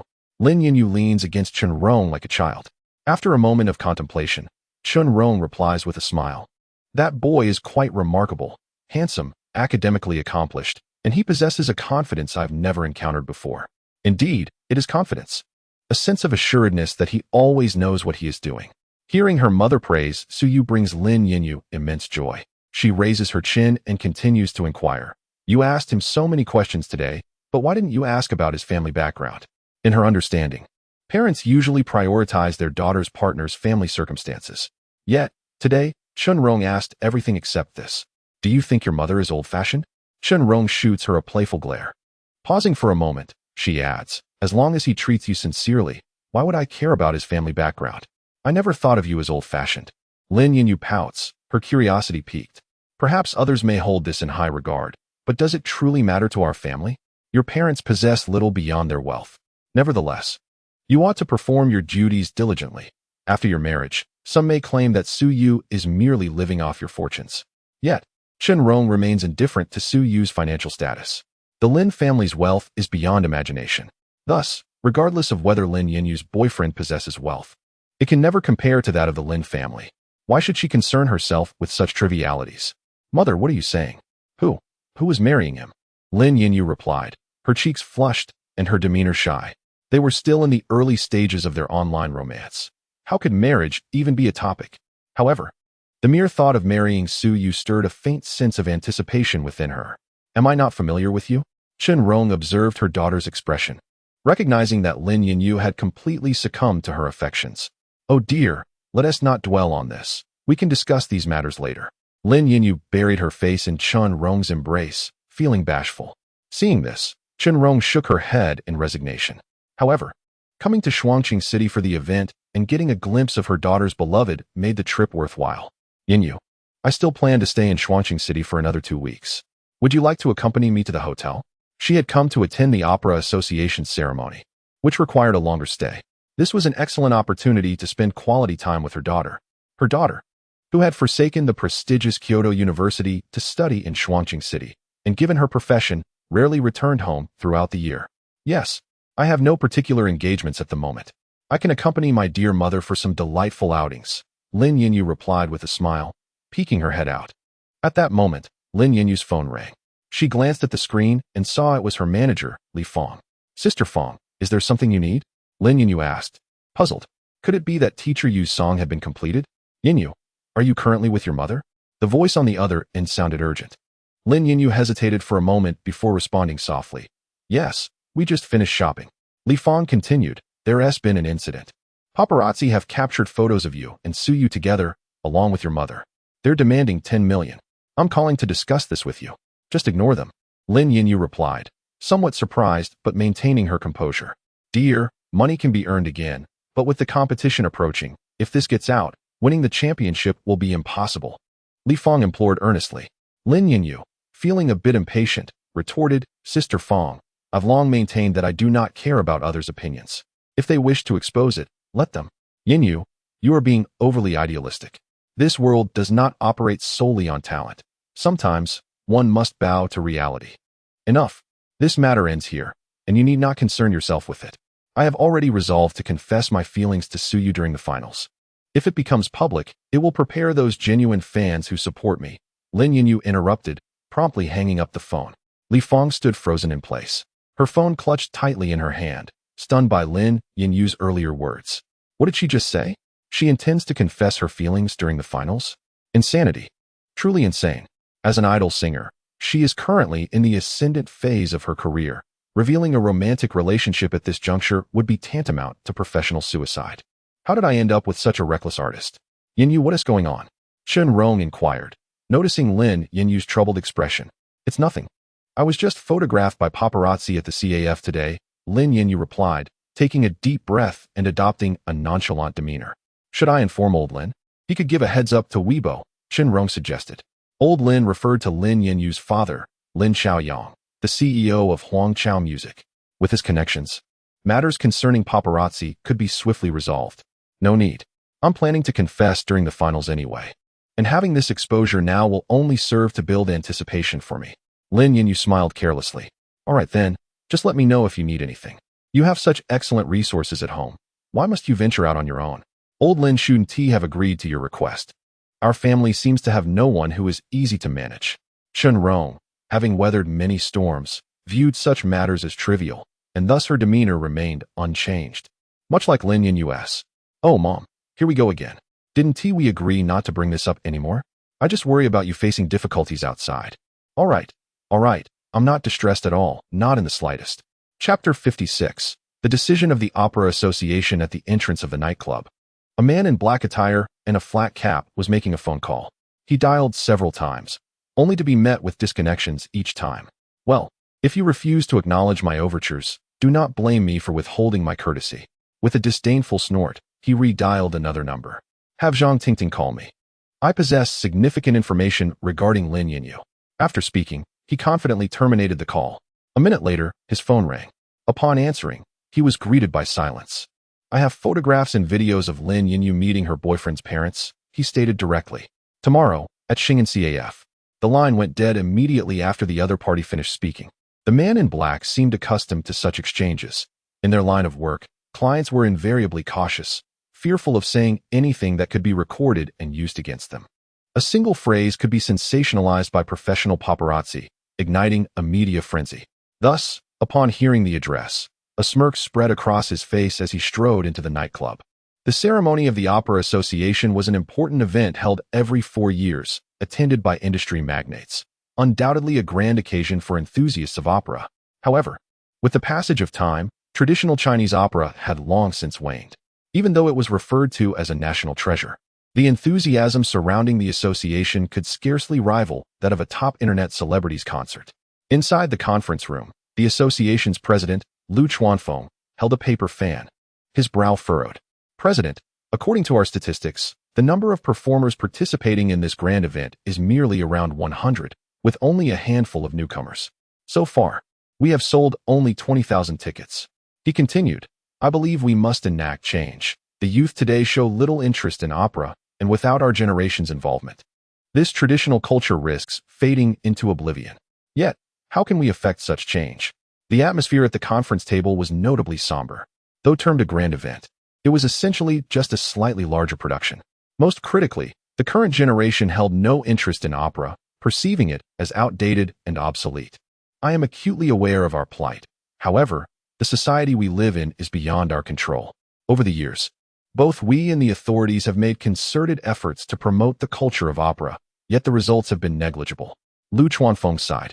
Everyone recognized the decline of opera and understood the need for better promotion. Nevertheless, despite their efforts, the lack of tangible results left them feeling powerless. What if we invite some popular singers to perform, to help with the promotion? Someone suddenly suggested from the back. This idea had been broached previously. Attempts were made to engage a few internet celebrities, but few aligned with the art of opera. The few that had performed previously garnered some positive feedback. Yet once the initial excitement faded, everything returned to the status quo. Lu Chuanfeng smiled ruefully. In recent years, with the prevalence of internet celebrities, the association has contemplated this approach. However, opera is inherently complex, incomparable to the simplistic pop songs. Those who can manage to sing it are exceedingly rare. Ultimately, there remains no composition capable of igniting a passion for traditional opera among the youth. Suddenly, Chen Rong, who had been silent, spoke up. As a first-class opera performer, she naturally found herself at the meeting. A chance remark from Su Yu yesterday had sparked some reflections within her. After a moment of contemplation, she continued, currently, ancient-style songs are quite popular. Shall we not also ride this wave? The state is increasingly valuing traditional culture. At present, ancient-style songs are gradually gaining traction, with official endorsements proliferating. Even my daughter, Lin Yinyu, opted for an ancient-style theme in her competition. Ancient-style songs? Lu Chuanfeng was momentarily taken aback. Indeed, let us enlist someone to compose a song infused with operatic elements, Chen Rong affirmed. Lu Chuanfeng shook his head. This approach has been attempted before, yielding results, albeit fleeting ones. Previously, we employed this method, but the effect was akin to that of internet celebrities performing opera, merely a transient surge of popularity. It was indeed quite the sensation, but after a few months, the fervor dissipated. Moreover, this enthusiasm pertains solely to ancient-style songs, not to opera itself. What I propose is a high-quality song, thematically tied to opera, avoiding the trivialities of romantic affairs. It would be best to narrate the experiences of those within the opera community, thus fostering resonance with the audience. With a smile, Chen Rong articulated her thoughts. Following her words, a few in the room displayed a change in demeanor, indicating a stirring interest. Nevertheless, Lu Chuanfeng remained furrowed in thought. After a moment, he spoke. Our budget is limited this time. We cannot afford to hire a top-tier producer to craft a song. Even if we could, a renowned producer unfamiliar with opera would struggle to meet your criteria. Perhaps we can revisit this suggestion when opportunities and suitable producers arise. Presently, most producers focus on pop music, with few delving into the niche of opera. Furthermore, with only half a month before the ceremony, who could possibly compose a quality song in such a short span? Even a top-tier producer would be hard-pressed to guarantee success. Very well, Chen Rong sighed, nodding in resignation. She genuinely believed it was a commendable approach, but time was indeed too constrained. You've reminded me that while we may not be able to procure a high-quality song, we can certainly produce an ancient-style piece infused with operatic flair ourselves. This should yield commendable results. In past ceremonies, Performances were primarily operatic, catering to an audience entrenched in the opera scene. Qianbaidu's suggestion has inspired me. In addition to the traditional operatic performances, we could introduce a segment featuring ancient-style songs as well. Moreover, this ceremony will be broadcast live across platforms, allowing for real-time audience interaction, making the outcome immediately apparent. Consider it a trial for the future. Us singing? I find this proposal quite agreeable. I concur. Having sung opera for a lifetime, why not venture into song? But who shall take the lead? As they deliberated, all eyes turned to Qianbaidu, whose prowess as an opera performer was indisputable. The realm of pop music posed no challenge for them. However, the individuals present were not particularly young, and in terms of appearance, Qianbaidu was the most suitable choice. I can give it a try, she said. Initially taken aback, Qianbaidu soon smiled and nodded in agreement, recognizing that she was indeed the most fitting candidate among them. Everyone was united in their mission to promote the art of traditional opera, so there was no need for disingenuous refusals. Splendid. Then this task shall be entrusted to you, declared President Lu Chuanfeng, putting away his folding fan and appearing somewhat more relaxed. Yet, a question arose. But who will compose the song? Someone inquired suddenly. Time is of the essence. We may not be able to produce something on short notice. Let us first reach out to local entertainment companies. If that fails, we can select a popular ancient-style song, and I will negotiate the copyright. However, we have a maximum budget of 2 million for the production, Lu Chuanfeng contemplated before making a decisive statement. The group concurred that this was the most prudent proposal, and no one voiced opposition. Very well, I will visit the entertainment companies in Shuangqing City tomorrow. Qianbaidu was taken aback by the budget being limited to 2 million. With such a sum, it was uncertain whether they could even hire a mid-level producer in Shuangqing City. Chapter 57. No wonder you and Su Yu could become friends after the meeting. Qianbaidu stepped out of the entrance of the Opera Association. A crimson sports car was parked by the roadside, where Lin Yinyu awaited within. Finished? Upon seeing Qianbaidu enter the vehicle, Lin Yinyu flashed her a bright smile.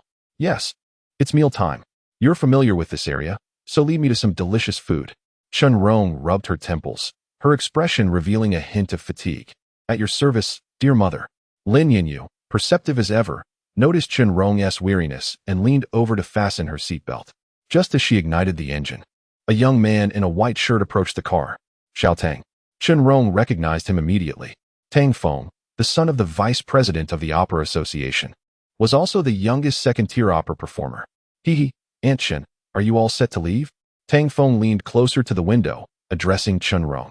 Noticing Lin Yinyu behind the wheel, he paused for a moment, then greeted her with a gentle smile. Yinyu, long time no see. Xiao Tang, is there something you need? Qianbaidu inquired, puzzled. Lin Yinyu remained silent, her expression unyielding. Aunt Qian, during the meeting earlier, you mentioned needing someone to write songs, didn't you? I happen to know a local production company and can introduce you. Tang Feng spoke with humility and a gentle tone. Is that so? It's getting late. Shall we find a place to eat and discuss? Qianbaidu, relieved to find a lead on a production company, felt grateful for Tang Feng's assistance. That would be acceptable. I hope it won't be too much trouble, Tang Feng replied with a smile. Unfortunately, it seems our car cannot accommodate another passenger. Qianbaidu glanced back, realizing that Lin Yinyu's two-seater vehicle lacked space for Tang Feng. No worries, my car is just over there. I can follow you. Tang Feng offered, pointing to a nearby van. All right then, Yinyu, just pick a nearby spot, Qianbaidu suggested, patting Lin Yinyu's hand resting on the gear shift. The latter responded with a sulky tone. On the road, Lin Yinyu pouted, her lips nearly reaching the sky. What's wrong? Are you upset? Qianbaidu struggled to suppress a laugh. No, Lin Yinyu retorted, rolling her eyes dramatically. Though I prefer not to discuss work when I'm with you. This matter is rather urgent. If we can resolve it quickly, I'll have more time to spend with you, Qianbaidu sighed. With only half a month remaining before the ceremony, she felt the pressure of time. If she didn't act swiftly, she feared she wouldn't manage to produce the necessary work. Unless she asked Lin Qiayang to have a producer from his company create it. But Qianbaidu was reluctant to do so. Her hesitation stemmed from the 2 million budget, which would likely limit her to a novice producer at Huangqiao Entertainment. Even if she leveraged her connections to find an experienced producer, financial matters could lead to unnecessary complications. Furthermore, with only half a month left, an experienced producer would hardly have sufficient time. She had always been clear about separating personal matters from professional ones. While she could assist without charge if payment were involved, she would adhere strictly to company policy. You get what you pay for. This principle reflected her husband Lin Qian's approach to business, from which she had unconsciously absorbed some wisdom. Thus, the most prudent course of action at present is to allocate these 2 million to engage a local entertainment company for an urgent song production, ensuring that the quality is at least passable. In due time, we may then enlist our company as premier producer to compose a song for the association free of charge. I am no child. I fully comprehend the challenges you face, and rest assured, I harbor no resentment. Lin Yinyu caught a glimpse of Chun Rong's slightly furrowed brow, causing a subtle tightening in her chest. She offered Chun Rong a reassuring smile, saying, "Your understanding brings me great comfort." Upon hearing her words of consolation, Chun Rong felt a significant weight lift from her heart.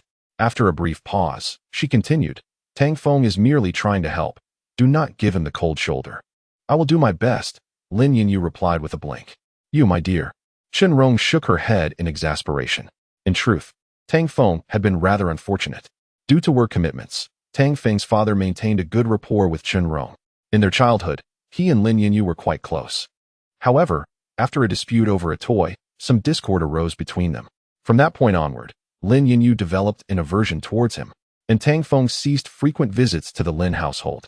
As they matured, Lin Yinyu blossomed into a striking young woman, and Tang Feng began to harbor feelings for her. Yet, their relationship did not improve. Despite his attempts at kindness, Lin Yinyu remained indifferent. Eventually, when she entered university away from Kyoto, their paths diverged entirely. What should have been a tale of childhood sweethearts had devolved into this unfortunate estrangement over a mere toy. Each time Tang Feng reflected on it, he wished to chastise himself. Whenever their families attempted to mend their relationship, Lin Yinyu would bluntly declare, "Tang Feng's character is questionable," effectively quashing the conversation. "Mother, you don't aspire to play matchmaker for us, do you?" Lin Yinyu suddenly pondered. If that were the case, she would surely be driven to distraction. "And what if I do?" Chun Rong mused playfully. "Then I shall return to school immediately, and you can dine with him alone." Lin Yinyu furrowed her brow. "Ungrateful child. Do you not realize your own mother understands you? Your heart has long been given to that Suyu boy. Why would I bother trying to pair you with Tang Feng? That would be creating trouble for no reason." Chun Rong shot her a knowing glance, gently patting the back of her hand. "Hee, I knew mommy wasn't that kind of person. Your ability to change your stance is remarkable. You could have a career in acting." "Oh, I was merely jesting. When one visits Shuangqing City, indulging in hot pot is a must. The largest hot pot restaurant in Shuangqing City is Brother Gong's Hot Pot." Although there are nearby branches, Lin Yinyu decided on the one outside the school, as she was familiar with its consistent quality. After a half-hour drive, Lin Yinyu finally arrived at the hot pot restaurant outside the school. Upon parking, the trio approached the entrance. However, the restaurant was exceedingly popular, and a long queue stretched outside. "Yinyu, what shall we do?" Chun Rong was reluctant to stand in line in such sweltering heat. "Perhaps we should venture to the nearby Western restaurant instead?" Tang Feng glanced over and noticed a Western restaurant not far away. The queue was excessively long, prompting Lin Yinyu to nod helplessly and say, "All right." Having spoken, she prepared to turn and leave. "Lin Yinyu, the campus bell?" Suddenly, a voice filled with surprise called out. Lin Yinyu was initially taken aback, but soon turned around. The face seemed somewhat familiar, yet she could not recall where she had seen it. "Hey, it's me, Gong Jiren. Last time, I was dining in the cafeteria with you, Gu, and we met." Gong Jiren hurried forward, greeting her with enthusiasm. "Oh, hello." Lin Yinyu finally remembered that Gong Jiren was a friend of Suyu. "Lin Yinyu, is this your sister? Are you both here for hot pot?" Gong Jiren, coming from a family of entrepreneurs, had developed a naturally affable demeanor. Although he was aware that Lin Yinyu hardly remembered him, it did not bother him. After all, familiarity breeds comfort. Perhaps he could leave a lasting impression next time. "No wonder you and Suyu became friends." Lin Yinyu chuckled softly, covering her mouth. Upon encountering their mother, both of them uttered the same words without hesitation. Chapter 58. After marriage, can you handle it? What is going on? Gong Jiren appeared utterly perplexed. However, his heart swelled with joy upon seeing Lin Yinyu smile. "This is my mother," Lin Yinyu introduced with a warm smile. "Ah, I apologize. It's just that your aunt is quite youthful," Gong Jiren stammered, scratching his head awkwardly. After a brief pause, he inquired, "You're here for hot pot, right?" Lin Yinyu nodded. "Yes, but there's a long queue." "Not to worry, I'll take you inside without having to wait." Gong Jiren promptly reassured. Isn't it inappropriate to cut in line? Lin Yinyu expressed her concern. No need to worry about that. This establishment belongs to my family. And we have our own private room, Gong Jiren insisted, waving his hands dismissively. Is there really a private room? There isn't one, is there? However, given Lin Daxiua's and Yu Ji's connections, if she and her mother wished to dine on hot pot, a private room would indeed be secured. No objections would be entertained. Today, there would be a private room. Thank you so much. Lin Yinyu sighed in relief, her gratitude evident in her smile. There's no need for such formalities. You are a friend of Yugo, which makes you a friend of mine, Gong Jiren. With that, he led Lin Yinyu and her companions into the restaurant. Out of the corner of his eye, he occasionally glanced at Tang Feng, his heart sinking slightly.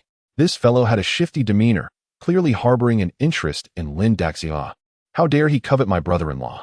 That simply wouldn't he do. After escorting Lin Yinyu and her party to the private room, he instructed the waiter to bring the dishes. He then retreated to a corner to call Suyu. Hello, Yugu. Hurry to Gong Shixiang's hot pot.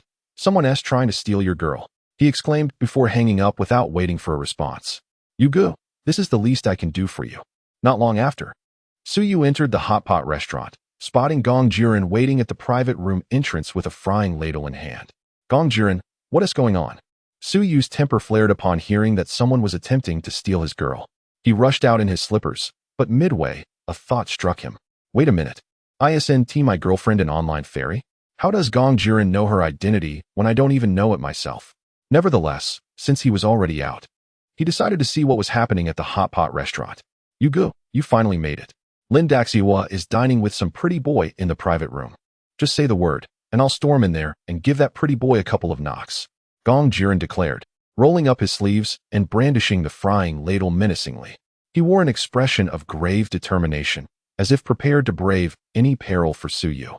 I think I'd rather give you a couple of knocks first. Suyu, taken aback, quickly retorted with a sardonic smile. What does this have to do with me? Lin Yinyu is having dinner with some pretty boy. Why should I care? Isn't Lin Daxiua your girlfriend? Gong Jiren was now utterly bewildered. What do you mean? I'm just being kind and informing you, and yet I'm being scolded? He felt aggrieved. When did I ever say she was my girlfriend? Suyu's eye twitched uncontrollably. Gong Jiren shook his head and continued. In any case, I can see she has feelings for you. What are these two up to? During dinner, Lin Yinyu's gaze towards Suyu was filled with unmasked affection. It was evident to anyone with functioning eyesight. You see nothing at all. I'll take my leave first, Suyu replied dismissively, rolling his eyes at him. Hey, don't leave just yet. Let us eat before you go, Gong Jiren urged. I'm not hungry, Suyu waved his hand. Just as he was about to turn away, the door to the private room swung open. Oh, Suyu? Lin Yinyu, holding a bowl, was about to step out to grab some seasoning. Upon spotting Suyu's familiar silhouette, she instantly recognized him. Hee, Lin, what a coincidence. I didn't expect to run into you here. Have you eaten? Come join me, Lin Yinyu said, her face lighting up with a radiant smile. She had just been pondering what excuse to use to meet Suyu, and here he was. Never mind, you have friends inside. It wouldn't be appropriate. Suyu quickly declined. If Lin Yinyu was indeed on a date with her boyfriend, it would be quite awkward for him to intrude. How do you know I have friends inside? Lin Yinyu questioned suspiciously. As soon as the words left her mouth, silence enveloped the room. Her bright eyes glanced at Gong Jiren and then back at Suyu, discerning something from their expressions. After a moment's contemplation, a mysterious smile crossed her delicate face. Did he tell you? And then you came? She pointed at Gong Jiren. Ahem. Would you believe me if I said it was a misunderstanding? Suyu scratched his head awkwardly and shot an annoyed glare at Gong Jiren. The latter feigned innocence, shrugging his shoulders and adopting a nonchalant demeanor. It's as if Lin, the campus beauty, has her affection written all over her face. If you two don't have a story, I, Gong Jiren, will bash my head against the wall. I don't care. I'll just assume you care about me. Let us go inside and eat. Lin Yinyu firmly grabbed Suyu and began to pull him into the private room, discreetly giving Gong Jiren a thumbs up behind her back. Elated by Lin Yinyu's praise, Gong Jiren felt overjoyed. Ah, splendid. Today's path has widened once again. Meanwhile, Suyu experienced once more the drawbacks of his poor physical condition. He was utterly unable to resist as Lin Yinyu dragged him into the room. He must improve his fitness as soon as possible. Otherwise, if he encountered a predatory woman outside, he would be powerless to resist. Come, sit here. Lin Yinyu pushed him into the seat beside her, clapping her hands in delight. Su Yu's character truly resembled that of a little puppy. It turns out he prefers someone assertive. I shall be more assertive from now on. However, given his poor constitution, would he be able to handle it after marriage? Lost in thought, Lin Yinyu's cheeks flushed a deep crimson upon realizing her train of thought. Su Yu, your timing is impeccable. The dishes have just finished cooking. Hurry and eat. Chen Rong's expression flashed with surprise as she saw Lin Yinyu dragging Su Yu inside. She hurriedly fetched a pair of chopsticks and a bowl from the side and handed them to Su Yu, smiling warmly at him. Thank you, Sister Chen. Since we're already here, let us just go with it. It would be rather inappropriate to step out now. Yes, this is to honor Lin Yinyu's dignity, certainly not to save on a meal.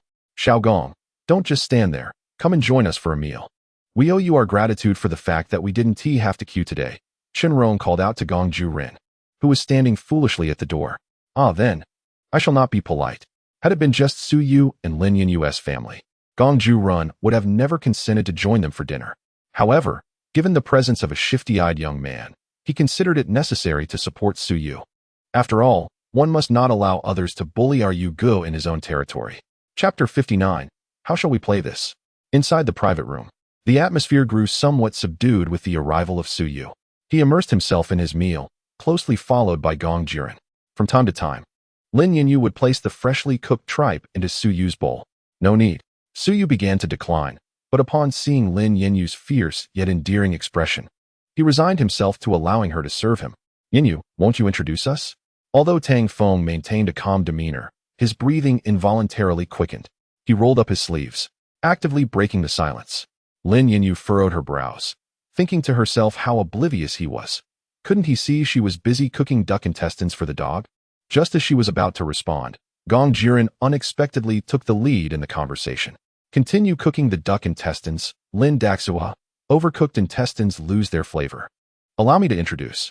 As a wealthy second-generation heir, Gong Jiren had some knowledge of luxury brands. The dandy before him was clad in a limited edition from Anima, and his watch was undoubtedly impressive.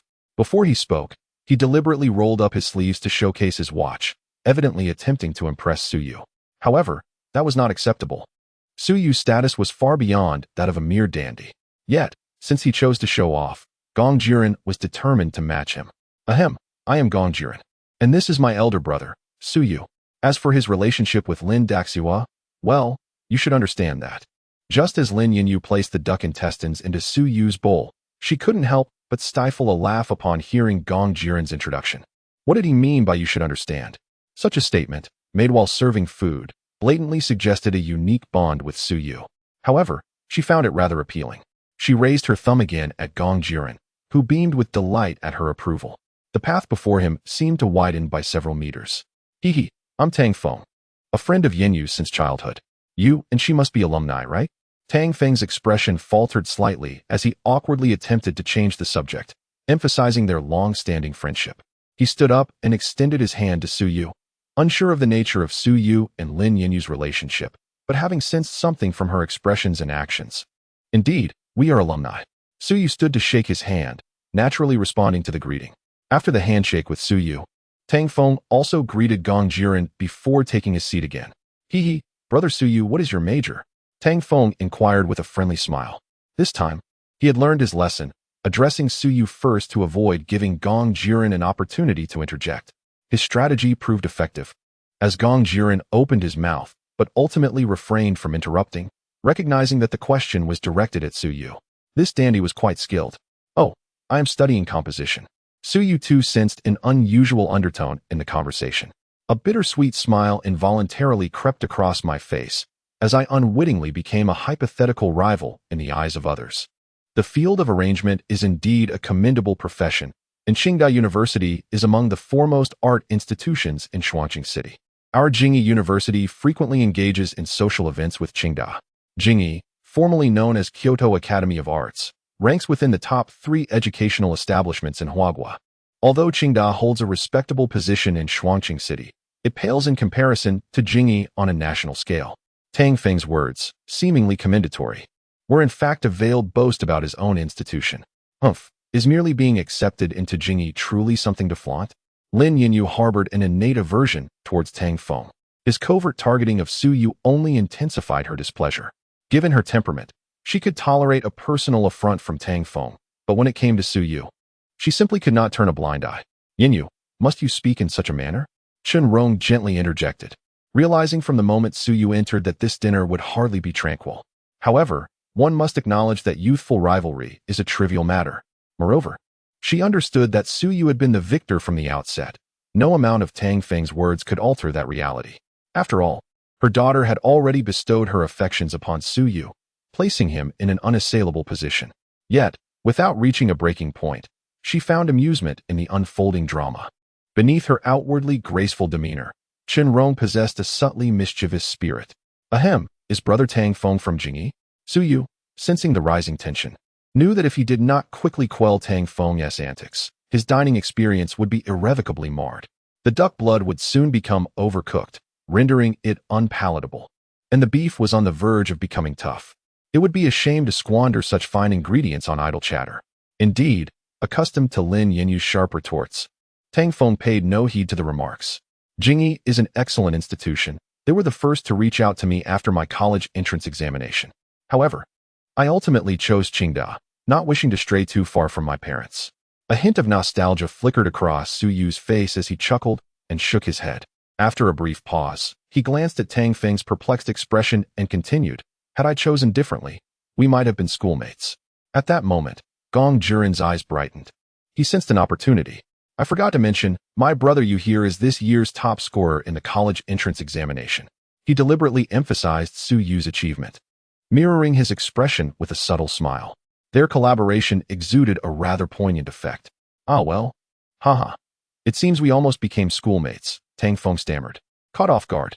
To alleviate the awkwardness, he took a sip of his drink. Why would a distinguished top scorer like you choose to attend Qingda, instead of a more prestigious institution to make a name for yourself? How can that even be compared? Initially, he had sought to impress with his display of luxury, but his attempt was thwarted by that sycophant named Gong Juren. Now, steering the conversation back to his advantage seemed daunting, and forcing the issue would only place him at a disadvantage before Aunt Shun. He hoped to reclaim some ground by referencing his long-standing friendship with Lin Yinyu, yet he continued to be outmatched. It is evident to the discerning that Su Yu is indifferent, while Lin Yinyu's gaze is entirely fixated on this young man. Initially, one might have thought that he could overshadow Su Yu in academic matters, yet the seemingly unremarkable Su Yu has emerged as the top scorer in the college entrance examination. As for looks, Tang Feng chose to forego comparison. Although he possesses a fair appearance, it pales in comparison to Su Yu's striking presence. How could one compete when there is no ground to stand on? By the way, Xiaotang, which production company were you referring to earlier? Chen Rong recognized that this battle had reached its conclusion, and it was time for her to intervene and offer a lifeline to the defeated. Aunt Shun, I have a classmate who is a mid-level producer at Coast Entertainment. If we approach him, we should be able to have the song written within 2 weeks. Tang Feng finally breathed a sigh of relief, understanding that Chen Rong was providing him with an exit, and he quickly returned her grateful smile. Coast Entertainment? Chen Rong recalled having a slight familiarity with this company. Having spent considerable time in Kyoto, her knowledge of the entertainment companies in Shuangqing City was limited, but she did have some awareness of Coast and Blossom. Tang Feng promptly remarked, Coast Entertainment is among the top entertainment companies in Shuangqing City. Chapter 60. Isn't it better for you to continue enjoying your hot pot? Mother, I believe you should pay a visit to Xinghui, Lin Yinyu suddenly suggested. Yinyu, do you have a more suitable candidate? Chen Rong inquired, somewhat taken aback.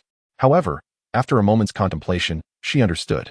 Having spent considerable time in Shuangqing City, Lin Yinyu must have interacted with the local entertainment companies. I'm not entirely familiar, but I recommend you go to Xinghui and seek out a producer named Tingyu. He possesses remarkable talent, Lin Yinyu added, blinking her eyes. Admittedly, it was her first encounter with Xinghui as well, yet she held Tingyu's abilities in high regard. The songs later, and what's wrong with that had been on repeat for her lately. Indeed, Xinghui had been making waves recently, largely due to Tingyu. While the talents of others seemed rather mediocre in comparison, Tang Feng frowned. This past month, Xinghui Entertainment has suddenly emerged with Tingyu, whose 2 songs have become immensely popular. However, apart from Tingyu, the performance of others still pales in comparison to Han Entertainment. Furthermore, their scale is significantly inferior to that of Han. I suspect this Tingyu must be a pseudonym of some great deity. Seeking him out may exceed our budget, Tang Feng continued. Lin Yanyu shook her head. He is not a pseudonym. He is merely a junior producer. How do you know? Tang Feng was momentarily taken aback. Lin Yanyu replied, because I approached him for songwriting. And he only charged 800,000. 800,000? Tang Feng exclaimed, muttering in disbelief. How is that possible? Chen Rong, too, was astonished. She knew her daughter's discerning eye. To have her endorse a producer who was merely a junior was indeed perplexing. However, I believe his songs are worth more than 800,000, which is why I offered him 5 million, Lin Yanyu continued. This was her way of showing respect to a competent producer as a singer. Offering 5 million, Tang Feng was momentarily at a loss. Listening to their conversation, Suyu silently enjoyed his hot pot. Meanwhile, Gong Jiren's face turned crimson with suppressed emotion. He wished to reveal that the so-called deity behind the pseudonym was right there at the table, cooking tripe. Yet, the words caught in his throat. For he had promised Suyu to maintain a low profile and not disclose his identity. Suyu's words were not to be disregarded.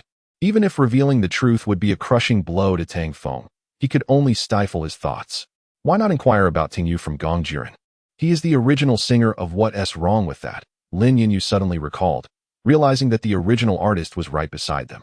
You are the original singer of What's Wrong With That? Tang Feng exclaimed, astonished. He had heard the song, but had not paid much attention to the artist. To discover that such a fine piece was sung by Suyu's lackey was difficult for him to accept. Didn't he expect that, did you? Gong Jiren chuckled at Tang Feng's incredulous expression. One would not have expected that this song is sung by me, Gong Jiren. Oh, how astonishing it is that my first song has garnered such acclaim. It truly fills me with pride.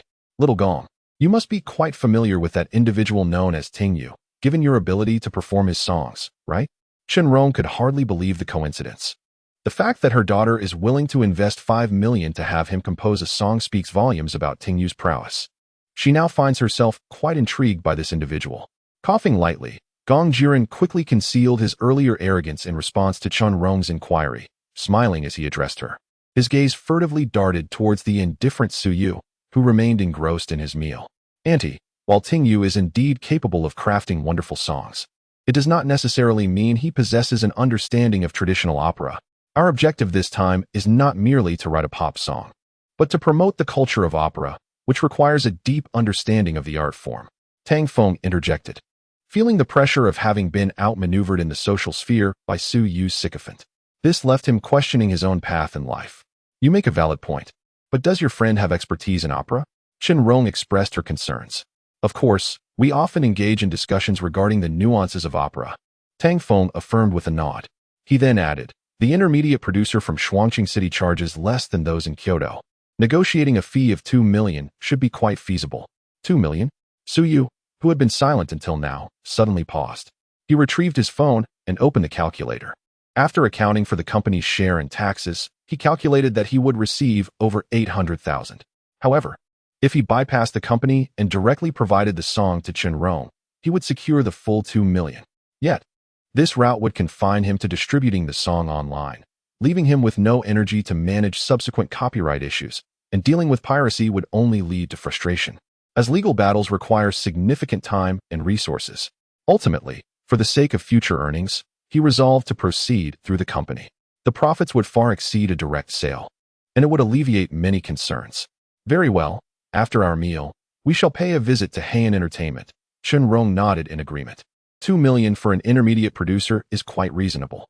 Moreover, Tang Feng is an opera performer, so his friend should possess some degree of familiarity with the genre. This indeed seems to be the best option. Agreed. I will accompany you shortly. Tang Feng exhaled in relief. Successfully navigating this matter would also benefit him. This task was part of the Opera Association's responsibilities. Participating could enhance his reputation within the organization, ultimately yielding advantages during future evaluations. At that moment, Suyu unexpectedly set down his chopsticks. Scanning the group, he smiled and remarked, Tingyu has conducted research on traditional opera and has recently composed a song pertaining to it, which you may utilize directly. What? How do you know that? Tang Feng's eyes twitched uncontrollably upon hearing this. They had already made a decision. Why was Suyu interjecting?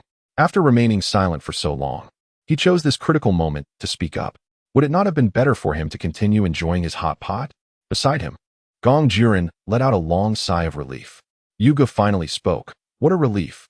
If he had remained silent any longer, Tang Feng would have truly triumphed.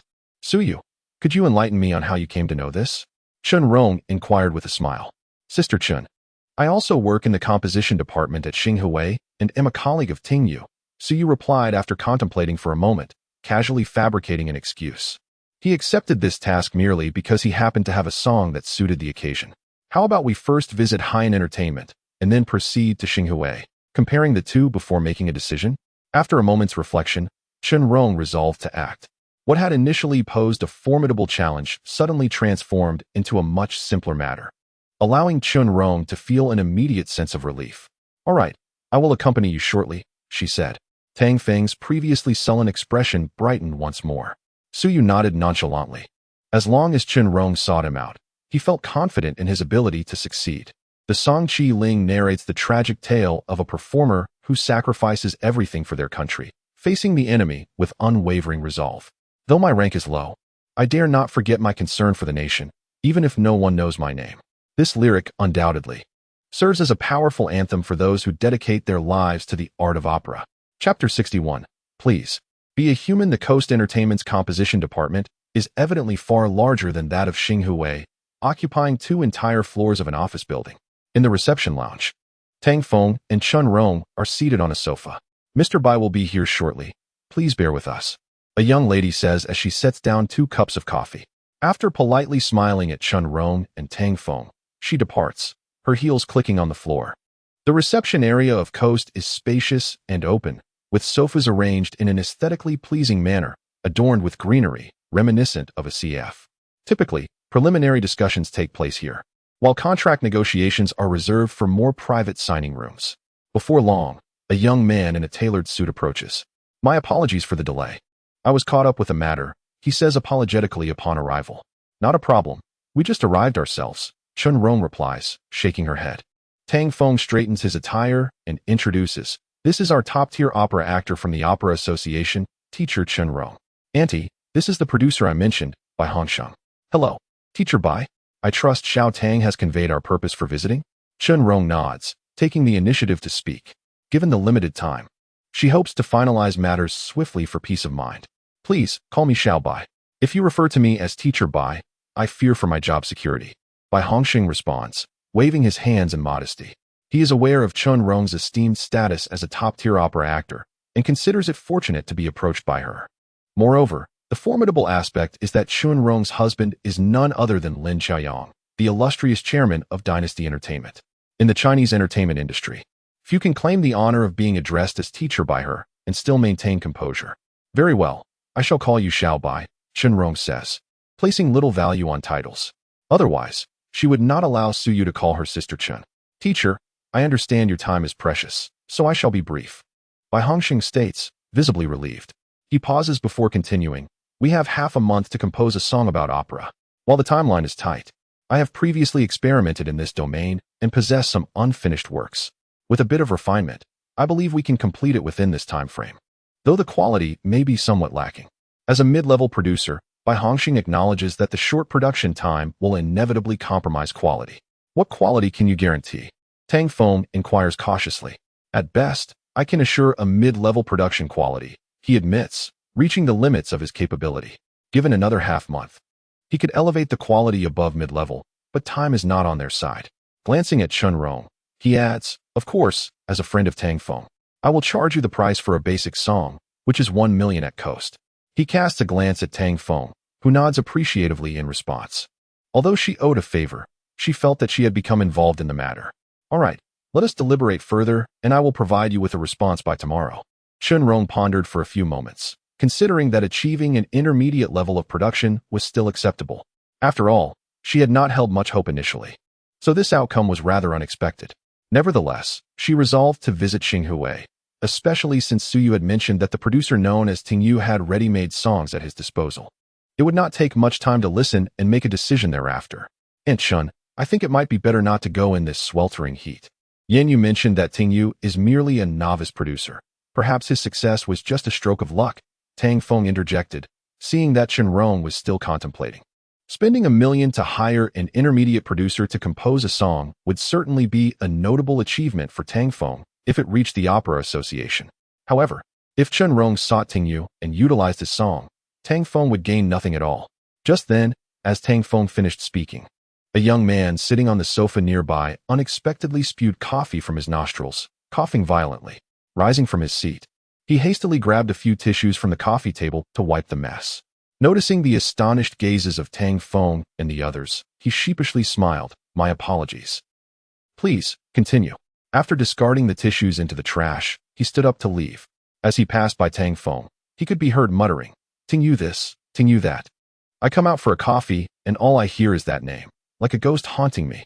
After a brief silence, Bai Hongsheng cleared his throat awkwardly. "He is one of our company's artists, named Zhao Ziqing." "Ah, so it is him," Tang Feng remarked, his lips twitching.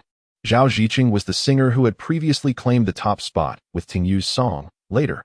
It was astonishing that a leading artist would react so flustered upon hearing Ting Yu's name, casting doubt on his professional capabilities.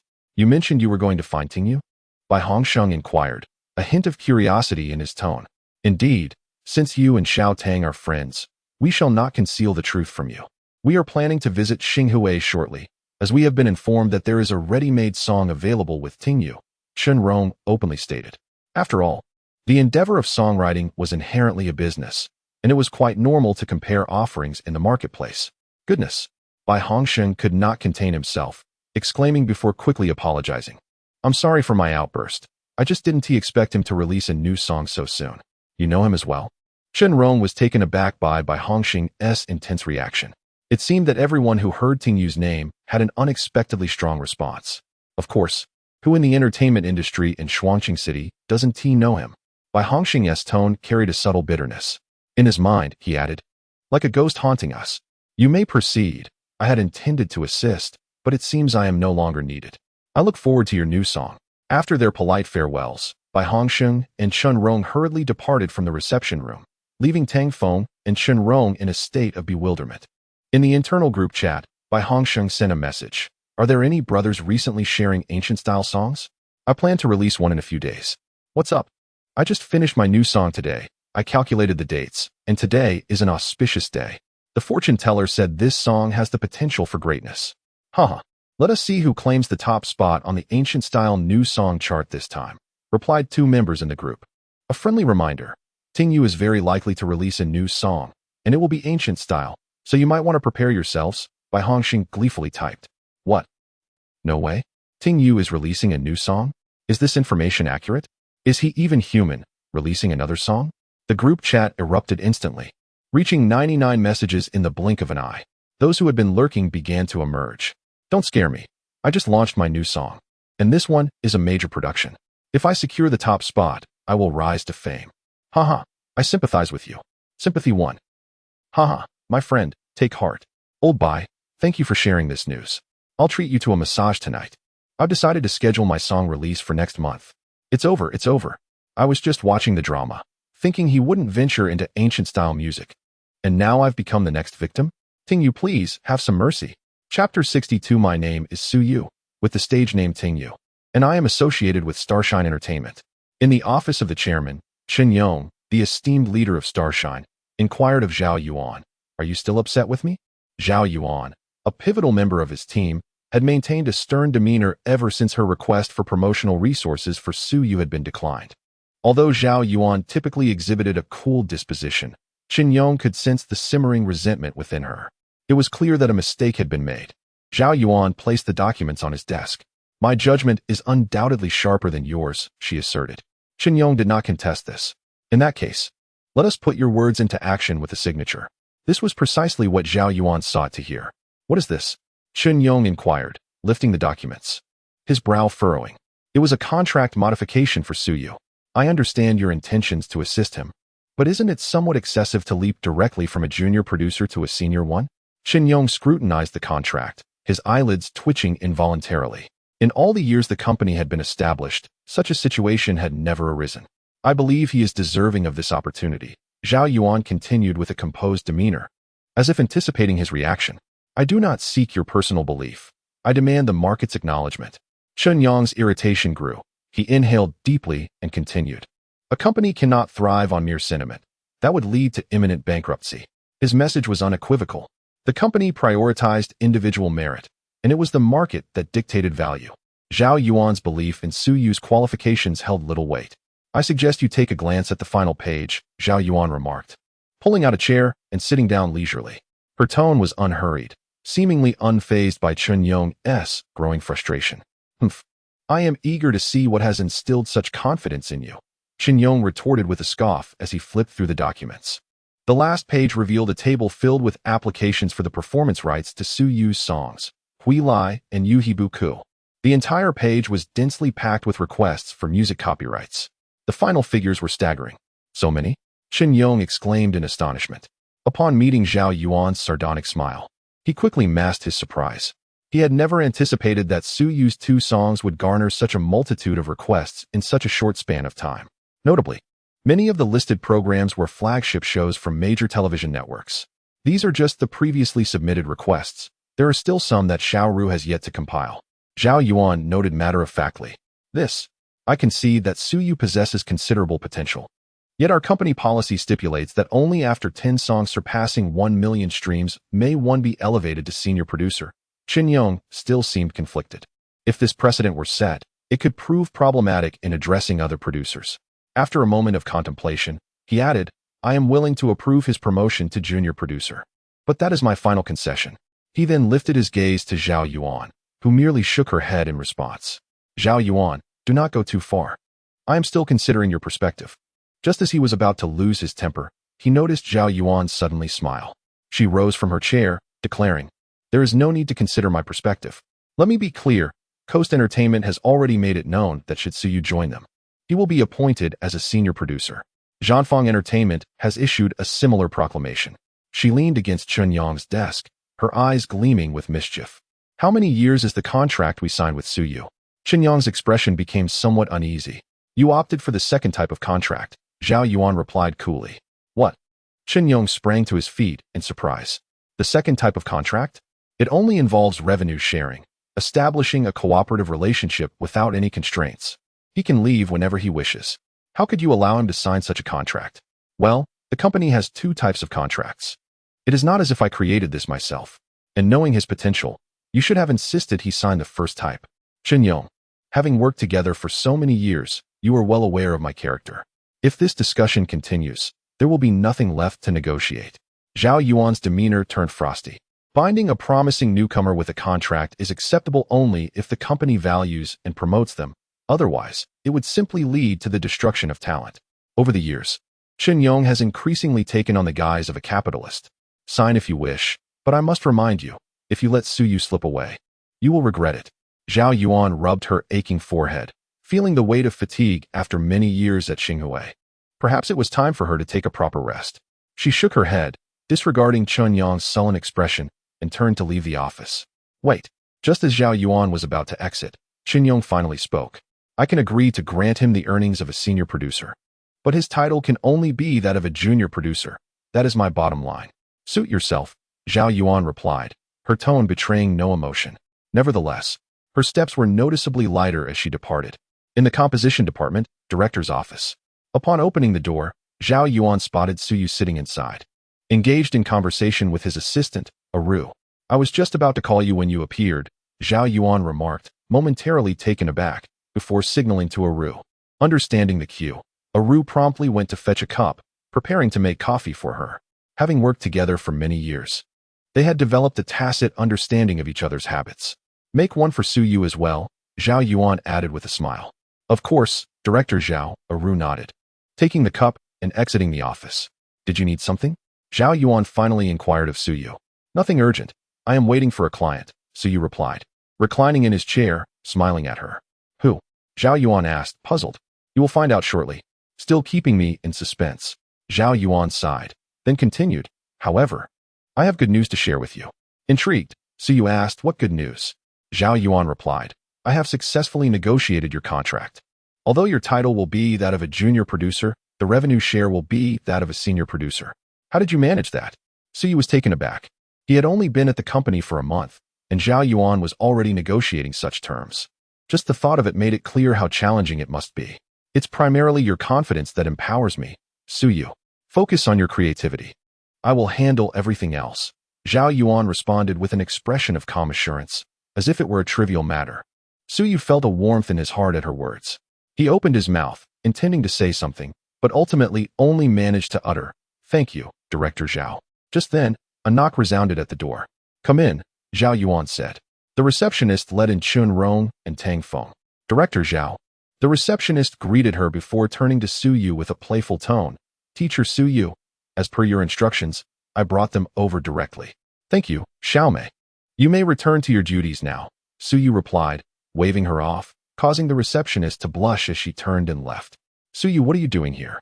Chun Rong asked in surprise, noticing Su Yu seated in the office. Su Yu rose from his chair, approached Chun Rong, extended his hand, and smiled. "Sister Chun, allow me to introduce myself. My name is Su Yu, and my stage name is Ting Yu." Chapter 63. The Red Performer. Regarding the revelation that Su Yu is indeed the renowned artist, Ting Yu, Chun Rong was momentarily taken aback, her mind struggling to comprehend the news. Upon receiving confirmation from Zhao Yuan, her astonishment began to wane, replaced by a glimmer of intrigue in her eyes as she gazed at Su Yu. The man her daughter admired was, astonishingly, the very same person she held in high regard as a producer. Is this what true love looks like? Meanwhile, Tang Feng was engulfed in a tempest of thoughts, beads of perspiration forming on his forehead despite the office air conditioning set at a mere 18 degrees. Earlier, he had inquired of by Hongsheng why the mere mention of Ting Yu's name prompted such a hasty departure. Bai had responded by sending a screenshot from an internal group chat, leaving Tang Feng utterly stunned. The message in the chat, "Ting Yu, please be a decent person," resonated deeply, evoking a profound sense of despair even in an outsider like him. He could hardly fathom that Su Yu was, in fact, Ting Yu.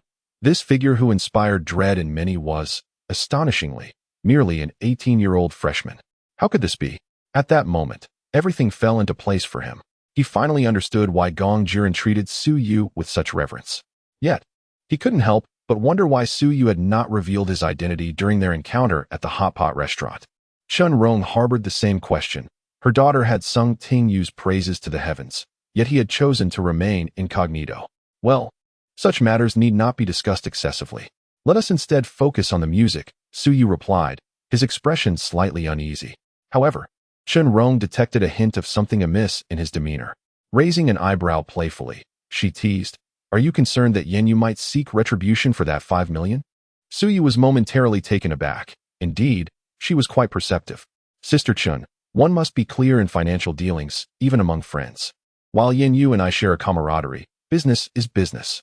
The 5 million has been allocated, and it cannot be retracted simply because we are friends. I earn my income through my own merit. Such is the nature of business. Haha, I'm not asking you to repay it. But you may find yourself regretting it in the future," Chun Rong chuckled, covering her mouth in amusement. The notion of clarity in financial matters among siblings raises interesting questions. Should spouses also maintain transparency? What about the relationship between a mother-in-law and her son-in-law? The two of them were quite amusing, each concealing their true thoughts. What would happen if they were to unearth the truth later on? If Su Yu were to discover that a significant portion of his earnings had been siphoned off by the company, he might well rue the day. As these thoughts crossed her mind, Chun Rong's inner mischief resurfaced. Regret? Su Yu paused, momentarily perplexed. What a jest! Who regrets making a profit? Those who lament are merely those who have not earned anything. Now, let us return to discussing the music. However, since you have called me sister, you must not charge too exorbitantly. Chun Rong opted not to dwell on that topic any longer, instead playfully retorting. Rest assured, Sister Zhang, I shall offer you a friendly price. Please take a seat while I prepare the music, Su Yu responded, relieved. Zhao Yuan's computer was already powered on, and he promptly retrieved his USB drive, inserting it into the device. In response, Zhao Yuan silently observed from the side, her expression devoid of any fluctuations. However, Chun Rong discerned subtle details within the scene. The casual use of a superior's computer without prior introduction merely indicated the esteem in which this superior held him. Contemplating this, the sparkle in Chun Rong's eyes intensified. The song was titled Chiling. Su Yu activated the projector, unveiling the folder containing the lyrics. This time, alongside the lyrics, there was another document titled The Background Story of Chiling. Su Yu possessed some knowledge of the song's backstory. He had intended to compile it himself. Yet the system had graciously provided it. One must admit, it was indeed considerate. Chiling. Chun Rong nodded inwardly. A performer clad in red, the title was rather fitting.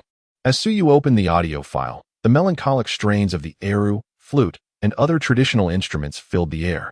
Particularly, the poignant sound of the eru instantly imbued the prelude with deep emotion. As the prelude progressed, various classical instruments interwove, elevating the emotional crescendo to its zenith. The vocal segment commenced, still featuring the system-generated female voices humming. Though lacking in emotional depth, it was remarkably precise. At this moment, Chun Rong's expression shifted. Her gaze fixated on the lyrics projected before her, her mind synchronizing with the simulated vocals. Gradually, as the main verse approached the chorus, an emotional swell reminiscent of crashing waves emerged. Chun Rong, engrossed in the lyrics, found her hands instinctively clenching tightly. Finally, they reached the operatic segment of the chorus. Unable to contain herself any longer, Chun Rong rose from the sofa. Beside her, Tang Feng had already stood, his eyes wide in astonishment as he stared at the lyrics. Zhao Yuan, meanwhile, looked on with pride at the two, a smile tugging at the corners of her mouth. This song was familiar to her. It was one Suyu had written previously, during which he had sought someone to perform the operatic vocals. However, due to a lack of suitable candidates, it had been shelved. Zhao Yuan had assumed that Suyu would offer this song to Lin Yanyu, yet she was surprised to find he had not done so. Could it be that he possessed a piece even superior to Chiling? Contemplating this, Zhao Yuan's expression shifted slightly. Was he even human? Just as her thoughts spiraled, Chiling concluded. Yet, the office remained enveloped in silence. Tang Feng suddenly shivered, goosebumps prickling his skin, as a tingling sensation coursed through his scalp. Chun Rong remained transfixed by the lyrics, lost in thought. She inhaled deeply, her eyes glistening with unshed tears, murmuring, though lowly in rank, "I dare not forget my country's woes, even if no one knows me." The righteousness of home and nation. The song's thematic entry point, astonishingly, revolved around the actor's devotion to his homeland. Thus, the chi in the title did not signify red, but rather the color of blood.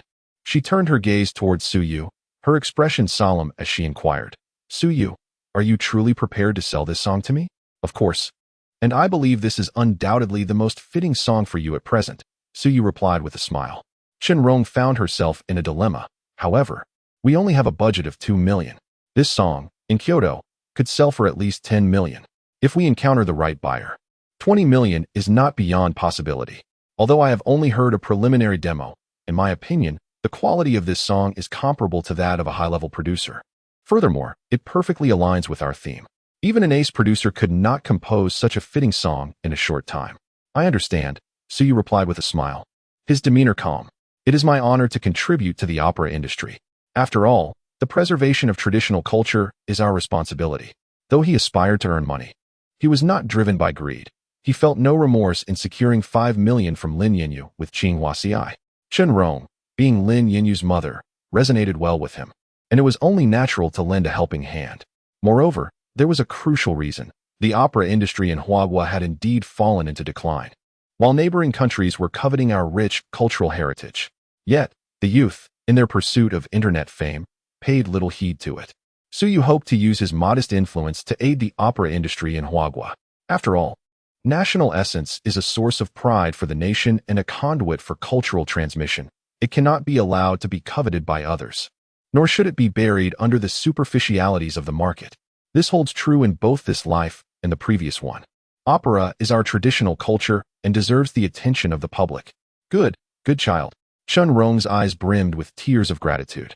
Beside her, Tang Feng gazed at Suyu with profound respect. In his eyes, Suyu radiated a gentle glow at that moment. Chapter 64. Has the Constitution recovered? Ultimately, Suyu sold the song Qiling along with its background story to Chun Rong for the sum of 2 million, encompassing all rights except for the copyright. This decision was made impulsively, and even he could not discern the underlying motive. Perhaps it was the fervor ignited by a recent statement. Or maybe it stemmed from a genuine desire to contribute to the realm of traditional opera. As Chun Rong departed, she vowed to craft a splendid program based on the background story, assuring him that his contributions would be duly reported to the Opera Association. She extended an invitation for him to attend a grand event hosted by the association, where he would be publicly acknowledged for his contributions to the cultural heritage of opera. Suyu consented, albeit with a desire to remain incognito, a request Chen Rong did not press. When Tang Feng took his leave, he made a point to shake Su Yu's hand, conveying admiration without uttering a word. Su Yu, my respect for you continues to grow, Zhao Yuan remarked, her eyes shining with appreciation. Su Yu's willingness to forego $1 million for the sake of the opera industry earned her deep respect. Earlier, she had personally drafted the contract with Aru. Given Su Yu's earnest intentions, she was determined to support him wholeheartedly. After all, despite the decline of the Composition Association, it remained an official entity, and fostering such a friendship was undoubtedly advantageous. As for how to justify this to the higher-ups, Zhao Yuan had yet to ponder that. $1 million. At that moment, Su Yu gazed blankly ahead, muttering to himself, what? $1 million? Zhao. How many cups of milk tea can $1 million buy? Perhaps enough for a lifetime. Zhao Yuan's expression darkened with annoyance. At the beginning of the month, last month's salary had already been credited. The bonuses from the confession season were not subject to the company's share, belonging solely to Su Yu. With the bonuses combined with the royalties from later, and what's wrong with that, Su Yu's bank balance had swelled to nearly $3 million. This was still the case despite the fact that the 2 songs had been released in the middle of the month, and many program royalties were yet to be collected. Zhao, the song for Lin Yanyu has been sent to your email. The track Blue and White Porcelain has just been packaged and dispatched to Zhao Yuan's inbox. Alright, since I haven't reported the $5 million she provided to the company yet, and with your increased share, you can submit this business as well. Zhao Yuan was aware that this was the largest contract Su Yu had ever undertaken, hence her decision to hold off on reporting it, hoping to secure a larger portion for him after the contract was revised. Thank you, Zhao. Su Yu felt a warmth in his heart. Zhao Yuan had truly been considerate, attending to every detail. After a brief exchange, Su Yu ended the call and opened the music charts. Later boasted 3 million streams and 2 million downloads. While what's wrong with that had 8 million streams and 9 million downloads. Both songs had secured spots within the top 10 of the popular charts. The new song charts were based on monthly rankings, and with September now behind them, Su Yu's 2 songs had exited their respective new song charts. October would usher in fierce competition across various genres in the new song charts. He then accessed the system panel. Host, Su Yu age, 18 physique, 50, normal 50, reputation, 4, 1 million skills, proficient in piano, beginner in composition, beginner in lyric writing. System inventory, song elements late marriage, eternal love. Due to the host physique having been restored, the physiological functions have automatically upgraded. When the host falls ill and experiences a decrease in physique, the system will automatically expend a small amount of reputation to maintain the host's health. Unfinished task. Task content. Assist Lin Yanyu in writing a song to win the competition. Task reward. Obtain a golden web literature manuscript. Has my physique truly recovered? Su Yu stared blankly at the normal physique indicator. No wonder he hadn't experienced hypoglycemia recently. He had thought it was merely due to his excessive consumption of milk tea. Perhaps he had been gradually recovering without even noticing. However, system, why did my physique recover, yet I still couldn't match Lin Yanyu's strength at the hot pot restaurant? Su Yu's mind was filled with confusion. Because Lin Yanyu is a black belt in Taekwondo. The system's response was succinct and clear. It is also possible that the host's mental resistance is at play. The body is quite honest. What do you mean by possible? Aren't you the system and should know the reason? Su Yu's lips twitched in irritation. What do you mean by the body being honest? Clarify this. Do not unjustly tarnish my reputation. Human emotions are exceedingly complex. I shall remain a cold machine. Fine, can I still enhance my physique? By accumulating reputation, can I surpass ordinary individuals, ultimately become an unrivaled master, and ascend to the celestial realm? The more Su Yu pondered, the more exhilarating the visions of himself soaring on a flying sword became. Please refrain from indulging in fantasies, host. I am a machine and do not experience emotional turmoil. This system is focused on the entertainment genre and cannot assist the host in cultivating immortality, but it can enable the host to write web novels about cultivation. Very well, just as my dream of becoming an immortal began to take flight, it was swiftly dashed. Nevertheless, it is not without merit. My physique has recovered. And with it, my dignity as a man. No longer will I be out of breath after merely walking a few steps. Most importantly, in 1 month, I shall meet the little fairy. Thankfully, she has not witnessed my sickly appearance. Otherwise, it would have severely impacted her first impression of me. With my health restored and finances in order, once I meet the little fairy, I shall discuss the possibility of cohabitation. Ahem. I harbor no ulterior motives. It is merely that living together would spare us the expense of online communication, which can be quite costly. Moreover, I need to find an opportunity to return home and persuade my parents, who stubbornly continue to work, to enjoy a life of ease. The month-long military training has finally concluded. The freshmen have endured a grueling initiation and can now study in air-conditioned classrooms. The composition department has only one class in the morning. Suyu arrived early, taking a seat in the corner of the classroom. The first-year curriculum primarily consists of fundamentals, and with his acquisition of beginner composition skills from the system, he felt little need to study. He merely wished to avoid skipping class on the very first day. As he idly awaited the sound of the class bell, the previously boisterous classroom fell into a sudden silence. Following the gaze of the crowd, he turned to the entrance of the classroom. As he discerned the silhouette standing at the entrance, he immediately buried his head down and shielded his face with his hand. Lin Yinyu, the renowned beauty of Lin University, what brings you to our composition department? Is there something we can assist you with? Upon witnessing this, everyone gathered around. After all, this was the illustrious beauty of Lin University, who was rarely seen even in the vocal department. Yet today she had graced the composition department with her presence. However, in response to the enthusiastic inquiries, Lin Yinyu merely offered a polite smile and surveyed the classroom.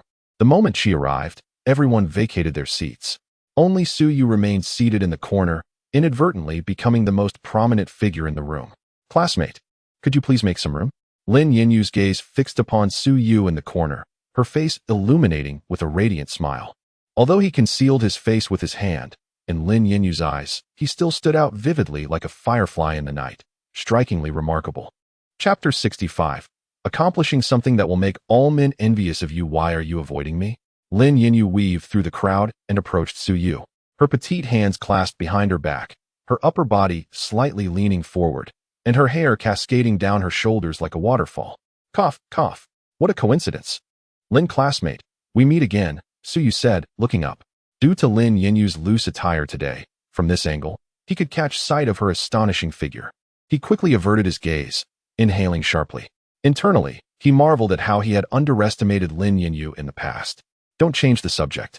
Why are you avoiding me? Lin Yinyu shot him a glance, clearly displeased by his evasion. No, I was just sleeping and didn't see you, Suyu replied, his expression somewhat awkward.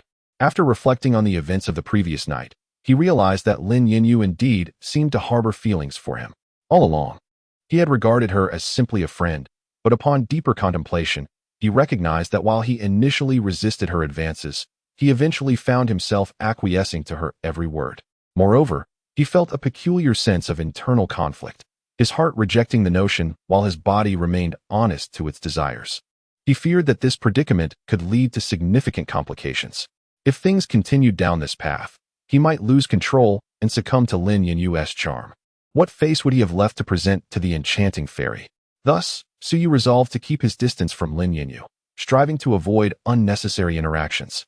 He planned to meet the enchanting fairy in a month. Surely, at that point, Lin Yinyu would retreat in light of the circumstances. Do you take me for a fool? Who sleeps like that? Lin Yinyu tilted her head, a playful smile gracing her lips. I am someone who fears light while sleeping, hence I cover my face.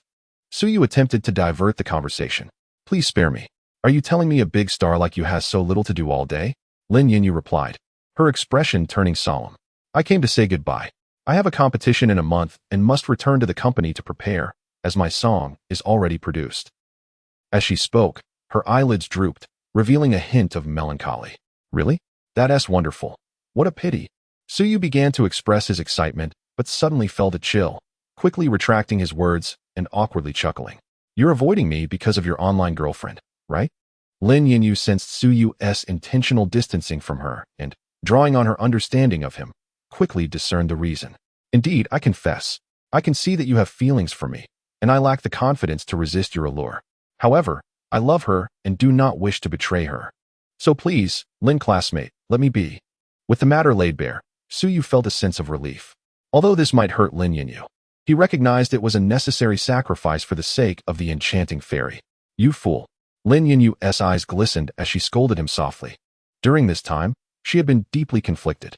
She feared that should she entice Suyu, he would be betraying the online fairy. Yet, If she failed to capture his interest, she couldn't help but wonder if he truly only liked the fairy online and not her in reality. Now, she had finally received her answer. Originally, even in the absence of online affection, Suyu could still conquer himself. He was capable of rejecting feelings for someone he had never met in person. No matter the circumstances, he would inevitably fall in love with himself. This is not true love. What, then, constitutes true love? Alas, you are remarkable. If blame must be assigned, let it be that you arrived too late. Suyu believed she was heartbroken and helplessly shrugged his shoulders. Sigh. Being too exceptional can also be a burden. If the system lacked a charm value, or if it could diminish his by a considerable margin, such vexations might be alleviated. Beep. The system is reducing the host's charm value. Oh no, I was merely jesting. Beep. Just teasing you, prompting you to show off. Damn. This insufferable system has become increasingly mischievous. Upon hearing Suyu's words, Lin Yinyu was first taken aback, then nearly burst into laughter. Had she truly been relegated to the friend zone? She never anticipated that one day she would find herself in such a predicament. With this thought, she decided to playfully indulge. Well, I see, I am so sorrowful. Why didn't I encounter you sooner? However, since we have met, could you grant me one final request? Lin Yinyu, embodying the spirit of a performer, feigned sadness as she implored Suyu. Speak, and as long as I am able, I shall comply. Suyu nodded. After all, they were friends, and he had previously earned her 5 million. As long as it was not too excessive, helping her would pose no issue. These are tickets for the finals, and I wish to invite you and your friends to attend. It is my last wish. Will you agree? Lin Yinyu produced a stack of tickets, her tone laced with earnest pleading. The mist in her eyes flickered, and her lips trembled involuntarily, truly reminiscent of a cinematic star. Sigh. Very well, I consent. So you contemplated for a moment before accepting a ticket. You must promise me you will attend, Lin Yinyu said with a pitiful gaze. Rest assured, I will definitely come. Suyu affirmed with a nod. Then, I shall take my leave. Lin Yinyu turned back 3 times as she walked away. Though her actions were theatrical, the reluctance in her eyes conveyed genuine emotion. My dear friend, I apologize for not confessing sooner. In a month, prepare to embrace the surprise I have in store for you when we meet again. I shall publicly declare that I am your little fairy. On the final stage, I will perform an act that will make all men envious of you. Do not be moved to tears at that moment. After such a lengthy online romance, our next meeting will finally bring us together. Your little fairy is eagerly anticipating it. Chapter 66. Lin Yinyu is expecting Suyu's child the following day. There were no classes in the morning at dormitory 408. What on earth did you do, Suyu? Zhang Yang exclaimed, bouncing onto Suyu's bed while clutching his phone. Recently, Suyu had been diligently honing his singing skills, which had left his voice somewhat hoarse. What is going on? Suyu rubbed his sleepy eyes. Take a look for yourself. Zhang Yang thrust the phone into Suyu's hands. It was the homepage of the school's forum, with 3 pinned posts glowing in red due to their immense popularity. Shock. The campus belle Lin suffers a romantic setback. Breaking news. The campus belle, heartbroken, has left the school. What caused the campus belle to weep? What lies behind this? Suyu was bewildered, staring blankly at the screen as he clicked on the first post. The article recounted how during the first class of the composition department, the campus belle sought out her rumored boyfriend, only to leave the classroom with teary eyes shortly thereafter. Accompanying the post was a video capturing Lin Yinyu, her eyes red and filled with longing as she departed. Who is this guy? Suyu wondered aloud. Is he from Village Netcom? Didn't he see the recent post about playing the piano? The post continued, revealing that this man was indeed Lin Yinyu's alleged boyfriend, who had received her affectionate attentions, including her personally making the bed and delivering milk tea for him. She had even had a falling out with Zhang Liangwei in the piano room. Seriously, what gives? What makes him so special? Just because he is handsome, academically gifted, and can play the piano? What else does he have? Suyu lamented, feeling a sense of inadequacy wash over him. Thanks for your insightful summary. I appreciate your entire family. As he watched the video, witnessing Lin Yinyu's sorrow, he pondered if they had indeed broken up. If that is the case, do we have a chance? I'm willing to step in. Forget about the campus belle. I'll support you on my bicycle, he joked. Zhang Yang's curiosity was piqued. What is going on? Lin Yinyu seems to have an interest in me, so I sent her a good person card, Suyu said helplessly. Zhang Yang was taken aback. Why? Of course, it's because of the little fairy, Suyu replied, then picked up his phone to check for messages. Why hasn't the little fairy replied today? Am I going crazy? I've seen the consequences of rejecting such a wonderful person like Lin Yinyu for an online romance. You really need to think this through. Zhang Yang exclaimed, exasperated. I have contemplated thoroughly. Lin Yinyu is indeed remarkable. Hence, I have decided to sever ties while the situation is still manageable. I, Suyu, refuse to be a cad who feasts at the table while casting glances at the kitchen. Unlike the enchanting fairy, Zhou Mingting, I firmly believe that she is not of such disposition. Very well, I am aware of your temperament and shall refrain from persuasion.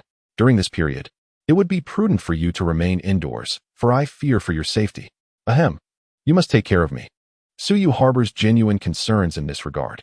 Fear not. When Zhaoda and the others return, we shall all serve as your personal bodyguards. With Zhaoda's stature, no more than 3 or 5 could breach his defenses. Zhang Yang waved his hand dismissively. Where have Zhaoda and the others gone? Suyu inquired, perplexed by their absence since early morning. They, too, belong to the vocal department. Recently, they have whimsically formed a group named the Slipper Brothers, and they have been practicing diligently, even rising early to hone their skills. The Slipper Brothers. What a ridiculous name. Who conceived such an idea? Zhaoda mentioned that he wants to spread our dormitory's culture, planning to host a slipper concert in the future, celebrating with a slipper party. Impressive. Meanwhile, in a certain specialized classroom, a gathering of people surrounded one another. Did you hear? The campus belle, Lin, has broken up. Naturally, the school forum is ablaze with chatter. A friend of mine is in their class, and he shared that the campus belle was weeping inconsolably. I have a friend who was quite close at the time and overheard Lin, the campus belle, lamenting that Suyu is avoiding her. Avoiding her? Could it be that the relationship was initiated by Lin, the campus belle? Fool, must we even speculate? It has always been Lin, the campus belle, who has taken the initiative, has it not? Then why did they part ways? Is it possible that Suyu is heartless? Are you truly that naive? With a girlfriend like Lin, the campus belle, which man would be indifferent? What could be the reason? I have heard that Suyu's family circumstances are not favorable. I suspect this may be related. I saw someone online claiming he is quite wealthy. Imbecile. Have you ever seen a wealthy person without a single designer garment, traipsing around in flip-flops? Could it genuinely be that Lin, the campus belle's parents, disapprove? That is quite possible. Just then, the class bell rang, momentarily halting the gossip. After class, at the edge of the playground, a group of girls sat on the steps, munching on snacks. Have you heard? The campus belle's breakup was due to family reasons. Yes. My boyfriend's friend was present at the scene, and it seems it was because of Suyu's unfavorable family conditions. Lin Yinyu's parents do not approve. Alas, I find Suyu quite admirable. He is handsome, plays the piano, and was the top scorer in the college entrance examination, definitely a promising prospect. Unfortunately, I had previously rooted for their pairing, yet it seems that lovers cannot become a couple. Do you think if Lin, the campus belle, were to conceive Suyu's child, her parents would consent? That is hard to say. After all, Lin, the campus belle, is still a star. I suspect they would forcibly terminate the pregnancy. I believe so as well. At noon, in the school cafeteria, a gathering of people surrounded a table. Have you heard? The campus belle of Lin University has broken up, and there's more to the story. What is the hidden truth? My friend's girlfriend's boyfriend's friend was present at the scene and reported that the campus belle and Suyu were truly in love, even expecting a child together. However, due to familial circumstances, they were compelled to part ways. Is this true? Wasn't it said that the campus belle confessed and was rejected? Nonsense. They had been together for quite some time. Trust me, I have insider information. From whom did you hear this? I read it online. Well, that's exactly the point. Can we trust what we find online? Poor Suyu, to be forcibly separated from his child. Sigh, if I were him, I would be utterly despondent. Have you heard? Suyu is contemplating suicide. In the principal's office, Principal Zhao Jiangwo was taken aback as the Minister of Publicity, Li Guangrong, burst in. What is the matter that you're in such a frenzy? Zhao was startled, causing his brush to tremble and ruin his calligraphy. You must see the school forum. It's in an uproar. Li placed his tablet before Zhao. Is it merely about Lin Yinyu? What is the fuss? Let the youth have a bit of freedom, Zhao replied, already aware of the forum's discussions but indifferent to them. Today's youth can stir up a ruckus without it being a significant issue. Just take a look, Li said with a wry smile. You're overreacting. Zhao took the tablet, only to become momentarily speechless. For love, he leaps from heights. Suyu is indeed a man of deep affection. Lin University's belle is confined by her parents. A real-life drama of the elite unfolds. a man caught in between, facing the powerful, needing our unwavering support. For the sake of the child, how should this 18-year-old man resist? Lovers should ultimately unite. We will forever support the love between Su Yu and Lin Yinyu. Zhao Zhengwo. What are you standing there for? Quickly shut down the forum and delete all the posts. Maintain it for the week. The forum must be closed. Who is spreading such rumors? Isn't Lin Yinyu preparing for the finals? And what of that child? If Lin Qiayong sees this news, I will be in a dire predicament. Are students today so idle? Should we not increase the number of classes? Yet, could it be true that Lin Yinyu is indeed pregnant with Su Yu's child? The flame of gossip ignited within Zhao Zhengwo, only to be swiftly extinguished. This scandal is not ripe for consumption. Chapter 67. You Did It, Part 2. On a weekend morning, Gong Juren rushed to dormitory 408. Upon seeing Su Yu brushing his teeth, he dashed over and enveloped him in an embrace. Oh my goodness, you go. I thought I would never see you again. His expression was one of profound loss, as if mourning a beloved relative. Meanwhile, Zhang Yang and Zhao Da, observing the intimate scene, exchanged glances that grew increasingly suggestive. Let go of me. Su Yu, having regained his strength, found it easy to break free from Gong Juren's grasp. Hey, you go. I was just away for a few days attending some events, and when I returned, I nearly had a heart attack. They said you jumped off a building. Gong Juren patted his chest, chuckling foolishly. I have no idea who spread such rumors online. Last night, there were knocks at the door in the middle of the night. And out of nowhere, people were claiming to be my children and cursing me for jumping off a building. I just want to live quietly. What on earth is happening? Su Yu wiped his face with fresh water, feeling extremely troubled. Online, he had been portrayed as a heroic figure embroiled in a struggle against a wealthy family. Somehow, he had become involved with Lin Yinyu and was now said to have a child with her. Some overzealous fans even formed a support group for him, showering him with food and drink, and, absurdly, some even donated money, claiming it was for his struggle. Su Yu could only express his gratitude and warn them against donating, cautioning them about potential scams. Well, at least you've gained some good reputation.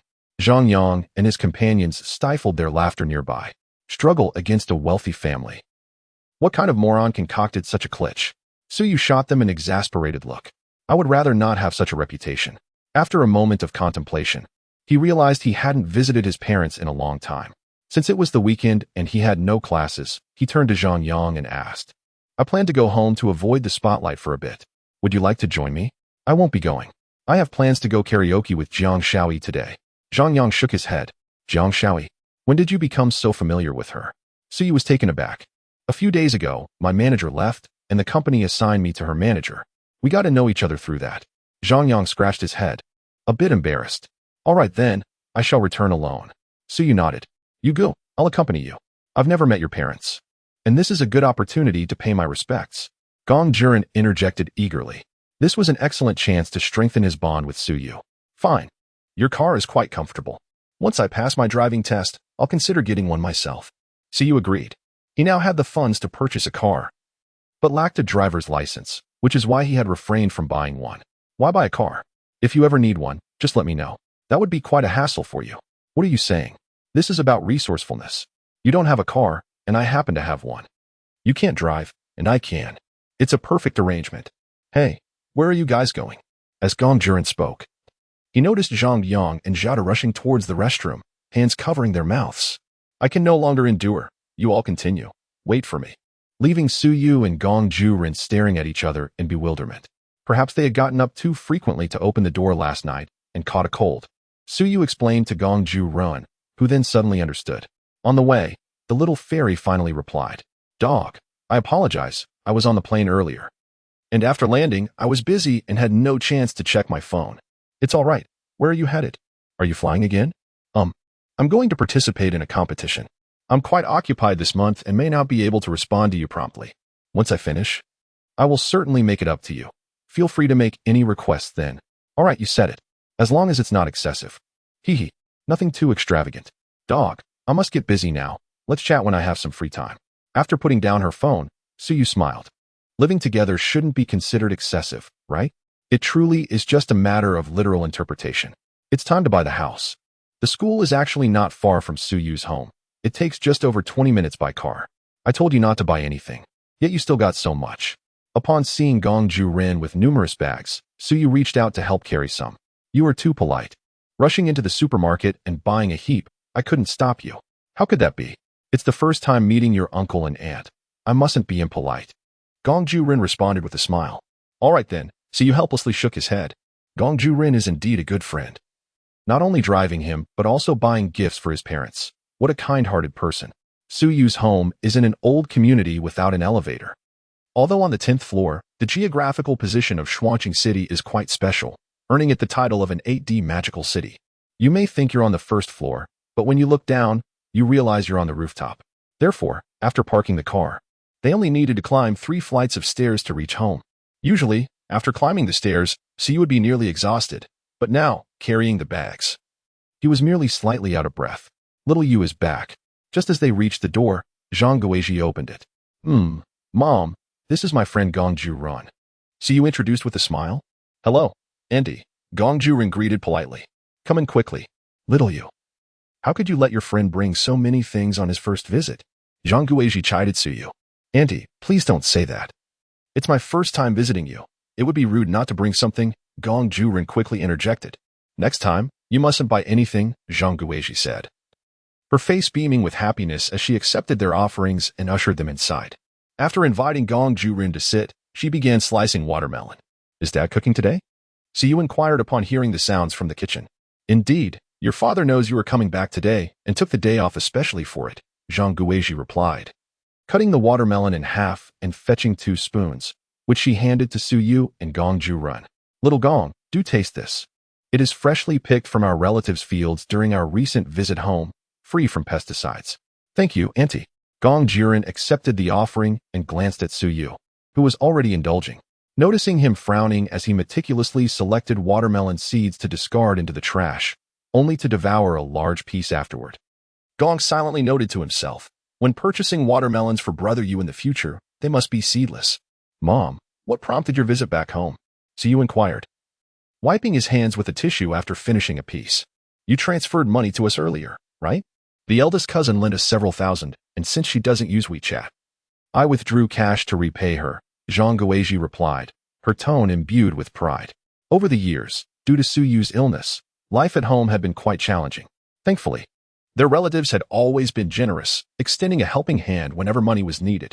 In truth, Zhang Guizhi had another motive for her visit. She wished to showcase her son's achievements to their relatives, bringing them pride as well. Yet, such sentiments felt too boastful to articulate openly. Suyu chose not to address it directly, merely nodding with a smile.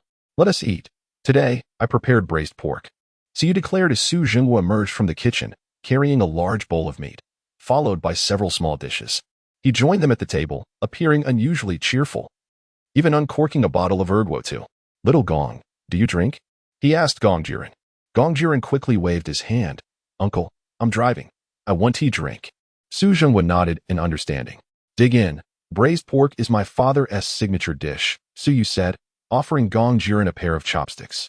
Indeed, it's delightful, much better than what I've had at restaurants. Gongju-rin genuinely complimented, touched by Suyu's gesture of handing him chopsticks, almost moved to tears.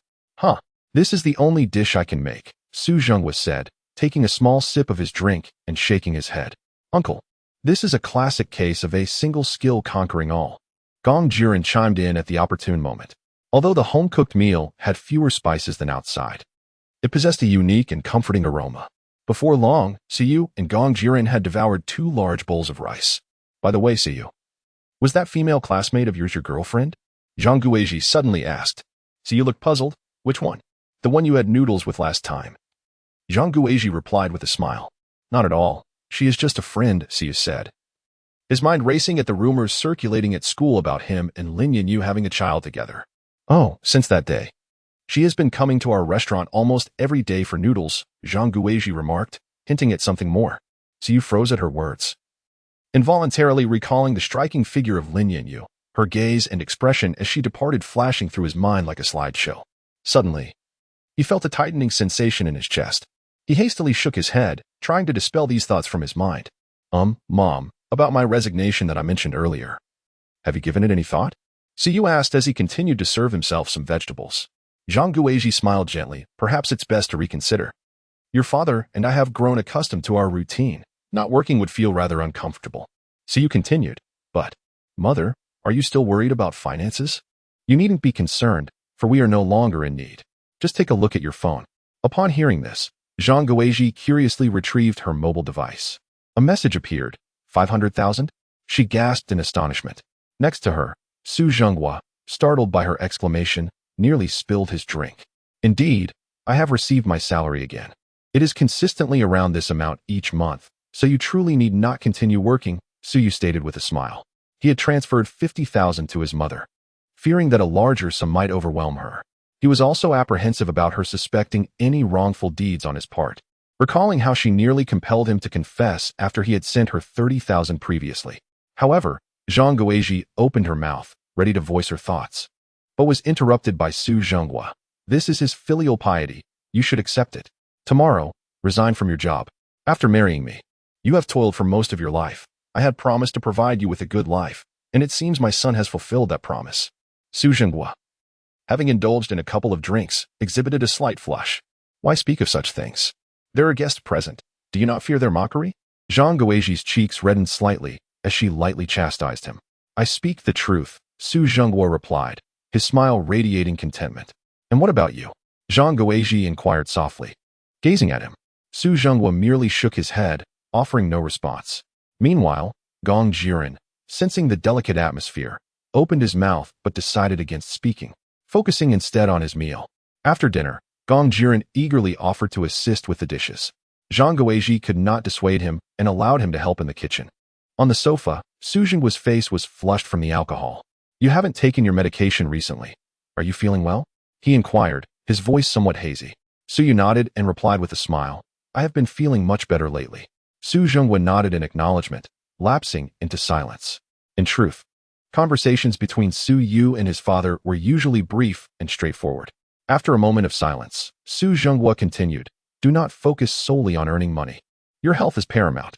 I understand, father. You should also resign. You have worked tirelessly these years. As a sanitation worker, Su Zhenghua had to rise at 3 in the morning for early shifts, working until 5 before resting, only to return in the afternoon. Previously, there had been no choice. But now that they had money, Su Yu wished to alleviate his father's burdens. It is fine. I have grown accustomed to it, Su Zhenghua replied, staring blankly at Su Yu before shaking his head. Su Yu sought further persuasion, but Su Zhenghua gestured dismissively. I believe it would be better for you to resign. This way, you can spend more time accompanying your mother. Su Yu persisted in his entreaties. Upon hearing this, Su Zhenghua's face momentarily displayed a pang of anguish. After a pause, he sighed and leaned back on the sofa. Glancing at Zhang Guizhi, who was busy in the kitchen, he remarked, Xiao Yu, your father has never achieved much in life. When I pursued your mother, I promised her a good life. Yet here we are, years later, and I remain in this same predicament. He vigorously tousled his hair, a bittersweet smile emerging at the corners of his mouth. I am unable to gather the funds to take you to the hospital, and I even have to rely on your mother to borrow from relatives. When your mother held that borrowed 20,000 yuan and said to me, Zhenghua, we have the means to take our son for treatment. Seeing her joyous expression pierced my heart with a fiery pain. Su Zhenghua lowered his eyelids and shook his head. Dad. Su Yu's voice trembled with emotion. Fortunately, my son is successful, truly successful. I am very proud. But please, don't make me resign. Dad, why? Su Yu questioned, bewildered. As he now possessed the ability to provide for the family, why must his father still bear such burdens? Because this way, I feel as though I have some value. Su Zhenghua slumped on the sofa, half closing his eyes as the effects of the alcohol began to take hold, leaving him somewhat disoriented. In a hazy moment, he perceived his wife standing before him, tears brimming in her eyes. Guizhi, I am sorry. I have not been able to provide you with a good life. This was the first time he uttered those 3 words to his wife. The words he had longed to express. The debts he felt towards her had been buried deep within his heart for years. Now, fueled by the influence of alcohol, they finally escaped his lips. Zhang Guizhi's eyes reddened as she slowly crouched down, gently caressing his burning cheek, and softly said, Fool, why speak of apologies? Having you and our son is the best life. The moment I gave birth to our son, you had already done enough. Chapter 68. Has Starshine been acquired? Half a month has swiftly passed. Su Yu received a parcel. Upon opening it, he discovered a ticket sent by the Opera Association. The ticket indicated seat number 7. which is presumably located in the front row. It is said that this opera gala will not only be broadcast by the official television channel, but will also be live-streamed across all platforms online. Recently, the nation has been rectifying the chaos surrounding internet celebrities and fan culture, thereby beginning to promote traditional arts such as opera and ancient aesthetics, resulting in a significant increase in resources allocated to them compared to the past. However, the true impact will only be revealed after the live broadcast. Recently, the occupants of Dormitory 408 have undergone a complete transformation, even foregoing their weekends. Zhang Yang has been diligently attending vocal training classes since early morning. Meanwhile, Zhao and Zhou Tao have found a venue for senior disco dancing, performing there regularly every evening and even during the weekends, reportedly becoming quite popular among the middle-aged crowd in just a few short weeks. Only Siyu finds himself with idle time. It seems the company has been busy, and Zhao Yuan has not assigned him any tasks. The song Love That Never Loses Connection is intended for Zhang Yang to test the waters. While Late Marriage has yet to find a suitable opportunity for release, he suddenly finds himself missing Gong Juren. When he was around, boredom never seemed to plague him. However, during this period, he is participating in a program and is temporarily unavailable. Zhao, do you have time today? Yes. I invite you to dinner. Sure, what shall we eat? Brother Gong's hot pot. You can find our school's place, right? After ending the call, Suyu made his way outside the dormitory. The choice of Gong Juren's hot pot stemmed primarily from its delectable taste, rather than the stroke of fortune he had experienced during a previous visit, where he won a year's worth of free meals. Upon arriving at the entrance of the hot pot restaurant, Zhao Yuan's car came to a stop. Let's go. After Zhao Yuan parked the car and stepped out, she appeared somewhat fatigued. The two walked into the restaurant side by side. The staff and manager quickly gathered around. Oh, it's Brother Yu. Please, come in. The manager, a young girl with two adorable little tiger teeth, greeted them enthusiastically. Siyu nodded in acknowledgement. The two followed the manager into a small private room, a specially designated area of the hot pot restaurant known as the koi table. No queue is required. Only those who have won a year of free meals can occupy this spot, and naturally, that lucky individual is Suyu. After placing their orders, the staff departed. Noticing Zhao Yuan's slightly troubled expression, Siyu inquired, Zhao, is the company very busy lately? Zhao Yuan nodded. A bit, as there has been a significant development recently. What kind of development? A company in Kyoto is preparing to acquire our Starshine, hence the frequent high-level meetings. Zhao Yuan rubbed her temples. Acquiring Starshine? Who is it? I don't know. I only prepared the meeting materials. The specifics are known only to the upper management. Will this affect you? Siyu asked, somewhat concerned. His willingness to remain at Xinghui stemmed from his affinity with Zhao Yuan and the care she extended towards him. Should Zhao Yuan decide to leave, his presence in the company would lose its significance. It is unlikely to happen. I have heard that this acquisition only pertains to the senior executive shares and will not affect the personnel structure of the company. Essentially, we will still be the same individuals, merely functioning under the auspices of the Kyoto branch. Chen Yong must be feeling quite distressed. Previously, he maintained a good rapport with the board, allowing him to issue commands directly. Now, however, his authority has diminished considerably. This, however, is advantageous for me. When he disagrees with my proposals, I can appeal to the headquarters. Zhao Yuan frowned at the mention of Chen Yong, seemingly still irked by him. After years of collaboration, she felt that Chen Yong had lost his humanity. Despite being a rather aloof capitalist, she found him unappealing. Given your temperament, Chen Yong is unlikely to fare well. Suyu chuckled and shook his head. As long as he doesn't act irrationally, the two continued their conversation. The hot pot was ready. Yet Zhao Yuan appeared preoccupied and lacked appetite. After a brief meal, they departed the hot pot restaurant. Upon leaving, Suyu's table was fortunate enough to win 2 cups of milk tea, specifically his favorite matcha flavor. Indeed, today was another invigorating day. At 7:30 in the evening, the city was ablaze with lights. The Grand Opera Gala was upon them as anticipated. The vast venue was only half filled, predominantly with elderly attendees, their eyes reflecting eager anticipation for the performance.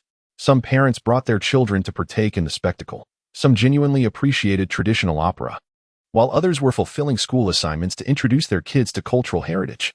There were also a few young couples, most of whom were entangled in each other, merely seeking a place to rest after shopping.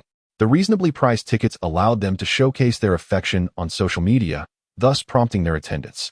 At the far end of the venue stood a magnificent stage adorned with 4 classical round pillars, exuding an aura of antiquity. The stage, draped in red silk lanterns, created a richly atmospheric setting.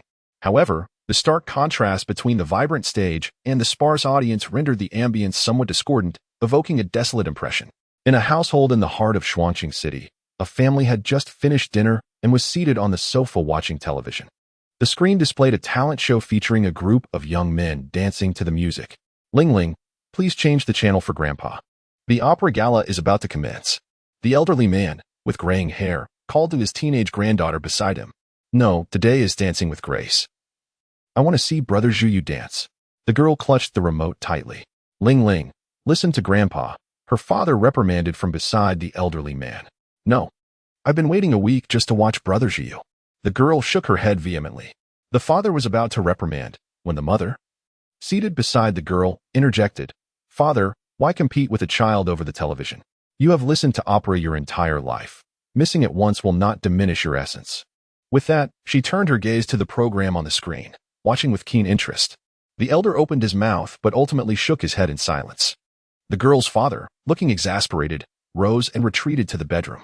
After a short while, he returned with a tablet in hand. Father, use this to watch. In a university dormitory, a group of students gathered, fervently strategizing on their phones for an intense game. Ultimately, amidst cheers, they clinched victory. You all continue. I shall not partake. The opera gala is commencing, remarked a slender youth as he returned to his bed. Keep going. We're just one match away from reaching the star glory. Hurry, one more game. The others expressed their discontent regarding the allure of opera. Yet, he merely smiled, offering no explanation, and opened the live streaming platform. Chapter 69.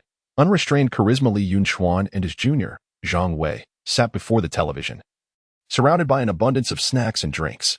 Brother, it has been quite a while since we last enjoyed a performance together, hasn't it? Zhang Wei, who attended the same university as Li Yunchuan but was from an earlier graduating class, remarked. Their bond as lifelong friends remained unaffected by the disparities in their careers. Li Yunchuan flourished as a top-tier singer, while Zhang Wei, having briefly captured fame after participating in a talent show, found his popularity waning within a year. How rare it is to have some leisure time. We should cherish this gathering, Li Yunchuan said, opening a can of beer and offering it to Zhang Wei. And I must express my gratitude for your assistance in finding a distinguished producer to help me with my song. It has remained on the traditional music charts for half a month, and my fan base has grown by over 500,000. Zhang Wei accepted the beer, raising it in a toast to Li Yunchuan. There is no need for such formalities. In another half-month, your fan count is bound to increase significantly. Li Yunchuan chuckled as they clinked their glasses together. I was nearly terrified when someone in the group mentioned that Ting Yu would release a song. I thought my career was over. He added with a laugh. But it seems fortune is on my side. With Starshine undergoing acquisition, they are unlikely to release anything for him. If I can remain on the new song chart for another half-month, I should make a resurgence. Then let us toast to your anticipated success. Zhang Wei exclaimed. Indeed, it is all thanks to your support. As the opera gala commenced, the host took the stage with a microphone in hand. The dimly lit stage suddenly illuminated, and the host, wearing a smile, began the opening remarks. Backstage at the opera gala, in the lounge, President Lu Chuanfeng fanned himself nervously with a paper fan, while the leaders of the Opera Association displayed similar expressions of anxiety. Among them were several elderly figures, retired leaders of the association. Among them, the 85-year-old former president, Zhou Zhengming, though his hair had turned gray, still possessed a commendable spirit, albeit with a slight tremor in his hand as he held a thermos. The stage now is significantly larger than during our time, the former president remarked, taking a sip of tea to break the silence. Indeed, not only is the stage larger, but the venue itself is vast, Lu Chuanfeng quickly concurred. Yet, the audience is sparse, making it feel rather empty. Someone sighed in resignation. As the gala began, it became evident that only half of the venue was occupied, creating a rather desolate atmosphere. Compared to our days, this audience is considerable. I recall when I first entered the industry, there were only 2 spectators. Yet our entire team performed with fervor, the former president reminisced, shaking his head with a soft smile. This is a tradition established by our ancestors. Once the performance begins, regardless of the audience's presence, we must sing to completion. The show has commenced, and all corners must listen.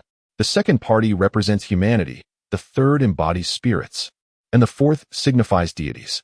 Just because mortals do not listen does not imply that spirits and deities are indifferent, although contemporary society may not believe in such notions.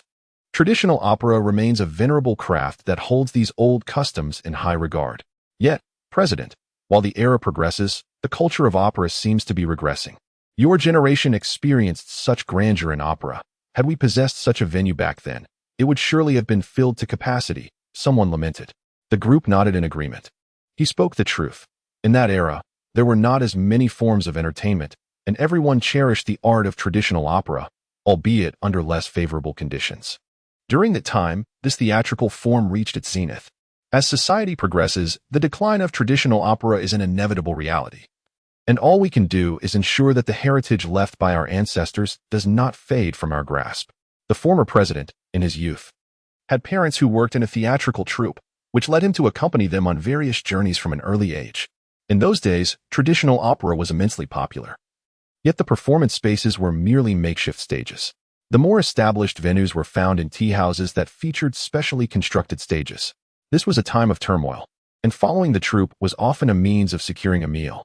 Only in the larger cities could one find those who made a decent living through opera, primarily the renowned performers. To become one of these esteemed figures was the childhood dream of the former president. At the age of 10, he was fortunate enough to apprentice under a celebrated artist, marking the true beginning of his career. However, it wasn't long before war encroached upon his city, and the troupe suffered greatly. In the face of such devastation, despair enveloped everyone. Yet, when confronted with invasion, even in the depths of hopelessness, one must muster the strength to resist. He could not fathom how many lives were lost that day. He only remembers hiding beneath the stage, witnessing his mentor pierced by a bayonet. As the discussion turned to the decline of traditional opera, the atmosphere in the lounge grew somber. The former president shifted the topic, saying, "Qianbaidu, besides the opera channel, are we also live streaming across the internet?" Lu Qianbaidu promptly closed his paper fan and replied, "Yes, master, we are live streaming on all platforms." Having been his disciple since childhood, he always addressed the former president with reverence. Indeed, the youth today are drawn to live broadcasts. We must adapt to the times. The former president mused, nodding in approval. However, despite the multi-platform live streaming, the channels lacked categorization. Due to the waning popularity of traditional opera, discussions had only yielded a small corner for presentation, which was already a fortunate outcome. Naturally, Lu Qianbaidu could not disclose this predicament to the former president. "Qianbaidu, I've heard you composed a song featuring operatic elements. How splendid." The former president inquired with interest. "Yes, it was written by Qianbaidu, and I've heard it's quite good. She even choreographed a performance for it, which you will see shortly." During this period, Lu Qianbaidu, as president, had been exceedingly busy, delegating the songwriting to Qianbaidu. From what he gathered, she had been diligently rehearsing both the opera and her own program with the younger members of the association. Given Qianbaidu's dedication, he was confident in the quality of the song. "I trust Qianbaidu to handle matters well. If she says it's good, I find myself quite eager," the former president remarked with a smile. With a resounding clang, accompanied by the vibrant sounds of drums and the eru, the grand performance of traditional opera commenced. The myriad styles of Chinese opera encompass over 360 genres, with countless classic pieces.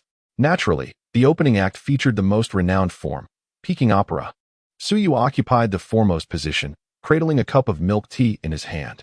His seat was uniquely arranged, reminiscent of a lounge chair found in a tea house, adorned with a platter of fruit and sunflower seeds upon the table before him.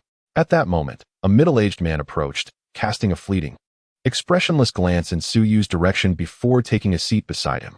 Dressed in casual attire and with meticulously styled hair, the man exuded a subtle air of arrogance simply by being present. Such commanding presence was palpable. Observing this, Suyu couldn't help but marvel inwardly. This was the essence of masculinity. Strangely, since his physical recovery, the frail sensation that once enveloped him had diminished significantly, leaving him with paler skin. He increasingly resembled a delicate youth. Frankly, Suyu found little satisfaction in his current appearance and demeanor. Gone was the frail aura that once prompted considerate strangers to offer their seats on public transport after a few coughs. Now, aside from his handsome visage and impeccable physique, he possessed little distinction. Chapter 70. You should call me Dad. While Suyu was admiring this middle-aged man, the well-prepared opera performers took the stage. The elderly audience erupted in applause. "Mom, what is so praiseworthy about this?" A curious child asked, tilting their head in confusion. The parents, present merely for a school assignment, were equally perplexed. Little one, in the realm of opera, this is called head color. When a prominent performer appears, the audience will often applaud. An elder nearby explained. It turned out that head color was indeed an opera term, leading the child to a moment of enlightenment. The reason opera is regarded as a national treasure lies in its artistic merit and complexity, which far surpasses that of popular music. The path to mastering it is no small feat to become an opera performer. One must diligently practice the 4 fundamental skills: singing, recitation, performance, and combat, without exception. A minute on stage requires 10 years of effort behind the scenes. It is precisely this artistic rigor that defines the essence of opera. To perform at an opera gala is undoubtedly a mark of excellence in the field. The stunning vocal delivery and the seamless choreography captivated the audience, prompting continuous applause. Soon, the first piece concluded, and the host returned to the stage, quieting the fervor. "What did you think of the performance just now?" The middle-aged man suddenly inquired. "What did you think of the performance just now?" Noticing Suyu's silence, he posed the question once more. "Are you asking me?" Suyu looked up, realizing the man was gazing at him, and could not help but ask. "Yes," the man nodded, maintaining his stoic expression. "It was quite good." Suyu replied with a smile. "What was good about it?" The middle-aged man continued to probe. Suyu was taken aback. How should he know what was good? He was merely an observer. Who was he to comment? "The singing was good," he deflected, feeling a tinge of irritation rising within him. "What was good about the singing?" The man pressed on. "I don't know." Suyu felt his blood pressure rising. "Why don't you know?" "You should know." "I truly don't know." "Please, let me off the hook. Ask someone else." Suyu was on the verge of a breakdown. "Are you 100,000 wise? Is your name question everything? Where did this lunatic come from?" "You shouldn't call me big brother." The middle-aged man shook his head, a faint smile appearing on his face. "Then what should I call you?" Suyu reflexively inquired, immediately regretting engaging in conversation with a madman. "You should call me Dad," the middle-aged man replied with utmost seriousness. Suyu was momentarily stunned, and an overwhelming anger surged within him. "I should call you Dad," he exclaimed, then reconsidered and quickly corrected himself. "You should be calling me Dad." However, due to his slip of the tongue, the intended momentum dissipated. Now was not the time for awkwardness. A lunatic had inexplicably engaged him in a lengthy dialogue, ultimately gaining the upper hand. Who could endure such a situation? If it weren't for the fact that this middle-aged man appeared more robust than himself, fearing a confrontation, he would have slapped him across the face long ago. "Indeed, despite your frail appearance, you possess a bit of spirit. After posing so many questions without losing your temper, your character is commendable." The middle-aged man not only remained unperturbed but even smiled and nodded in agreement. He reached out as if to pat Suyu on the shoulder, but Suyu instinctively flinched away. "You will willingly call me Dad," he remarked, retracting his hand suspended in midair before turning to leave, leaving Suyu in a state of bewilderment. It took him a while to regain his composure. "Willingly call you Dad? Do you think you are my Yun?" He took a deep breath, attempting to calm himself. He had not checked the almanac before venturing out today and had encountered a lunatic. Meanwhile, the opera gala had been underway for an hour, yet Lu Chuanfan's spirits were quite the opposite. He had been fixated on his phone, noting that the viewer count on the streaming platform barely increased. There were only about tens of thousands of viewers, and the gifts were dismally few. In comparison to those entertainment streamers who casually amassed millions of viewers, this official gala's meager audience was disheartening. In this day and age, do people still listen to opera? I must have clicked the wrong link. My apologies, I'm off. Damn, I accidentally clicked on this stream, and my roommate heard the opera, almost leading to social death. My grandfather insisted on commandeering my computer to watch the stream, which has ruined my gaming time. After watching for a while and not understanding a thing, I'm out. If it weren't for Mu Jingge singing an opera-style song, I wouldn't even know opera exists. You lot, if you don't like it, feel free to leave. Must you announce it? What business is it of yours? Huh. I didn't expect opera to have fans. How old are you, sir?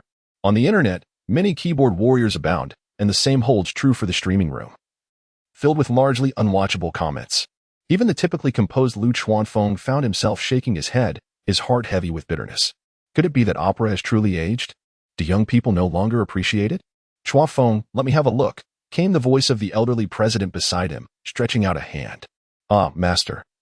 Don't look. Our stream's popularity is still decent. Lu Chuanfeng quickly retracted his phone. Given the elderly president's age, if he were to become agitated, it would weigh heavily on Lu Chuanfeng's conscience. Let me see.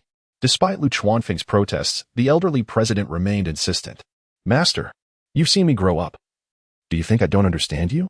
I merely wish to see how the audience perceives our opera. The elderly president chuckled. Seeing Lu Chuanfeng still hesitant, he continued. At my age, what have I not encountered? Rest assured, this minor setback will not affect my old bones. With such reassurances, Lu Chuanfeng felt he had no choice.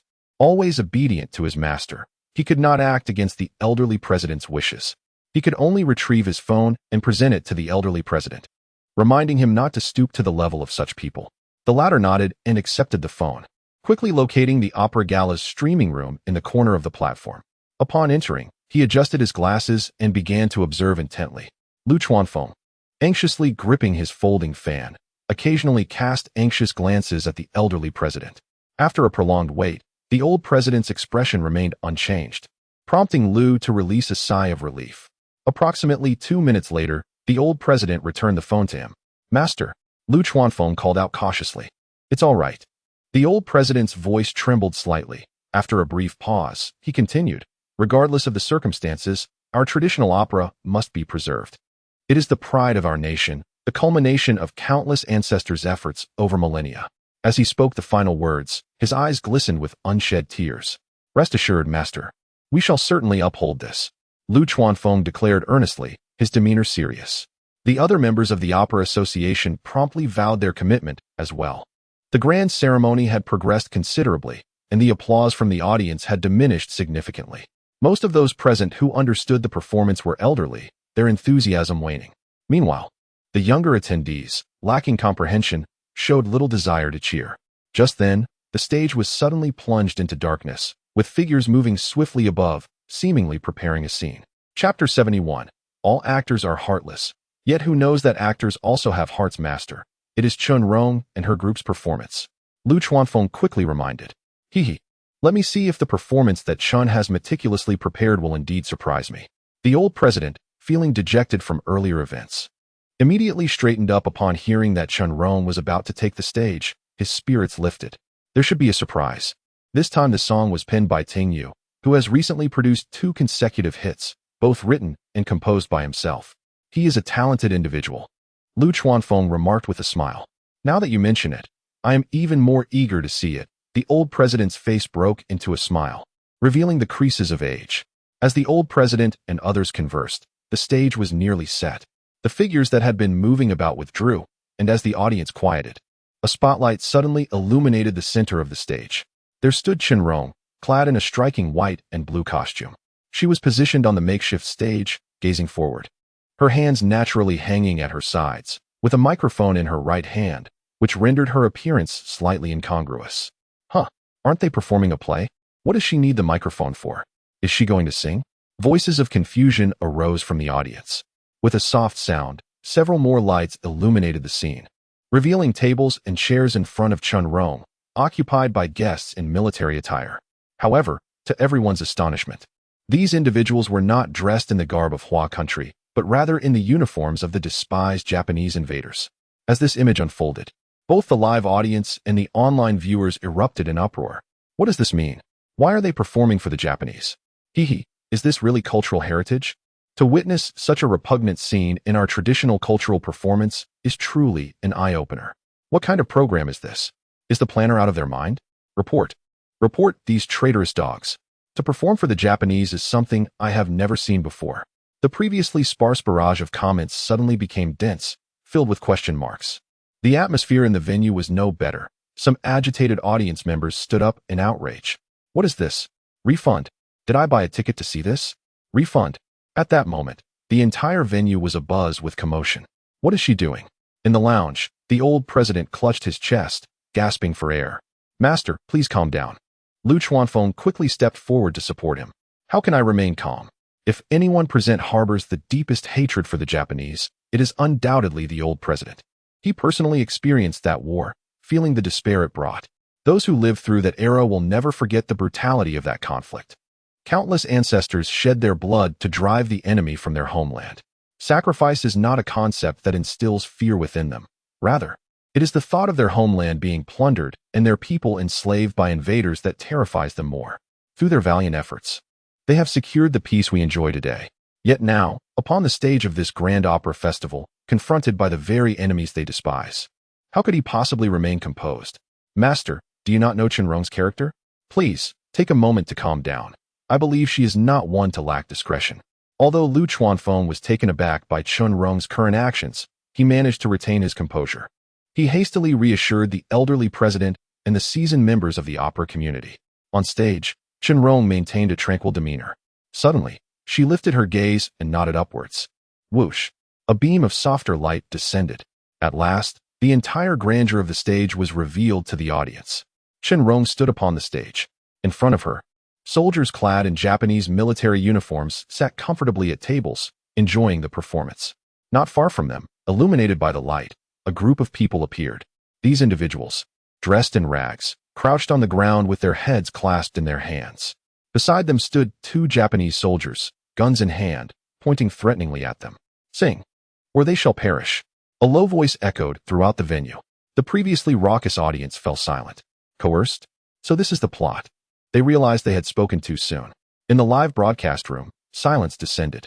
Meanwhile, the elderly president in the lounge stared blankly at the scene unfolding on stage. Countless memories flashing through his mind. Lu Chuanfeng finally exhaled, thinking to himself, "Oh, Qianrong, could you not have given a signal?" The elderly president nearly met his end just now. Although the stage was silent, the carefully orchestrated soft sobs conveyed an overwhelming sense of desolation. Sing, or they die. That phrase lingered in the air. As a first-class opera performer, Qianrong's expressive gaze was undeniably captivating. Her eyes swept across the scene, filled with humiliation, struggle, and a profound sense of helplessness. Singing is meant to reach the ears of humans and deities alike, but not for the likes of beasts. Nevertheless, for the sake of her compatriots, she had no choice. A sigh escaped her lips, shattering the stillness. Suddenly, the large screen behind her illuminated. Boom! A deep sound effect resonated. 2 bold characters appeared on the screen, Crimson Performer. Following this, a line of smaller text emerged below. How can one claim that performers are heartless when they too possess a heart? Crimson Performer performed by Qianrong. Haida, lyrics by Tingyu, Qingyan, composed by Tingyu, Li Jianheng. It is a song. She intends to sing. What an extraordinary choice of song to warrant such a dramatic setup. Heartless performers? I suddenly feel a shiver run down my spine. The audience finally grasped the gravity of the situation. Midway through the opera festival, there was indeed a segment for singing. Let the entertainment unfold. Goodness gracious. Zhang Wei pointed at the screen, as if he had encountered a ghost. What happened? Li Yunchuan, having consumed considerable amounts of alcohol, had a slight flush on his face. Upon raising his head and seeing the name on the screen, he exclaimed, "It's Tingyu." What the hell? Both of them gasped in unison. Ding, ding. At that moment, their phones began to ring incessantly. Without a doubt, the internal group chat was in an uproar. Chapter 72. Though I am but a humble performer, how could I sing for the enemy? The live stream's chat had suddenly surged, elevating its popularity to 100,000. The homepage of the streaming platform ranked positions based on popularity, and this rising heat had moved the Opera Gala live stream from the shadows to a more prominent spot. What does this signify? What is a red performer? Someone enlighten me about what is unfolding. Isn't this an opera gala? Why is she holding a microphone? Is she about to sing? 100,000 viewers. Yet only the scant chat? Silence. Let us listen to the song. Qianrong had performed opera countless times without a hint of nervousness. Yet today her palms were slightly moist with sweat. Gripping the microphone, she inhaled deeply to steady her breath. The prelude began to rise, gradually building emotion as the sound of the eru resonated, soon accompanied by flutes and various classical instruments, instantly enhancing the atmosphere. Then, the music softened. Qianrong positioned the microphone near her lips and finally began to sing. With each act, her flowing sleeves danced. She sang of sorrow and joy, of parting and reunion. Entirely detached from her own self, the fan opened and closed. The drums sounded in silence. Who can judge the emotions portrayed within and beyond the performance? Qianrong's voice carried a thread of emotion, and coupled with her solid foundation in opera, each line was delivered with exquisite precision. The measure of a singer's prowess does not rest solely on the height of their notes or the accuracy of their pitch, but rather on their ability to resonate with the audience. And Qianrong's voice undeniably achieved this. With just a few simple phrases, she conveyed the emotions the song intended to express. When juxtaposed with the scene on stage, where the enemy from the distant land held compatriots hostage, it sent shivers down the spine. Below the stage, despite the pervasive silence, the audience remained intently focused on the performance. Couples who had been absorbed in their phones set them aside, listening earnestly.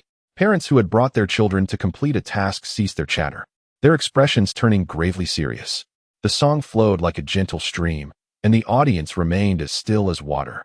The performer infused every emotion, from joy to sorrow, into her art. What does it matter if the lyrics are perfectly articulated, if all that remains are the bones and ashes of despair? A deep sense of helplessness permeated the air. Upon finishing that line, tears welled in the eyes of the opera performers present. Each lyric struck at the heart, resonating as an inner monologue of the opera artists. In ancient times, performers were referred to as lingding, a class reserved for the diversion of the elite. Their status lowly and unworthy of the public eye. Courtesans are heartless, performers are unprincipled, encapsulates the disdain for these artists. In delivering this line, Qianbaidu employed no technique, solely channeling her authentic emotions. Though her delivery was gentle, it pierced the heart with profound anguish. In times of chaos, one cannot bear to witness the flames of war consuming the land, yet one of lowly status dares not forget the plight of the nation. Even if none know of me. Qianbaidu's voice bore an ineffable sorrow, a grief that penetrated to the core, leaving one breathless. There was no need for the audience to imagine. The imagery of the lyrics unfolded on stage. A multitude of compatriots stood under the enemy's gunpoint, while the humble performer was coerced into singing for the foe. Even with a humble status, she refused to sing the ancestral songs for the Japanese. Yet, before her were her compatriots, her fellow countrymen. She had no choice but to sing. She could not refrain from doing so. In that moment, helplessness and sorrow erupted completely. As the accompaniment reached its zenith, it suddenly ceased. Sing, or they will all perish. This phrase seemed to echo in everyone's minds. The deep-seated frustration was vividly portrayed through Qianbaidu's voice and the unfolding drama on stage. Whether among the audience or in the live-streaming room, a buzz resonated in their heads, and goosebumps involuntarily rose on their skin. The blood hidden within their hearts began to boil. Some had reddened eyes, others wept softly, while some clenched their fists, grinding their teeth in fury. They yearned to rush forth and tear the enemy to shreds, to make the blood of the invaders atone for their ancestors. Never forget national humiliation. Ignite the flame. Suddenly, Qianbaidu shouted with fervor. Boom, boom, boom. On stage, the red satin billowed under the fan-esque breeze, wildly swaying. Coupled with the lighting, it resembled a blazing inferno.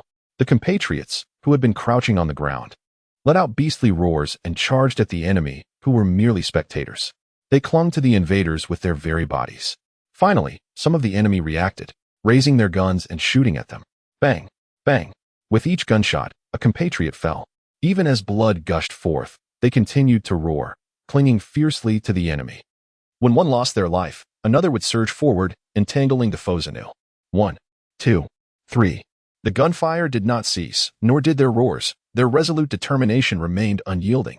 They were unarmed, yet they feared not the enemy's long guns and sharp blades. However, gradually, the number of fallen compatriots increased. Block the doorway. A furious shout rang out. The crowd surged madly towards the entrance.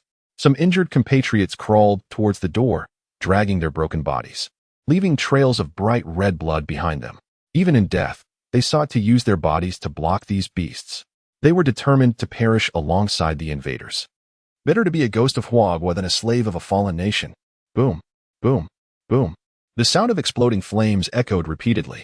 The flames on stage enveloped everyone. Suddenly, the drum beats sounded. Although I am but a lowly performer, how could I sing for the enemy? A lament expressed the theme of the preceding moment. It is said that performers are heartless.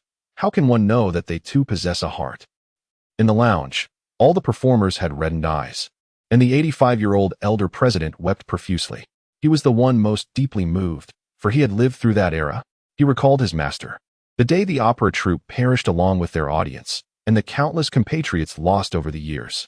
What a poignant reminder that even the lowly must never forget their concerns for their nation. He trembled as he rose to his feet, applauding fervently, tears streaming down half of his face. A terrifying hatred erupted from his eyes. His teeth clenched tightly, and the wrinkles on his face quivered with fervor. His frail, candle-like body swayed precariously, yet an indomitable spirit sustained him. The nation lay shattered, the landscape desolate. Though I am but a humble performer, even if it means annihilation, I shall not sing for these foes. Teacher. Beside him, Lu Chuanfeng, fearing his overwhelming agitation might take a toll on him, hurried to offer support. He had not anticipated that Chen Rong's words would resonate so well. Indeed, they were quite commendable. However, this was no mere commendation. This piece was tailor-made for those in the realm of opera. The music surged once more. The scene no longer depicted Chen Rong and the other performers. Only the raging inferno remained. The audience passed by, devoid of the old hues. On stage, the singers lamented their heart-wrenching farewells. Emotions proved difficult to express, and she sang with bloodshed to resonate. The curtains rose, then fell. Who was the guest? The operatic voice. A silky, flowing timbre. Chen Rong's prowess as a first-rate opera performer was laid bare at this moment, harmonizing with the tragic imagery of the flames. The crowd could no longer contain themselves, erupting into fervent applause. This was the strength of an opera performer, the fruit of relentless practice since childhood. The applause thundered, resounding endlessly. Deep emotions linger, reflecting a dreamlike reverie. Who stands before me? Another line, eliciting a euphoric response from the audience, doubled the applause. Everyone instinctively rose to their feet, faces alight with excitement. Not just the elderly with hoarse voices, but the youth joined in the acclaim. In the live stream, the barrage of comments obscured the visuals. Never forget national humiliation. Damn it, eliminate those Japanese. Wow, this song is unbearably heartbreaking. I'm in tears. I can't take it, my blood is boiling. Upon entering, what is with the screen ablaze? So many people listening to opera? Truly a sight to behold. Get lost if you don't want to listen. Damn those who oppose. Come at me. Let me silence these naysayers. What's wrong with enjoying opera? I simply adore it. The fervor visibly intensified. 150,000. 200,000. 300,000. In mere moments, it reached a staggering 1 million. Subsequently, the live stream of the opera gala, due to the soaring numbers, was thrust into the most prominent position on the homepage. Chapter 73. As a humble performer, I have repaid the nation's grace. As the song transitioned into its interlude, the audience's fervent emotions found a momentary respite. However, Chen Rong did not allow this relief to linger for long. In the second round of her performance, she exerted even greater effort, infusing her rendition with a multitude of techniques. The intricate details were rendered with precision, capturing every tremor and breath, evoking a sense of enchantment. With her passionate delivery complemented by her exquisite skill, the audience's emotions soared like a thunderous storm, spinning wildly in the air. Indeed, it was a whirlwind, a dizzying experience. Even Suyu felt his hands tremble involuntarily. He had heard this song before, and while it had resonated with him, never had he felt such intensity as now. It must be acknowledged that Chen Rong's vocal prowess had reached its zenith. She possessed an extraordinary ability to manipulate the emotions of her listeners. The national team's rendition of Chiling was unexpectedly explosive, leaving him astounded. You sing, I take the stage, do not mock the beauty of the moon, nor deride the folly of man. I have questioned the cycles of fortune. I have sung of rise and fall with fervor. Is there no compassion? Is there compassion? How to measure? Is there no compassion? Is there compassion? What a futile consideration. As the final note faded, the accompaniment gradually diminished. The fluttering red silk slowly settled, and all performers vanished from the stage. It stood empty, save for a solitary scarlet costume, suspended at the center. The lights dimmed gently, enveloping the stage in darkness. Yet, one light remained, illuminating the vibrant red garment, its brilliance striking and poignant.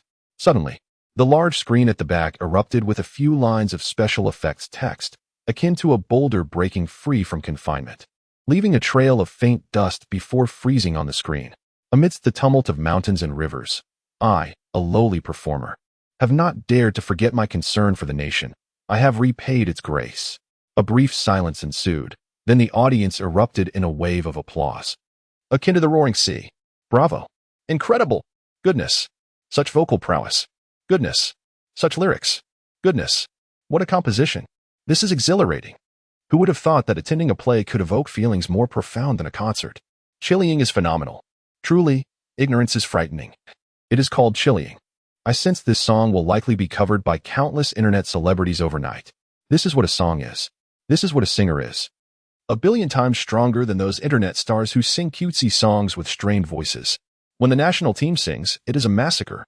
The impact of experiencing music live cannot be compared to online broadcasts. The emotions stirred by the singer, rising from the depths of one's soul, are enough to set one's blood racing. The crowd shouted with abandon, seeking to express their innermost feelings, yet they realized that line, I, a lowly being, have not dared to forget my concern for the nation, even if no one knows me, lingered in their minds like an echo, stirring their nerves and refusing to fade away. The reason why opera is regarded as a national treasure, aside from its long history and countless classic pieces, is that opera performers require a profound level of foundational skill. Traditional Chinese opera is performed on stage, with every performance being a live broadcast that demands absolute precision. Hence, opera performers must engage in decades of diligent practice to hone their skills. For instance, Qianbaidu's flawless performance sent shivers down the spines of all who listened. After years of performing, she has mastered the art of evoking the audience's emotions. Meanwhile, Ling, captivated by a talent show, had unknowingly positioned herself behind her grandfather, intently listening to the songs emanating from a tablet. On the television, her favorite, brother Zhuyu, was dancing, yet she remained oblivious to it all until the song concluded. The elderly man, with teary eyes, sensed his granddaughter's presence and turned around, initially taken aback, then smiled gently at her. Grandfather, what was the name of that song? She inquired. It was Chiling. What does Chiling mean? She continued. In ancient times, we referred to those who performed operas as linggong, he explained with a smile. Reminiscent of the days when his granddaughter was just beginning to speak, filled with curiosity about the world. He felt a deep sense of joy that even in his advanced years, he could still answer her questions. Meanwhile, Zhang Wei and Li Yunchuan sat in stunned silence before the television, their beer cans nearly crushed in their hands, oblivious to the spilled beer around them. The incessant notifications from their phones rang out like a chorus. Zhang Wei, regaining his composure, opened his phone to find messages flooding the group chat. While amateurs focused on the singers, the seasoned professionals were more interested in the music itself and the producers behind it. What a delight to listen to, one exclaimed. Yet, lacking formal education, they could only express their astonishment with a simple phrase. Who is this Tianyu? Is he part of Xinghui? Please don't keep it a secret. Is this Tianyu truly your company's ace producer? I'm with Xinghui, another chimed in, and I assure you, Tianyu is indeed a newcomer. Not a pseudonym for some renowned figure.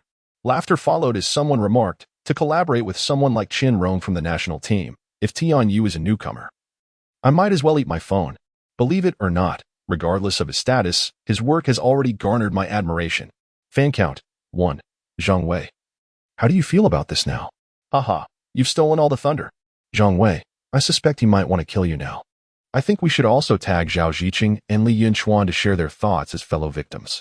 Exactly. Zhang Wei, Zhao Ziqing, Li Yunchuan. Let's hear from you all.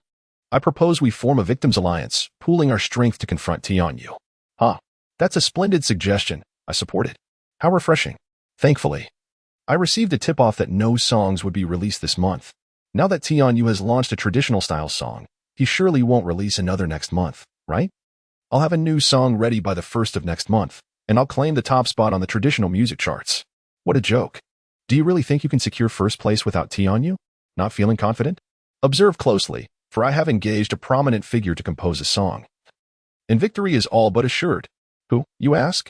That shall remain a secret, but in due time, you shall be enlightened. Do not revel too much. For one must beware, Tianyu may yet release another ancient-style melody. Who could possibly be so trivial as to produce 2 songs in succession? Zhang Wei scrolled through the messages in the group chat, growing increasingly agitated with each passing moment. Sensing his distress, Li Yunchuan promptly grasped his hand, urging him to find calm. Zhang Wei momentarily halted his actions, setting his phone aside. He collapsed into Li Yunchuan's embrace, bursting into tears. Li Yunchuan remained silent, gently patting Zhang Wei's back, allowing him to vent his emotions unabated. This junior of mine, truly beset by misfortune, he achieved fame at the tender age of 20. Only to fade into obscurity after less than a year. After years of relentless honing, he finally secured a collaboration with a distinguished producer, hoping to revive his career with this song, only to encounter the formidable Tianyu. Alas, before long, Zhang Wei's sobs began to subside. He crawled out of Li Yunchuan's embrace, lowering his head to search for something. However, after an extensive search, he found nothing. Are you looking for this? Li Yunchuan produced a pack of huangalu from his pocket. How did you know? Zhang Wei exclaimed, taken aback. Because I have experienced your feelings. Li Yunchuan replied with a wry smile, his tone heavy with resignation. Zhang Wei paused, momentarily stunned, before locking eyes with Li Yunchuan. Their gazes grew increasingly sorrowful. an unspoken bond of shared suffering forming between them. Subsequently, he seized Li Yunchuan's hand and strode towards the door, declaring as they walked, "Come. Let us go have a smoke." Chapter 74. I have a son. The grand theatrical celebration has concluded, and the audience is gradually dispersing. Siyu casually tossed his cup of milk tea into a trash bin and prepared to leave. At that moment, a group emerged from backstage, led by the former president, accompanied by Lu Chuanfeng and Chen Rong. "Siyu, wait a moment," Chen Rong called out as she noticed his intention to depart. "Chen, what brings you out?" Siyu inquired with a smile as they approached. He initially considered addressing her as Sister Chen, but upon observing the presence of so many individuals, he deemed it more appropriate to maintain a level of formality. The concept of seniority can be of little concern to some, yet it holds significant weight for others, particularly those of the older generation. Hence, while it is acceptable to use informal titles in private, one must exercise caution in public settings. "Let us express our gratitude to the great benefactor," Chen Rong said with a smile. She continued to introduce Suyu. "This is the previous president of our theatrical society, who has long been eager to meet you, wishing to thank you in person." A glimmer of satisfaction crossed Chen Rong's face as she spoke. Ever since she acquired the song Qiling, she anticipated such a reaction. Consequently, she dedicated most of her efforts over the past half-month to understanding the piece. She felt quite pleased with today's performance and held a deep admiration for Suyu's talent. "Ah, young man, my surname is Zhou. You may call me Grandpa Zhou." The former president greeted warmly, grasping Suyu's hand and inspecting him with increasing delight. "Greetings, Grandpa Zhou," Suyu replied respectfully, acknowledging the man's advanced age with an appropriate address. "Remarkable. You are truly accomplished." Your song Qiling brought tears to this old man's eyes. The former president generously lavished praise upon him. Suyu humbly replied, "Grandpa Zhou, you flatter me. It is Aunt Chen who sings beautifully. Come now, don't be modest, Xiaoyu. Without the song you pinned, no matter how well I sing, it would be for naught." Suyu's compliment elicited a soft chuckle from Chen Rong. The mother-in-law, observing her son-in-law, found herself increasingly enamored. A small gesture could significantly enhance one's fondness, particularly as Suyu demonstrated his awareness of propriety in addressing her and graciously attributed the credit to her. At that moment, Chen Rong entertained the whimsical thought of hastily arranging for her daughter to be placed in Suyu's arms, urging them to wed on the spot and soon bear a chubby child. Indeed, Suyu was handsome, and her daughter was beautiful. Their offspring would undoubtedly possess striking looks right from the outset. "Haha, let us not engage in mutual flattery. Both of you have played your parts." The former president, delighted by their exchange of compliments, inadvertently employed youthful slang. "By the way, Suyu, do you have a girlfriend?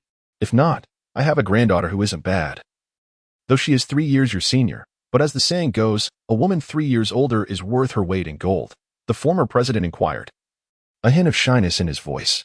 Suyu was momentarily taken aback. "I too have a granddaughter, just a year younger than you." "I have a daughter."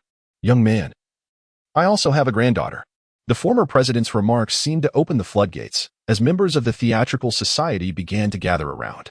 Some even took out their phones, displaying photos of their granddaughters and daughters before Suyu. Suyu, somewhat overwhelmed, repeatedly gestured for them to stop. I have a son." Suddenly, one individual grew anxious. He had neither granddaughter nor daughter. The crowd paused in surprise, then swiftly turned their gaze toward him. Suyu, mouth agape, appeared equally astonished.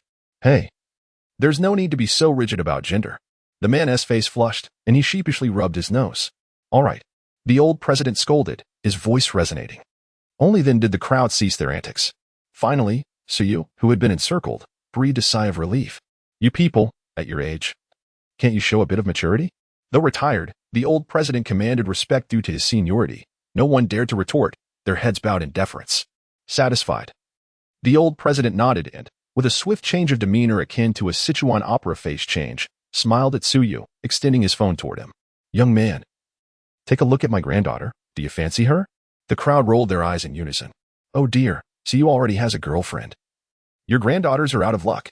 Chen Rong could no longer contain herself. Stepping forward, she shielded Suyu, astonished that these individuals harbored such thoughts. They were all chasing after an unattainable dream. "Suyu is meant for my daughter? It's already been arranged." It seemed she would have to keep a closer eye on her daughter. This young man was too charming. "I say, Chen girl, how do you know he has a girlfriend? Are you anxious to introduce your daughter to him?" The old president queried suspiciously. He was, of course, familiar with Lin Yanyu, having watched her grow up. "Ha ha, I don't need to introduce her, Qianrong replied, a hint of pride in her smile. Siyu has long been involved with our Yinyu. It's just that the stubborn girl insists on creating some romantic scenario and has been forthright, leaving me, her mother, in a state of anxiety. Grateful for their affections, Siyu awkwardly scratched his head and thanked them. The crowd nodded in disappointment. You've seen her, now hurry back. There's a mountain of matters to attend to.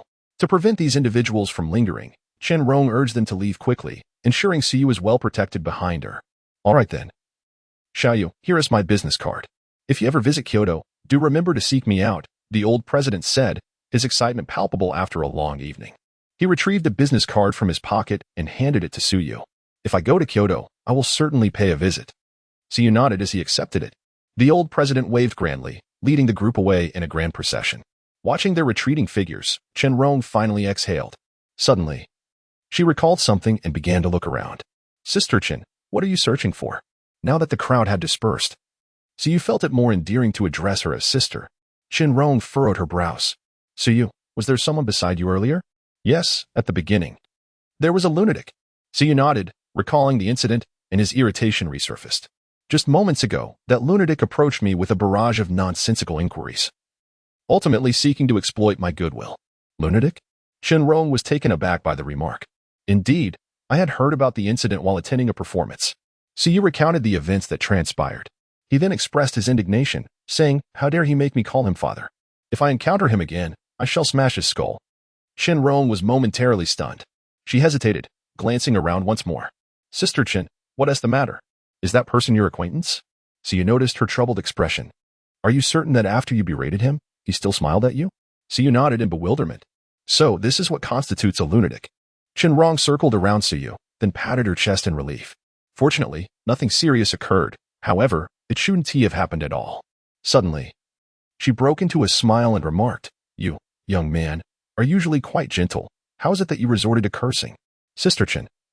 He was the one who sought to take advantage of me. If he is indeed your friend, I would have overlooked it for your sake. Siyu replied with a magnanimous lift of his brow. Very well, I shall convey your message to him, Qianrong chuckled, unable to contain her amusement. Chapter 75. You will know when the time comes. The song Qiling soared to the pinnacle of the ancient-style new song chart with astonishing speed the day after Qianrong's mesmerizing live performance. This not only generated significant buzz for the opera industry but also garnered admiration for Qianrong's breathtaking vocal technique, leading many to revere her. Internet celebrities clamored to cover the song, further amplifying its popularity. However, while numerous covers emerged online, their quality often fell short, with Qianrong as the apex original artist. These renditions lacked the same allure. The comments on Qiling on Cloud Music have surpassed tens of thousands, drawing in listeners eager to cleanse their auditory palate after hearing the covers. Many were astonished to discover how enchanting opera singing could be, compared to Qiling. Previous songs featuring opera elements seem utterly insignificant. I am inclined to declare Qiling as the current benchmark of ancient-style music. Qianrong, a national first-class performer, undeniably outshines the contemporary internet celebrities. With such a national treasure, how could it not be remarkable? By the way, have you noticed that the lyrics and composition are by Tingyu? Who exactly is this Tingyu? He has already produced 2 blockbuster hits and now another explosive song. Furthermore, his style is remarkably versatile. Later, What is the Harm? And Qiling, each showcasing a different flair. This is not merely impressive, it is extraordinary. The reviews are overwhelmingly positive, and with the current trend leaning towards ancient style, the fervor surrounding Qiling is unlikely to diminish anytime soon. This has also piqued public interest in opera. Aspiring internet personalities are enrolling in classes to master opera singing, as everyone knows that opera is the key to online popularity. In the office of Starshine Entertainment, President Qin Yang wore a grim expression. His brows furrowed deeply as he gazed at the soaring statistics of Qiling on the screen before him, nearly crushing the mouse in his grip. Just then, the office door swung open. President Qin, you summoned me? Zhao Yuan entered, her tone unassuming. Qin Yang remained silent, still fixated on the screen. Zhao Yuan stood opposite him, patiently awaiting his cue.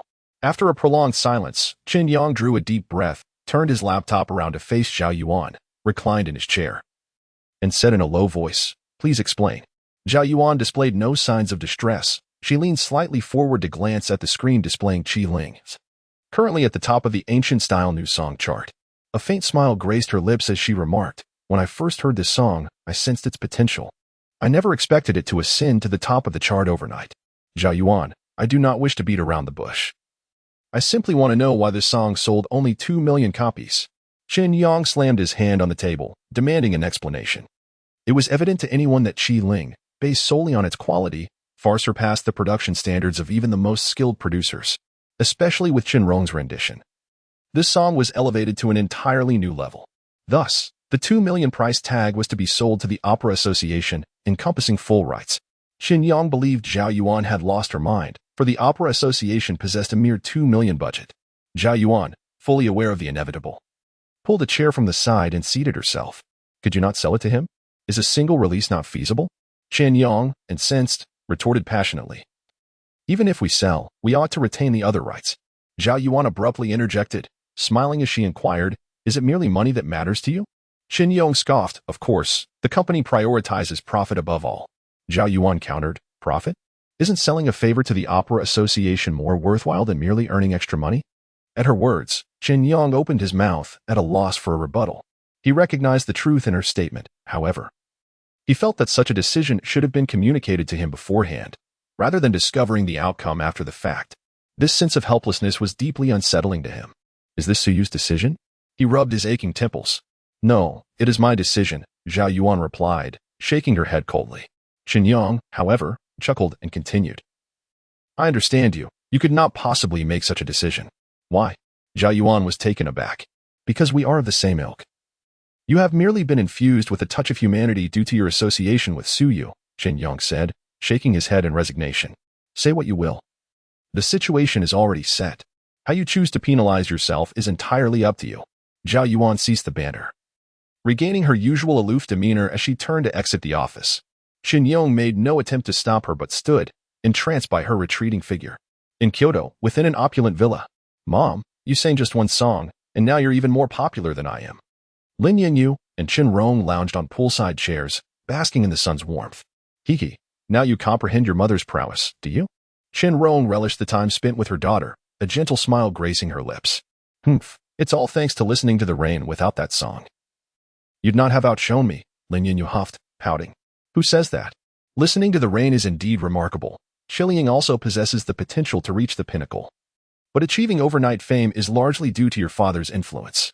Qin Rong shot her a glance, mentally adding, not only your man's efforts but also my man's contributions. Prior to the opera gala, she had informed Lin Xiaoyang to promote the song vigorously. Consequently, the internet was flooded with covers and promotional posts, a significant portion of which originated from their own company. Even on Weibo, many trending celebrities shared Chiling, along with numerous influential figures crafting promotional articles.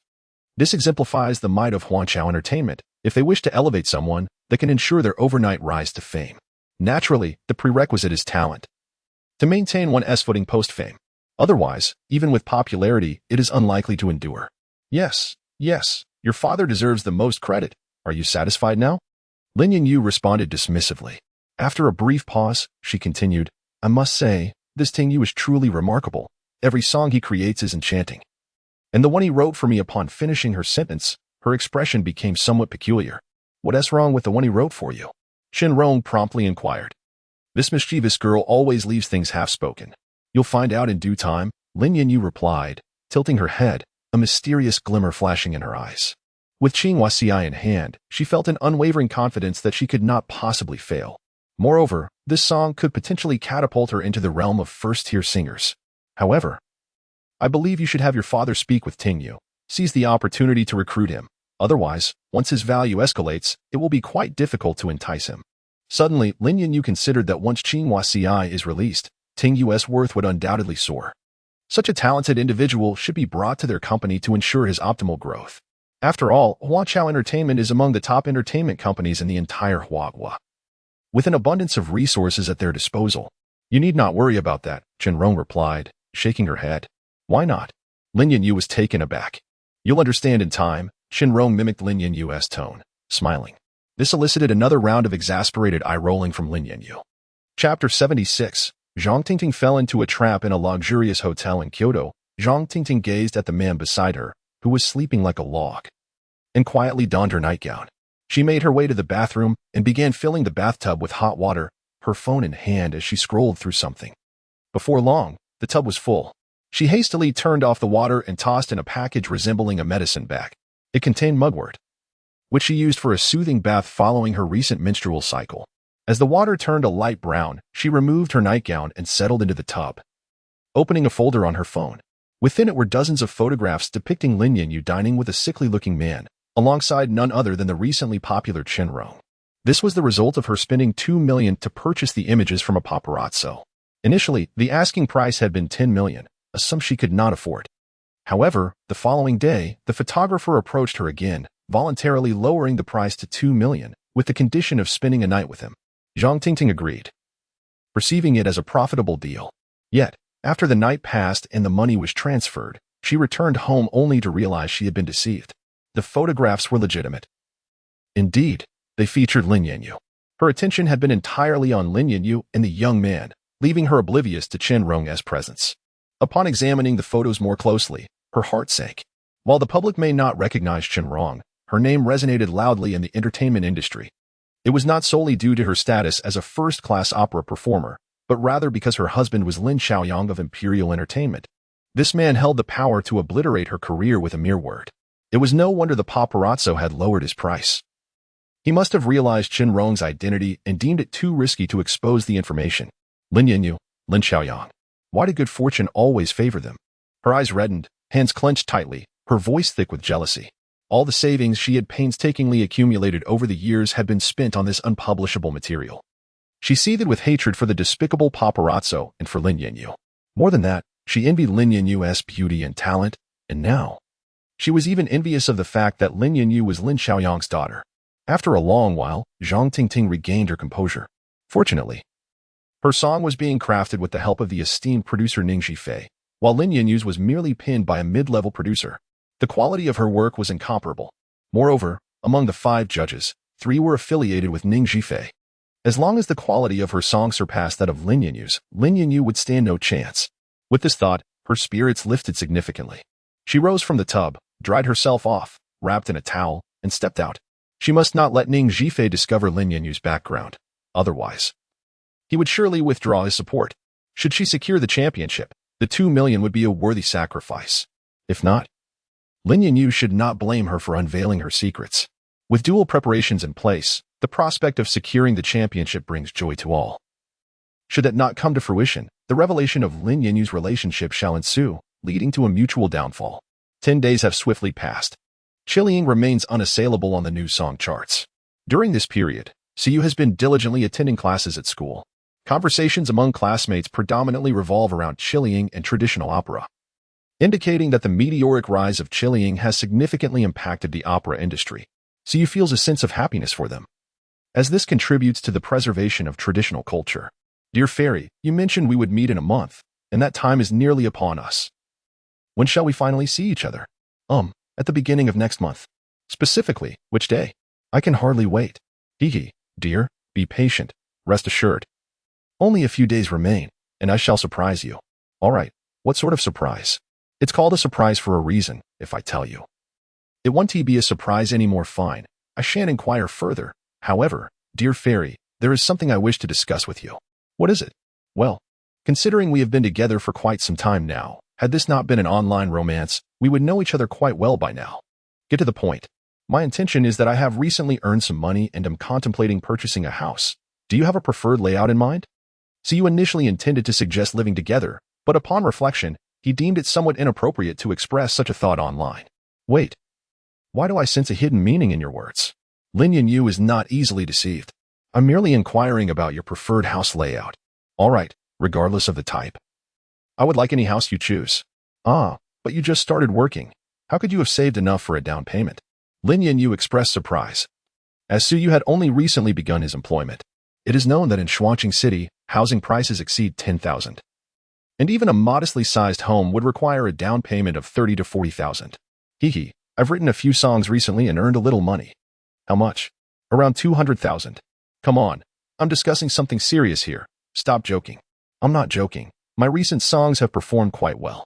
You are merely a freshman. How could you have produced such impressive results?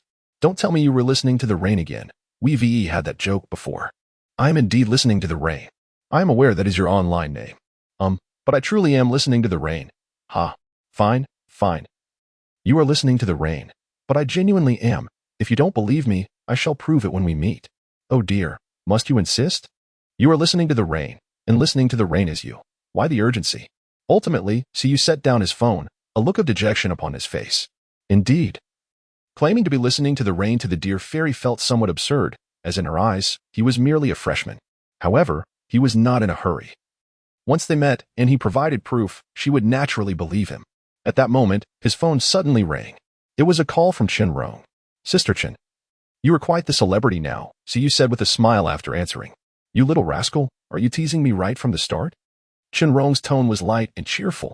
Recently, the traditional opera industry had garnered unprecedented attention, and those in the field were genuinely delighted.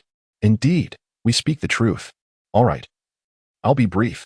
Recently, Chiling has gained tremendous popularity, and we in the opera community have received quite a bit of attention. The association would like to invite you to compose a song featuring operatic elements to prolong this momentum. Compose a song? Siyu was taken aback. Yes. Leveraging the official promotion of ancient-style music, we would like another piece. But rest assured, this time our budget is quite ample. You won't suffer any loss. Qianrong's voice carried a hint of playful banter. I can do that. But when do you need it? No rush. The popularity of Chiling can last at least another 2 to 3 months. We can release the new song once the fervor subsides. No problem. Just organize your requirements and come to the company. We can discuss it in person. After exchanging a few pleasantries, Siyu hung up the phone. Another song featuring operatic elements. He would first see if he could win a lottery for it. If that didn't work, he would have to commission a piece. But thankfully, there was no urgency. Otherwise, with the remaining over $1 million, he could only afford to commission a mid-level song. Chapter 77, Zhang Yang. I am getting married. After finishing his meal, Zhang Yang prepared to seek out his manager. Over the past period, he had been diligently honing his skills, reaching a basic level suitable for a singer.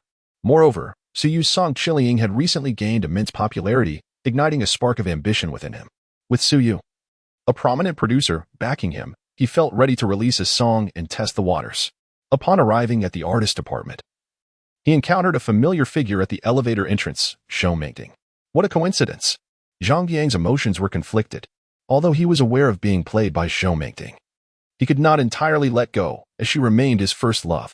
How coincidental, I was waiting here for you, Zhou Mingting said with a smile. Zhang Yang was momentarily taken aback.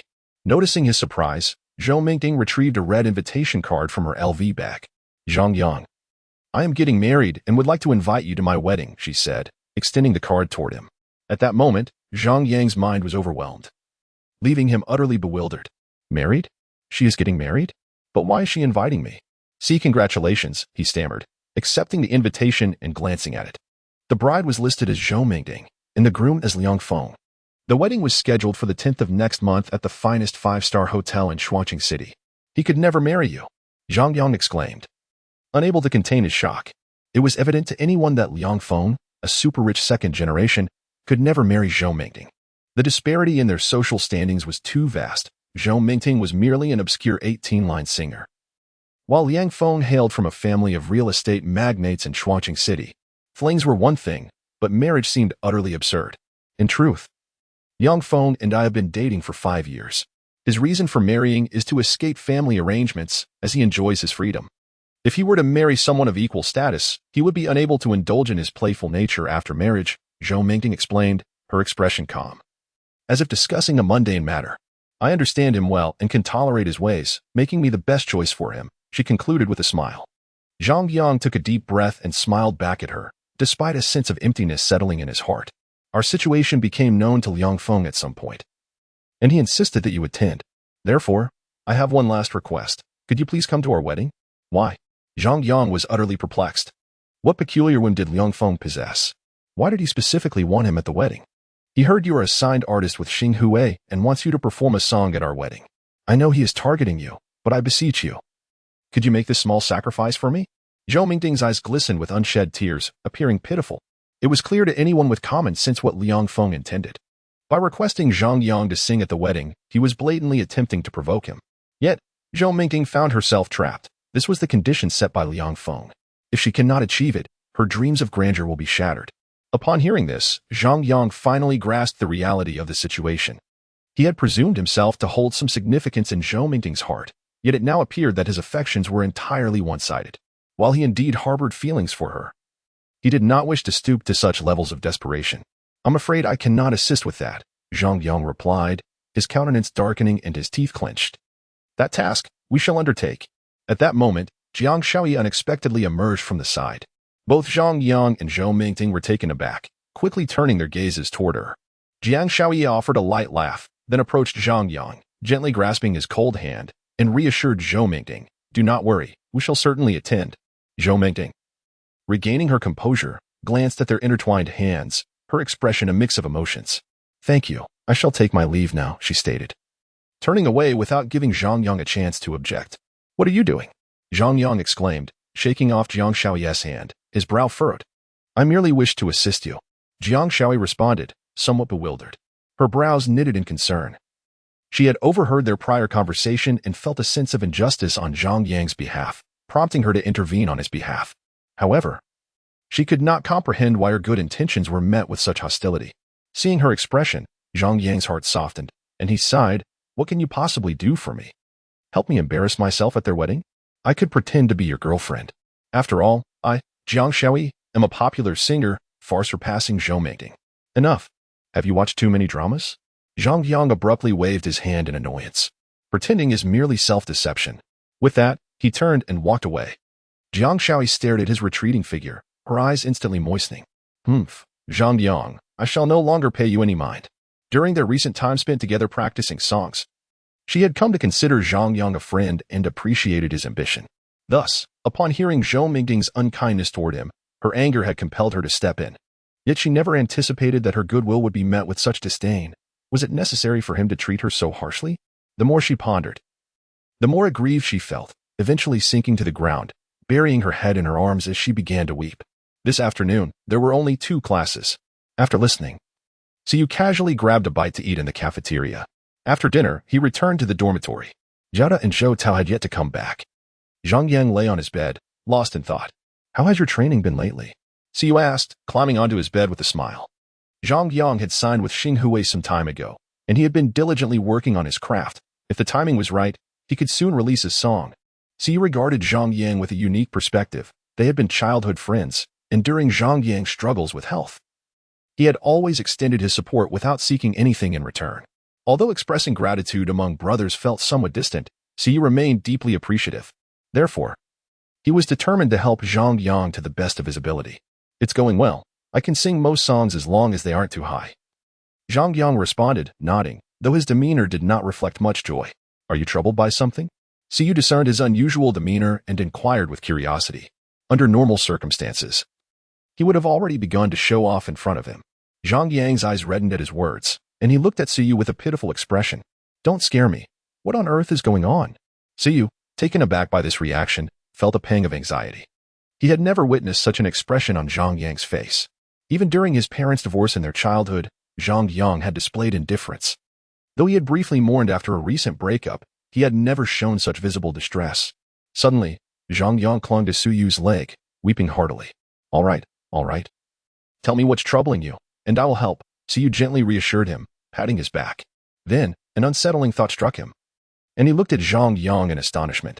"Could it be that your father has passed away?" Zhang Yang's tears ceased abruptly, and he stared blankly at Siyu. "Ahem. I was merely speculating," Siyu said, rubbing his nose sheepishly. "If my father had died, I would be too elated to cry," Zhang Yang retorted, a hint of annoyance in his tone as he wiped away his tears. "What is actually bothering you then?" Siyu asked, exasperated, throwing up his hands in resignation. "I ran into Zhou Mingting at the office today." Zhang Yang recounted the events of the day in detail. Siyu listened intently, his expression growing increasingly grave. Zhou Mingting had indeed crossed a line. Liang Feng's intentions were clearly malicious towards Zhang Yang. Yet she still dared to extend an invitation to him in her pursuit of marrying into wealth. When Zhang Yang mentioned that Jiang Shaoyi had come to his aid, Siyu was momentarily taken aback. He hadn't anticipated that their relationship had progressed to such depths.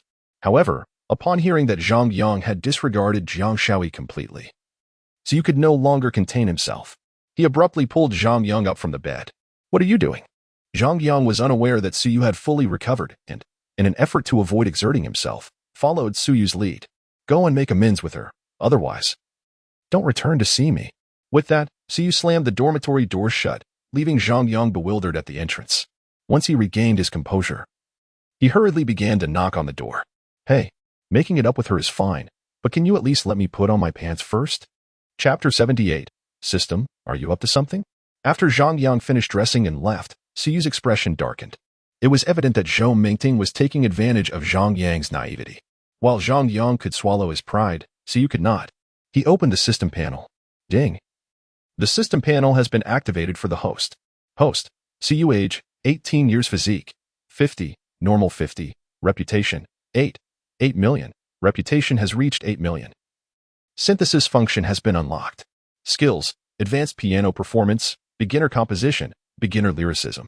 System warehouse, song components late marriage. Eternal love never lost unfinished tasks. Task content. Help Lin Yin Yu compose a song to win the competition. Task reward. Obtain a golden online literature manuscript.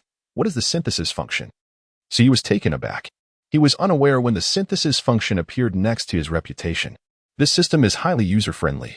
Unnecessary rewards can be synthesized into more advanced prizes. Synthesis rules. 10 white items can be synthesized into 1 blue item, 10 blue items into 1 purple item, and so forth. User-friendly? Indeed, it is. Given Suyu's current standing, those lower-tier rewards were of little use. Distributing them would only tarnish his reputation. Yet keeping them would be wasteful. Synthesizing them into something superior seems advantageous. However, requiring 10 for an exchange seems excessive. Currently, he had no shortage of reputation. Should he try for a 10 consecutive draw? Previously, he had been constrained due to not releasing any songs, but now he could draw 8 times as a guarantee.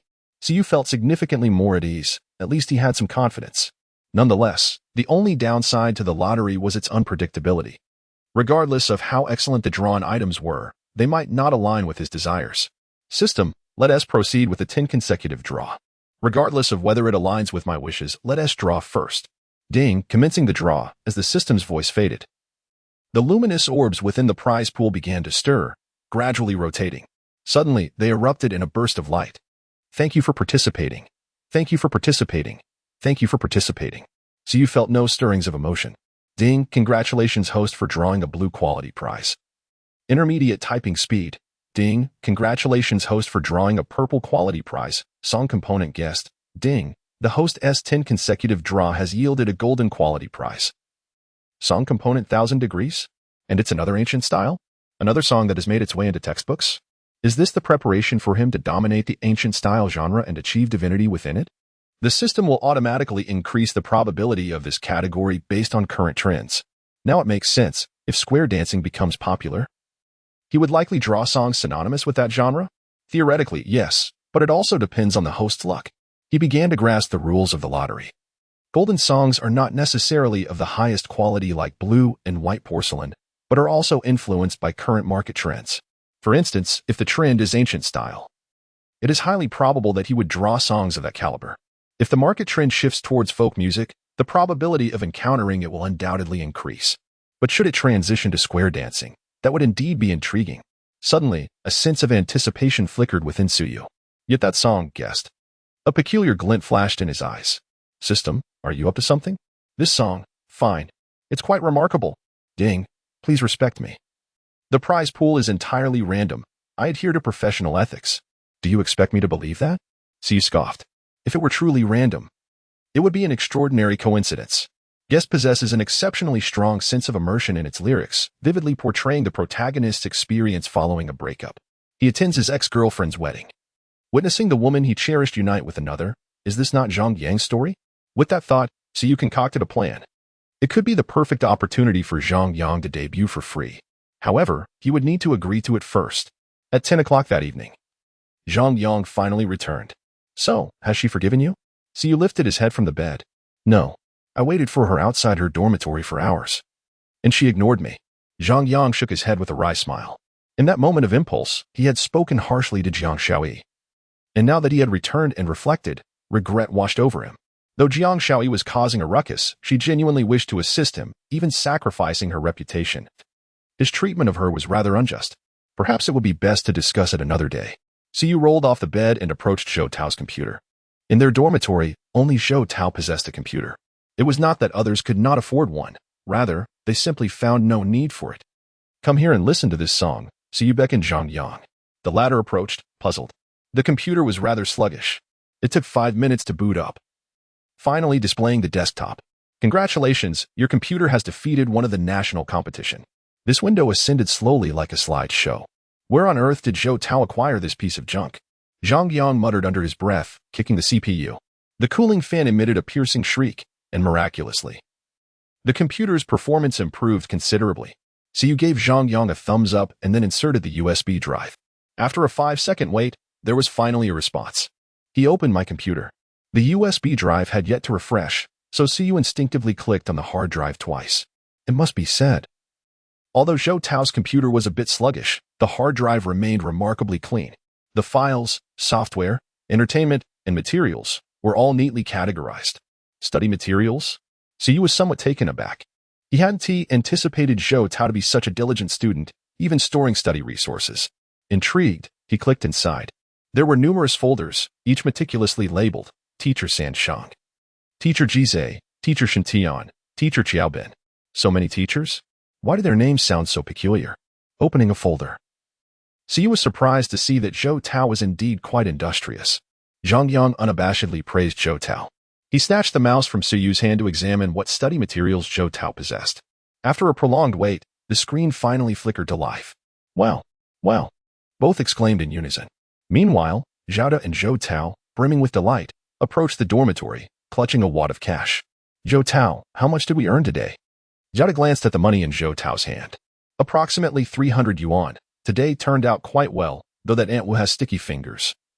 Constantly brushing against me while dancing, Zhou Tao replied with a grin after counting the bills.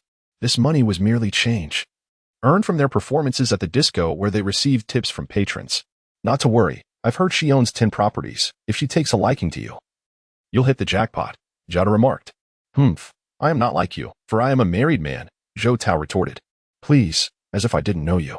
You, with a wife? Zhao shot back, giving him the finger. They spent day and night together. Zhao was all too aware of Zhou Tao's relationship status. Believe it or not, Zhou Tao shot him a glare and swung open the dormitory door. There, 2 figures sat before his computer, engrossed in a thrilling solo match displayed on the screen. See you, Zhang Yang. Don't you dare look at my wife. Chapter 79, The Crouching Dragon and the Phoenix Chick in Dormitory 408. Zhou Tao sat on the bed, his arms wrapped around his knees, his face etched with sorrow. Zhou Tao. Siyu felt a twinge of embarrassment. Zhang Yang, sitting nearby, chuckled foolishly. Meanwhile, Zhao quietly reached for the mouse, intending to click on a folder. Zhao, do not touch my girlfriend, Zhou Tao exclaimed, lunging to snatch the mouse away. No one anticipated that Zhou Tao, who usually appeared as lackluster as Suyu, could deftly wrest the mouse from Zhao's grasp. Come on, Zhou Tao, that's rather selfish of you. You have such good stuff, and want to share with us, Zhao remarked, astonished by his speed. Humph, share what? These are all my girlfriends. They have accompanied me through countless long nights, Zhou Tao retorted, his tone slightly irritable. He then exited the folder, preparing to shut down the computer. It seemed he would need to set a password for it. Hey, Zhou Tao, don't shut it down just yet. I still need to use your computer. Siyu quickly interjected. What do you need my computer for? Zhou Tao questioned, his expression skeptical. I truly was doing it on purpose. I just wanted to borrow your computer to play a song, Siyu explained, pointing at the USB drive plugged into the CPU. Earlier, he had intended to stumble upon the teacher's rather unconventional profession. However, having opened it, he found Zhou Tao's computer troublingly slow, unable to close the window. Thus, he took the opportunity to learn a thing or two. Unexpectedly, Zhou Tao returned just in time to catch him. Fine, I'll play it for you, Zhou Tao said, opening the USB drive. Inside were 2 files, audio and lyrics. You've written a new song? Zhou Tao and Zhao had long been aware that Siyu was the talented listening to the rain. Upon receiving this revelation, they were momentarily stunned into silence. However, their interest peaked soon after. Additionally, with Zhang Yang pursuing a career as a singer at Xinhui, they too had not been idle, forming a group for the elderly disco scene. Siyu had promised that when the time was right, he would write songs for them. Zhang Yang had also assured that once his entertainment company was established, he would sign Zhou Tao and the others. Thus, the brothers of Dormitory 408 joyfully laid out their preliminary plans. Indeed, it's meant for Zhang Yang, but we'll see if he has the courage to use it. Siyu nodded, casting a peculiar glance at Zhang Yang. Wow, Zhang Yang, you are about to take off. Siyu exclaimed. His songs were synonymous with success. Zhou Tao and Zhao De looked on with envy.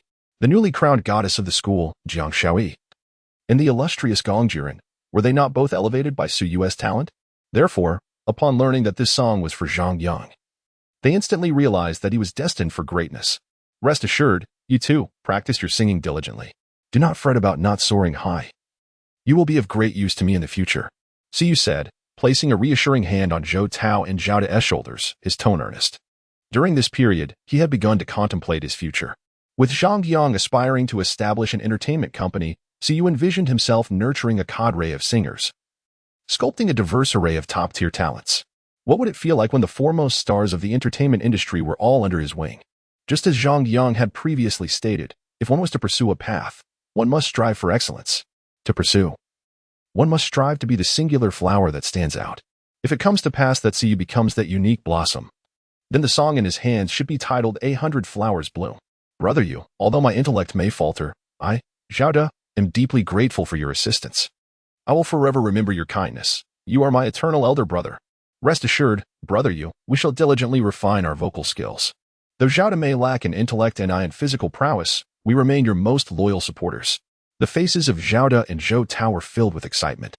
Speaking of loyal supporters, they positioned themselves on either side of Su Yu, their devotion unwavering, as evident as the sun and moon.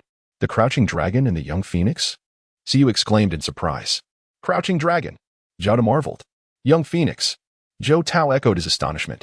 Haha, Brother Yu, you are indeed a literary genius. Effortlessly wielding such magnificent vocabulary. From this day forth, I shall be known as Zhao Crouching Dragon, and I shall be called Zhou Young Phoenix. Upon uttering these names, they clasped hands tightly, a profound sense of mutual admiration glimmering in their exchanged gazes. As long as you both are pleased, Siyu remarked, his lips twitching slightly. Observing their enthusiasm, he did not wish to dampen their spirits. However, the names Zhao Crouching Dragon and Zhou Young Phoenix certainly carried their own charm. Let the song commence. After their revelry, Zhou Tao activated the audio and lyrics files. The dormitory fell into a tranquil silence. Not only Zhao Crouching Dragon and Zhou Young Phoenix, but Zhang Yang also found himself intrigued by the song. The piano notes resonated, and everyone held their breath. In their hearts, everything produced by Su Yu was of exquisite quality, and having the chance to hear his song firsthand provided ample material for boasting. The mechanical synthetic female voice began to hum. Nonetheless, this did not deter Zhang Yang and the others. They followed the lyrics while listening to the hum, immersing themselves into the song. However, as the song progressed, Zhang Yang's expression began to shift. His initial calmness gradually morphed into bewilderment, then astonishment, and finally, tears welled in his eyes. At long last, the song concluded. Zhao Crouching Dragon and Zhou Young Phoenix took a deep breath, their admiration for Su Yu akin to the relentless flow of a mighty river. The song was beautiful, truly captivating, with lyrics that resonated deeply. Even though they had never experienced love, they could still relate to the emotions conveyed, feeling a lump in their throats. However, Zhang Yang, your expression is rather exaggerated, isn't it? I admit Brother Yu writes well, but it's not to the point of weeping uncontrollably. Zhou Tao and Zhao De believed Zhang Yang was merely flattering Su Yu. You two know nothing. Zhang Yang wiped away his tears, staring blankly at Su Yu. When did you write this? I wrote it quite some time ago. Upon hearing about your situation with Zhou Mingting, I felt this song was perfectly suited for you. Su Yu replied, a sudden pang of realization striking him. He momentarily overlooked the implications of timing. Just after Zhang Yang mentioned being invited to Zhou Mingting's wedding, he had presented the song guest. What is it? What happened? In room 408, the most gossip-ridden individuals were Zhou Tao and Zhao De. Whenever they caught wind of a rumor, they felt compelled to dig deeper. Eventually, Zhang Yang, overwhelmed by their incessant prying, revealed that Zhou Mingting had invited him to her wedding. Upon hearing this, Siyu couldn't help but exhale in relief as Zhang Yang diverted the conversation. After Zhang Yang spoke, Zhao De and Zhou Tao expressed their discontent, remarking on Zhou Mingting's unreasonable demands. How could she even ask for such a thing? They lamented. And what about Liang Feng? Surely he must be deranged. Siyu chuckled and turned to Zhang Yang, suggesting, we cannot simply swallow our indignation. She has requested you to sing, so sing that very song. Liang Feng had explicitly called upon Zhang Yang to perform. Then do it, Siyu urged. However, Zhang Yang knew that singing this particular song might provoke Liang Feng to an explosive reaction. After all, the lyrics were rather inappropriate for such an occasion. Brother Yu is right. Haha, Zhang Yang, sing that song. If Liang Feng wishes to embarrass you, let us return the favor. Siyu's proposal was met with enthusiastic agreement from the duo. Yet, Zhang Yang hesitated, thinking of how hard Zhou Mingting had worked for this. Before he could voice his concerns, Zhao De interrupted, Zhang Yang, she has treated you that way. Do not be foolish any longer. Zhou Tao chimed in, indeed. She has completely disregarded you. Siyu boldly declared, so, what will it be? Will you do it? Zhang Yang wrestled with his thoughts but then resolutely clenched his teeth. I will do it. Haha. Go and ask Zhou Mingting for a couple more invitations. We shall accompany you. Exactly. Otherwise, if you sing that song at Liang Feng's wedding, you might never escape the venue. All right, I will request a few more invitations tomorrow. On the 10th of next month, you all will accompany me. And you must protect me. Fear not. It shall be a piece of cake. Chapter 80. Departing for Kyoto. October has passed, and during this month, Siyu has released only one song, Red Opera. Consequently, discussions about him within the internal group of the Xuanqing Entertainment Company have diminished somewhat. While Jiaoyang Entertainment is somewhat smaller than Xinghui Entertainment, it still boasts a star producer among its ranks. This renowned producer, Zhou Xian, has garnered a modest reputation within the industry for his exceptional talent in crafting traditional-style songs. His status as a premier producer was solidified with a piece titled Pear Blossoms in the Rain. Recently, Wu Qingjun has been the company's rising star. With the resurgence of traditional music, the company commissioned Zhou Xian to compose a traditional song for him. However, upon hearing that Ting Yu was about to release new music, the company prudently decided to postpone the song's launch until November. This decision was not out of fear of Ting Yu. Rather, it was a cautious approach, especially considering the setbacks faced by both Han and Zhanfang Entertainment at his hands. The outcome proved fortuitous for them. Red Opera soared to the top of the traditional new song chart just a day after its release, and by the 5th day, it had ascended into the top 10 of the popular song chart, surpassing Ting Yu's own later, and what's wrong with that? It currently occupies the 3rd position on the hot song chart, with the top spot held by Douyin's most viral earworm, and the second by the long-awaited new release from the diva show Rue.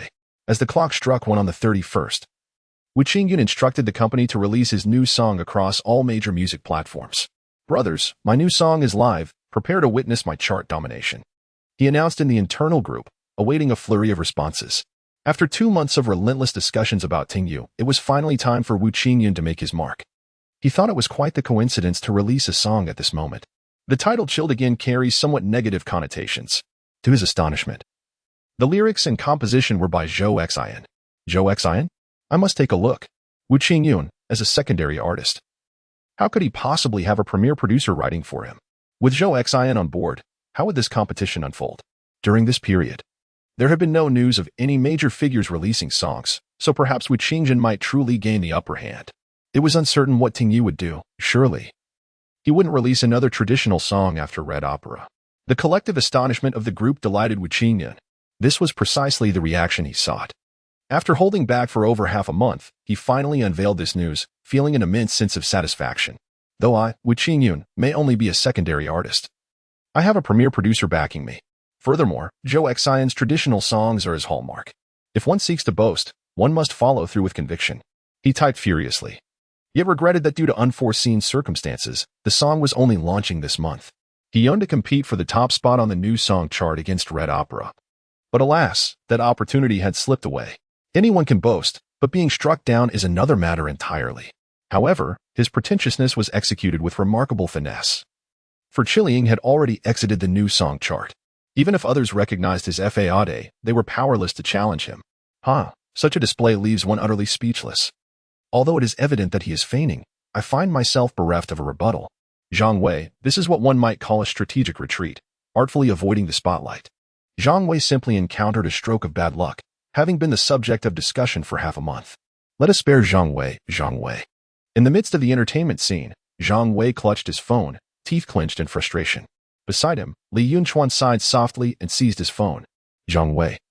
From my experience, it would be wise to refrain from checking your phone during this time. Perhaps the company should grant you a break to recuperate. Old Li. Do you think Ting Yu might release 2 ancient-style songs consecutively? A look of unprecedented yearning blossomed on Zhang Wei's face. He longed for Ting Yu to unveil another ancient-style piece, to overshadow Wu Qingyun completely. This way, he would at least have a companion in this endeavor.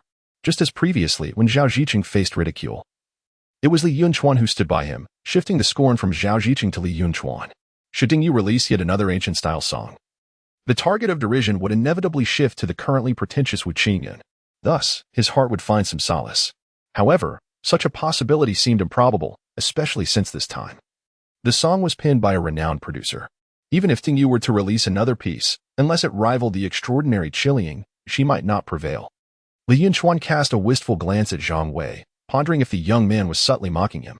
Nevertheless, upon objective analysis, the likelihood of such an event was nearly non-existent. After all, their opponent was no weakling.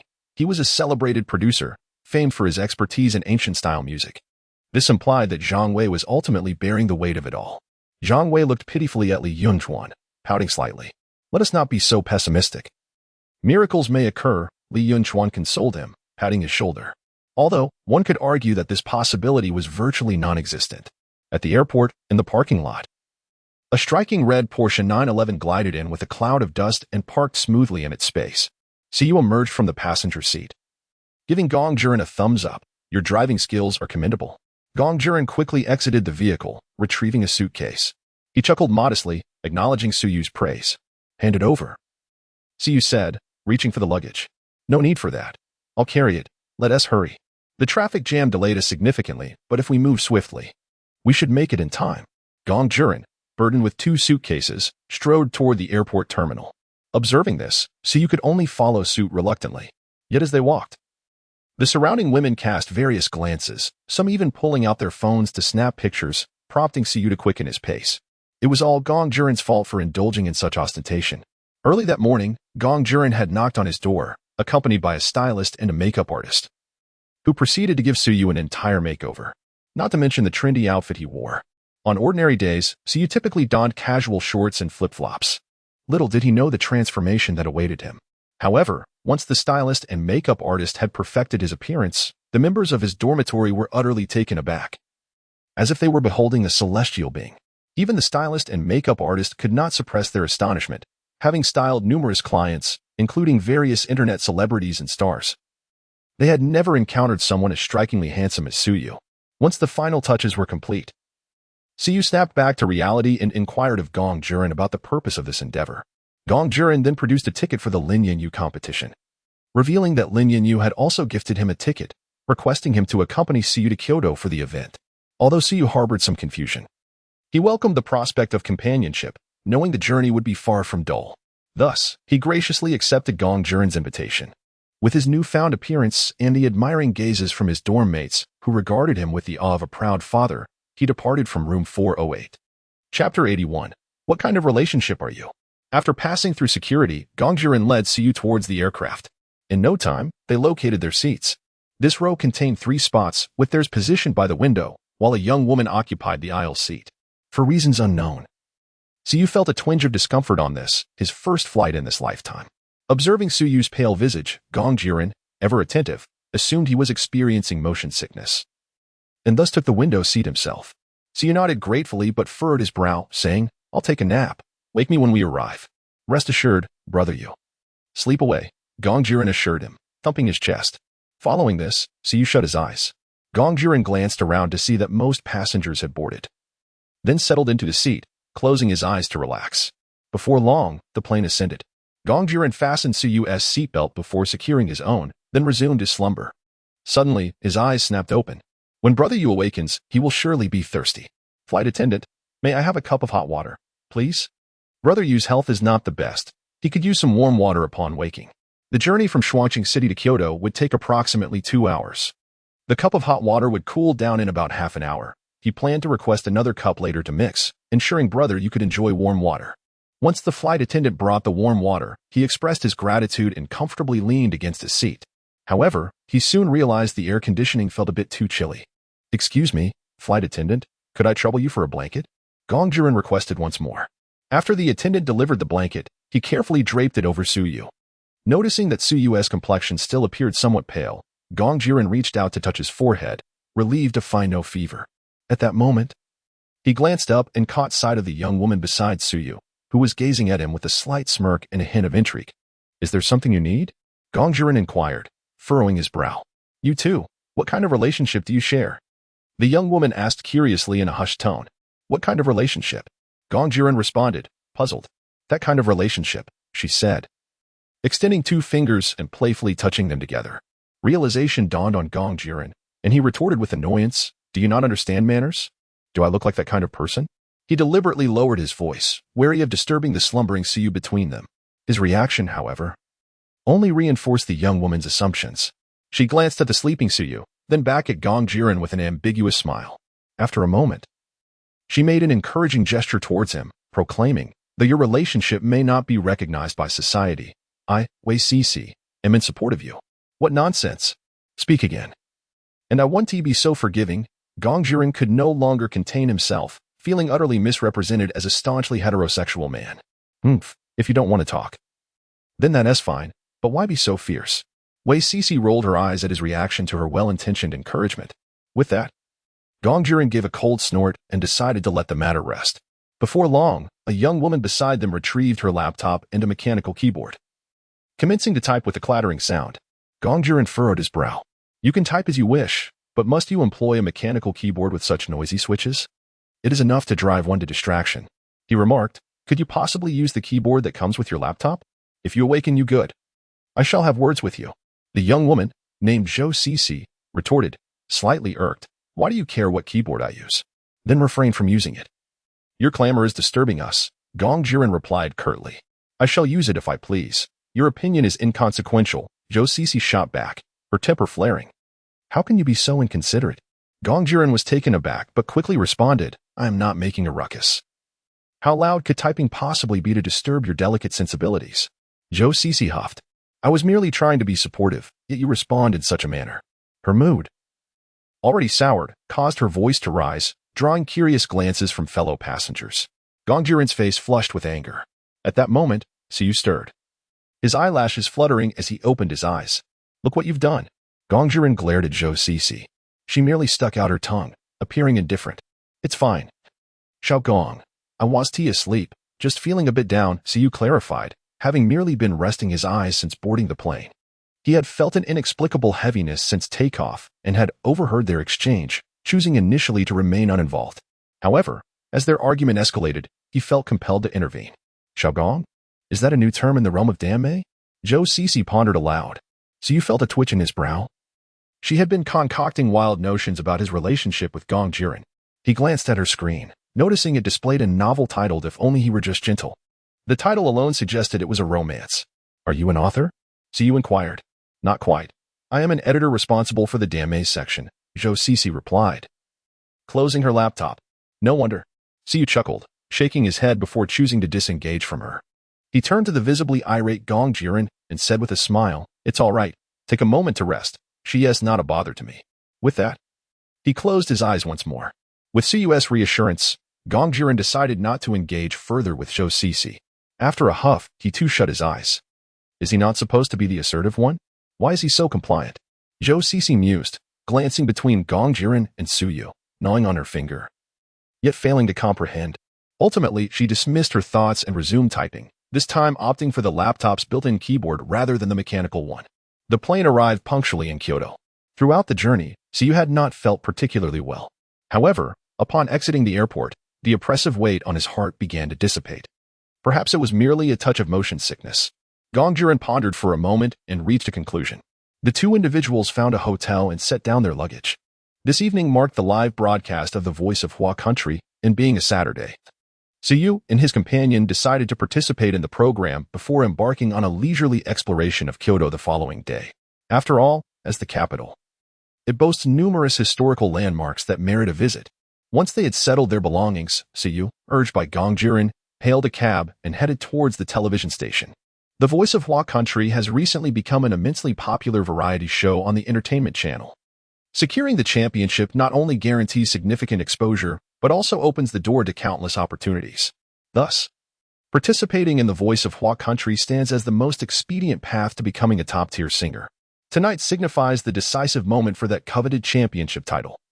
With a simultaneous live broadcast across all platforms, including the television station, unlike the traditional opera gala, merely half an hour before the competition commenced, the Voice of Hua Country had already garnered over 3 million viewers, a figure that continues to rise. Additionally, Some esteemed veterans from the music industry have opened their own live streams to elucidate the intricacies of the competition for their followers, diverting millions of viewers to their channels. Consequently, this event has captivated the entire nation of Hua. Chapter 82. Let it be the finals of The Voice of Hua will take place in a vast stadium. With about an hour remaining before the competition begins, the area outside is already teeming with a multitude of fans. This final event features not only the performances by Lin Yanyu and Zhang Tingting, but also appearances by previously eliminated contestants who will take the stage once more. Despite their earlier elimination, some of these contestants have garnered significant popularity, amassing numerous fans due to their remarkable performances on the show. Outside the venue, Siyu and Gong Juren, wearing masks, crouch by the roadside. Brother Yu, shall we head in first? Gong Juren glances around. As a public figure himself, he has just been recognized by fans who eagerly sought his autograph and a photo. Meanwhile, Siyu, with his striking looks, has also been mistaken for a celebrity. Although they do not know him, they are delighted to take pictures with a handsome stranger. Consequently, Siyu finds himself reluctantly engaging with the fans for a brief period. As the crowd grows larger, the two apologize and manage to escape, purchasing masks to breathe a sigh of relief. All right, let us go in, Siyu says, eyeing the ticket in Gong Juren's hand.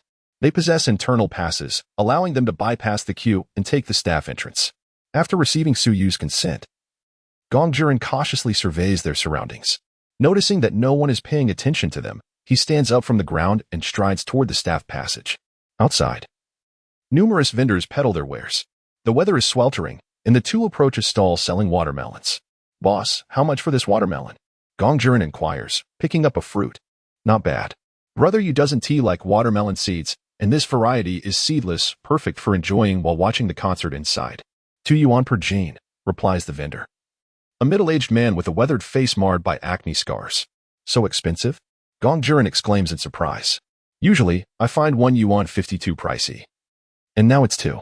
Heh, it's already November. Watermelons are out of season. If you think it's expensive, imagine how I feel. The vendor explains with a grin. Fine, I'll take this one. Gong Juren concedes, acknowledging the vendor's point. After weighing it, the vendor finds it to be precisely 8 jin. After paying, Gong Juren takes the watermelon and casually asks, is this watermelon ripe? Siyu feels a pang of unease at this question. I run a fruit stall. How could I sell you an unripe one? The vendor responds, visibly displeased. Siyu's heart sinks again. Gong Juren, feeling slightly irked by the vendor's tone and about to retort, is pulled away by Siyu, who leads him away from the fruit stall. Brother Yu, what's wrong?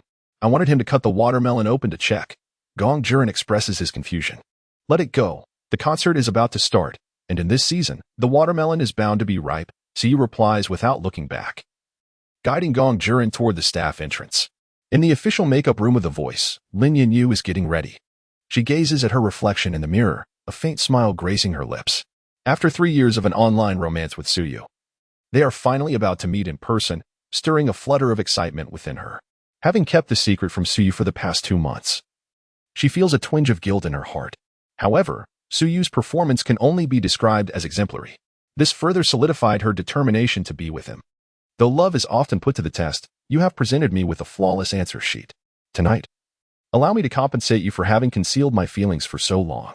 With this thought, a sweeter smile graced her face. Darling, your little fairy is about to confess her feelings for you on this grand stage, in front of everyone. Just then, her manager, Li Fang, entered the room. Upon seeing the radiant Lin Yanyu, she remarked with a smile, Yanyu, you appear to be in great spirits today. That necklace is a birthday gift from your mother, which you usually don't wear. I didn't expect you to bring it out today. Lin Yanyu was adorned in a white qipao, intricately embroidered with a landscape painting, a custom piece she had commissioned for this final performance. Around her neck lay a dazzling diamond necklace, a cherished gift from Qin Rong on her 18th birthday, which she had rarely worn, but today it would finally serve its purpose. I simply want him to see me at my most beautiful, Lin Yanyu thought, her lively eyes crescent-shaped with joy. Today, she intended to showcase her finest self, hoping to astonish Siyu. Are you truly going to confess? Li Fang asked, momentarily taken aback. She opened her mouth to say something more, but was interrupted by Lin Yanyu. Sister Fang, I have made my decision. The props and venue are all set. I've waited this long for today, she declared with unwavering resolve, undeterred by the potential impact on her career post-confession. Can we discuss this further? Li Fang's voice was laced with helplessness. She understood the leverage Lin Yanyu held within the company, aside from Lin Yanyu. Only she knew about the song Qianbaidu. This song was a trump card. She believed that Lin Yanyu would undoubtedly secure the championship tonight. Moreover, with this song, ascending to the ranks of a top-tier artist was not out of reach. Winning the title of The Voice alongside being the original performer of Qianbaidu would elevate her popularity to unprecedented heights in Huagua. However, if Lin Yanyu confessed, revealing her relationship would be an immensely burdensome blow for an artist. Many had faced significant setbacks in their careers after announcing or having their relationships exposed during periods of rising fame. Regardless of their previous popularity, they often experienced a substantial decline in public interest, only to be surpassed by newer talents, becoming stepping stones for others. There is nothing to discuss, Lin Yanyu responded, closing her eyes, unwilling to engage in further conversation with Li Fang. For Su Yu, even if it meant gaining a host of detractors or facing a catastrophic impact on her career, she bore no regrets. Li Fang sensed that the matter had reached an impasse. With a grim expression, she nodded and retreated to the sofa, appearing somewhat anxious. What will I tell the company? She murmured to herself. Her palms were slightly damp with anxiety, and a bitter thought crossed her mind. You are the daughter of Lin Xiaoyang, so of course. You fear nothing. But I am merely a humble agent. If the company discovers that I have remained silent while you act recklessly, my livelihood will surely be at stake. With this in mind, she took out her phone, preparing to call the director of the artist department. Having concealed the truth for so long, she felt she had exhausted her sense of duty. However, just as she pressed the call button, she abruptly hung up. With a sudden resolve, she thought, so be it. If I must face the consequences, then let it be. She decided to continue keeping the matter under wraps. Offending the company would jeopardize her position. But crossing Lin Xiaoyang's daughter might end her career altogether. Thus, she resolved to plunge into this darkness without hesitation. After Lin Yanyu's confession, her career would undoubtedly suffer. Yet with Lin Xiaoyang's influence, she could rise again, no matter how deep the fall, as long as she served Lin Yanyu well.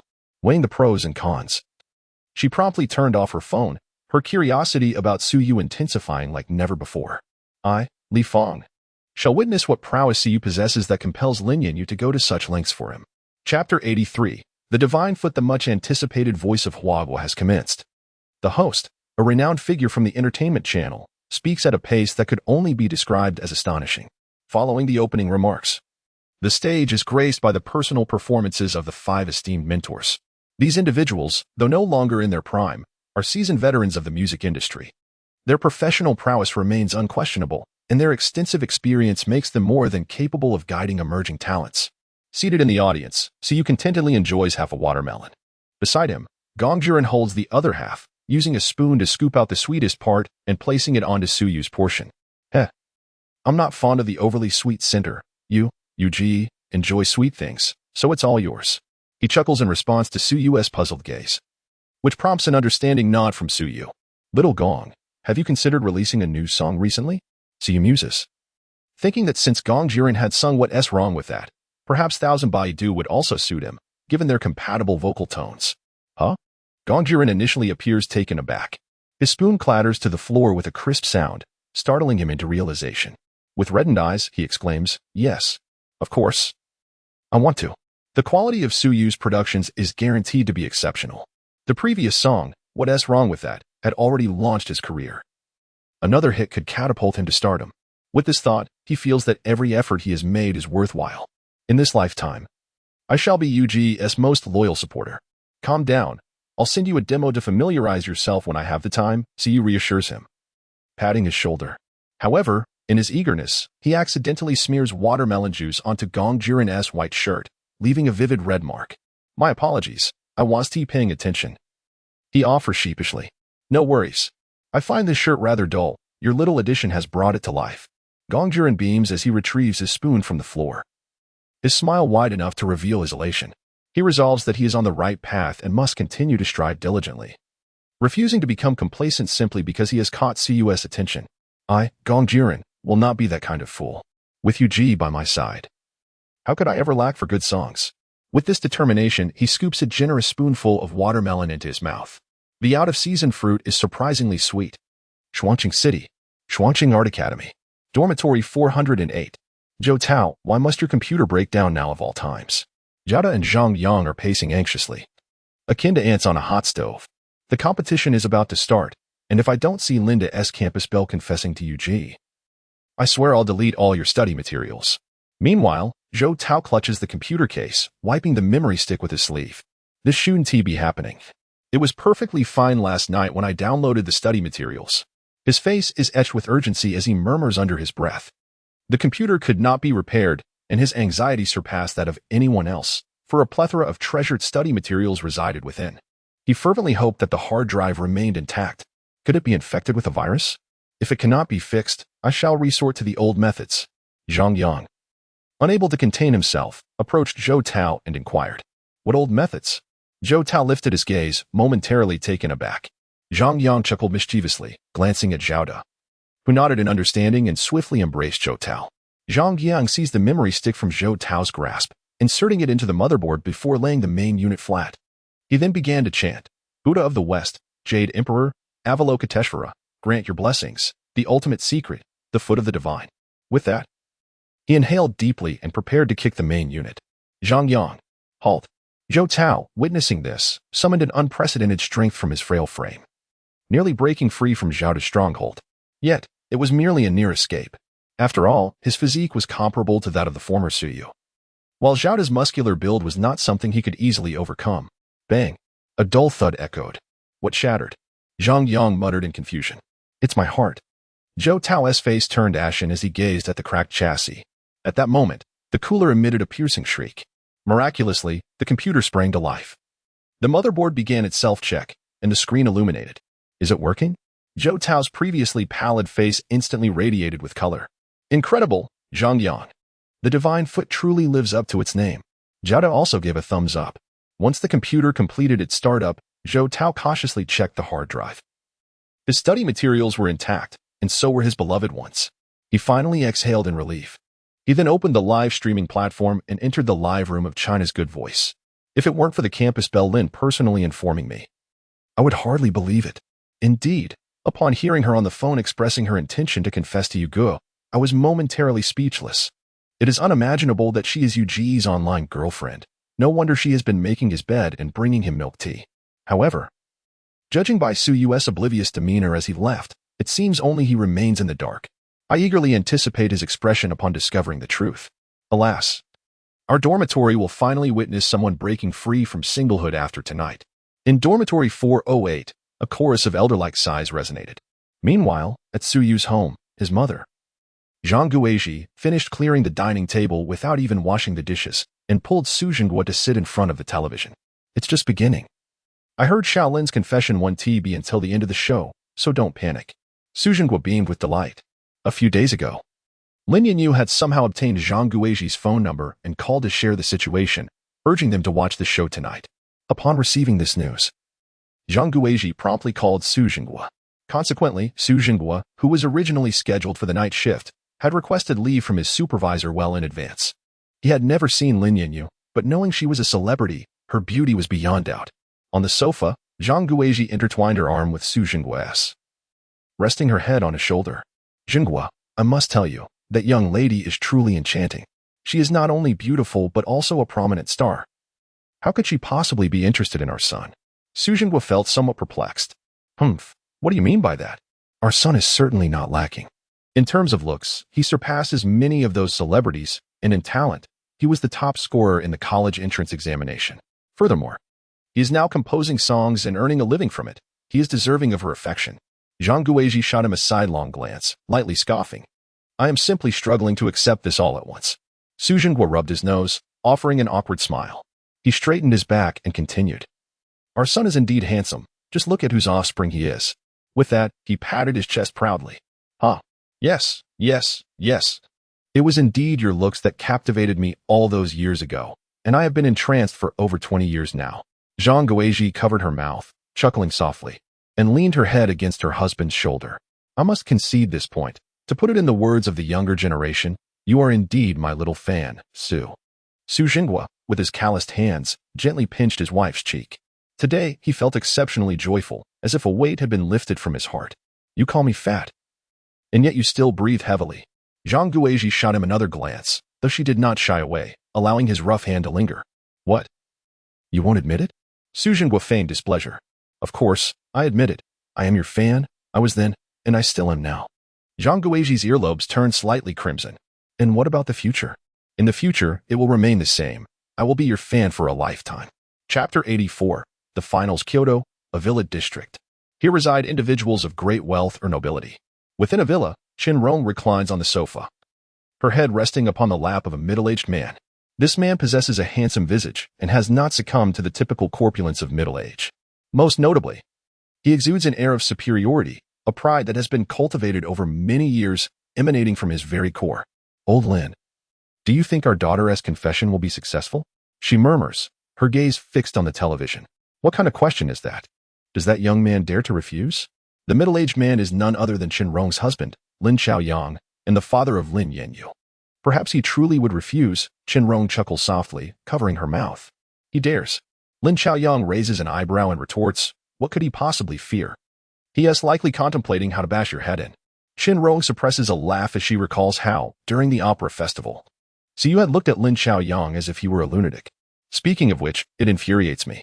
I, Lin Xiaoyang, have lived for over half a lifetime, and this boy is the first to speak to me in such a manner. He shakes his head in exasperation. You didn't disclose your identity to him. Qianbaidu shoots him a glance. Isn't it because that girl Yanyu insists on creating some romantic spectacle? Waiting until now to confess? I ended up being scolded by that rascal Su for no reason. His irritation mounts as he recalls how he had hinted to Suyu, only for the boy to misunderstand, thinking he was taking advantage of him, resulting in a scolding directed at Lin Xiaoyang. Thankfully, no one noticed. Otherwise, he would have suffered a great loss of face. What do you think will be his expression when Yanyu brings you to meet you in the future? Qianbaidu inquires with growing interest. When that day comes, I shall require him to call me Dad 100 times before he may enter this abode. Lin Xiaoyang snorts disdainfully. Wait, 100 times is insufficient. It must be 1,000, and he must do so in various tones. The show The Voice of Huahua has reached its midpoint. The current performer, ranked 5th among the top 10 contestants, is an unremarkable middle-aged man. However, his voice carries a subtle rasp, imbued with the weight of experience. He cradles a guitar close to the microphone, softly singing a folk ballad. Though somewhat niche, it profoundly resonates with the audience. The melody and lyrics draw one away from restlessness, inviting contemplation. Thus, unlike the previous raucous songs, his folk tune brings a hush over the lively crowd. Brother Yu. This man's voice is quite remarkable. Even Gong Juren expresses his admiration. Indeed, his voice is exceptionally suited for folk music. Siyu nods in agreement. Yet, he is unsure if it is the blinding lights or another reason, but he feels slightly disoriented and unfocused. Brother Yu, are you feeling unwell again? Gong Juren sets aside the finished watermelon, concerned. It's nothing. Perhaps the sound system is too loud, causing a bit of dizziness. Siyu glances at the system panel. His condition remains stable, so he dismisses any further worry. At long last, all 8 contestants have completed their respective performances. What follows is the highly anticipated finale. The audience is already fervently calling for Lin Yanyu and Zhang Tingting. In the contestant passage, Zhang Tingting stands behind Lin Yanyu. Her phone clutched tightly in her hand, her breath slightly quickened. Zhang Tingting, once tonight passes, you shall become a true singer. She encourages herself inwardly, glancing at Lin Yanyu, who is adorned in a custom-made landscape cheongsam, exuding a graceful and elegant aura. A flicker of jealousy crosses her eyes. Yanyu, your cheongsam must have been specially tailored, right? She pretends to be enthusiastic as she greets her. Indeed, it was crafted specifically for my competition piece. Lin Yanyu replies coolly, casting a sidelong glance at her. It seems you place great importance on this championship, she notes with a hint of sarcasm. Well, aren't you the same? Lin Yanyu retorts before striding towards the stage. Zhang Tingting watches her retreating figure, gritting her teeth. She then quickly types a message on her phone. If I don't win the championship, you must release those photos. After sending the message, she takes a deep breath and hands the phone to her manager, following Lin Yanyu onto the stage. After tonight, I, Zhang Tingting, will be crowned the champion of The Voice, basking in unimaginable resources and wealth. Lin Yanyu, with your privileged background and countless opportunities for fame, why must you compete with me this time? The audience has waited long enough. The finale of The Voice is finally here. Where are your cheers? The host calls out. Extending the microphone, the crowd erupts in deafening applause. Once the cheers subside, the host retrieves the microphone and approaches Zhang Tingting. Zhang Tingting. Reaching the finals of The Voice is no small feat. What would you like to say to your fans and the audience? He inquires, smiling at her. This journey has been quite challenging, and today is the most crucial moment.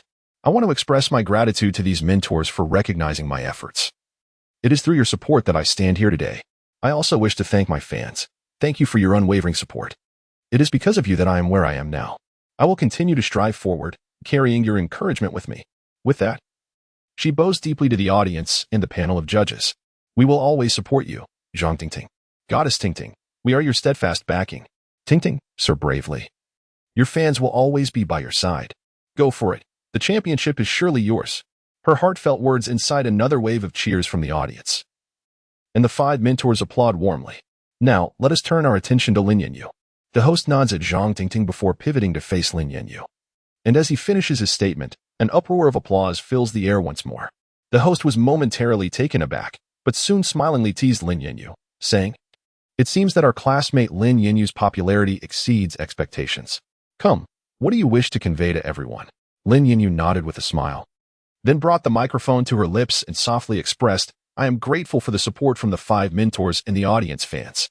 I will continue to strive to enhance myself and bring you more melodious songs." Upon finishing, she bowed to the mentors and the audience, eliciting another wave of cheers from the crowd. Yanyu is the most beautiful. Today, Yanyu goddess looks stunning in this qipao. I always thought the goddess suited a sweet style, but I never imagined she could also master the elegance of a qipao. She is beautiful and has a lovely voice. I would gladly trade 10 years of my life to be her boyfriend. At night, I'll prop my pillow higher, dreaming of everything. Such a wonderful girl. I truly wonder who will be fortunate enough to win her heart. Apologies, but I have been in a relationship with Goddess Yanyu for quite some time now. It's just inconvenient to make it public. Anyone can boast. I even claimed that after the finals, the goddess would confess her feelings to me. Damn. You guys are truly delusional. Chapter 85. Do you desire it? Under the spotlight, Zhang Tingting donned an exquisite ancient costume and danced gracefully. Her song, a melodic tribute to the romance of ancient lovers, resonated with the lyrical essence of antiquity, complemented by the traditional instruments commonly associated with such melodies. Coupled with her meticulously rehearsed choreography, it truly encapsulated the spirit of the era. At the mentor's table, Park Guchang, Zhang Tingting's mentor, was the one who initially guided her transformation. Witnessing her performance now, he couldn't help but nod in approval. Tingting's vocal skills had significantly improved since their last encounter, and her songs celebrating ancient love harmonized beautifully with their theme of promoting traditional culture. He quietly remarked to the other mentors, "It adheres to convention. And her singing has indeed progressed, but I find the theme of ancient love rather commonplace." Beside him, mentor Zhou, who guided Lin Yanyu, shook his head in disagreement. "Young people today are enamored with this style. I have a premonition that Tingting's song will become a new sensation. With the exposure from our program, it may even surpass last month's hit, Chiling." "I concur," another mentor chimed in. "I wonder what teacher Qin thinks." After their remarks, all eyes turned towards Qin, the eldest among the mentors at over 60 years of age. He had once risen to fame with the classic Anhua, which resonated throughout the land. However, aside from that singular hit, he had little else to showcase, living off the acclaim of a single song. I share mentor Zhou perspective. The theme of this song is rather, Tingting has finished singing. Let us postpone our discussion. Qin words were abruptly interrupted by Park Guchang, forcing him to swallow his thoughts. He glanced at the other mentors. Aside from Zhou, the remaining 3 were fixated on the stage, their eyes betraying a hint of mockery. "Teacher Qin," Zhou exclaimed, visibly frustrated and eager to voice his opinion, only to be silenced by Qin. For a long time, Park Guchang and the other 2 had maintained a cordial rapport, while Zhou, still in his 30s, lacked sufficient standing in the music scene. Although Qin had considerable experience, his solitary hit left him subject to the scorn of Park Guchang and his peers. They pretended to regard him as a senior, yet often ridiculed him behind his back, attributing his success to mere luck in encountering a great song. Despite feeling the bitterness of such treatment, Qin felt powerless. The truth was undeniable, and he had no rebuttal. His accommodating nature rendered him neutral in the competition, leading to the perception that while 5 mentors appeared to be present, it was truly Park Guchang and his companions who held the reins. Zhang Tingting had completed her performance, and the backup dancers had retreated, breathing slightly heavier. She maintained a radiant smile. Her recent display had reached its zenith, and now, all that remained was for Lin Yanyu to take the stage, followed by the crucial judging segment. Once she navigated this phase, the moment for claiming the championship would be at hand. Our heartfelt gratitude goes to Zhang Tingting for her splendid performance. Let us all applaud. As the host concluded, he was the first to initiate the clapping. which was soon echoed by a wave of enthusiastic applause and cheers from the audience. Now, let us welcome the final performer of the day, Lin Yinyu. The host elongated the pronunciation of Lin Yinyu's name, instantly reigniting excitement in the venue. Yugu, what did you think of that song? Gong Zhiren asked with a playful tilt of his head. Upon hearing this, Siyu was suddenly taken aback, hastily waving his hand. I don't know. Please don't ask me. His reaction was quite pronounced. Gong Zhiren's question reminded him of the imposing man from the previous opera gala, who had begun questioning him right after his performance. Since then, whenever someone inquired about his opinion, he would simply respond, I see with my eyes. One could say he had developed a psychological shadow due to that eccentric's inquiries, fearing the abrupt emergence of a statement like, you should call me Dad. Ahem. Gong Zhiren was perplexed by Su Yu's exaggerated response. However, noticing Su Yu's reluctance to engage, he refrained from further probing. At that moment, Lin Yinyu had already arrived at the center of the stage. The campus belle was truly radiant today. To alleviate any potential awkwardness, he swiftly changed the subject. Indeed. That Chi Pao perfectly showcases her figure, Siyu nodded in agreement. It had been some time since he last saw Lin Yinyu. Upon this unexpected reunion, an indescribable feeling welled up within him. Her long legs, accentuated by high heels, could only be described as flawless. Furthermore, her meticulously applied makeup transformed her aura. She had shifted from a sweet demeanor to one of grace and elegance, imbued with a touch of charisma. Do you wish to possess such charm? Gong Zhiren inquired suddenly. Desire? What nonsense! Siyu nearly fell into the trap he had set. He thumped Gong Zhiren lightly on the head, retorting, don't lead me into such pitfalls. I have a girlfriend. Rest assured, this is not a trap, Gong Zhiren replied, rubbing his head with a mysterious smile. Siyu was taken aback. What do you mean? Gong Zhiren merely shook his head. You'll find out soon enough. He was, after all, the designated envoy for Lin Yinyu, tasked with bringing Siyu to the venue. A responsibility he had only learned of a few days prior. According to Lin Yinyu's revelations, not only him, but also Su Yu's roommate, his parents, and even Jiang Shaoyi from Xinghui were all aware of this matter. Everyone was anticipating the moment she would declare her feelings on the stage of The Voice. The only one left in the dark was Su Yu himself. Lin Yinyu was now fully prepared. The curtain was drawn back completely. Her hair was styled in a ponytail, adorned with a red ribbon, and she wore a white chi pao embellished with an ink-wash landscape painting. In her left hand, she held a microphone, while her right gently waved a paper fan. Behind her stood a porcelain piece, towering at the height of 2 people. This porcelain, of course, was not genuine, but rather a prop she had prepared. The blue patterns etched upon it depicted flowers and trees, with a phoenix elegantly perched on a branch, strikingly lifelike. Porcelain? Blue and white porcelain? Could it be that she is composing a song related to porcelain? This theme is rather novel, and porcelain is indeed a quintessential element of Chinese culture. However, such a subject can prove to be challenging for songwriting, and I suddenly find myself filled with anticipation. The audience murmurs softly among themselves. It is important to recognize that Chinese culture boasts a rich and profound history, with porcelain culture being an inseparable part of it. Much like traditional Chinese opera, it stands as one of the 10 fundamental treasures of the nation, and it has long been coveted by neighboring countries. A song centered around this theme, if crafted well, could earn significant acclaim, yet if executed poorly, it may invite harsh criticism from internet trolls. What is she about to perform? Zhou Ning was taken aback. As Lin Yinyu's mentor, he was well aware of the song she had chosen for the competition. It was penned by an intermediate producer. Just moments ago, he had been concerned that Lin Yinyu's song might not measure up to her competitors. But now, with the sudden emergence of blue and white porcelain on stage, what could this mean? Has she composed a new song, specifically about blue and white porcelain? If so, why has she not confided in him?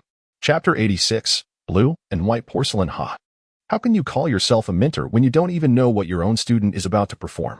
Park Guochang sneered upon noticing his astonishment. Perhaps she felt inadequate, choosing instead to abandon all hope and prepare for a theatrical display of recklessness. Haha, that seems plausible. After all, she does have a rather sizable jar on stage, chimed in the other 2 mentors, their tones dripping with sarcasm. Zhou Ning's face flushed crimson with indignation, at a loss for words to counter their mockery. Beside him, Qin Su sighed. His reluctance to assist Zhou Ning stemmed from the fear of becoming a target of ridicule himself. At that moment, Lin Yinyu nodded to the accompaniment teacher. The performance commenced. With a crisp clap, the sound of the castanets merged with the harmonizer, creating a lively rhythm. Before anyone could fully grasp the unfolding scene, the melody of the guqin began to flow seamlessly. Then, the ethereal sound of the flute joined in harmony with the upbeat tempo. On stage, behind Lin Yanyu, a magnificent landscape painting came to life on the large screen. Ultimately, the rivers and mountains converged, transforming into three powerful characters, Blue and White Porcelain. Performed by Lin Yanyu, Jay Cho, lyrics by Tingyu, Fang Washan, music by Tingyu, Jay Cho. What a beautiful melody! Is the title of this song really Blue and White Porcelain? The prelude seemed to feature some additional instruments. In the Mentor's section, Chin-su's expression froze. The moment the prelude began, he was utterly astonished. It was a harp. Absolutely brilliant. He finally comprehended the exquisite blend, the guqin and flute complemented by the harp, creating an astonishingly beautiful sensation. Humph, what a lackluster title, Park Guchang scoffed, his expression somewhat strained. Raw clay outlines the blue and white, brushstrokes shifting from bold to subtle. The peony depicted on the vase is reminiscent of your initial adornment. On stage, Lin Yanyu stood alone.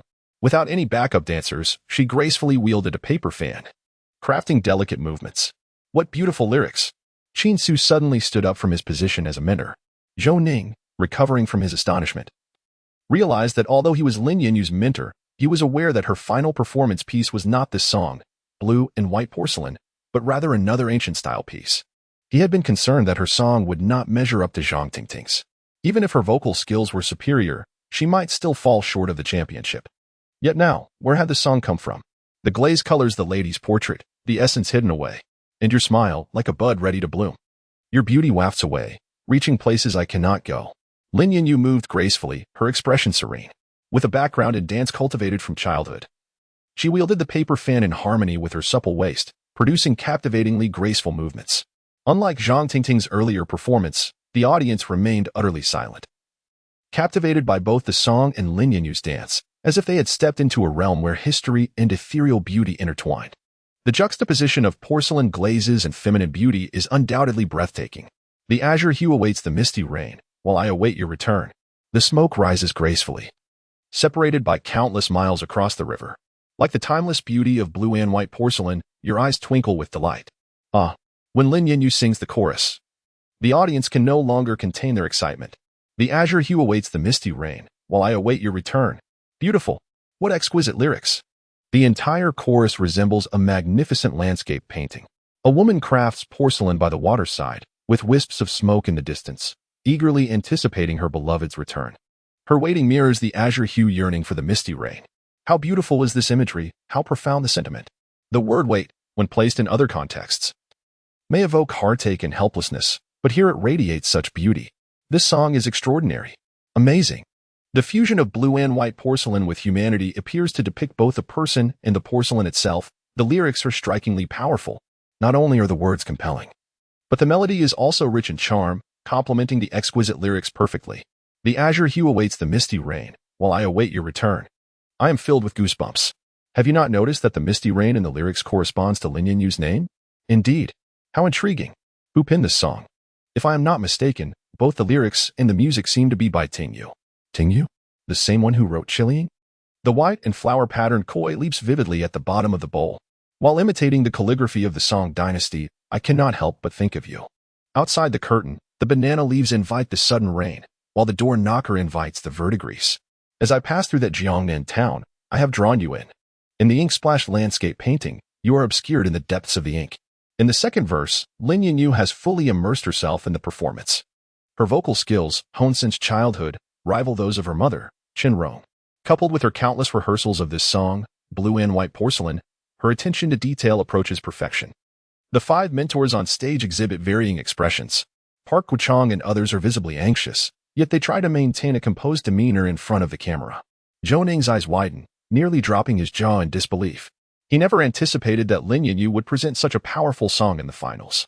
Upon hearing this piece, even in his current capacity, a pang of emotion stirs within him. As a singer, the desire for beautiful songs is boundless, especially for those that are breathtakingly exquisite. No artist can resist the allure of a magnificent piece. He believes that if Lin Yanyu were to sing this song for him, he would gladly call her mentor. Marvelous. The use of the word invite is exquisite. Meanwhile, Chin-su closes his eyes and savors the ambience evoked by the lyrics and melody. Outside the curtain, the banana leaves invite the sudden rain, while the door knocker invites the verdigris. As I pass through that Jiangnan town, I have drawn you in. The three instances of invite compel him to applaud in admiration. Goosebumps rise uncontrollably upon his skin. However, he chose to disregard it, for his thoughts had already meandered through the breathtaking landscape evoked by the song. The sky, a delicate azure, awaited the gentle rain, while I awaited your presence. The moonlight was gently retrieved, diffusing the conclusion. The song neared its end. Lin Yanyu, holding a folding fan, sang as she gracefully approached the guqin beside the stage. As she uttered the final two characters, imbued with laughter, she had already taken her seat. Her hand caressed the guqin, her slender fingers dancing lightly, ultimately producing a series of crisp and melodious notes that concluded her performance. After she rose to bow, silence enveloped the audience. Approximately 10 seconds later, a thunderous applause erupted, akin to a surging tide. Chapter 87. This is the opportunity. I find myself at a loss for words to describe this song. No need to search. Just wow. Yet, even wow fails to encapsulate my inner astonishment. Though I may not comprehend the lyrics, it does not detract from my sheer amazement. The champion has been determined, with the release of Blue and White Porcelain. Who can rival it? The goddess of mist and rain, through this song, is poised to ascend to the ranks of top-tier artists. The sky is a shade of blue awaiting the mist and rain. While I await you, the composer of this song has crafted it perfectly for Lin Yanyu. Indeed, as I reflect on this line, my mind is flooded with thoughts of Lin Yanyu. The audience's uproar, akin to the vast ocean, reflects the profound impact felt within the venue. That lyric, seemingly tailored for Lin Yanyu, irrevocably binds Blue and White Porcelain to her essence. Meanwhile, within the live broadcast of The Voice of Huagua, the heat has soared to unprecedented heights, eclipsing tens of millions. The screen is inundated with astounding visuals. It is widely acknowledged that this song will set a benchmark within the realm of ancient-style music. As people grow accustomed to mediocre, formulaic songs, the re-emergence of such high-quality music renders the former mere detritus. At Proud Sun Entertainment, Wu Qingjun and Zhou Xian are dining at a hot pot restaurant with Gong Shixiang Hot Pot. It is no surprise that it stands as the largest hot pot chain in Shuangqing City.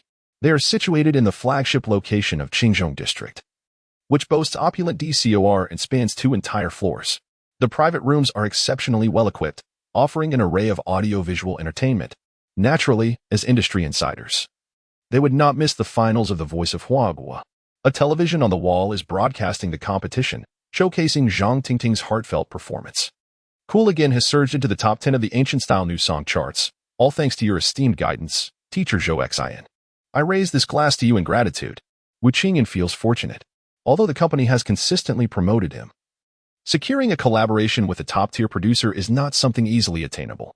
Such producers possess discerning tastes and are exceedingly selective when choosing artists.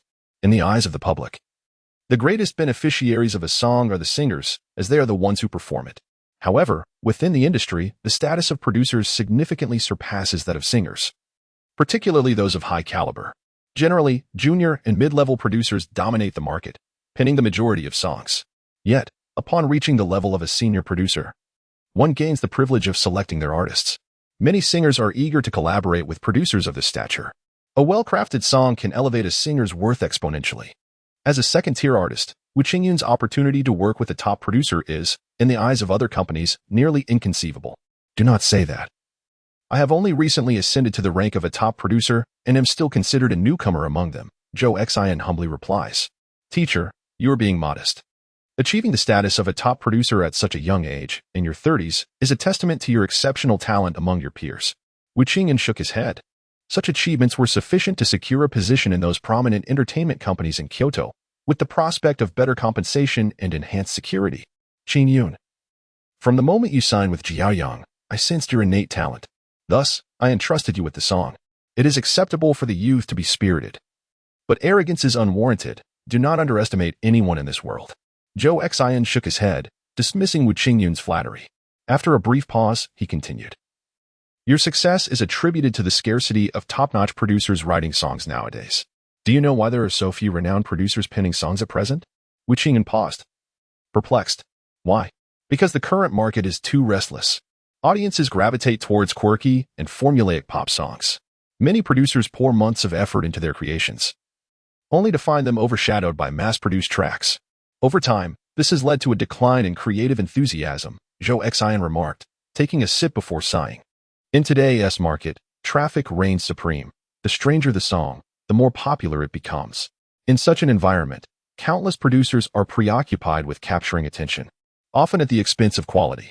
Being entrenched in this industry, Wu Qingyun was well aware of the market's state, nodding in agreement. The distortion of the market was an unavoidable reality. Walking the path of a traditional singer, he understood the current challenges.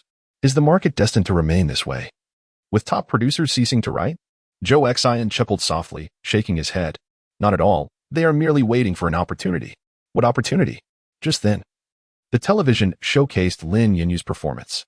As the prelude and information for Blue and White Porcelain appeared, Wu Qingyun spat out his drink in astonishment. Cough, cough. Listening to the rain, he pounded his chest, his face a mask of disbelief. It's her again. How is that possible? Zhou Xian's eyes sparkled as he grabbed the remote, cranking up the volume to its peak. As time passed and Lin Yinyu concluded her performance, the crisp and melodious sound of the guqin provided a perfect finale to Blue and White Porcelain. Zhou Xian lifted a bottle of beer and downed it in one go, then broke into a broad smile, glancing at the stunned Wu Qingyun and chuckling. This is the opportunity. On the stage of The Voice, the host expressed gratitude to Lin Yinyu for her splendid performance, inviting the mentors to share their evaluations. Standing on the stage, to the host's left was the grim-faced Zhang Tingting, and to the right was the serene Lin Yinyu. At the mentor's table, Qin Su remained standing, his hands clenched, the wrinkles on his face quivering with excitement. Zhou Ning gazed at Lin Yinyu with envy, while the trio of Park Guchang appeared somewhat flustered. What should we do? Lin Yinyu's song has eclipsed Zhang Tingting by a wide margin. If we allow her to win the championship, we might be vilified. The other two were utterly indecisive. What can we do? If Ning Zhifei has compromising information on us, being scolded is preferable to being ousted. Park Guchang's eyes darted nervously. Director Ning Zhifei instructed them to allow Zhang Tingting to claim the championship. However, it has become evident to anyone with a modicum of sense that the disparity between Zhang Tingting and Lin Yinyu is not merely significant, but indeed vast. He is acutely aware of the repercussions this decision may entail, yet offending Ning Zhifei would spell utter doom for the three of them. It's all over. Had he known better, he would have refrained from that foot massage. Who could have anticipated that Ning Zhifei would stoop so low as to record it?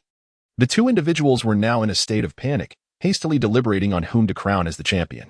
Should they choose Zhang Tingting? They would face accusations of foul play, dragging the television station and production team into the fray of public scrutiny. Conversely, should they opt for Lin Yinyu? Given the current zero-tolerance stance of Huagua towards artists with tarnished reputations, the revelation of her misdeeds would lead to their absolute obliteration in the industry. Eureka! Let me show you. After a moment of contemplation, Park Guchang finally devised a strategy. Chapter 88, Little Gong. Do you wish to show off? The host extended his hand towards the mentors, inviting their choices. The first to comment was Zhou Ning, the mentor of Lin Yinyu. Taking a deep breath, his hand gripping the microphone trembled slightly. Ahem. Well, I shall first provide my feedback on Zhang Tingting. Your rendition of Beauty's Sorrow was indeed commendable, capturing the essence of ancient romantic love with a standard fit for the finals. After speaking, he eagerly turned his gaze towards Lin Yinyu and quickly inquired, Yinyu, the song you practiced earlier did not seem to be this one. Mentor Zhou, this song Blue and White Porcelain was written for me recently, and I believe it surpasses the previous one, thus I did not inform you and took the liberty of changing my competition piece. Lin Yinyu replied with a smile and a nod. Zhou Ning acknowledged her words with a nod of his own, continuing, Indeed. Hearing you sing Blue and White Porcelain left me utterly astonished. My jaw nearly dropped to the floor. I have only listened to this song once, and cannot fully grasp its lyrics and melody, so in order to avoid any folly, I shall refrain from further commentary. However, I must assert that Blue and White Porcelain holds the potential to reign supreme among Huagua folk songs. With that, Zhou Ning set down the microphone, and Lin Yinyu's name appeared on the display screen before him, indicating his vote in her favor. His assertion that the song could be deemed royal, without concern for potential dissent, underscored his conviction and validation of the piece. Upon his conclusion, the audience erupted in applause, resonating in agreement with Zhou Ning's sentiments. Well, Mentor Zhou has chosen to support Lin Yinyu. Now, let us invite Mentor Qin Su to provide his critique. As the host spoke, the camera shifted to Mentor Qin Su, who remained standing, savoring the melody of the earlier performance. I choose Blue and White Porcelain, he declared, maintaining his neutral stance without hesitation. The display screen before him also illuminated Lin Yinyu's name. Just as he was about to articulate his reasoning, he was interrupted by Park Guchang. I must express a differing opinion from the two esteemed mentors. This interruption offered no regard for Qin Su's position. causing a flicker of ire in his expression. However, this was fleeting. He quickly suppressed his annoyance, seated himself, and inquired of Park Guchang, "Please, share your thoughts with us." "I believe there are flaws in the lyrics of Blue and White Porcelain," Park Guchang remarked with a calm smile. The moment those words left his lips, the audience erupted into chaos, with some rising to their feet and others hurling insults. The barrage of question marks flooded the live chat. "Everyone, please calm down. Allow me to explain," Park Guchang asserted, raising his hand to pacify the agitated crowd. Once tranquility returned, he continued, "Personally, I have a fondness for porcelain and possess a modicum of knowledge on the subject. In the song Blue and White Porcelain, the hue referred to as sky blue is not the typical blue found in porcelain, but rather a unique color of roux. This is why I assert that there are inconsistencies in the lyrics. Furthermore, when composing music, one must strive for coherence. The notion of sky blue waiting for the misty rain is fundamentally flawed, as sky blue only emerges after a heavy downpour, rendering the phrase illogical. Thus, my choice is Zhang Tingting. She pressed the button before her, and her name instantly illuminated the screen. I concur with Professor Park Guchang's perspective. I too believe that sky blue waiting for the misty rain is utterly nonsensical. The other two contestants, witnessing this, hastily followed suit in selecting Zhang Tingting. Before the audience could fully grasp the situation, the results had already been determined. Out of 5 votes, Zhang Tingting garnered 3, securing her position as the champion. Upon seeing this outcome, sheer joy radiated from Zhang Tingting. Lin Yanyu was taken aback. The host was stunned. Zhou Ning and Qin Su were equally astonished. Even Su Yu raised an eyebrow in surprise. Indeed, this lyric lacks logical coherence. However, it does not detract from the song's overall artistic essence, which prioritizes emotional resonance over rigid logic. Moreover, if Lin Yanyu fails to secure the championship, she would be unable to fulfill her system task. System? What are the consequences of task failure? She had never inquired about this, nor had the system provided any clarification. Ding, task failed. Reputation points reset to 0. Su Yu? What a trickster. You didn't mention this when issuing the task. A failure resulting in a reputation reset? Has all my effort been in vain? Xiao Gong. Is there something on your mind, Yugu? Do you wish to show off? Host. Please announce the results promptly. Park Guchang, sensing the shift in atmosphere, urged the proceedings. This excuse would only momentarily bewilder the crowd if they regained their composure. The situation could spiral out of control. Thus, I will now announce. Wait, just as the host was about to declare the champion, Qin Su abruptly called for a halt. Does Mentor Qin have something to add? Upon pausing, he secretly sighed in relief. In his view, despite the logical flaws in Blue and White Porcelain, the song's overall essence could be described as exquisite. I disagree with Professor Park Guchang's assessment, and I contest the results of the competition, having felt marginalized for much of his life. Qin Su took a stand this time for the sake of Blue and White Porcelain, voicing his protest. Upon hearing the interruption, Park Guchang's expression darkened. If Mentor Qin has objections, we can discuss them after the competition. The rules are clear, and Zhang Tingting has 3 votes. Thus the championship rightfully belongs to her. After stating this, he gestured to the host, indicating it was time to announce the results. Qin Su trembled with rage. Yet he found himself at a loss for how to oppose, unless he were to throw down the microphone and walk out. In doing so, he would irreparably offend the production team, likely facing an avalanche of negative press the following day, leading to relentless suppression until he was utterly erased from the entertainment industry. Indeed, the entertainment industry is merely a game of capital. To navigate this realm without a robust background necessitates submission to financial powers. One may raise a ruckus, stir controversy, for it is precisely such disputes that captivate attention. However, once one withdraws from the fray, the dynamics shift. Well then, the results of the competition have been revealed. And I hereby declare. Hold on. The host attempts to resume the announcement, only to be interrupted once more. For heaven's sake, could someone grant me clarity? With a cheerful facade masking his inner frustration, he casts a glance toward the source of the interruption. There, Gong Juren, wearing a sardonic smile, rushes from the audience towards the stage. The security personnel, diligent in maintaining order, promptly seize him. I am Gong Juren, a singer. May I have a moment to speak? He does not resist, but instead turns to the host, smiling amiably. The host appears somewhat conflicted, given the live nature of the broadcast. Allowing this young man to speak could lead to unforeseen repercussions. I merely wish to address the matter that has caused you such consternation, Gong Juren reiterates. The host hesitates, when suddenly, a voice in his earpiece commands, let him speak, but ensure control of the situation.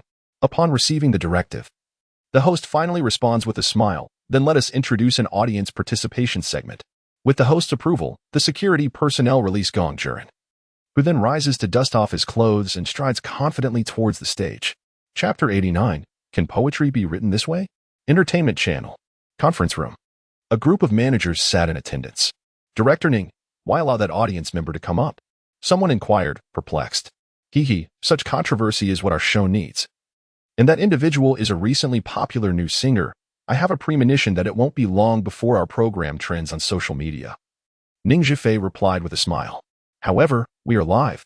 If Park Guchang does not outshine that lad, it may lead to allegations of underhanded dealings, another expressed concern. Ning Zhifei, however, waved his hand dismissively and said to the group with a grin, the decision is theirs. I trust that with your capabilities, you can handle it seamlessly. Right?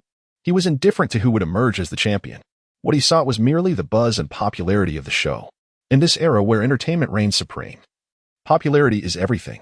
Even if they were accused of foul play, he could easily shift the blame onto Park Guchang and his associates. For he held their secrets in his grasp, they would have no choice but to bear the weight of responsibility. Furthermore, when the time came to orchestrate a blame game, it would generate another wave of buzz.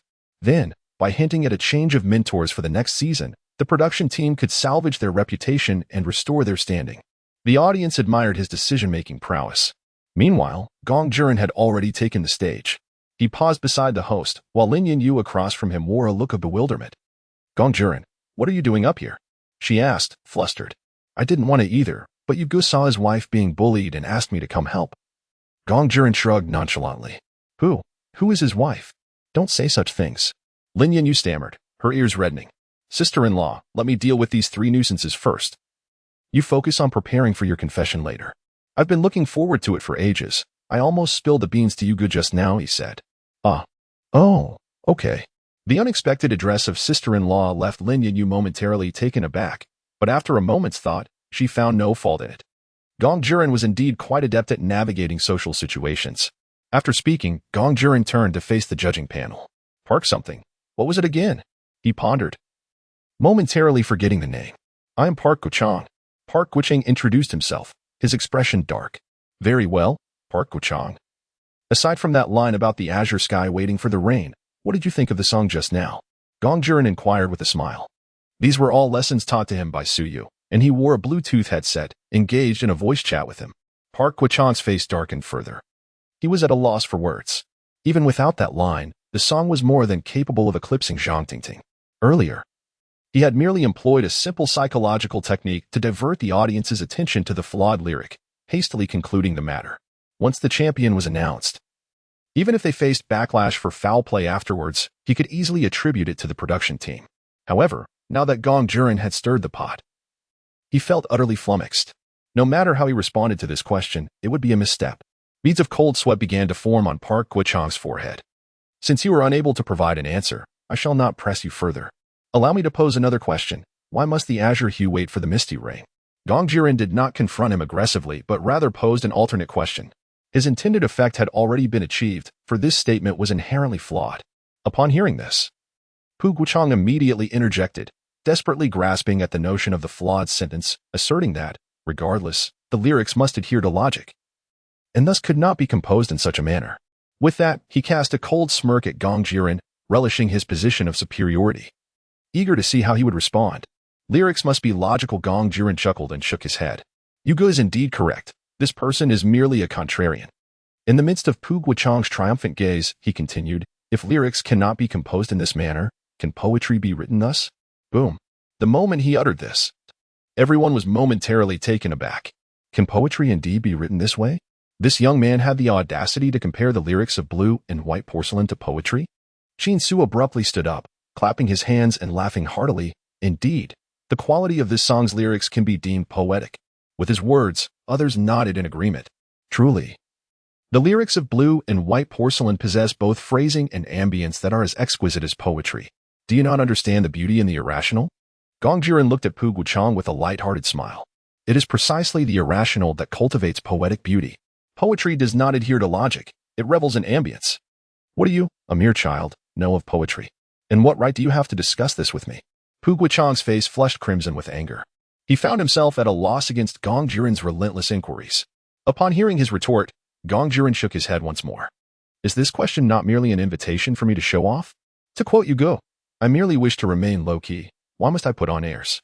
He took a deep breath, brought the microphone to his lips, and chuckled softly. Because it is listening Rain who has summoned me to teach you what a song truly is. You claim there is an issue with this song. He has asked me to engage you in discussion. With a slight smile, his eyes sparkled with assertiveness, and internally he reveled in the thrill of the moment. Here I stand, Gong Jiren, a newcomer, boldly confronting seasoned veterans before the entire nation. Surely this will garner attention. A brief silence ensued, then the atmosphere erupted. Wait. I recognize him. He is the one who sang What's Wrong with That. Gong Jiren. That song was written by listening Rain, which means he is indeed acquainted with him. Such remarkable confidence to declare his lyrics as poetry. However, he is not wrong. The lyrics of Blue and White Porcelain, when isolated, can indeed be considered poetry. Haha, let us see how Pu Guochang will respond now. At the Shuangqing Art Academy, room 408, Zhang Yang and others. Initially vexed by Pu Guochang's presence on the screen, now felt an electrifying thrill as they witnessed Gong Jiren confront him. A sensation that surged from their feet to the crown of their heads. How exhilarating. Haha, let us see how Pu Guochang manages this. Curse it. How fortunate for Gong Jiren. Had I known there would be such a segment, Brother Yang would have accompanied me. Just wait and see how I would berate this Pu Guochang thoroughly. Indeed, what a splendid opportunity for ostentation. Chapter 90, Blue and White Porcelain. Champion, the contest is fierce, and while some may perceive his song as poetry, we do not share that sentiment. The outcome is now evident. We are the mentors. And we do not endorse your song. The argument falters, and he begins to surrender to despair. Today, regardless of the scorn he must bear, he believes it is better to tread a singular path to the bitter end. Disgrace may still allow for redemption. At least it is preferable to being branded a pariah in the industry. Is he finally brazen enough to cast aside all shame? Park Guochang's antics have amused Gong Jiren to the point of laughter as he awaits Su Yu's guidance. At that moment, the host's expression shifted dramatically. Holding the microphone, he presented a professional smile to the camera. It seems our debate has reached a boiling point. Now, let us pause for a commercial break, after which we shall unveil the ultimate champion. With that, advertisements began to play in the live broadcast and on television. The live stream's popularity had soared to over 50 million viewers. As they indulged in the unfolding drama, the sudden interruption for commercials transformed them into fervent keyboard warriors, unleashing their frustrations across the screen. Meanwhile, the host endeavored to maintain order in the studio, his earpiece relaying the command from director Ning Zhifei to halt the broadcast. In the office, Ning Zhifei and a group of officials remained in silence. Mere moments earlier, he had received a scathing call from the Opera Association, accusing their program of lacking discernment and delivering a tirade of insults. The individual who reprimanded him was none other than the esteemed former president of the association, whose stature in the arts community rendered Ning Zhifei speechless. Dingling. Just as he hung up, his phone rang again. Hello, he answered cautiously. Ning Zhifei. You think you've reached the pinnacle as the director and have forgotten your roots. Cough. How could that be? You jest, President. The caller was the president of the Porcelain Association, another venerable figure in the field. In his youth, Ning Zhifei had spent a few years with the Porcelain Association before moving to the television station. I require an explanation as to why our porcelain song cannot compete with that drivel. The president's voice boomed, resonating even without speakerphone in the conference room. President? Please hold on. I am addressing the matter. You must act swiftly. If Blue and White Porcelain does not claim the championship, do not bother to visit me again. With that, the call ended abruptly, leaving Ning Zhifei already perspiring. The nation was fervently promoting traditional culture, and both porcelain and opera were quintessential elements. Offending either association was simply not an option. Dingling. Before he could catch his breath, the phone rang once more. He glanced at the screen and nearly dropped his phone in shock. It was a call from the Ministry of Culture. Hello, he stammered after connecting. Enough of your nonsense. You are the director, are you not? What is going on? Blue and White Porcelain is not the champion? Have you lost your mind? Do you realize we are vigorously promoting traditional culture, yet you allow such scandals to unfold? The onslaught of criticism came without pause. Ning Zhifei found himself in a state of distress, his legs trembling involuntarily. Had he stirred a hornet's nest? Why were all these prominent figures suddenly calling? Was it merely a competition? These individuals had never shown interest in the program before. Why were they all reaching out today? Having just been reprimanded, his phone rang again. This time with the director's call. Director, what on earth are you doing with this program? The director exclaimed, furious. This is not my fault. It's Park Guchang and the others. Ning Zhifei attempted to dissociate himself from the situation, but the director interrupted sharply. Do you know who Lin Yanyu is? She is the daughter of Lin Xiaoyang, and he just called me. I don't care about your intentions. But if you dare to play any underhanded games in front of her, you can forget about surviving in this industry. If I don't receive a satisfactory response in 5 minutes, pack your things and leave. With that, the call ended abruptly. Ning Zhifei could no longer maintain his previous composure. His legs shook uncontrollably, and an urgent need to relieve himself surged, which he hastily suppressed. Lin Yanyu was actually Lin Xiaoyang's daughter? Was this some sort of dream? With such advantageous connections, why would she even participate in a competition? Surely she could debut without the hassle. Time was of the essence. With this thought in mind, he dashed out of the conference room. 3 minutes passed, and as the advertisements concluded, the host announced, "Welcome back." After discussion, we have decided to introduce a 10-minute voting segment. Both the live audience and viewers at home can scan the QR code to vote. And the ultimate champion will be determined by you. The host's tone was laden with resignation. Just moments ago, they had received notice to alter the competition rules. The mentors' votes were rendered null and void. The audience would decide everything. Meanwhile, in Park Guochang's earpiece, Ning Zhifei's voice resonated. The situation has changed. Lin Yanyu is Lin Xiaoyang's daughter. Qianbaidu must win. After relaying this critical information, silence ensued. How could this happen? Park Guochang's mind raced with countless expletives. Why didn't you say this sooner? Now that we've reached this point, how can I rectify the situation? Offending Lin Xiaoyang could spell disaster for me. Panic enveloped him. However, when he glanced at the large screen, he saw the votes for Qianbaidu soaring as if propelled by a rocket. A sigh of relief escaped him. Based on this trajectory, it seemed that victory for Qianbaidu was assured. The real concern now was how to face the repercussions from Lin Xiaoyang. Park Guochang's face turned ashen, and beside him, the two mentors, having overheard Ning Zhifei's words, stood frozen in despair. Zhang Tingting, who had believed she was on the verge of victory, found herself momentarily disoriented. Why had the audience voting been suddenly introduced? Were the competition rules subject to arbitrary changes? Watching as Qianbaidu swiftly surpassed Marin Chou in votes, her expression darkened.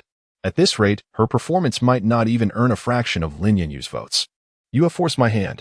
She cast a sidelong glance at the expressionless Lin Yanyu, her heart brimming with resentment. For the sake of this championship, she had sacrificed so much. If it was unattainable, then she should not be surprised if her romance were to be exposed. Furthermore, Ning Zhifei, Zhang Tingting, am not so easily placated. 10 minutes swiftly elapsed. Blue and White Porcelain, 23 million. Beauty Sorrow, 800,000. This outcome struck a blow to Park Guochang and his associates, and it mercilessly trampled Zhang Tingting's Beauty Sorrow into the ground. The difference was stark, rendering the latter's offering insignificant by comparison. Thus, let us extend our congratulations to Lin Yanyu and her Blue and White Porcelain for securing the championship of this season's Voice of China. The host finally exhaled in relief as the assistant brought forth the championship trophy and presented it to Lin Yanyu. To think that this was how she attained the title. Lin Yanyu found herself both amused and incredulous, initially believing she had encountered insurmountable obstacles and would never grasp the championship. She was unexpectedly met with a turn of fortune at a critical juncture. Chapter 91. I am your online girlfriend of 3 years. Tonight's live broadcast can truly be described as a roller coaster of emotions. How do you all feel about the program's impact? The host is diligently trying to maintain control. Yet a large patch of cold sweat has soaked his back. This evening has undoubtedly seen a broadcasting mishap, but all he can do is minimize the fallout. It is the most thrilling experience he has encountered in over a decade of hosting. Damn it, I have sharpened my knife. And you tell me this is part of the show? I nearly charged at that Park Guochang in a fit of rage. Nevertheless, the outcome is favorable, and I enjoyed every moment of it. I suppose I'll just vent my frustrations online later. The champion of Blue and White Porcelain, truly deserving. Now, let us welcome our champion, Lin Yanyu, to share her acceptance speech. The host continues to follow the agenda. Various machine lights focus on Lin Yanyu, who holds a microphone in one hand and a trophy in the other. Standing in the spotlight, a subtle smile graces her lips. After such hard work, she has finally claimed this title. Yet, she does not feel overwhelming joy. She believes her talent combined with the song Blue and White Porcelain justifies her victory. This result is merely as expected. She glances at the big screen displaying her over 20 million votes and addresses the camera. Thank you. Seeing so many people supporting me touches my heart. Today's achievement is the result of our collective effort, so this championship belongs to all of you as well. Cheers erupt from the audience. Goddess Qianbaidu, you are the best. We will always support you, goddess. As the applause begins to subside, Lin Qianbaidu gazes into the distance, ultimately resting her eyes on Suyu in the audience. Suyu, having just taken a bite of watermelon, pauses momentarily, caught off guard by Lin Qianbaidu's gaze. Their eyes lock for about 2 seconds. He flashes her a broad smile.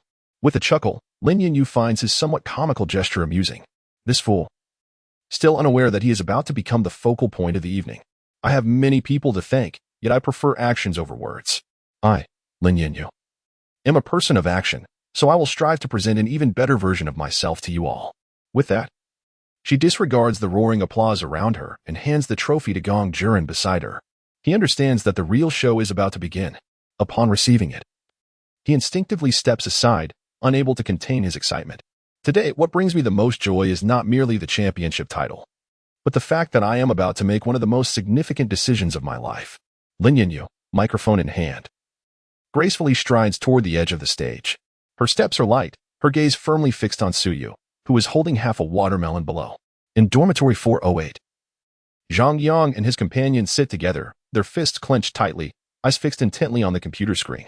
It has begun. It has begun. I cannot comply. I must record the screen. No, with this inferior computer of yours, attempting to record the screen might cause it to freeze entirely. Such an exhilarating scene must surely be captured online. We can simply search for it later. Sigh. I initially thought that Brother Yang would be the first to find love, yet unexpectedly he finds himself wearing a green hat. You're not at a loss, though. In just 10 days, you'll be attending her wedding, albeit with another as the groom. We are all eagerly anticipating your song guest. Damn. Let us not speak. Brother Yu is about to show off passively. In Chuangqing City, the couple Su Zhenghua and Zhang Guizhi are nestled on the sofa, with Zhang's eyes slightly reddened. Since Suyu was a child, their family has struggled. Now, everything has improved. Their son is successful, and a stunning star has openly declared her feelings for him. She feels immensely fulfilled. At the villa in Kyoto, Lin Qiaoyang steps in from the balcony. Old Lin, come sit down. Our daughter is about to confess her feelings. Chen Rong waves eagerly at him. What is there to see in a confession? After raising her all this time, today she is being courted by someone else, and it irritates me just to watch. Lin Qiaoyang casually tosses his phone onto the sofa. Despite his words, he still takes a seat. How can you speak like that? Suyu is quite remarkable, deserving of our daughter, Chen Rong asserts. Fully supportive of Suyu and Lin Qianbaidu. The previous Chiling and the current Qianbaidu are ample evidence of Suyu's talent.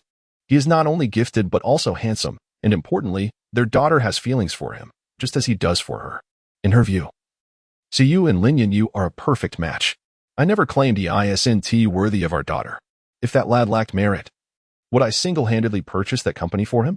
Lin Qiaoyang, noticing his wife's inclination towards Suyu, felt displeased. Yes, your vision is unparalleled and your wisdom unmatched. Enough of that. Let us observe our daughter's confession.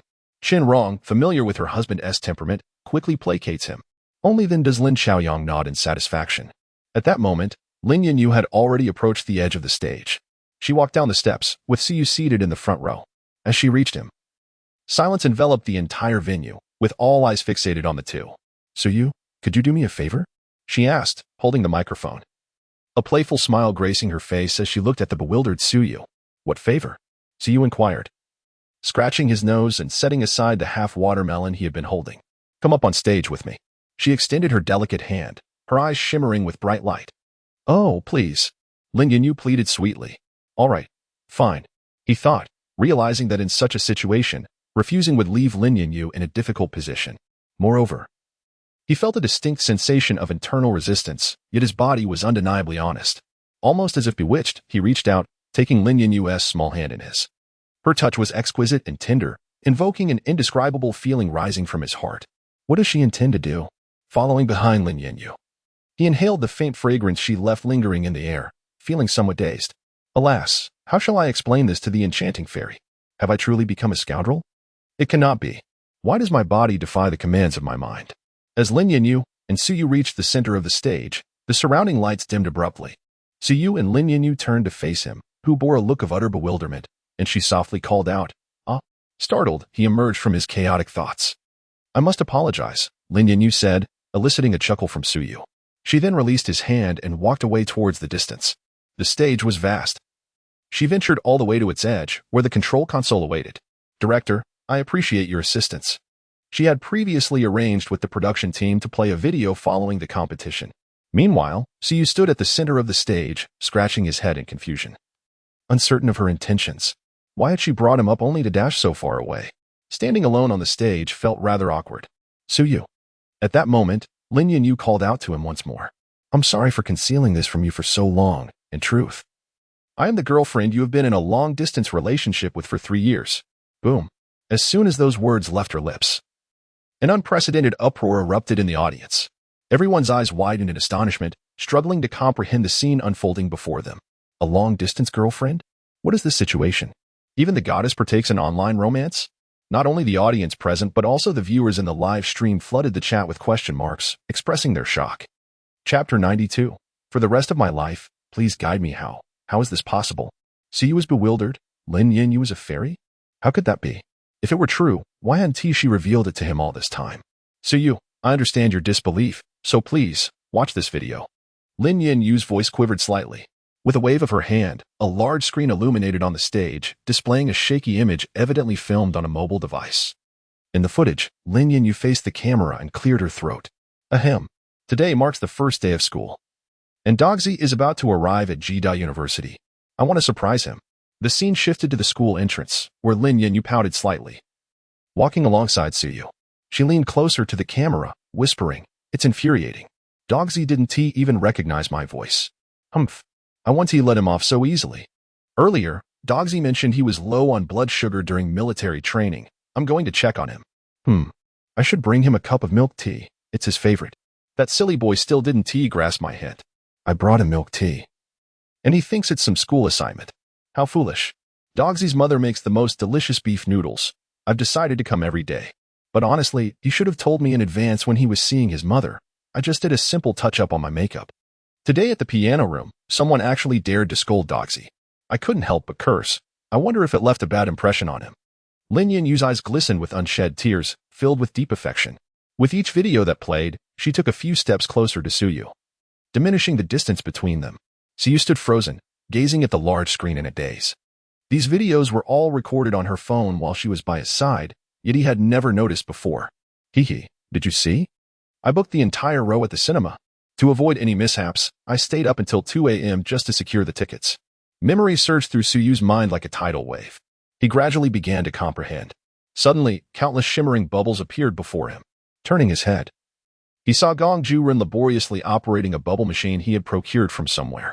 Upon catching Suyu's gaze, he quickly grinned and winked. Dogsy is feeling too weak. He almost fainted from low blood sugar under the sun, but luckily I brought lollipops. Lin Yinyu continued her approach. Step by step, as the video played on, in Siyu's mind, the imagined fairy began to merge with the figure of Lin Yinyu, her exquisite silhouette growing increasingly vivid in his eyes. The airplane has taken off, as the finals are about to commence. I must part ways with my beloved dog for now, but when we meet again, a grand surprise awaits you. The video is nearing its conclusion. On the large screen, Lin Yinyu waves at the camera, and the image gradually fades to darkness. At this moment, Lin Yinyu and Siyu are merely a step apart on stage. Their eyes meet. With tears glistening in her eyes, Lin Yinyu slowly speaks. Dog, I'm sorry for keeping this from you for so long. Siyu stares at her, momentarily speechless, his throat tightening as he manages to utter, Little fairy? So, the little fairy has been by his side all along. It is no wonder she guided him during the start of the semester and prepared his bed. Whenever he mentioned his poor health, she would log off to bring him milk tea. She is indeed the little fairy. Yes, I am your little fairy. Lin Yinyu nods fervently, her voice trembling with excitement. She then retrieves a matcha-flavored lollipop from her possession. In front of the astonished crowd, she slowly kneels on one knee, presenting the lollipop to Siyu. Siyu. It is said that feelings cannot withstand the test of time, yet you have provided me with a perfect score. I have traversed the previous 9 steps. And all you need to do is take this final step to become my true boyfriend. Will you accept? Tears stream down Lin Yinyu's cheeks as she gazes at him with a pitiful expression, her eyes filled with hope yet tinged with anxiety. She fears Siyu may resent her for not being forthright, and she is even more afraid of his potential rejection. In this moment, Lin Yinyu sheds her usual composure, revealing a young girl's vulnerability as she longs for the affection of her beloved. Her sudden kneeling leaves Siyu in a daze, his mind racing. Initially, Upon realizing Lin Yinyu was the little fairy, he felt a fleeting moment of reproach for her secrecy. However, witnessing her heartfelt confession before so many, accompanied by her kneeling gesture, all his resentment dissipates. Meanwhile, the audience erupts with fervent cheers. Say yes. Say yes. Why are you just standing there? This is too romantic. I'm so moved. I could cry. I oppose this union. Get lost. They are a perfect match. Who are you to object? Damn, I'm so envious. Selling lemons. $3 each, $10 for 3. This is a confession from a goddess. Hurry up and accept her. If you don't agree, I might just interfere. The cacophony from the crowd jolts you back to reality. He gazes into Lin Yinyu's eyes, takes a deep breath, and a subtle smile graces his lips. Then, he steps forward gently, reaching to accept the lollipop from her hand. Lin Yinyu, my little fairy, may our future together be filled with guidance and joy. As Lin Yinyu leaped forward, she plunged into Su Yu's embrace, weeping uncontrollably.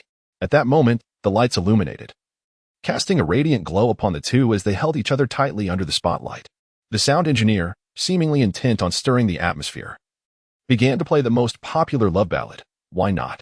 Meanwhile, the cameraman, with an artistic flair, captured the scene with deliberate slowness, focusing intently on the couple at the center of the stage, enhancing the moment with slow-motion artistry. The lighting technician busied himself as well, showering the pair with a cascade of starry, enchanting lights that swirled around them. The prop master, not to be outdone, orchestrated a delicate rain of pink petals descending from above. In this moment, a cacophony of emotions unfolded. Some lamented, others cheered, and many were rendered speechless by tears. Gong Juren, his hand weary from operating the bubble machine, shook off the fatigue and approached the host, seizing the microphone with fervor. Kiss, kiss, kiss, he urged, waving his hands to the rhythm. The audience below joined in unison chanting kiss, kiss, kiss. With tear-filled eyes, Lin Yinyu turned her head away from Su Yu's shoulder. Their gazes locked, and under the watchful eyes of the crowd, they shared a blissful kiss. This kiss, delayed for 2 months, promised a lifetime of happiness. Chapter 93. Here is the rune card. It is uncertain how much time has elapsed. Su Yu felt slightly breathless as the two finally parted ways. Lin Yinyu's charming face was flushed, buried in Su Yu's chest, too shy to emerge. Su Yu, with a smile gracing his features, playfully pinched her cheek before lifting his gaze to survey the stage. Not far off, Gong Juren watched the scene, his face adorned with a mischievous grin. Zhang Tingting slumped on the ground, her expression ashen. She could hardly fathom that Lin Yinyu would confess her feelings after winning the championship. Now that she had confessed, the 2 million she had spent on blackmail seemed utterly futile. With a bitter smile, she rose from the ground and slowly made her way backstage, her step stiff and lifeless, as if her soul had departed. Despite her relentless efforts to seize the title, the championship slipped through her fingers. She had aspired to bring Lin Yinyu down with her, only to realize that she had been the laughingstock all along. Who would have thought that Lin Yinyu would surprise us so greatly? The host exclaimed. This episode concludes here. Thank you all for watching. Let's give them a round of enthusiastic applause and best wishes. The host wiped the cold sweat from his brow, inwardly lamenting the situation. What on earth was happening? Was this appropriate for a live broadcast? Are today's youth truly this audacious? Upon the host's words, the audience erupted into enthusiastic applause, followed by a segment of gratitude towards sponsors. Capture this moment. This is sensational, a viral treasure. I am certain that it won't be long before this becomes the talk of Weibo. Below the stage, reporters eagerly raised their cameras, capturing the moment in a flurry of clicks. Su Yu and Lin Yinyu emerged from their embrace, her delicate face marked with tears. What's wrong? Su Yu gently wiped her face with his sleeve, his tone tender. It was them who made us kiss, Lin Yinyu whispered. And then? Su Yu asked, momentarily taken aback. This time, I wanted to kiss you myself, to give it my seal of approval. Lin Yinyu's eyes sparkled with joy, radiating an adorably mischievous charm. Before Su Yu could fully grasp the meaning of her words, she cupped his face in her hands and stood on her tiptoes, pressing her rosy lips against his forehead. The applause had not yet subsided. The audience, initially thinking the show had concluded, erupted once more at the sight unfolding on stage. Goodness! Who would have imagined that watching a singing competition would turn into a display of affection? And not just once, but twice? Did they even consider the feelings of the fans? Having already experienced heartbreak once, they felt as if their hearts were being mercilessly crushed once again. Wah! I need to leave this place. Why am I even watching this competition? Is there really such a display of love? It's utterly unfair. Su Yu, could you not lower your head just a little? My goddess must be exhausted standing on her tiptoes. Wah! As long as she is happy, I'm fine. No. The finale of the Good Voice competition came to a definitive close. Lin Yanyu and Suyu exited the competition venue through a different exit. Not far from the scene, there lies a riverside road where the occasional night runner can be seen, along with numerous couples jogging together. Suyu and Lin Yanyu are among those couples. After walking a short distance, Suyu suddenly realized that he hadn't spotted Gong Ju-rin during the dispersal. That rascal was just there, stirring up excitement, and now he has vanished without a trace. What is going on? Lin Yanyu noticed his searching gaze. Dear fairy, have you seen little Gong? Ah, how could you think of another man while being with me? Lin Yanyu feigned a pout of grievance. Suyu scratched his nose, unsure of how to respond. He merely felt that since they had arrived together, it was natural to be concerned when one suddenly disappeared. Gong Ju-rin was known for his warm-heartedness. What if he had fallen victim to some trickery? A chuckle escaped Lin Yanyu as she found his expression amusing. I saw him sneak away mysteriously just now. I wonder what mischief he is up to. Well, he has grown, so he won't get lost easily, Suyu replied, shaking his head. After that, a silence enveloped them. Earlier, the atmosphere had been lively, encouraging Lin Yanyu's boldness. Now, with the surroundings quiet, she felt uncertain in the midst of the lingering tension. The November night breeze was rather chilly. Lin Yanyu had already changed from her qipao into casual attire in the dressing room, yet she still felt somewhat exposed. As they walked by the river, she instinctively shivered as the cool wind brushed past her. Are you cold? Suyu immediately regretted his question. It was rather redundant, wasn't he? Yeah, a bit. Lin Yanyu replied earnestly, nodding her head. Without hesitation, Suyu naturally wrapped his arms around her, smiling as he asked, Is this better? Why yes, much better, she stammered. Their closeness allowed Lin Yanyu to distinctly feel the warmth emanating from Suyu, causing her heart to flutter. At that moment, his phone rang. Checking the caller ID, he saw it was Gong Ju-rin, the very one who had gone missing. Hey, you go. Where are you? We're at the Riverside Road. Wait for me. I'll be there shortly. With that, Gong Ju-rin hung up. Suyu shook his head and tucked his phone away. See, your little shadow won't get lost. Lin Yanyu, close enough to hear, smiled at their conversation. Suyu awkwardly scratched his nose, at a loss for words. Before long, Gong Ju-rin came running from a distance. You go. I finally found you. He paused, panting heavily, then waved at Lin Yanyu. Hey, sister-in-law. I completed my mission splendidly, didn't I? Indeed, the mission was flawlessly executed. Lin Yanyu laughed, covering her mouth. The way he addressed her as sister-in-law brought her great delight. What mission? Suyu inquired, puzzled. Lin Yanyu giggled and explained. I tasked him with successfully bringing you to the venue. Only then did Suyu realize the reason behind Gong Ju-rin's earlier mysterious demeanor. Ah. I shall not intrude upon your intimate world any longer. My flight departs in half an hour, so I must take my leave. Here, you. This is your ticket for tomorrow morning. He retrieved a ticket from his bag and presented it to Suyu. By the way, here's the room key. I have sent the address to your phone. It is not far from here. I arranged everything for you just now. I shall take my leave. After conveying his instructions, he playfully patted Suyu on the shoulder and disappeared in an instant. Suyu was left holding the ticket and room key, utterly bewildered. Struggling to regain his composure. Your little brother truly thinks ahead, he mused. Lin Yanyu glanced at the room key, feeling her cheeks flush slightly. Ahem. Xiao Gong is quite the warm-hearted person, Suyu remarked, awkwardly putting away the key. Well then, you should return and rest early, Lin Yanyu murmured. Her head bowed. Indeed, I must rise early for my flight tomorrow, Suyu nodded in agreement. With that, the two of them made their way toward the hotel. Chapter 94. Are you prepared to be a beast, or are you worse than one? As Lin Yanyu strolled along, she seemed to have regained her former vivacity. Suyu, I've kept this from you for so long. To be honest, are you angry with me? Not at all. With such a romantic confession, how could I possibly be upset? At this moment, it was imperative not to exhibit a hint of hesitation. Doubt would lead to defeat. Higi, that's more like it. Lin Yanyu leapt joyfully. Her high heels almost caused her to stumble. Observing this, Suyu swiftly grasped her hand and instinctively pulled her into his embrace. They stood face to face, their heartbeats echoing in the silence between them. Be careful, Suyu murmured softly. Got it. Lin Yanyu playfully stuck out her tongue. At the hotel entrance, she held Suyu's hand and cheerfully remarked, This should be the hotel. All right, how will you return?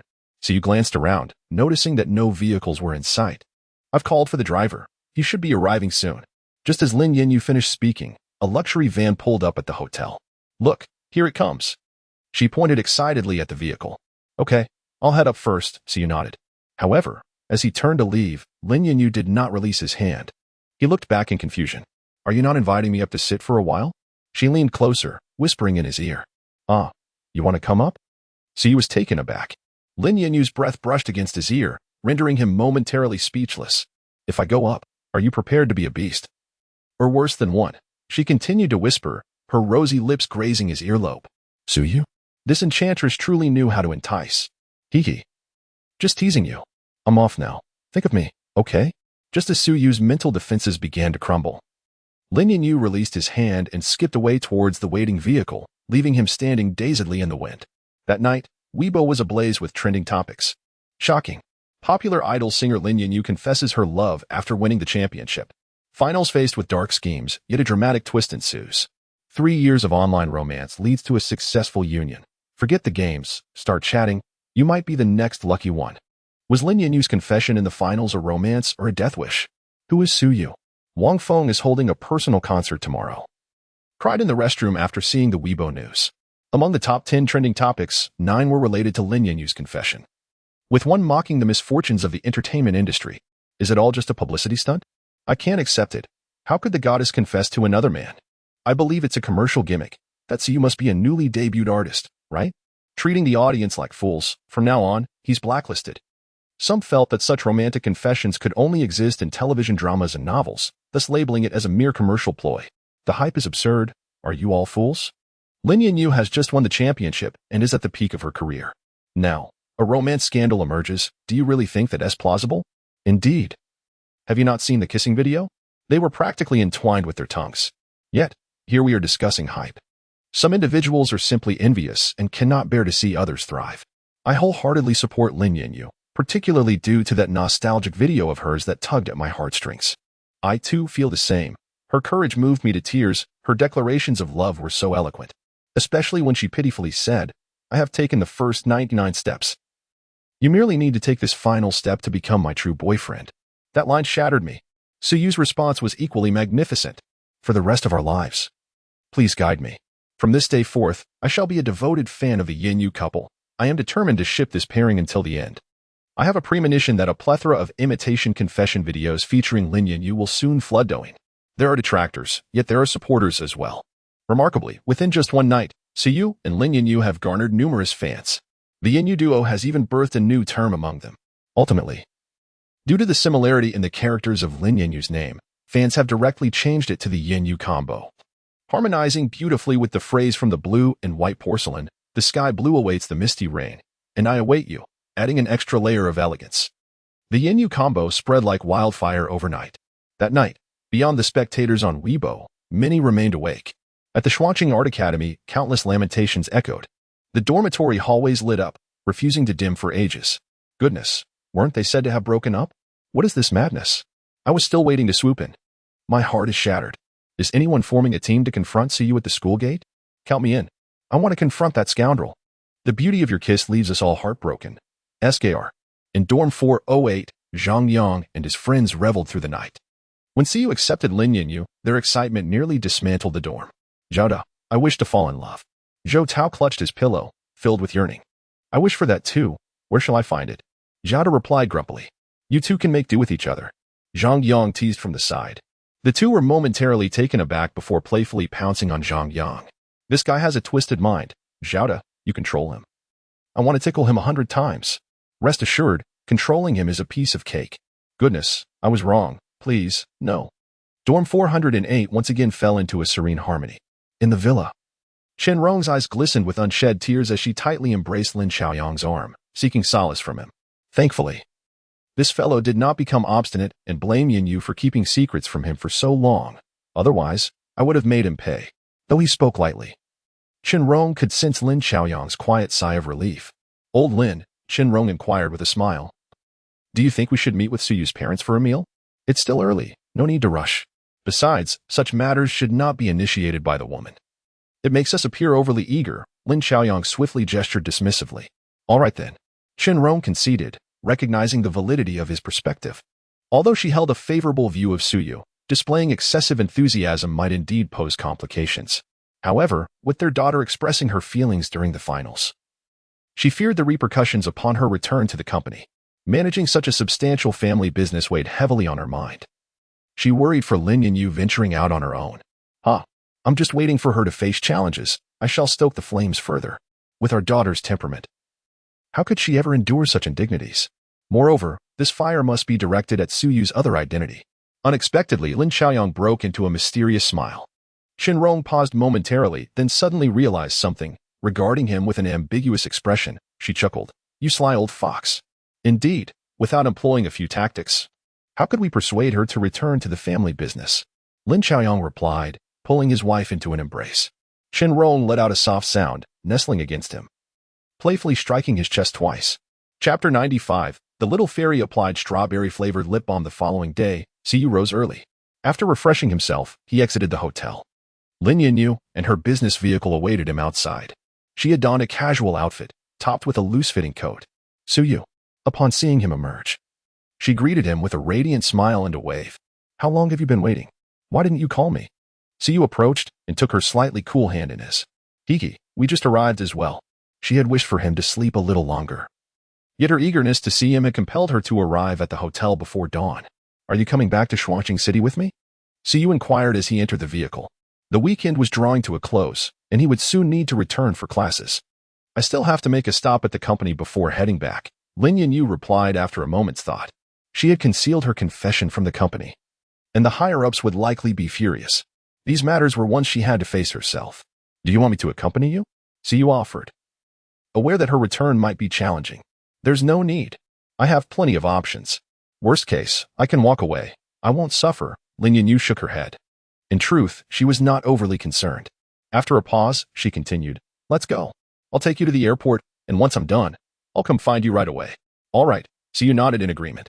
At that moment, Li Fang, sitting in the passenger seat, turned to assess Su Yu and smiled at Lin Yinyu. Yinyu, congratulations. You've achieved your heart's desire. Hee. Thank you, Sister Fang. Lin Yinyu's cheeks flushed with a rosy hue. Li Fang continued, he is quite handsome. No wonder he made our Yinyu confess in public. Handsome guy, have you considered a career in the entertainment industry? With your looks, a little polish, and you might eclipse Yinyu. Cough. Never mind, I prefer to remain low-key, Su Yu interjected, hastily waving his hand. In truth, having traversed into this life, he was uncertain whether his depression had subsided. His current environment was significantly more relaxed, and he felt less burdened psychologically, thus showing no signs of distress. However, he remained wary of potential triggers that could provoke a relapse. Sister Fang, do you wish to sign everyone you see? Lin Yinyu said helplessly. Hee. It's simply that he is too handsome to let such talent go to waste, Li Fang lamented, shaking her head with some regret. I can't bear to see him peddling his good looks. He is far too appealing, and only I should have the privilege of admiring him. Lin Yinyu wrapped her arms around Su Yu, leaning her face close to his with a playful smile. Seizing the moment, Su Yu leaned in and pressed his lips against hers, the soft sensation eliciting a mischievous smile from him. Lin Yinyu's cheeks instantly flushed crimson. Why are you shy now? You kissed me in front of so many people yesterday. Su Yu chuckled. I won't talk to you anymore. Lin Yinyu pouted, burrowing into Su Yu's embrace, refusing to budge. Li Fang and the driver, having witnessed the affectionate display, felt a wave of discomfort wash over them. Quick, drive. We need to get him out of here, or we'll be overwhelmed. Li Fang urged the driver, turning her head away. Understood. The driver ignited the engine and accelerated out with a swift motion. His driving skills were exceptionally proficient, allowing them to reach the airport in merely 10 minutes. Should we wear masks? He inquired with a smile, glancing sideways at Lin Yinyu. Masks? Why would we need them? We are not engaged in a clandestine affair, Lin Yinyu retorted with a roll of her eyes. After all, she had secured her boyfriend with utmost transparency. What was there to fear? I notice you haven't seemed concerned about any online criticism directed towards you, Su Yu remarked, puzzled. Hee, why bother with others' feelings? It's best to simply be oneself. Let's go, Lin Yinyu replied, shaking her head before taking Su Yu's hand and stepping out of the car. Be oneself? Su Yu paused momentarily, then shook his head with a wry smile. Everyone understands the concept, but how many can genuinely implement it in their own lives? Look, who is that? Exclaimed a voice. Wow, it's Lin Yinyu. The handsome guy beside her must be the one who confessed last night, right? He is so handsome. Is he a celebrity? Why haven't we seen him before?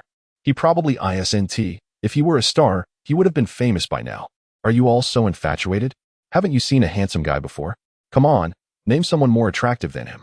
Humph, To all the readers here, who among you isn't more charming than he is?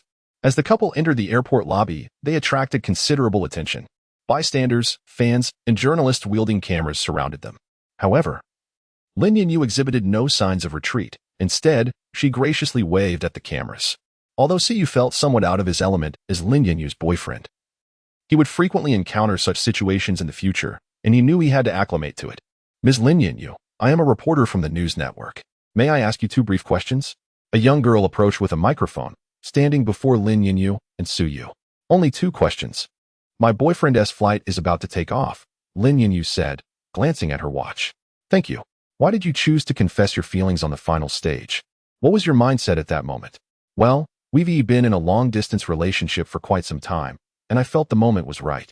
So I confessed. It was a natural progression, Lin Yinyu replied thoughtfully, smiling. The second question is for your boyfriend, Mr. Suyu. What was your emotional state when your goddess confessed to you? I was initially a bit dazed, but then it dawned on me that this must be true love. Suyu responded, gently waving their intertwined hands before the camera. The reporter had further inquiries, but Lin Yinyu politely interrupted, security check. They paused in their tracks. Doggy. Though it pains me to part, I'll be back in a few days, Lin Yinyu said, holding Suyu's hand with reluctance. I'll wait for you at school, and we have something significant to do in a few days, Suyu replied with a smile and a nod. What is it? Lin Yinyu inquired, taken aback. It's about Zhang Yang. I'll explain in detail later. The flight is about to depart. Suyu glanced at the time. All right. Take care on your journey, Lin Yinyu said, smoothing out the wrinkles on his clothing. Suyu nodded, preparing to turn away. Hey, what is that over there? Lin Yinyu suddenly pointed to the side and exclaimed. Where? Suyu turned to look in that direction, but saw nothing. Puzzled, he turned back, only to feel a sudden softness on his lips. What? The little fairy actually resorted to such an old glitch. Hee, you initiated the kiss, so from now on, whenever we part, you must give me a kiss. After her mischievous triumph, Lin Yinyu, with her cheeks flushed, skipped joyfully towards the hall's exit, leaving Suyu dumbfounded. Smacking his lips in astonishment, the little fairy had applied strawberry-flavored lip gloss. Oh my goodness, what did I just witness? Did I capture it on camera? Last night's dog food from watching television still hadn't digested, and now this. How sour. Another display of affection? Does Lin Yinyu not fear for her career? Who would dare claim this is mere commercial hype? I would be the first to disagree. Under the astonished gazes of the crowd, Suyu felt a tingling apprehension at the back of his neck. He genuinely feared that one of Lin Yinyu's irrational fans might rush over and land a couple of punches on him. With that thought in mind, he hurriedly passed through security and ventured inside. Chapter 96. A rift with the company Qianbaidu Entertainment is the agency with which Lin Yinyu signed. She was directly accepted when she applied as an artist. Her journey has been smooth sailing, releasing songs, debuting, and participating in competitions, all with minimal support from the company. The resources provided to her were limited, mostly just basic publicity, while the efforts to promote her were primarily driven by her devoted fans. Thus, she had previously invested in hiring Tingyu to compose a song for her competition. In hindsight, that 5 million was indeed well spent. She planned to treat Tingyu to a meal upon her return to Shuangqing City, as a gesture of gratitude. Naturally, she would invite Suyu as well. After all, their relationship had been established, and she wished to prevent any rumors that might affect their bond. Yinyu, you must remain composed. A few harsh words are far better than being sidelined, her manager advised quietly from the side. Don't worry, even if he intends to sideline me. I want to be afraid, Lin Yinyu replied, shaking her head, her expression light and carefree. Yinyu, I have always stood by your side. If the company gives me a hard time, you must help me. Li Fang was the only one in the company aware of Lin Yinyu's background. She understood Lin Yinyu's desire for independence, not wanting to exploit her family's connections, but if the threat of being sidelined became real, she would not yield easily. In such a scenario, she might remain unscathed, yet would still face repercussions. Having made her choice, she resolved to stick with Lin Yinyu, believing that even if it meant offending the company, there would still be a chance for redemption. Rest assured. I remember how you didn't report me for causing trouble back then. Lin Yinyu smiled before knocking on the door of the director's office. Come in. After receiving the response, she took a deep breath and stepped inside. Director, you summoned me? She addressed the middle-aged man seated at the desk. Lin Yinyu, would you care to explain why you chose to confess your feelings? The man, Fan Jian, was the director of the artist department at Qianbaidu Entertainment. Director Fan, When the company signed the contract with me, I made it clear that matters concerning my romantic life were my prerogative. It was the company's humane approach that convinced me to sign with Qianbaidu Entertainment in the first place. Fan Jian was momentarily taken aback. Indeed. The contract was tailored for newcomers without any fame, as Qianbaidu Entertainment adopted a broad recruitment strategy, signing anyone with good looks and charisma, providing only basic promotion. Only when an artist showed potential for stardom would the company pay them any significant attention and offer a standardized contract. Since Lin Yanyu had already achieved some success, the company had broached the subject of contract renegotiation several times, yet she had shown no inclination to amend her agreement. Consequently, the company chose to disregard her, which explained why she had no song to perform at the finals. After she had sought Tingyu to compose Blue and White Porcelain, winning the championship at the finals, the company was finally ready to take her seriously. However, her public declaration of love during the finals caught them completely off guard. Do you understand what confessing at the finals entails? Fan Jian's eyes flashed with anger. It means I have a boyfriend, Lin Yanyu replied. Her cheeks flushed with happiness as she thought of Suyu. Upon hearing this, Fan Jian was instantly infuriated. He slammed the table and exclaimed, "Have you not seen the deluge of insults online? Is your mind solely occupied with your boyfriend? Director Fan, I, Lin Yanyu, have achieved my current success through my own capabilities. I am well aware of the rules of the entertainment industry. However, having made my choices, I have also considered the consequences." Lin Yanyu remained composed and unhurried. What consequences are you contemplating? The company has invested heavily in your training merely for you to engage in a romantic relationship? Fan Jian scoffed. Invested heavily? Where is this supposed investment? Lin Yanyu retorted. From the moment of her signing, aside from standard artist management and a few internal resources, the company had made no significant investment in her. Her participation in The Voice was a result of her own efforts, progressing step by step to the finals. The only thing the company did was assign her a manager. It was only after witnessing her rising popularity that they began to allocate some resources to her. Unless you amend your contract. It is only natural that we cannot provide you with substantial resources. Fan Jian's expression darkened. There is no need to amend the contract. The company need not invest heavily in my training. I find the current arrangement quite satisfactory. Now, I have but one request. I would like the company to assist in promoting Blue and White Porcelain. Director Fan, do you have any further matters to discuss? If not, I shall take my leave. Having secured the championship on The Voice, she had gained numerous resources, even without the company's backing. Her title as champion and the song Blue and White Porcelain afforded her the opportunity to vie for first-tier artist status. You still dare to make demands? Once the company acquires the copyright for Blue and White Porcelain, it will surely be vigorously promoted. Such a fine song deserves to be heard by a wider audience. Just as Lin Yanyu was about to exit, she suddenly heard Fan Jian mention purchasing the copyright for Blue and White Porcelain. Her steps faltered. The copyright for Blue and White Porcelain is in my possession. She did not turn around, but her tone had grown cold. I am aware that someone has disclosed that you only purchased the performance rights, while the rest remains with Tingyu. How foolish of you to spend 5 million without securing the complete copyright. If Tingyu discovers that the song has become a hit and decides to sell the remaining rights to someone else, do you not grasp the complications that will ensue? We are already in discussions with Xinghui, and I believe it will not be long before we secure the full copyright. Fan Jian leaned back in his chair, his tone laced with a subtle threat. Once the copyright is in the company's hands, a slight modification will allow us to assign it to others at will. At that point, Blue and White Porcelain will no longer be exclusive to Lin Yanyu. With company resources for promotion, a cover could easily surpass the original version. And there are numerous precedents for such occurrences. For artists not under company control, it is common for the company to choose to shelve them. Tingyu will not sell the copyright to you. Lin Yanyu's expression had grown entirely frigid. You need not worry about that. Unattainable deals are merely a matter of insufficient offers. 50 million for a song, surely even a top producer would be tempted. Wouldn't you agree? Fan Jian reached for a cup of coffee from the table and took a sip. As long as the price is right, there is no business that cannot be concluded. He had procured information about Tingyu from a friend. The young man was merely an intermediate producer and still a freshman in college. Although he was initially taken aback by the remarkable ability of the newcomer to compose such exquisite songs reminiscent of ancient styles, he soon found joy in the ease of communication with this fresh talent, who was far more approachable than the seasoned veterans. For reasons unknown, the process unfolded with surprising smoothness. Whenever challenges arose, there were always friends willing to extend a helping hand. Leveraging his connections, He successfully reached out to the higher echelons of Xinghui and now awaited a meeting with Tingyu. Lin Yinyu had managed to secure his songwriting services for a mere 5 million. He firmly believed that a budget of 50 million would suffice to ensure that Tingyu willingly relinquished the full rights to the song. He wished them good fortune.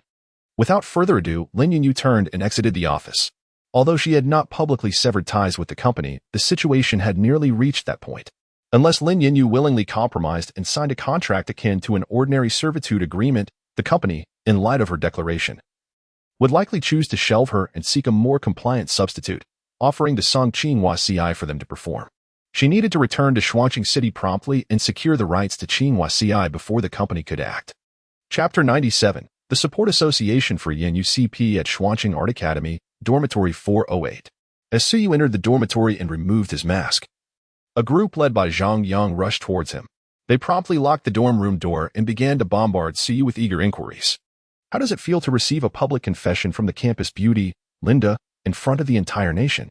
Zhang Yang playfully draped his arm around Suyu's shoulder and inquired with a smile, "It's just as you know. I prefer to remain low-key and am not particularly fond of such occasions." Suyu set down his luggage, exhaling in relief.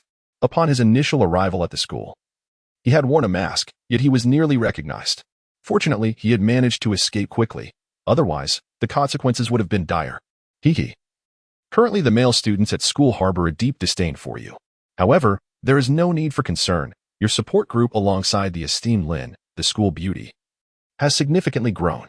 With us by your side, those boys will only dare to utter a few curses. Zhang Yang chuckled heartily, continuing, "A support group? Us?" He was taken aback. Indeed, you and Lin Yinyu had previously established a Yinyu CP support club.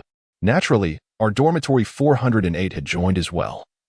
And thanks to the connections among roommates, I have now ascended to a management position within the support club.